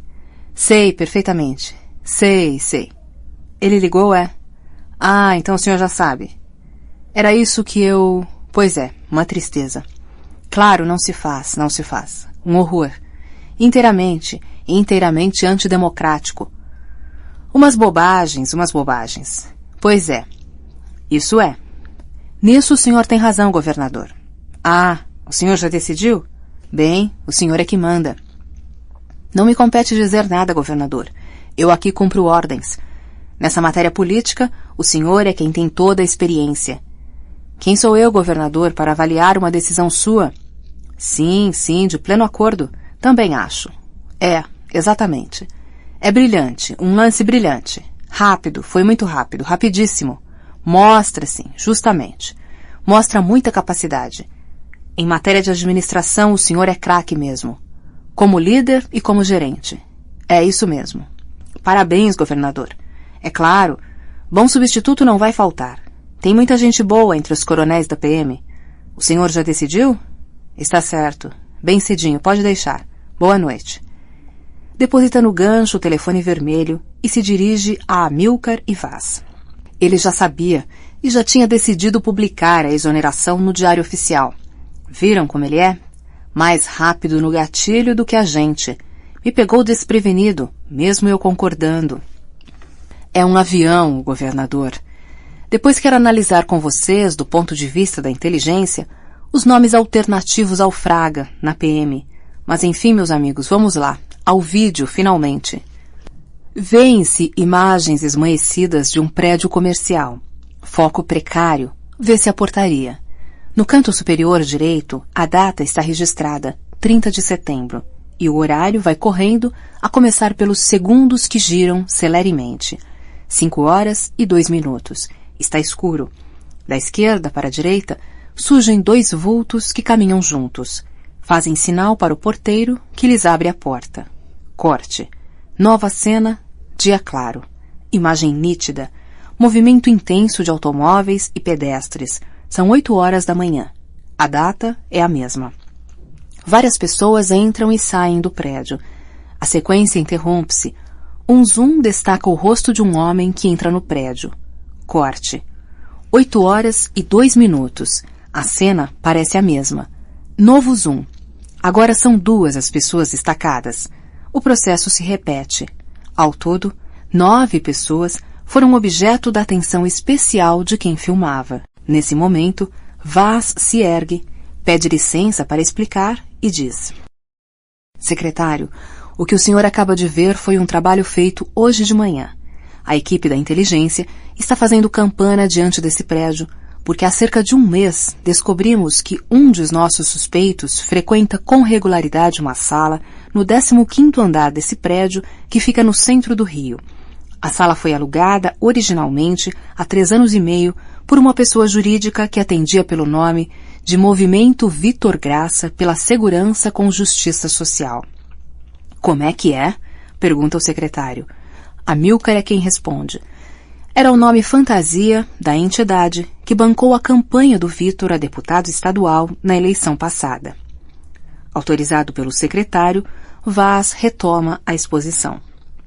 Os 2 homens que aparecem primeiro são Luizão França e Otacílio Malta. O delegado Luizão e seu fiel escudeiro, o inspetor Otacílio. Os outros são detetives e inspetores da Polícia Civil. Depois eu leio os nomes para o senhor. Félix Coutinho é o terceiro a chegar. Aquele que chega sozinho. Supomos que tenham ido participar de uma reunião, até porque parte desse pessoal já foi visto entrando nesse prédio quando Félix esteve lá. Além disso, saem mais ou menos na mesma hora, em duplas ou grupos. Félix é o único que sai sozinho. Por que é que vocês têm seguido esse cara? Indaga o secretário. É uma longa história, secretário. Acho que vai ficar mais fácil entender quando eu tiver contado tudo, mas por hora já posso lhe antecipar que esse cara tem ligações, digamos, próximas com o índio, o dono da boca na mineira. Tá bem, Vaz, pode continuar. Epa, espera aí. Esse Félix não é o que foi assassinado pelos traficantes hoje, justamente na mineira? Sim e não, secretário. Como é que pode ser sim e não, ou sim ou não? O senhor vai entender. Tudo bem, vá em frente. Veja agora, secretário, essas outras imagens. A cena parece ser a mesma. O ângulo é o mesmo. 8h55, e 10, e 11, e 12 segundos. Pessoas entram e saem do prédio. Uma delas é destacada com um halo quando a imagem congela. Félix saindo, secretário. A sequência volta a correr. Os segundos voam à direita do vídeo. Mal se distingue Félix da multidão que transita. As imagens são captadas de uma altura relativamente baixa, provavelmente do prédio em frente, sobreloja, primeiro andar, não mais alto que isso. O personagem caminha entre as pessoas, atravessa 2 ruas, seguindo sempre em linha reta, cruza a avenida em que se situa o prédio, caminhando para o lado em que está instalada a câmera que o vigia. Dirige-se a um orelhão, estanca, olha em redor e fala ao telefone. Corte. Estranho, diz o secretário, um policial em atividade não tem um celular, um rádio? Essa é a questão, secretário. Por que ele ligaria de um telefone público? E por que andaria tanto para fazê-lo se havia um par de orelhões exatamente na frente do prédio de onde saiu? O senhor reparou nesse detalhe, que aparece bem nas primeiras imagens? Será que nosso personagem se lembrou de ligar depois de ter caminhado 300 metros? A hipótese não se sustenta, porque depois de falar, ele voltou. Seu carro estava em um estacionamento que fica a uns 100 metros do prédio, na direção oposta do orelhão que ele usou. Portanto, ele andou propositalmente 300 metros, o que significa que havia algo que não podia esperar. E que não podia ser dito pelo rádio que ele usa, complementa Amilcar. Ele não estava sem o rádio, secretário, porque eles trabalham com o aparelho o tempo todo. Tenho tanta certeza de que ele estava com o rádio, quanto de que ele estava armado. Descobrimos que os frequentadores da sala 1509 usam um sistema exclusivo de rádio com misturador de voz. Só eles têm o código. Não há como grampear. Continua Vaz. Isso significa o seguinte, secretário. O Félix não temia grampo, mas não podia permitir que seu próprio grupo soubesse que ele ligou ou ouvisse o que ele diria. E talvez, ainda mais importante, para quem ele diria. O secretário nem deixou Vaz respirar. Para quem ele telefonou? Foi o que fomos averiguar logo depois que nosso homem na campana relatou o que viu. Félix ligou para Vitor Graça. Então esse grupo é inimigo do Vitor e o Félix é agente do Vitor infiltrado. Mas como é que inimigos do Vitor se reúnem na sala dele? Boas perguntas, secretário. Os policiais que frequentam a sala do Vitor não são inimigos dele. Pelo contrário, todos sabem que Luizão França é o principal aliado de Vitor na Polícia Civil. Por isso é que achamos muito esquisito esse movimento do Félix. Mas ele não ligou só para o Vitor. Ligou em seguida para a 10ª DP em Botafogo, perguntando por Anderson, como viemos a saber depois quando interrogamos o detetive de plantão que o atendeu. Ele não se identificou como policial para o detetive. Anderson? Pois é, secretário. Essa é uma figura típica da polícia carioca. É um X9, trazido do interior do estado para a capital por Amarildo Horta, aquele deputado estadual ligado ao governador. Vive na DP, atua como policial, usa e abusa de todas as prerrogativas de um policial e recorre a expedientes escusos para cumprir outras missões de natureza não policial. Por exemplo, grampeia telefones, sobretudo de personalidades. A serviço do Vitor? Foi ele que me grampeou? Não, secretário. A coisa é bem mais enrolada. Vitor fez tudo o que pôde para evitar que o Anderson se metesse na 10ª DP. Ele sabia o risco que correria com aquele cara plantado numa DP, com costas quentes, operando na retaguarda, nos bastidores, chantageando, manipulando, extorquindo. Por outro lado, sabia que o Amarildo é homem do governador e que não podia bater de frente com ele. Chegou a suspeitar que a jogada tivesse o dedo do governador, visando justamente controlar a polícia. Mas não parece ser esse exatamente o caso, porque corre a boca pequena. Veja, nem tivemos de investigar, esse boato está correndo pelos corredores, que o Anderson gravou conversas comprometedoras de uma granfina, esposa de um industrial peso pesado da economia e amigo pessoal do governador. E aí?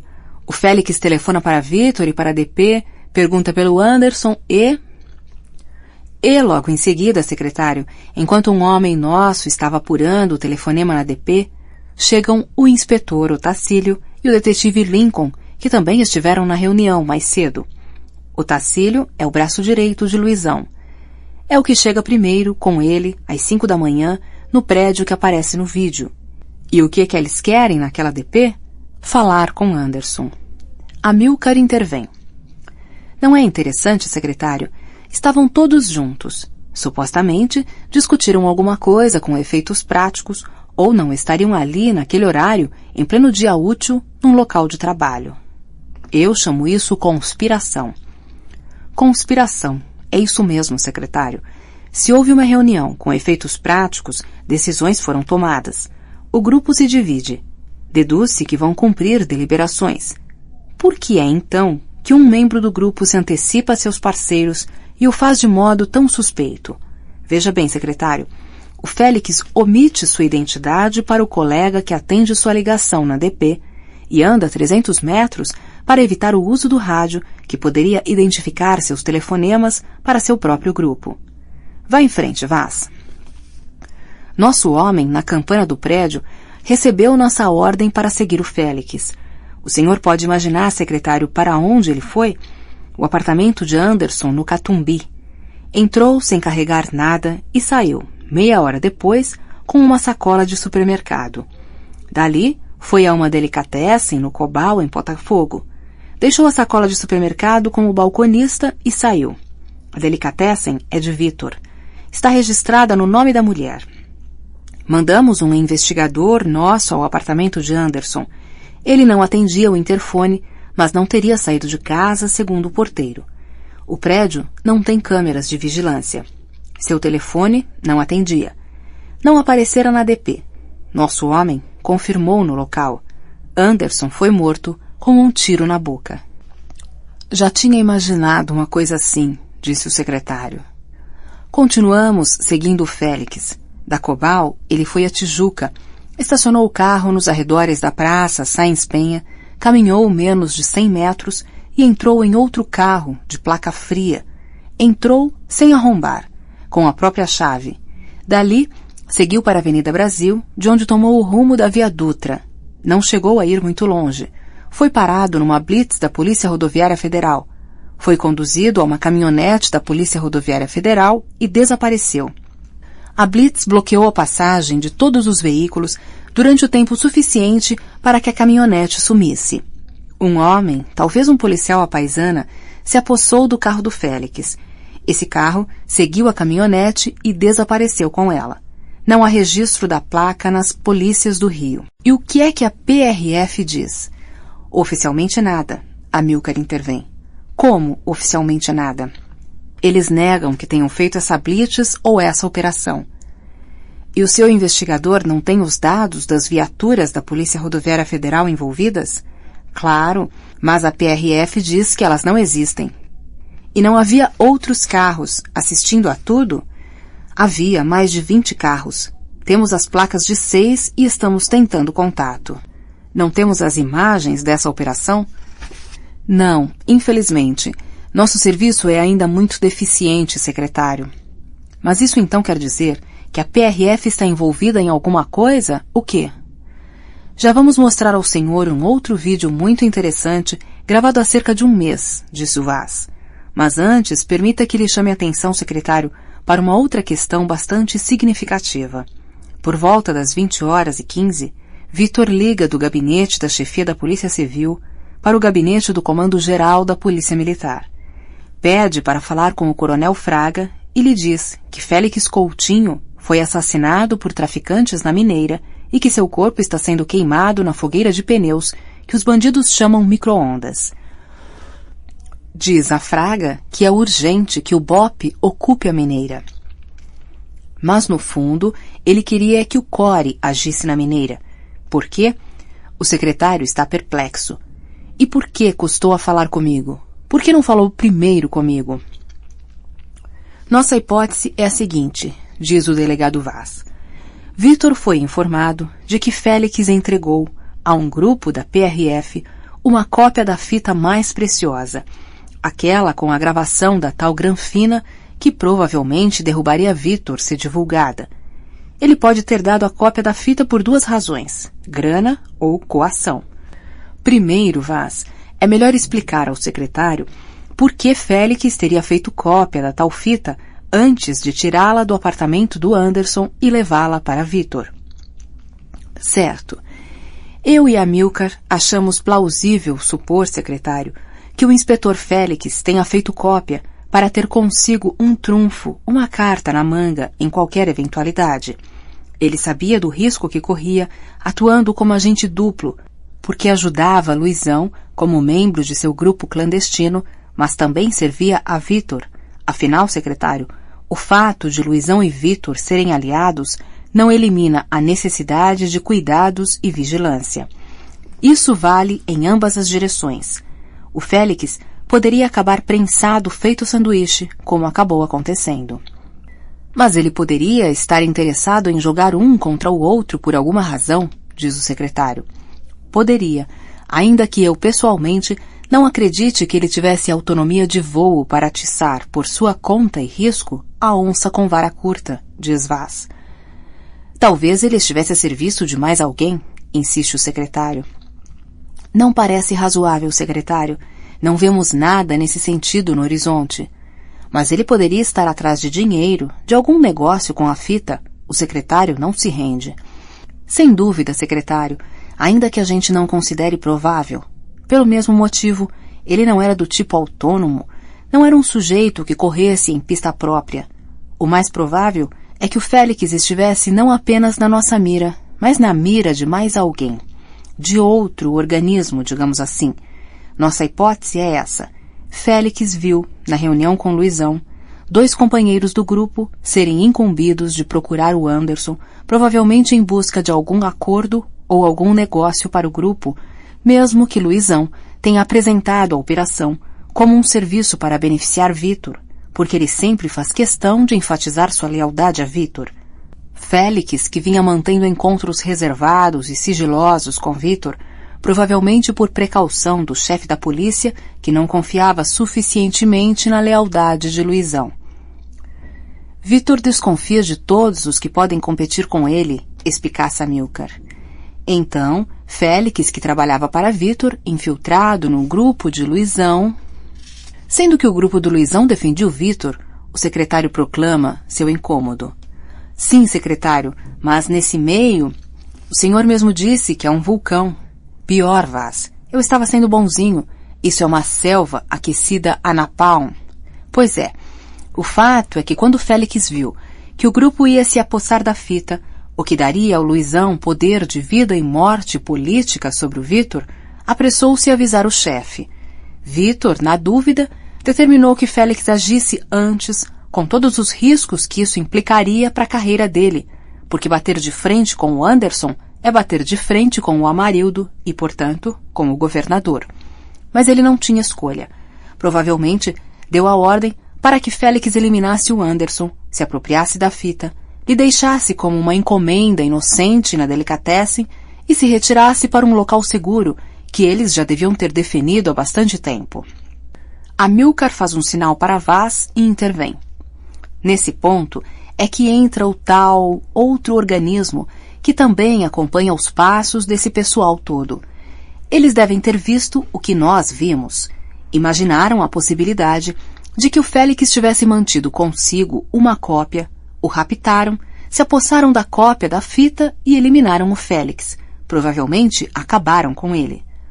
Mas Amilcar, como é que o Vitor teria ficado sabendo do assassinato do Félix? Pergunta o secretário. Ele atendeu uma ligação do Luizão, usando o telefone do gabinete da chefia da polícia. E daí? Ele sabe que nós grampeamos esse telefone. Nós descobrimos que ele sabe e que mantém as coisas assim para tentar nos manipular. Ele só fala naquele telefone o que deseja que a gente ouça. A gravação que nós fizemos agora à noite, por volta das 8 horas, está aqui. Amilcar aperta um botão no pequeno aparelho. Ouvem-se as vozes. Voz não identificada. Dr. Vitor, o delegado Luizão, na linha 2. Vitor. Alô? Luizão. Porra, por que é que você desligou o rádio? Vitor. Pode falar, Luizão. O que é que houve? Luizão. O que houve é que mataram o Félix. Vitor. O quê? Luizão. É isso mesmo que você ouviu. Vitor. Quem? Luizão. Os traficantes da mineira, o pessoal do índio. Vitor. Que tragédia, que covardia. Como é que você ficou sabendo? Luizão. Ligaram para mim do rádio dele. Tomaram o rádio dele e ainda me sacanearam. Vitor. Meu Deus. Luizão. Disseram que vão ferver ele no micro-ondas. Vitor. Lá na mineira? Luizão. Positivo. Vitor. Companheiro, aguenta firme o tranco. Nós vamos dar uma resposta a essa humilhação. Vou tomar providências e já te ligo. Luizão. E o... Vitor. Já te ligo. Amilcar retoma seu relato. Secretário, 2 mais 2 são 4. Se o Félix morreu mesmo, não podemos ter absoluta certeza. Mas podemos ter certeza de que não morreu na mineira. Se a conversa que o senhor acabou de ouvir não foi uma representação, um grande teatro... Duvido. Só se o Luizão fosse um grande ator, diz o secretário. Também duvido. E se não foi teatro, o Luizão foi mesmo informado do assassinato do Félix pelo rádio do próprio. E isso ele tinha como atestar pelo bina do rádio dele. Portanto, provavelmente alguém da PRF ligou para Luizão, se passando por traficante da mineira. Mas por quê? A quem na PRF interessaria incriminar os traficantes da mineira? Agora é Vaz quem fala.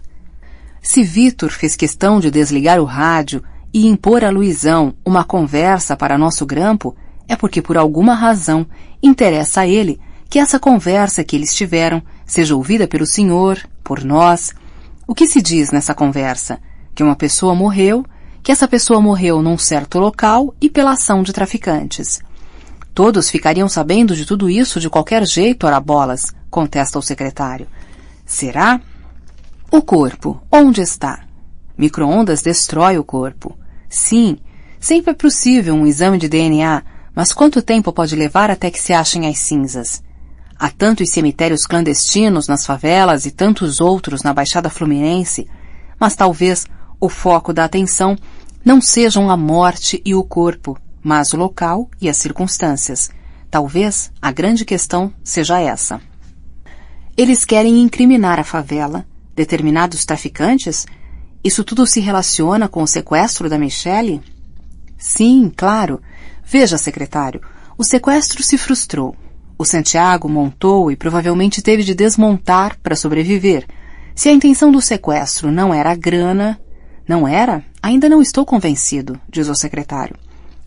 Digamos, por hipótese, secretário, apenas por hipótese, que não tenha sido por dinheiro. Por que teria sido então? Vamos voltar ao Félix. Vitor ligou para o coronel Fraga, pedindo o BOPE. Ligou para o senhor. O que é que ele queria? Tenho certeza de que ele não queria o BOPE, queria o COR, lá na Mineira, responde o secretário. Mas o que é que ele obteve como a decisão do senhor? O BOPE na Mineira, não foi? Foi, mas não creio que fosse o que ele de fato quisesse. Mas foi o que acabou acontecendo, não foi? E a sua decisão, provocada pela conversa com ele, coincide com o que ele pediu ao coronel Fraga. E daí? O que é que tem a ver essa decisão com os 2 crimes, o sequestro e o possível assassinato? Interroga o secretário. Os 2 crimes apontam para o mesmo ponto, diz Vaz. O BOPE, completa Amilcar. O BOPE? Claro, secretário. Como claro? Vocês querem incriminar o BOPE? Não, ao contrário. Vaz retoma a explicação. O coronel Fraga não parece muito disposto a abrir mão do controle da Rocinha, onde o BOPE está totalmente empenhado, certo? Um dossiê apócrifo contra o Fraga cai como uma bomba, por acaso, por coincidência, na redação do mais importante jornal do Estado. O sequestro falha, não é? Outra morte é providenciada. Morte que empurra o BOPE para a Mineira. Para onde se desejava empurrar o caso Michelle? Talvez para a necessidade de um deslocamento do BOPE. Em direção à Mineira? Pergunta o secretário. Não sei, mas provavelmente para bem longe da Rocinha. Confesso que ainda estou meio confuso. É natural, secretário, diz Amilcar. Nós também estaríamos se não tivéssemos visto as imagens que vamos lhe mostrar agora. Vaz levanta-se, troca as fitas no aparelho e diz: essas são imagens do seu carro, tomadas no dia 29 de agosto. Repare. Atrás de seu carro está o carro com sua segurança. Observe o carro que vai atrás do carro da segurança, mantendo uma certa distância. É um Passat branco, chapa fria, com 2 homens. Esse carro seguiu o senhor durante 1 mês. Olhe bem agora, secretário. Nesse momento, a imagem congela num close. No halo, vê-se o resto do acompanhante do motorista no Passat branco. Vaz prossegue. Está vendo este homem, secretário? Nós o acompanhamos. Descobrimos quem ele é. É Jaime Correia, o Jaiminho Onça, braço direito para assuntos menos recomendáveis e extraoficiais do superintendente da Polícia Rodoviária Federal no estado do Rio de Janeiro, Polinices Vieira da Silva. Silva, para os íntimos. Amilcar vai até a televisão, avança a fita e diz: veja agora essas imagens, secretário. Um supermercado pacífico, tranquilo, ameno, ingênuo. Repare naquele carrinho no canto. Ele acaba de ser deixado ali pelo mesmo homem que estava no Passat branco. Vou recuar um pouco a fita para o senhor ver. Passei além do ponto. Aqui. Agora sim. Perceba, secretário. Jaiminho Onça fazendo suas compras frugais, tranquilamente, como um bom chefe de família, solidário com as lides domésticas da esposa. Ele se afasta. Observe que, nesse momento, outro homem entra no campo de visão. Pronto, assumiu o carrinho. Mas nenhum dos 2 fará nenhuma compra. O carrinho ficará abandonado em algum canto. Esse pessoal acredita tanto na impunidade que nem se importa de fazer o escambo em pleno supermercado, onde há câmeras por todo lado. Eles não estão nem aí, sublinha Vaz.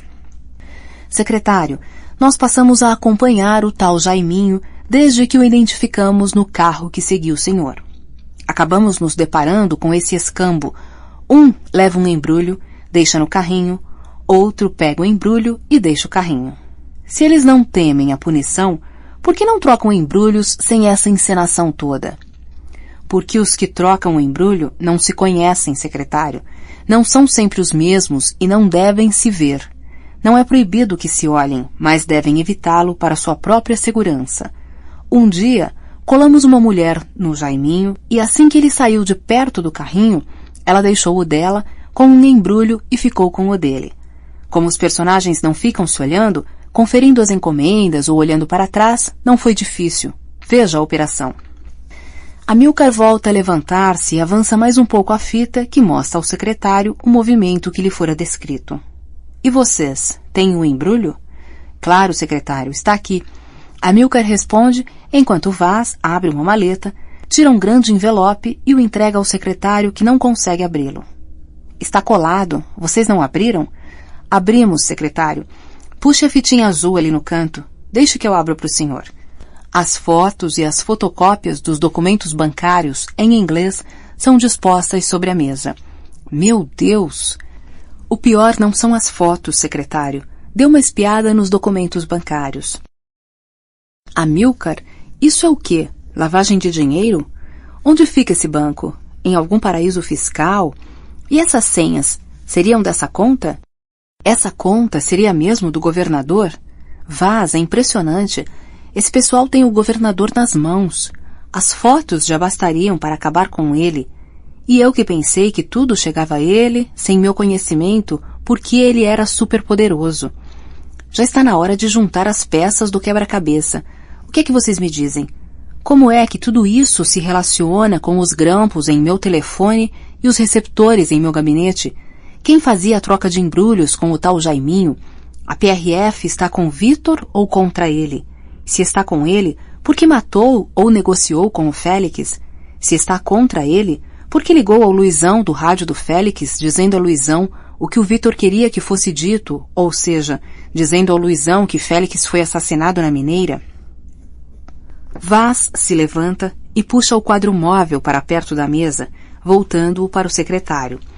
Pilote na mão, apresenta a conclusão de sua hipótese. Minha convicção, e a do Amilcar, secretário, é a seguinte. Por alguma razão, o Vitor não quer o BOPE na Rocinha. Se não quer, é porque o BOPE está dificultando alguma coisa que interessa a ele. A gente sabe que o BOPE é violento, tem um treinamento duro para operações de guerra, não poupa ninguém. Trata as favelas como territórios inimigos e as comunidades como populações inimigas. Em compensação, não corrompe nem se deixa corromper. Não admite os arregos, as transações com os traficantes que estão acabando com a PM. Hoje, secretário, não dá para pensar o crime no Rio sem pensar no tráfico. E não dá para pensar no tráfico sem pensar nas polícias. Um não existe sem o outro. Não só a PM. A exceção é o BOPE. Até quando ele será exceção, não sabemos. Parece inevitável que se contamine também. É impossível mantê-lo como uma ilha cercada de corrupção por todos os lados. Mas hoje, o BOPE ainda é uma ilha. Fraga não é corrupto. Transige aqui e ali com uns e outros, porque sabe que não sobreviveria politicamente se enfrentasse os focos dentro da polícia em todas as frentes.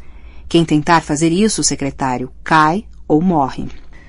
Essa imagem do Fraga tá dourada demais pro meu gosto, Vaz. Vigiar o secretário com motoristas, você acha que é norma aceitável? É parte do programa de trabalho de um comandante-geral correto? Não, secretário, não é aceitável. É que nessa guerra, cada um se agarra ao poder como pode. Se ele tivesse de se livrar do senhor, e pudesse, ele faria isso tranquilamente, sem nenhum peso na consciência. O que ele fez com o Amilcar não foi diferente. Ele tentou, de todas as maneiras, fritar e rifar o coronel Amilcar, porque sempre temeu nossa proximidade com o senhor. A mim, ele não alcança, porque não sou PM. Se alcançasse, me atingiria também. Continue o raciocínio, Vaz. Você montou o quadro, pegou o pilote, parecia um professor. Volte à aula. Vamos deixar as especulações de lado. Exato. O ponto é, a presença do BOPE na Rocinha não interessa ao Vitor. Ele quer minha posição? É isso que o Vitor quer? Ser secretário de segurança? Não creio, secretário. Seu cargo não é tão cobiçado porque é uma posição de alto risco. O cargo lhe dá visibilidade máxima e, portanto, lhe confere um tremendo potencial político. Por outro lado, é uma posição que expõe muito a desgaste. É muito difícil passar pelo cargo sem pagar um preço muito alto. É pancada todo dia. O desgaste político e pessoal é imenso. É mais cômodo e mais útil permanecer na chefia da Polícia Civil, desde que o secretário não interfira muito.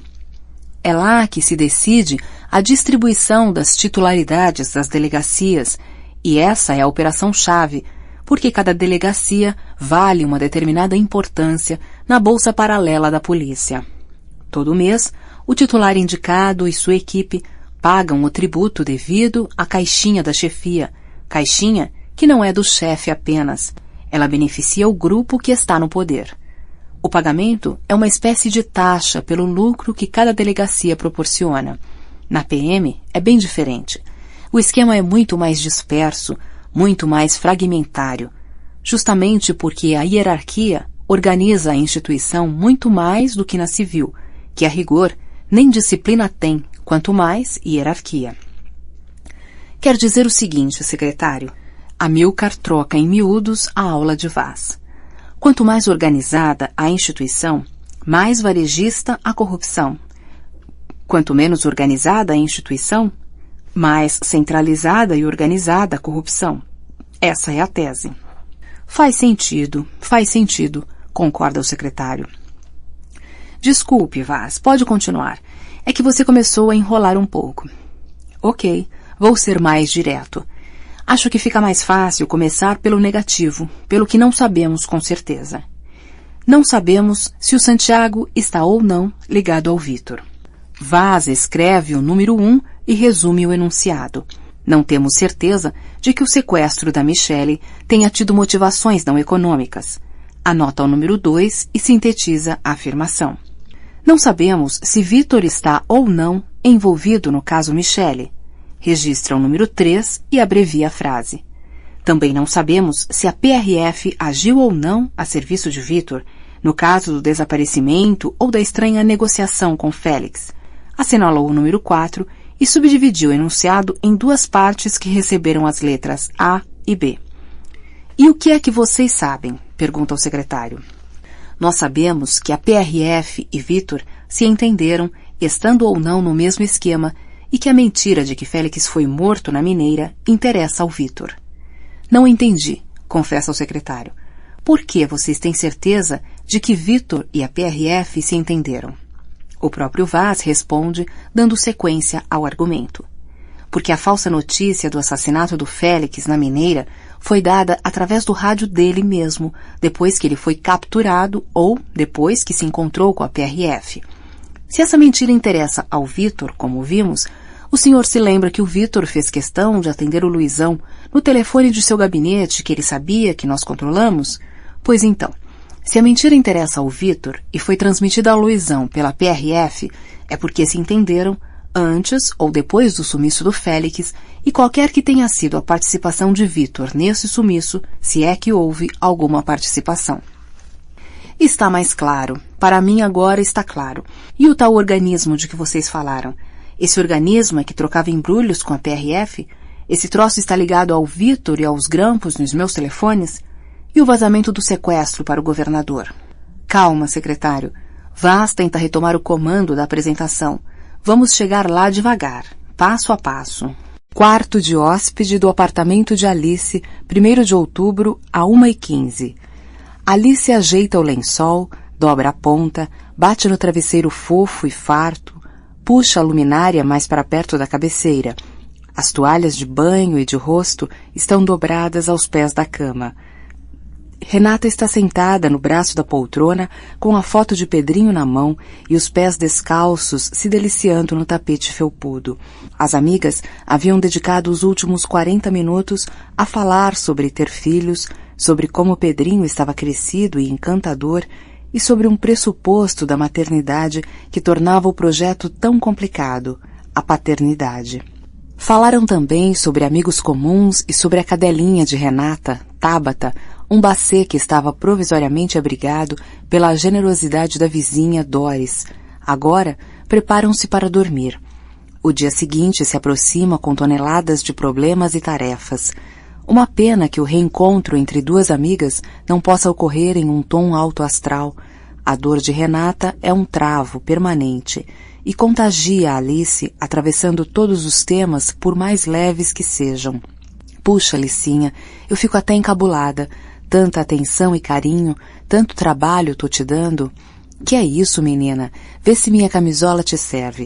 Olha, presta atenção. Você regula o ar refrigerado aqui. Ele é central, mas você pode ajustar a temperatura de acordo com sua preferência. Pode até desligar se quiser. Alice fazia tudo para afastar a sombra do drama de Renata, como se isso fosse possível, como se falar de coisas práticas e de trivialidades bastasse para exorcizar os fantasmas. Acho que vou preferir, sim.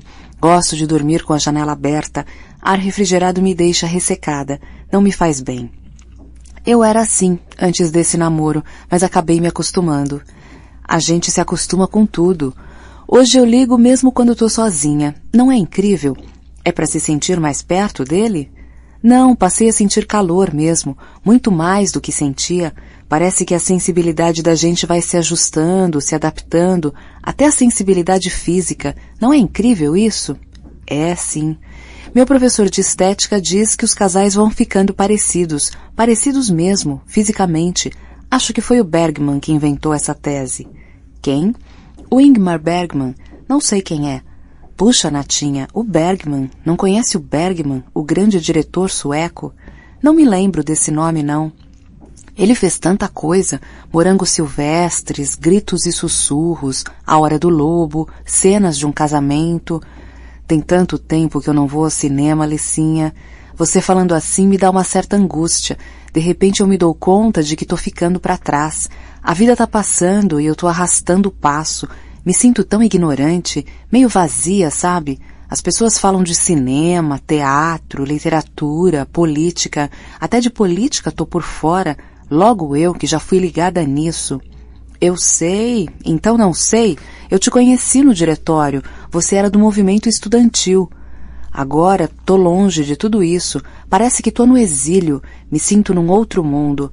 Distante do mundo que eu frequentava, dos meus amigos, das minhas coisas. Parece que eu perdi o bonde. Puxa, Natinha, que besteira. Você acaba de me mostrar a foto dessa criança linda, maravilhosa, e agora vem me dizer que perdeu o bonde, que se sente vazia. É verdade, tem o Pedrinho. Se não fosse ele... Só que ele não é um detalhe, ele é um mundo inteiro. Você não tem ideia, mas não tem a mínima ideia de como eu adoraria ter um filho, como eu daria tudo o que tenho para ter um filho como o Pedrinho. Desde que o pai do Pedro não viesse no pacote. As amigas riem, dão-se as mãos e se abraçam. Renata chora copiosamente. Lava o pavor dos últimos dias, dos últimos anos. O abraço fica mais apertado. Renata soluça. Aos poucos, retoma a calma. Alice lhe oferece um remédio, um remedinho leve, que ela costuma tomar quando está nervosa, só para relaxar. Renata recusa. E um chá? Que tal? Um chá de camomila? Um chazinho eu aceito. Renata agradece, as duas andam até a cozinha. Quando passam no corredor, luzes indiretas e discretas vão se acendendo automaticamente. Uau, diz Renata, que máximo, chiquérrimo, Licinha, sua casa não é o máximo? Nunca tinha visto isso. Isso é frescura de minha mãe, que tem complexo de novo rico. Eu sou muito diferente dela, acho que sou nova pobre. As duas riem e esquentam água no fogão elétrico. É Renata quem fala. Licinha, tá na hora de eu começar a repensar a minha vida, sabe? Acho que essa confusão horrorosa, pelo menos, vai me forçar a parar um pouco, olhar para trás, olhar para frente, repensar tudo. Isso é tão importante, não é? Eu acho que a gente deve fazer sempre isso. Você ainda faz análise? Claro. Como é que você acha que eu consigo aguentar a louca da minha mãe e o maluco do meu pai? Eu adoraria fazer análise, sei lá, uma terapia qualquer. Você ainda frequenta o Ravi? Quem? O nosso tarólogo. Foi você que me apresentou a ele. Nunca mais. Eu vou lá sempre que posso, pelo menos de 3 em 3 meses. Análise e tarólogo? Fora o centro que eu frequento, lá na estrada Rio Manilha. Não acredito. Você? Sim, senhora. Não acredito, Licinha. Você vai até o outro lado da ponte Rio-Niterói, entra pela Rio-Manilha. Olha que é uma viagem, hein? Viagem maior é a que eu faço numa outra esfera, Natinha, na esfera espiritual. Tudo bem, não sou contra. Quem sou eu, imagina? Acho o maior barato. Só que eu nunca pensei que você... Aliás, para falar a verdade, talvez seja preconceito. No fundo, eu achava que rico não precisa dessas coisas. Umbanda é coisa de pobre? Eu sei que é bobagem, sei que é preconceito, mas confesso que no fundo... Odeio preconceito, você sabe. Qualquer tipo de preconceito. Mesmo assim, de vez em quando, me pego agarrada a algum. Acontece com todo mundo, mesmo com gente que tem cabeça aberta. Eu também admito que lá no fundo de mim não entendo muito bem como é que uma pessoa como você pode passar os dias, durante anos, metida com criminosos dentro de uma penitenciária. Deve ser preconceito meu, sei lá. Não, eu entendo. Eu também pensava assim. Quando fiz o concurso e fui aprovada há 3 anos, quase desisti. Eu tinha acabado de me formar na PUC e você estava terminando o 1º ano. Você tinha feito o ciclo básico e estava entrando no curso de comunicação, lembra? Eu estava louca por um emprego, já estava separada, o Pedrinho já grande, não aguentava mais morar com minha mãe, não ter o meu canto. Por outro lado, não conseguia nem me imaginar tendo de ir a Bangu todo dia. Começa por aí, né?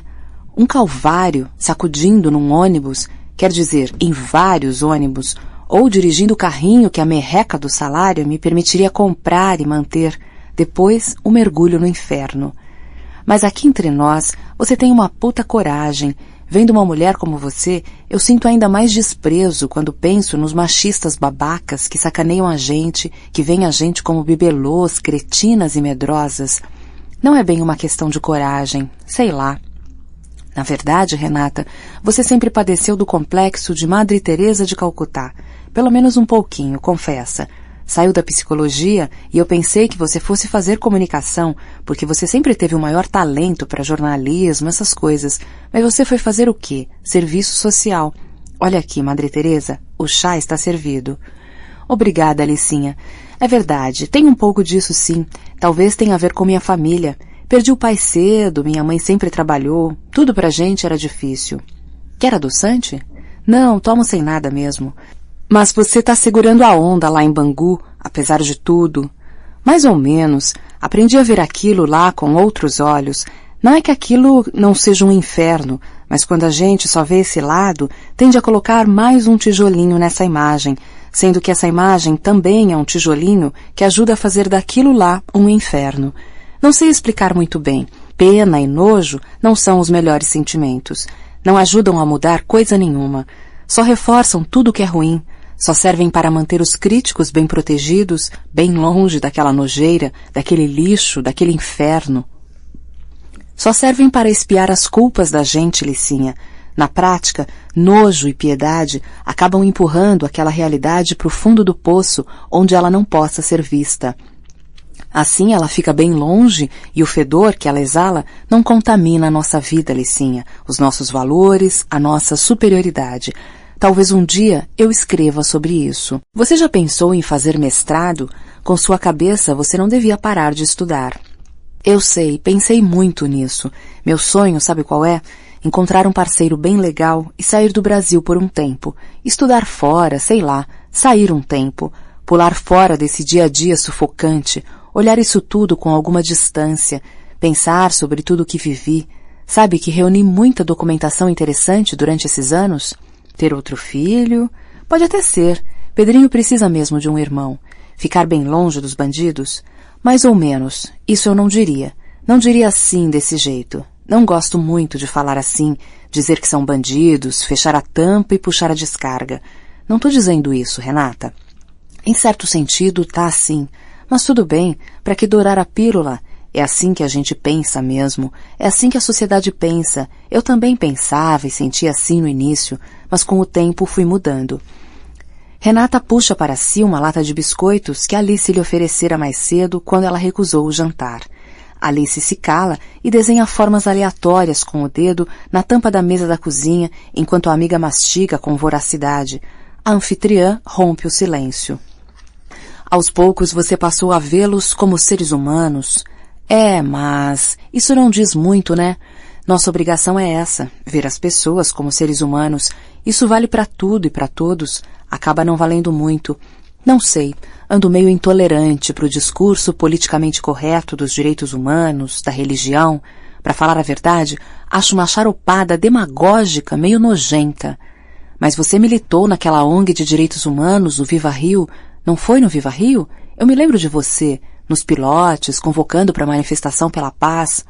Foi, eu também me lembro, até com saudade. Aliás, devo muito ao Rubens César e ao Viva Rio. Se não fossem eles, você acha que eu teria conseguido a bolsa na PUC? Só pelos meus belos olhos? Devo muitas outras coisas também. Foi muito legal aquele tempo, mas enchi o saco do discurso, dos símbolos, da lenga-lenga bonitinha, todo mundo vestidinho de branco, o dia do carinho. Não dá, Licinha, não dá mais. Chega a ser ridículo. Meu coração deu uma volta. Às vezes sinto até raiva disso tudo. De boas intenções o inferno tá cheio. Tudo isso é muito distante da realidade, Licinha. A realidade do Brasil é outra, minha amiga. Quer saber? A realidade é foda. Foda. É tiro, sangue, bosta, massa encefálica espalhada, misturada com feto que desce o esgoto a céu aberto. Estado, política, polícia, justiça, é tudo ficção, Licinha. História da carochinha. Chamar os presos de criminosos é correto, claro, mas também não é. Eu aceito chamá-los assim se a gente combinar que também vai chamar o Estado de criminoso e a justiça, a polícia, a política, toda essa bosta. Se não valer para todos, eu não concordo, porque os bandidos de Bangu 1 não são piores que os bandidos que os prenderam.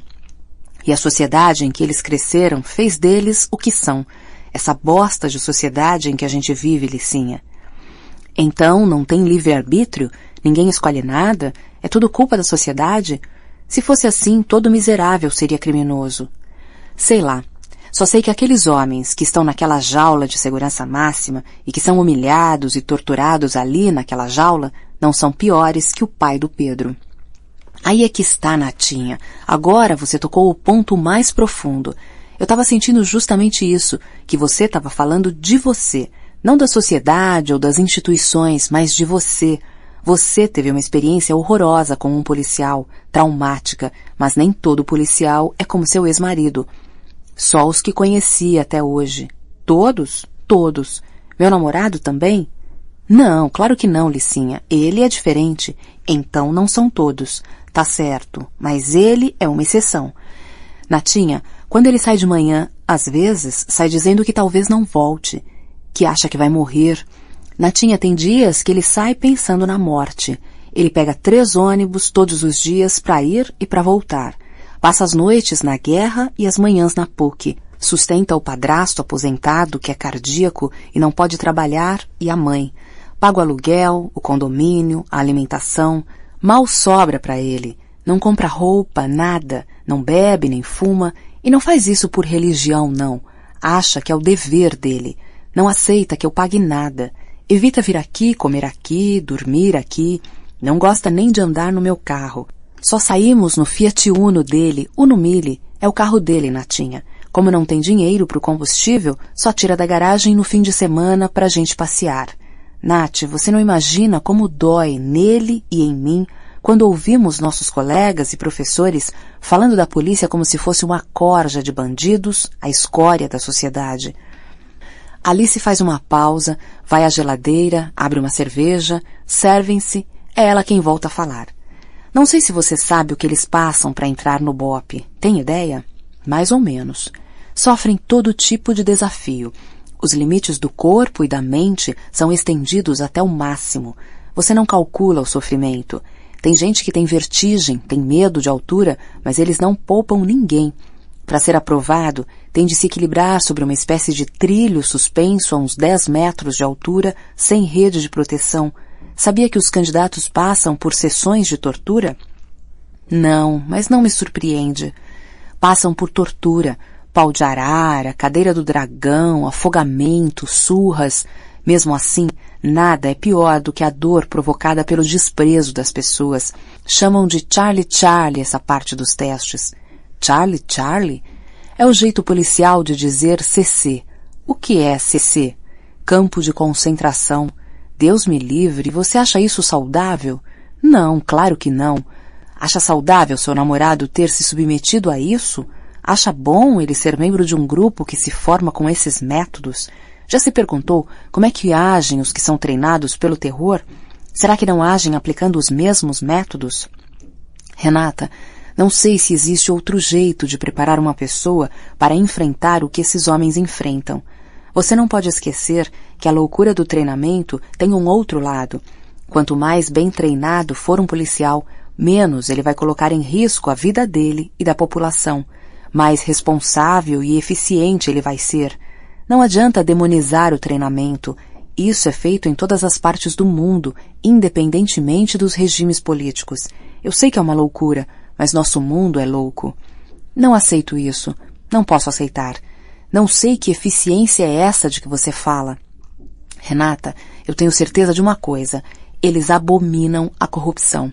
Arriscam a vida para cumprir o dever e não admitem corrupção de nenhum tipo em nenhuma circunstância. E você acredita que uma ilha pode resistir à força do oceano? Como assim? Você acha que o BOP vai permanecer imune à corrupção por muito tempo, sendo parte de uma corporação que está tão profundamente degradada? Mas não é só o BOP não, Natinha. Tem gente muito boa nas polícias. Fico sabendo de histórias lindas todos os dias. E a violência policial, Alice? O problema da polícia não é só a corrupção, é a brutalidade também. O que você acha do extermínio, da tortura? Você mesma criticou seus ex-companheiros dos direitos humanos e agora está falando igualzinho a eles. E o extermínio de policiais, Renata? E a crueldade dos traficantes? Eles podem, porque são pobres? Alice, olha só que horas são. Tenho de acordar amanhã antes das 7. Como é que eu faço para sair sem te acordar? Renata, você prometeu que não ia sair desse apartamento enquanto seu caso não se resolvesse. Para que o caso se resolva, eu tenho de ajudar.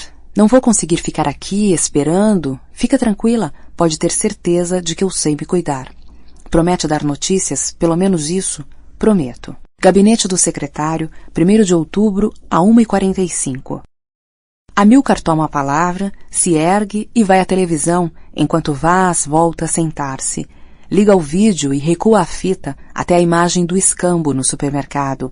Paralisa a sequência quando, depois que Jaiminho encosta seu carrinho numa gôndola, surge de perfil, no canto direito do vídeo, a imagem de um homem maduro, farta cabeleira grisalha. Observe bem o rosto desse homem, secretário. Vai à mesa, abre uma pasta de papelão amarela e entrega uma foto 3x4, preto e branca, ao secretário. O homem da foto, secretário, é o mesmo que aparece no vídeo. O nome dele é Carlos Meirelles, ex-agente do SNI, oficial reformado do Exército. Nenhum cargo reconhecido. Esteve na Agência Brasileira de Inteligência, ABIN, há alguns anos. Voltou ao Rio, supostamente para aproveitar a aposentadoria. Reúne-se com frequência com alguns ex-colegas, colegas que têm a mesma origem, mas nem todos têm a mesma idade e nem todos se envolveram na repressão durante o regime militar. Eles não se misturam com gente das polícias. Esse é um ponto importante, secretário. Outra informação importante: nossas fontes nas polícias, que têm se mostrado bastante confiáveis, garantem que a P2 e o Serviço de Inteligência da Polícia Civil não têm nada a ver com os grampos em seus telefones ou com os receptores de áudio em seu gabinete e no elevador exclusivo. O Serviço de Inteligência da Polícia Civil, aliás, nem merece esse nome. É precaríssimo e tem sido mantido a pão e água porque não interessa a nenhum chefe reforçar uma unidade que pode assumir alguma independência e lhe causar dificuldades de uma maneira ou de outra, obstando suas ações ou criando problemas. A PM venceu a disputa que travou com a Polícia Civil pelo privilégio de dirigir o seu carro e lhe oferecer segurança pessoal. Para eles, isso já constituía controle suficiente sobre sua movimentação e sua intimidade. Eles não ousariam mais do que isso, nem teriam condições operacionais de ir além. Nenhuma dessas forças tentou cooptar vocês dois ou um de vocês? Aliás, devo confessar que estou impressionado com a competência de ambos. Minha impressão não era essa. Vou falar francamente. Pensava que vocês eram mais dois patetas. Para o senhor ver, secretário. É Vaz quem responde. Na polícia é preciso cuidado. Ninguém abre o jogo e todo mundo é muito cioso das hierarquias. A gente só revela a competência que cabe em cada momento. Esperteza demais come o dono. Na polícia, então, mais ainda. Por incrível que pareça, a capacidade do sujeito pode ser fatal para a carreira. Melhor parecer idiota do que arriscar-se a ser considerado um risco para os superiores.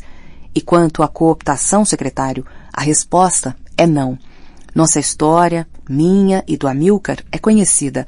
Já aprontamos confusão suficiente nas corporações para alguém se arriscar a uma abordagem que poderia significar e significaria um tiro no pé. O Amilcar já comandou o BOPE, comandou a P2, fez contra-inteligência, sabe tudo o que acontece na PM. Teve todas as oportunidades do mundo e nunca vacilou. Todo mundo sabe que ele é sério. Até os políticos sabem disso e não se metem com ele. Mas todo mundo sabe que ele é prudente e que não morde se não provocarem. O risco que ele corre não é que tentem cooptá-lo, é que o matem. Mas ele é cuidadoso. Vaz sorri e é interrompido por Amilcar. Já que ele falou de mim, secretário, tenho de falar dele. Vamos parar com essa bajulação mútua e vamos em frente, adverte o secretário. Amilcar volta à exposição. Eu lhe dizia que nem a PM, nem a civil estariam em condições de operar a escuta, nem se arriscariam tanto. E segundo o relatório dos nossos informantes, nas duas polícias ninguém fez isso, assim como ninguém nas polícias teria acesso ao governador. Vamos agora examinar a hipótese de que os grampos tenham tido origem no gabinete militar. O gabinete militar, secretário, não tem estrutura própria para agir e seus vínculos com as corporações são sobretudo institucionais. Claro que todo chefe do gabinete militar faz tudo para credenciar-se a substituir o comandante-geral da PM ou o secretário de segurança. Usa os contatos pessoais, enfim, faz o que pode para obter informações classificadas. Mas em nosso caso, dificilmente alguma coisa se faria à margem do controle do coronel Fraga, porque ele e o coronel Elpídio têm uma relação muito antiga e profunda. São velhos parceiros desde os tempos de academia. O Elpídio não parece mesmo o tipo de pessoa que fizesse isso. Por acaso, conheci o Elpídio numa missão fora do Brasil há bastante tempo. Sempre tivemos ótimas relações, diz o secretário. Portanto, secretário, excluindo as polícias e o gabinete militar, sobra mesmo a hipótese de que o grampo e, quem sabe, o vazamento, sejam obra desse grupo, desse, sei lá, organismo clandestino. E o tal Santiago nessa história toda? Amilcar está sentado. Vaz é que responde. Não sabemos onde está o Santiago. Sabemos que ele não está sendo procurado só por nós. Há mais gente atrás dele, mas não temos a mínima ideia sobre o seu destino. Lembre-se, secretário, que se a nossa hipótese estiver certa, a hipótese sobre o curioso interesse do Vítor pela Rocinha, ele e o Santiago seriam parceiros. Ele, o Santiago, o Luizão, acrescenta o secretário. Não necessariamente. Nem sempre é taticamente adequado trabalhar com grupos coesos cujos integrantes se conheçam uns aos outros e compartilhem informações estratégicas. Em geral, secretário, é melhor trabalhar em rede, como as organizações de esquerda costumam fazer durante o regime autoritário. Durante a ditadura, Vaz, vamos falar português claro. Nas redes, secretário, só um membro de cada segmento estabelece conexão com um elemento de outro segmento. As redes não são compostas por agentes que se conhecem. O conhecimento é restrito àquele âmbito de cada segmento. Eu sei, Vaz, conheço isso. Claro que o senhor conhece, secretário. Estou só reiterando para que o senhor entenda a nossa análise do caso. Nas redes, nem os líderes conhecem todos os liderados. É mais seguro assim. As redes são eficientes e ágeis e seguras justamente porque são opacas nos eixos vertical e horizontal, como o senhor sabe muito bem. Portanto, não podemos saber se Luizão sabe que Santiago está ligado ao Vítor nessa história do sequestro. Pode ser que sim, como pode ser que não. Como também não sabemos se o Santiago sabe alguma coisa sobre o envolvimento da PRF, e muito menos se o Santiago ou mesmo o Vítor sabem do esquema desse tal organismo. E o governador Vaz, até que ponto ele conhece tudo isso? Também não sabemos, secretário. Será que ele já viu o dossiê que estão montando contra ele? Provavelmente, diz Amilcar. Quem chantageia só tem poder na medida em que o chantageado conheça o poder de fogo do chantagista. Mas diante das fotos e dos dados bancários, a fita da mulher do empresário é secundária, avalia o secretário. Claro, tudo é munição preciosa, pondera Vaz. A quem serve esse tal organismo, esse grupo? Se eles trocam tanto com a PRF, isso significaria que eles ainda manteriam contato com a ABIN ou com o governo federal de alguma maneira? Pergunta o secretário. Amilcar responde. Não parece que o pessoal desse clube, desse grupo, mantenha contato com a ABIN, ou pelo menos que esteja vinculado à ABIN. E digo isso não apesar dos contatos do grupo com a PRF, mas justamente por conta desses contatos. Não entendi, admite o secretário. É que a PRF está totalmente fora do controle do governo federal. A superintendência foi entregue num acordo político firmado lá atrás a um deputado que vende caro seu apoio ao governo federal. Um sujeito muito independente e muito poderoso no estado, o Ademar Caminha Viana Torres. Ele tem laços com esse tal grupo? Aparentemente não, secretário, mas nunca se sabe. De qualquer modo, se a PRF tem cópia desses documentos que comprometem o governador, o deputado Viana Torres também tem, calcula o secretário. Provavelmente sim. Digo provavelmente porque nesse ambiente de golpes e armadilhas não se pode ter certeza, porque o superintendente pode precisar de alguma forte carta na manga para negociar futuros passos na carreira ou para prevenir-se contra surpresas desagradáveis futuras. Eu sei, concorda o secretário, é comum que os políticos guardem munição uns contra os outros sem nunca usá-las. Parece a lógica da Guerra Fria. Você vai se armando para dissuadir o inimigo. Se todos lançassem merda no ventilador uns contra os outros, não sobraria ninguém, ou quase ninguém. Eles precisam pensar na sobrevivência coletiva, na preservação da espécie, Vaz acrescenta. Isso produz um certo equilíbrio, diz o secretário. Um equilíbrio sob tensão, complementa Amilcar. Enquanto a corda não arrebentar, eu sobrevivo, me mantenho secretário. Mas falando francamente, depois dessa noite está muito claro em quem é que eu mando.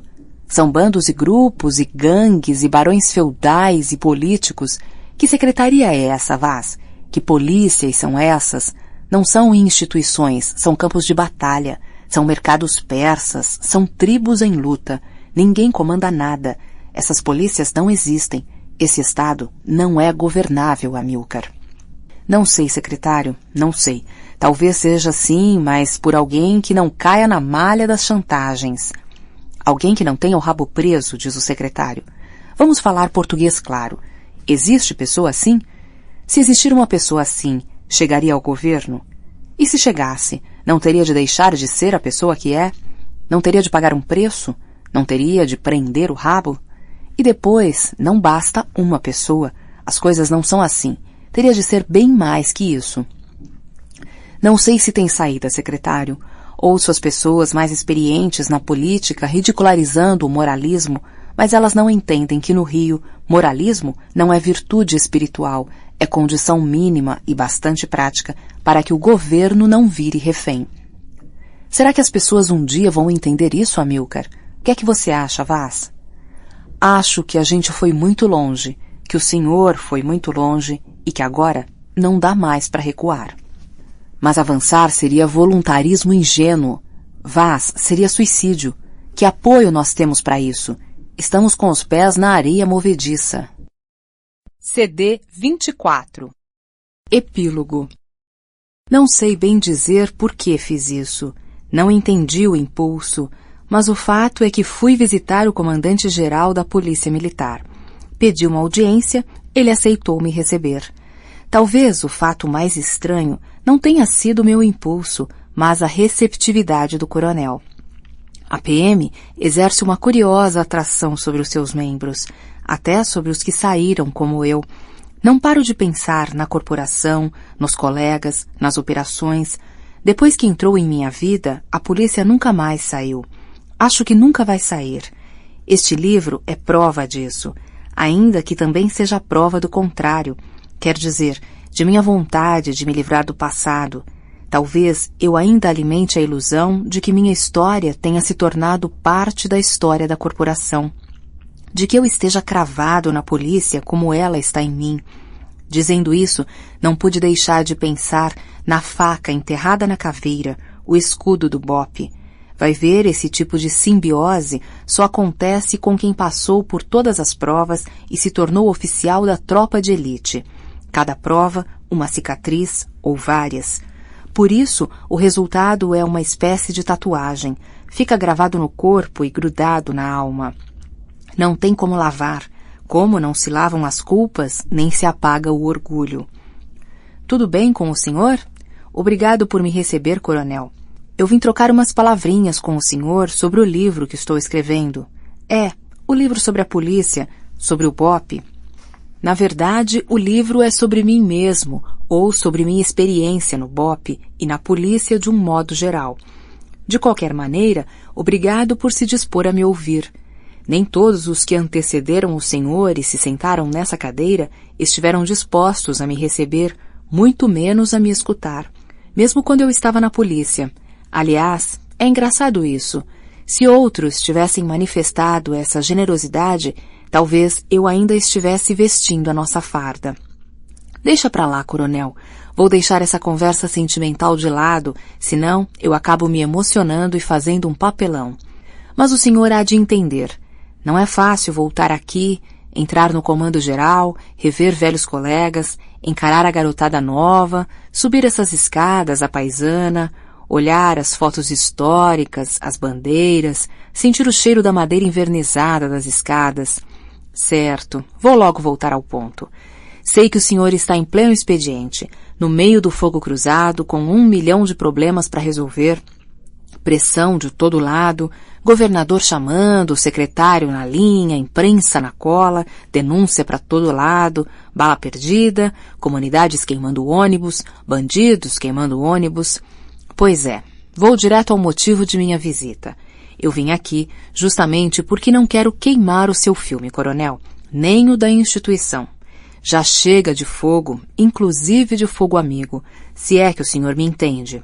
E expliquei o sentido e as intenções do livro. Disse ao comandante que a verdade liberta. Ele até sorriu nesse momento, provavelmente pensando que eu era mais um convertido. Não, coronel, não virei crente. Acredito mesmo nisso. Não me refiro à verdade religiosa, metafísica, que se revela aos fiéis e exige a fé. Falo daquela verdade mais modesta, que distingue as pessoas entre mentirosos e honestos, falsos e sinceros, hipócritas e autênticos, ou que divide os companheiros entre a impostura e a lealdade, entre a impuriação e a dignidade, entre a traição e a fidelidade. Eu ia continuar, mudando de tom e falando da verdade que separa as instituições entre a infâmia e a legitimidade, o abuso e a lei, mas me contive. Achei que ficaria exagerado, meio empolado, meio metido à besta. Ia parecer que eu queria dar uma lição de moral ou me mostrar. Logo eu, que detesto esse tipo de coisa. O coronel também não gosta nada disso. É um sujeito simples como eu. Um cara inteligente, mas simples. Além disso, se prosseguisse nesse caminho, acabaria me perdendo. Ou, o que seria ainda pior, acabaria chegando aonde eu não queria chegar. Até porque, se chegasse aonde não queria, o tiro sairia pela culatra. Quer dizer, todo aquele esforço de marcar hora, conseguir vaga na agenda do comandante, ser recebido, preparar o terreno, criar um clima legal, tudo se perderia. Eu não estava ali para abrir as baterias contra a polícia, como a casa da hipocrisia, o antro das mentiras mais deslavadas. Pelo contrário, estava ali para tranquilizar o comandante. Minha intenção era mesmo contar a verdade. Só isso. Claro que isso não é pouco. Claro que as consequências poderiam ser graves. É óbvio que a verdade seria chocante para quem não a conhecesse, mas o sacrifício seria terapêutico. Depois da tempestade, viria a bonança. Em outras palavras, a polícia tem sido uma grande mentira que afeta, em primeiro lugar, os próprios policiais. Para rasgar as cortinas e tirar as máscaras, nada como a verdade. Santo remédio. E não me venham com a velha história, a dose pode matar o paciente. Se matar, paciência. Quanta gente já morreu nessa brincadeira. O que não aceito é que continuemos o joguinho, a farsa, em silêncio, fingindo que não está acontecendo nada. Claro que eu não disse isso. Quer dizer, até disse, mas com jeitinho, sem que o coronel percebesse a carga explosiva do que lhe dizia. Tudo é uma questão de jeito. Acho que cumpri meu papel, tanto que saí revigorado, com a alma lavada, uma sensação de alívio. Ele me agradeceu a atenção e pediu que eu tivesse cuidado com cada palavra e com o que ia contar. Mencionou as responsabilidades, a imagem pública da instituição e tudo mais. Muito bem, meu caro. Então, tenha juízo e boa sorte. Levantei, agradeci de novo a oportunidade daquele encontro, toquei a testa com o dorso da mão direita mecanicamente. Nem pensei no que estava fazendo, mas tudo bem. Algumas coisas que eram da polícia hoje são minhas também. Rodopiei e bati em retirada. Na antessala do gabinete ainda estava fechando a porta atrás de mim, quando Laerte me viu e abriu os braços. O Major Laerte era um velho camarada de muitos carnavais. Foi do BOPE mais ou menos na minha época. Não fazia muito tempo, fiquei sabendo que ele tinha sido promovido a assessor jurídico do Comando Geral. Coisa fina. Rapaz, mas você está muito bem. Quando é que vem a nova promoção? Quero te ver tenente-coronel ainda esse ano, hein? Eu estava sendo sincero. Sempre gostei do Laerte. Ele era um sujeito muito decente. Ah, que bom te encontrar aqui. O que é que você veio fazer no gabinete do comandante-geral? Não vai me dizer que vai pedir baixa da baixa. Não, Laerte, nem se fosse possível eu faria uma coisa dessas. A melhor decisão que tomei foi sair da PM. Porra, não vai me dizer que deu pra cuspir no prato em que comeu. Você sempre foi o mais empolgado de toda a turma. Ninguém levava a polícia tão a sério quanto você. E agora vem me dizer que sair foi o melhor negócio? Mas o pior é que foi isso mesmo, Laerte. O que é que eu vou fazer? Não vou mentir pra você. Tudo bem, está certo. Não quer voltar, eu entendo. Estava só brincando pra te provocar. Mas por falar nisso, e já que te encontrei, queria bater um papinho com você. Coisa rápida. Você tem aí uns minutinhos? Porra, Laerte, qual é? Parece até que não me conhece. Não é porque saí da PM que deixei de ser quem eu sou, cara. Quando foi que você precisou marcar hora pra falar comigo, porra? Legal. Então vamos sentar ali no sofá. Bobeia, o ajudante de ordens do comandante ou o chefe de gabinete nos servem um cafezinho. Segui o Laerte até o sofá, desabotoei o paletó e sentei ao seu lado. A antessala do gabinete estava na penumbra, uma temperatura agradável, privilégios do comando. Naquele momento estava vazia, o que, aliás, era raríssimo. Meu amigo engrenou uma segunda e começou a ladainha. Porra, cara, o que eu queria te falar é o seguinte. Andam dizendo por aí que você está escrevendo um livro sobre a polícia. Ele parou, me olhou, continuei olhando para ele, calado. Pois é, prosseguiu. É o que ouvi dizer. Ele me olhava, eu olhava de volta, em silêncio. É verdade, cara? É, Laerte, é verdade. Dizem que você vai jogar merda no ventilador. Silêncio lá, silêncio cá, olho no olho. É verdade? Continuei calado, olhando meu amigo bem nos olhos. Diga, Laerte, vamos lá, não enrola, cara. Diga o que veio me dizer. Ou você acha que eu acho que nosso encontro foi casual, que você estava por acaso, passeando na antessala do gabinete, justamente quando eu ia saindo da audiência? Porra, Laerte, não sou criança. Renunciei à farda, não à capacidade de raciocinar. Então, qual é o recado?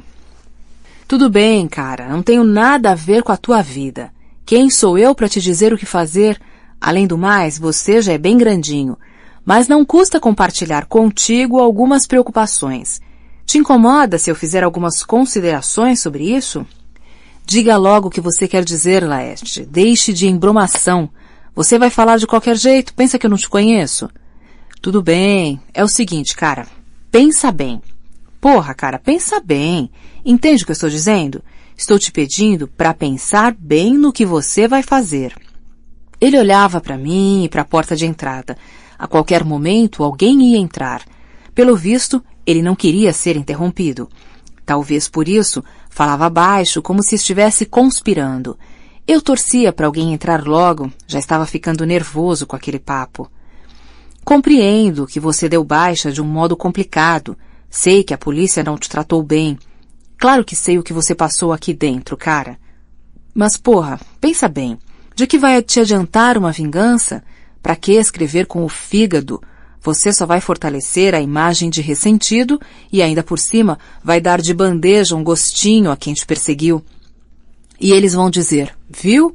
Foi tudo merecido. Ele não valia nada mesmo. Está provado. Você só vai confirmar que os filhos da puta tinham razão quando te perseguiam dentro da polícia. Continuei ouvindo, com os olhos fixos na mesinha à nossa frente. Fazia um esforço para não ficar irritado e para entender que, afinal de contas, talvez Laerte estivesse falando mesmo como um amigo preocupado, legitimamente preocupado. Era engraçado. Eu tinha ido ao comando geral justamente para conversar sobre aquele tema. Tudo tinha ido às mil maravilhas na conversa com o comandante-geral, para minha surpresa, e aos 45 do segundo tempo, quando já estava de saída, quando menos esperava, veio de um velho amigo o papo do qual pensei que já tivesse me livrado. Laerte parecia mais acelerado, pegou o embalo. Então, cara, para que escrever um livro? Você tem tantas coisas mais interessantes para fazer. E depois, pensa nos seus amigos, nos seus velhos companheiros. Porra, cara, se você vai contar tudo, como estão falando pelos corredores, o que será da gente? Como é que eu vou encarar meu pai, minha mulher, meu filho? Eles vão ler o teu livro e vão me questionar. Meu filho um dia vai me perguntar, pai, como é que você pode trabalhar numa instituição assim?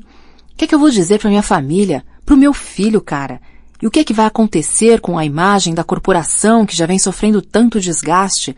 Você vai jogar a pá de cal, não vai sobrar pedra sobre pedra. O que vai ser de nós? Estou falando dos seus amigos, cara, dos seus companheiros. Nesse momento, a porta finalmente abriu e o coronel Ariosto, com sua voz de barítono, entrou como se estivesse desembarcando na Normandia. Esse era seu estilo, que aliás tinha virado folclore na PM. Parecia uma ambulância atravessando a procissão. Ele chegou acompanhado do ajudante de ordens do comandante-geral, que lhe pediu que aguardasse um minutinho. O comandante o receberia em um instante. E saiu novamente. Coronel, há quanto tempo? Eu me levantei antes do Laerte. Como vai o senhor? Eu e Laerte perguntamos formalmente, sem esperar pela resposta. Ariosto era simpático, um sujeito expansivo, amigo dos amigos, era querido por todo mundo. Ou quase todo mundo, porque na polícia não existe unanimidade. Ele fez uma festa ao me ver. Eu trabalhara com ele durante uns bons anos. Sempre nos demos bem. Ele tinha vindo do interior do estado, onde comandava um batalhão, para uma audiência com o comandante-geral. Vocês sabem que eu estou aqui rindo, brincando, mas meu coração está apertado. Uma situação muito chata. Interrompeu para enxugar o suor na testa com a mão de jogador de basquete, que mais parecia uma raquete de tênis. O coração, lá no fundo, está apertado. Uma situação realmente muito desagradável. Eu, inclusive, vim aqui cumprimentar o comandante-geral, agradecer. Ele sempre foi muito correto comigo, sempre. Mesmo agora, ele fez o que pôde. Perdi o comando do batalhão. Apertou os lábios e sacudiu a cabeça, confirmando o que acabara de declarar. Perdi o comando. O que se há de fazer? É assim a vida, meus caros. Nossa polícia é assim. Pôs a mão em meu ombro. Pensei que ele fosse mudar de assunto e fazer uma pergunta sobre minha vida, mas ele estava concentrado em seu comando perdido. Pois é, major. Olhou firme para o Laerte. Capitão. Olhou para mim e continuou. Anteontem, o coronel José Henrique foi me visitar. Queria meu apoio. Vai ser candidato a deputado. Eu fui franco. Vocês sabem que sou franco. Disse que não podia. Até gostaria, mas não podia. Já tinha compromisso com o prefeito, que tinha arranjado o comando para mim. e já tinha me avisado que também seria candidato. O que eu poderia fazer? Não poderia fazer nada. Compromisso é compromisso, não é? Dívida é dívida. Pensei que o Zé Henrique tinha entendido, mas no dia seguinte fui informado de que o governo, a secretaria, precisava do meu cargo. Me deram 1 semana para sair da cidade e preparar o lugar para o substituto. 1 semana. O comandante-geral fez tudo o que podia para evitar. Eu sei que fez. O possível e o impossível. Não adiantou. Sabe como é? Vocês sabem o que é a política, meus amigos. Política é uma merda. Ariosto apertou meu ombro e deu um tapinha nas costas. Logo em seguida, emendou. A gente se sente, sei lá, vocês sabem. Respirou fundo. A gente se sente traído. Afinal, você é testemunha, não é, Laerte? Eu sempre fui leal, sempre fui fiel. Nunca atrasei. Todo santo mês eu trouxe aqui pro gabinete os 7.000 reais. Nunca falhei. Falhei, Laerte? Nunca falhei. Quer dizer, teve aquele problema em abril, só trouxe 4. Precisei de 3 para uma obra lá em casa, mas foi só naquele mês. Nunca faltei. Sou um sujeito que honra os compromissos que assume. Sou um cara fiel, leal. Ao Zé Henrique também. A grana dele eu levava em mãos todo mês, religiosamente. Vinha aqui, passava por lá. É verdade ou mentira, Laerte? Laerte mantinha a cabeça baixa, olhava o tapete poído. O ajudante de ordens entrou novamente na sala e chamou Ariosto. Coronel, o comandante-geral vai recebê-lo agora. Pode vir, por favor. Gente, foi bom ver vocês. Boa sorte. Ariosto se despediu com apertos de mão e avançou num movimento súbito que parecia uma estocada de infantaria. Laerte me pegou pelo braço e me puxou para o canto oposto à porta. Quase no meu ouvido, depois de conferir que a sala estava vazia, sussurrou. Porra, cara, escreve logo essa merda desse livro. Publica logo essa porra. Olá, obrigado por assistir até aqui. Se você curtiu o conteúdo, não esqueça de deixar o seu like, se inscrever no canal e ativar as notificações para não perder nenhum vídeo novo. Seu apoio faz toda a diferença e me ajuda a continuar trazendo conteúdos incríveis para você. Um forte abraço e até o próximo vídeo.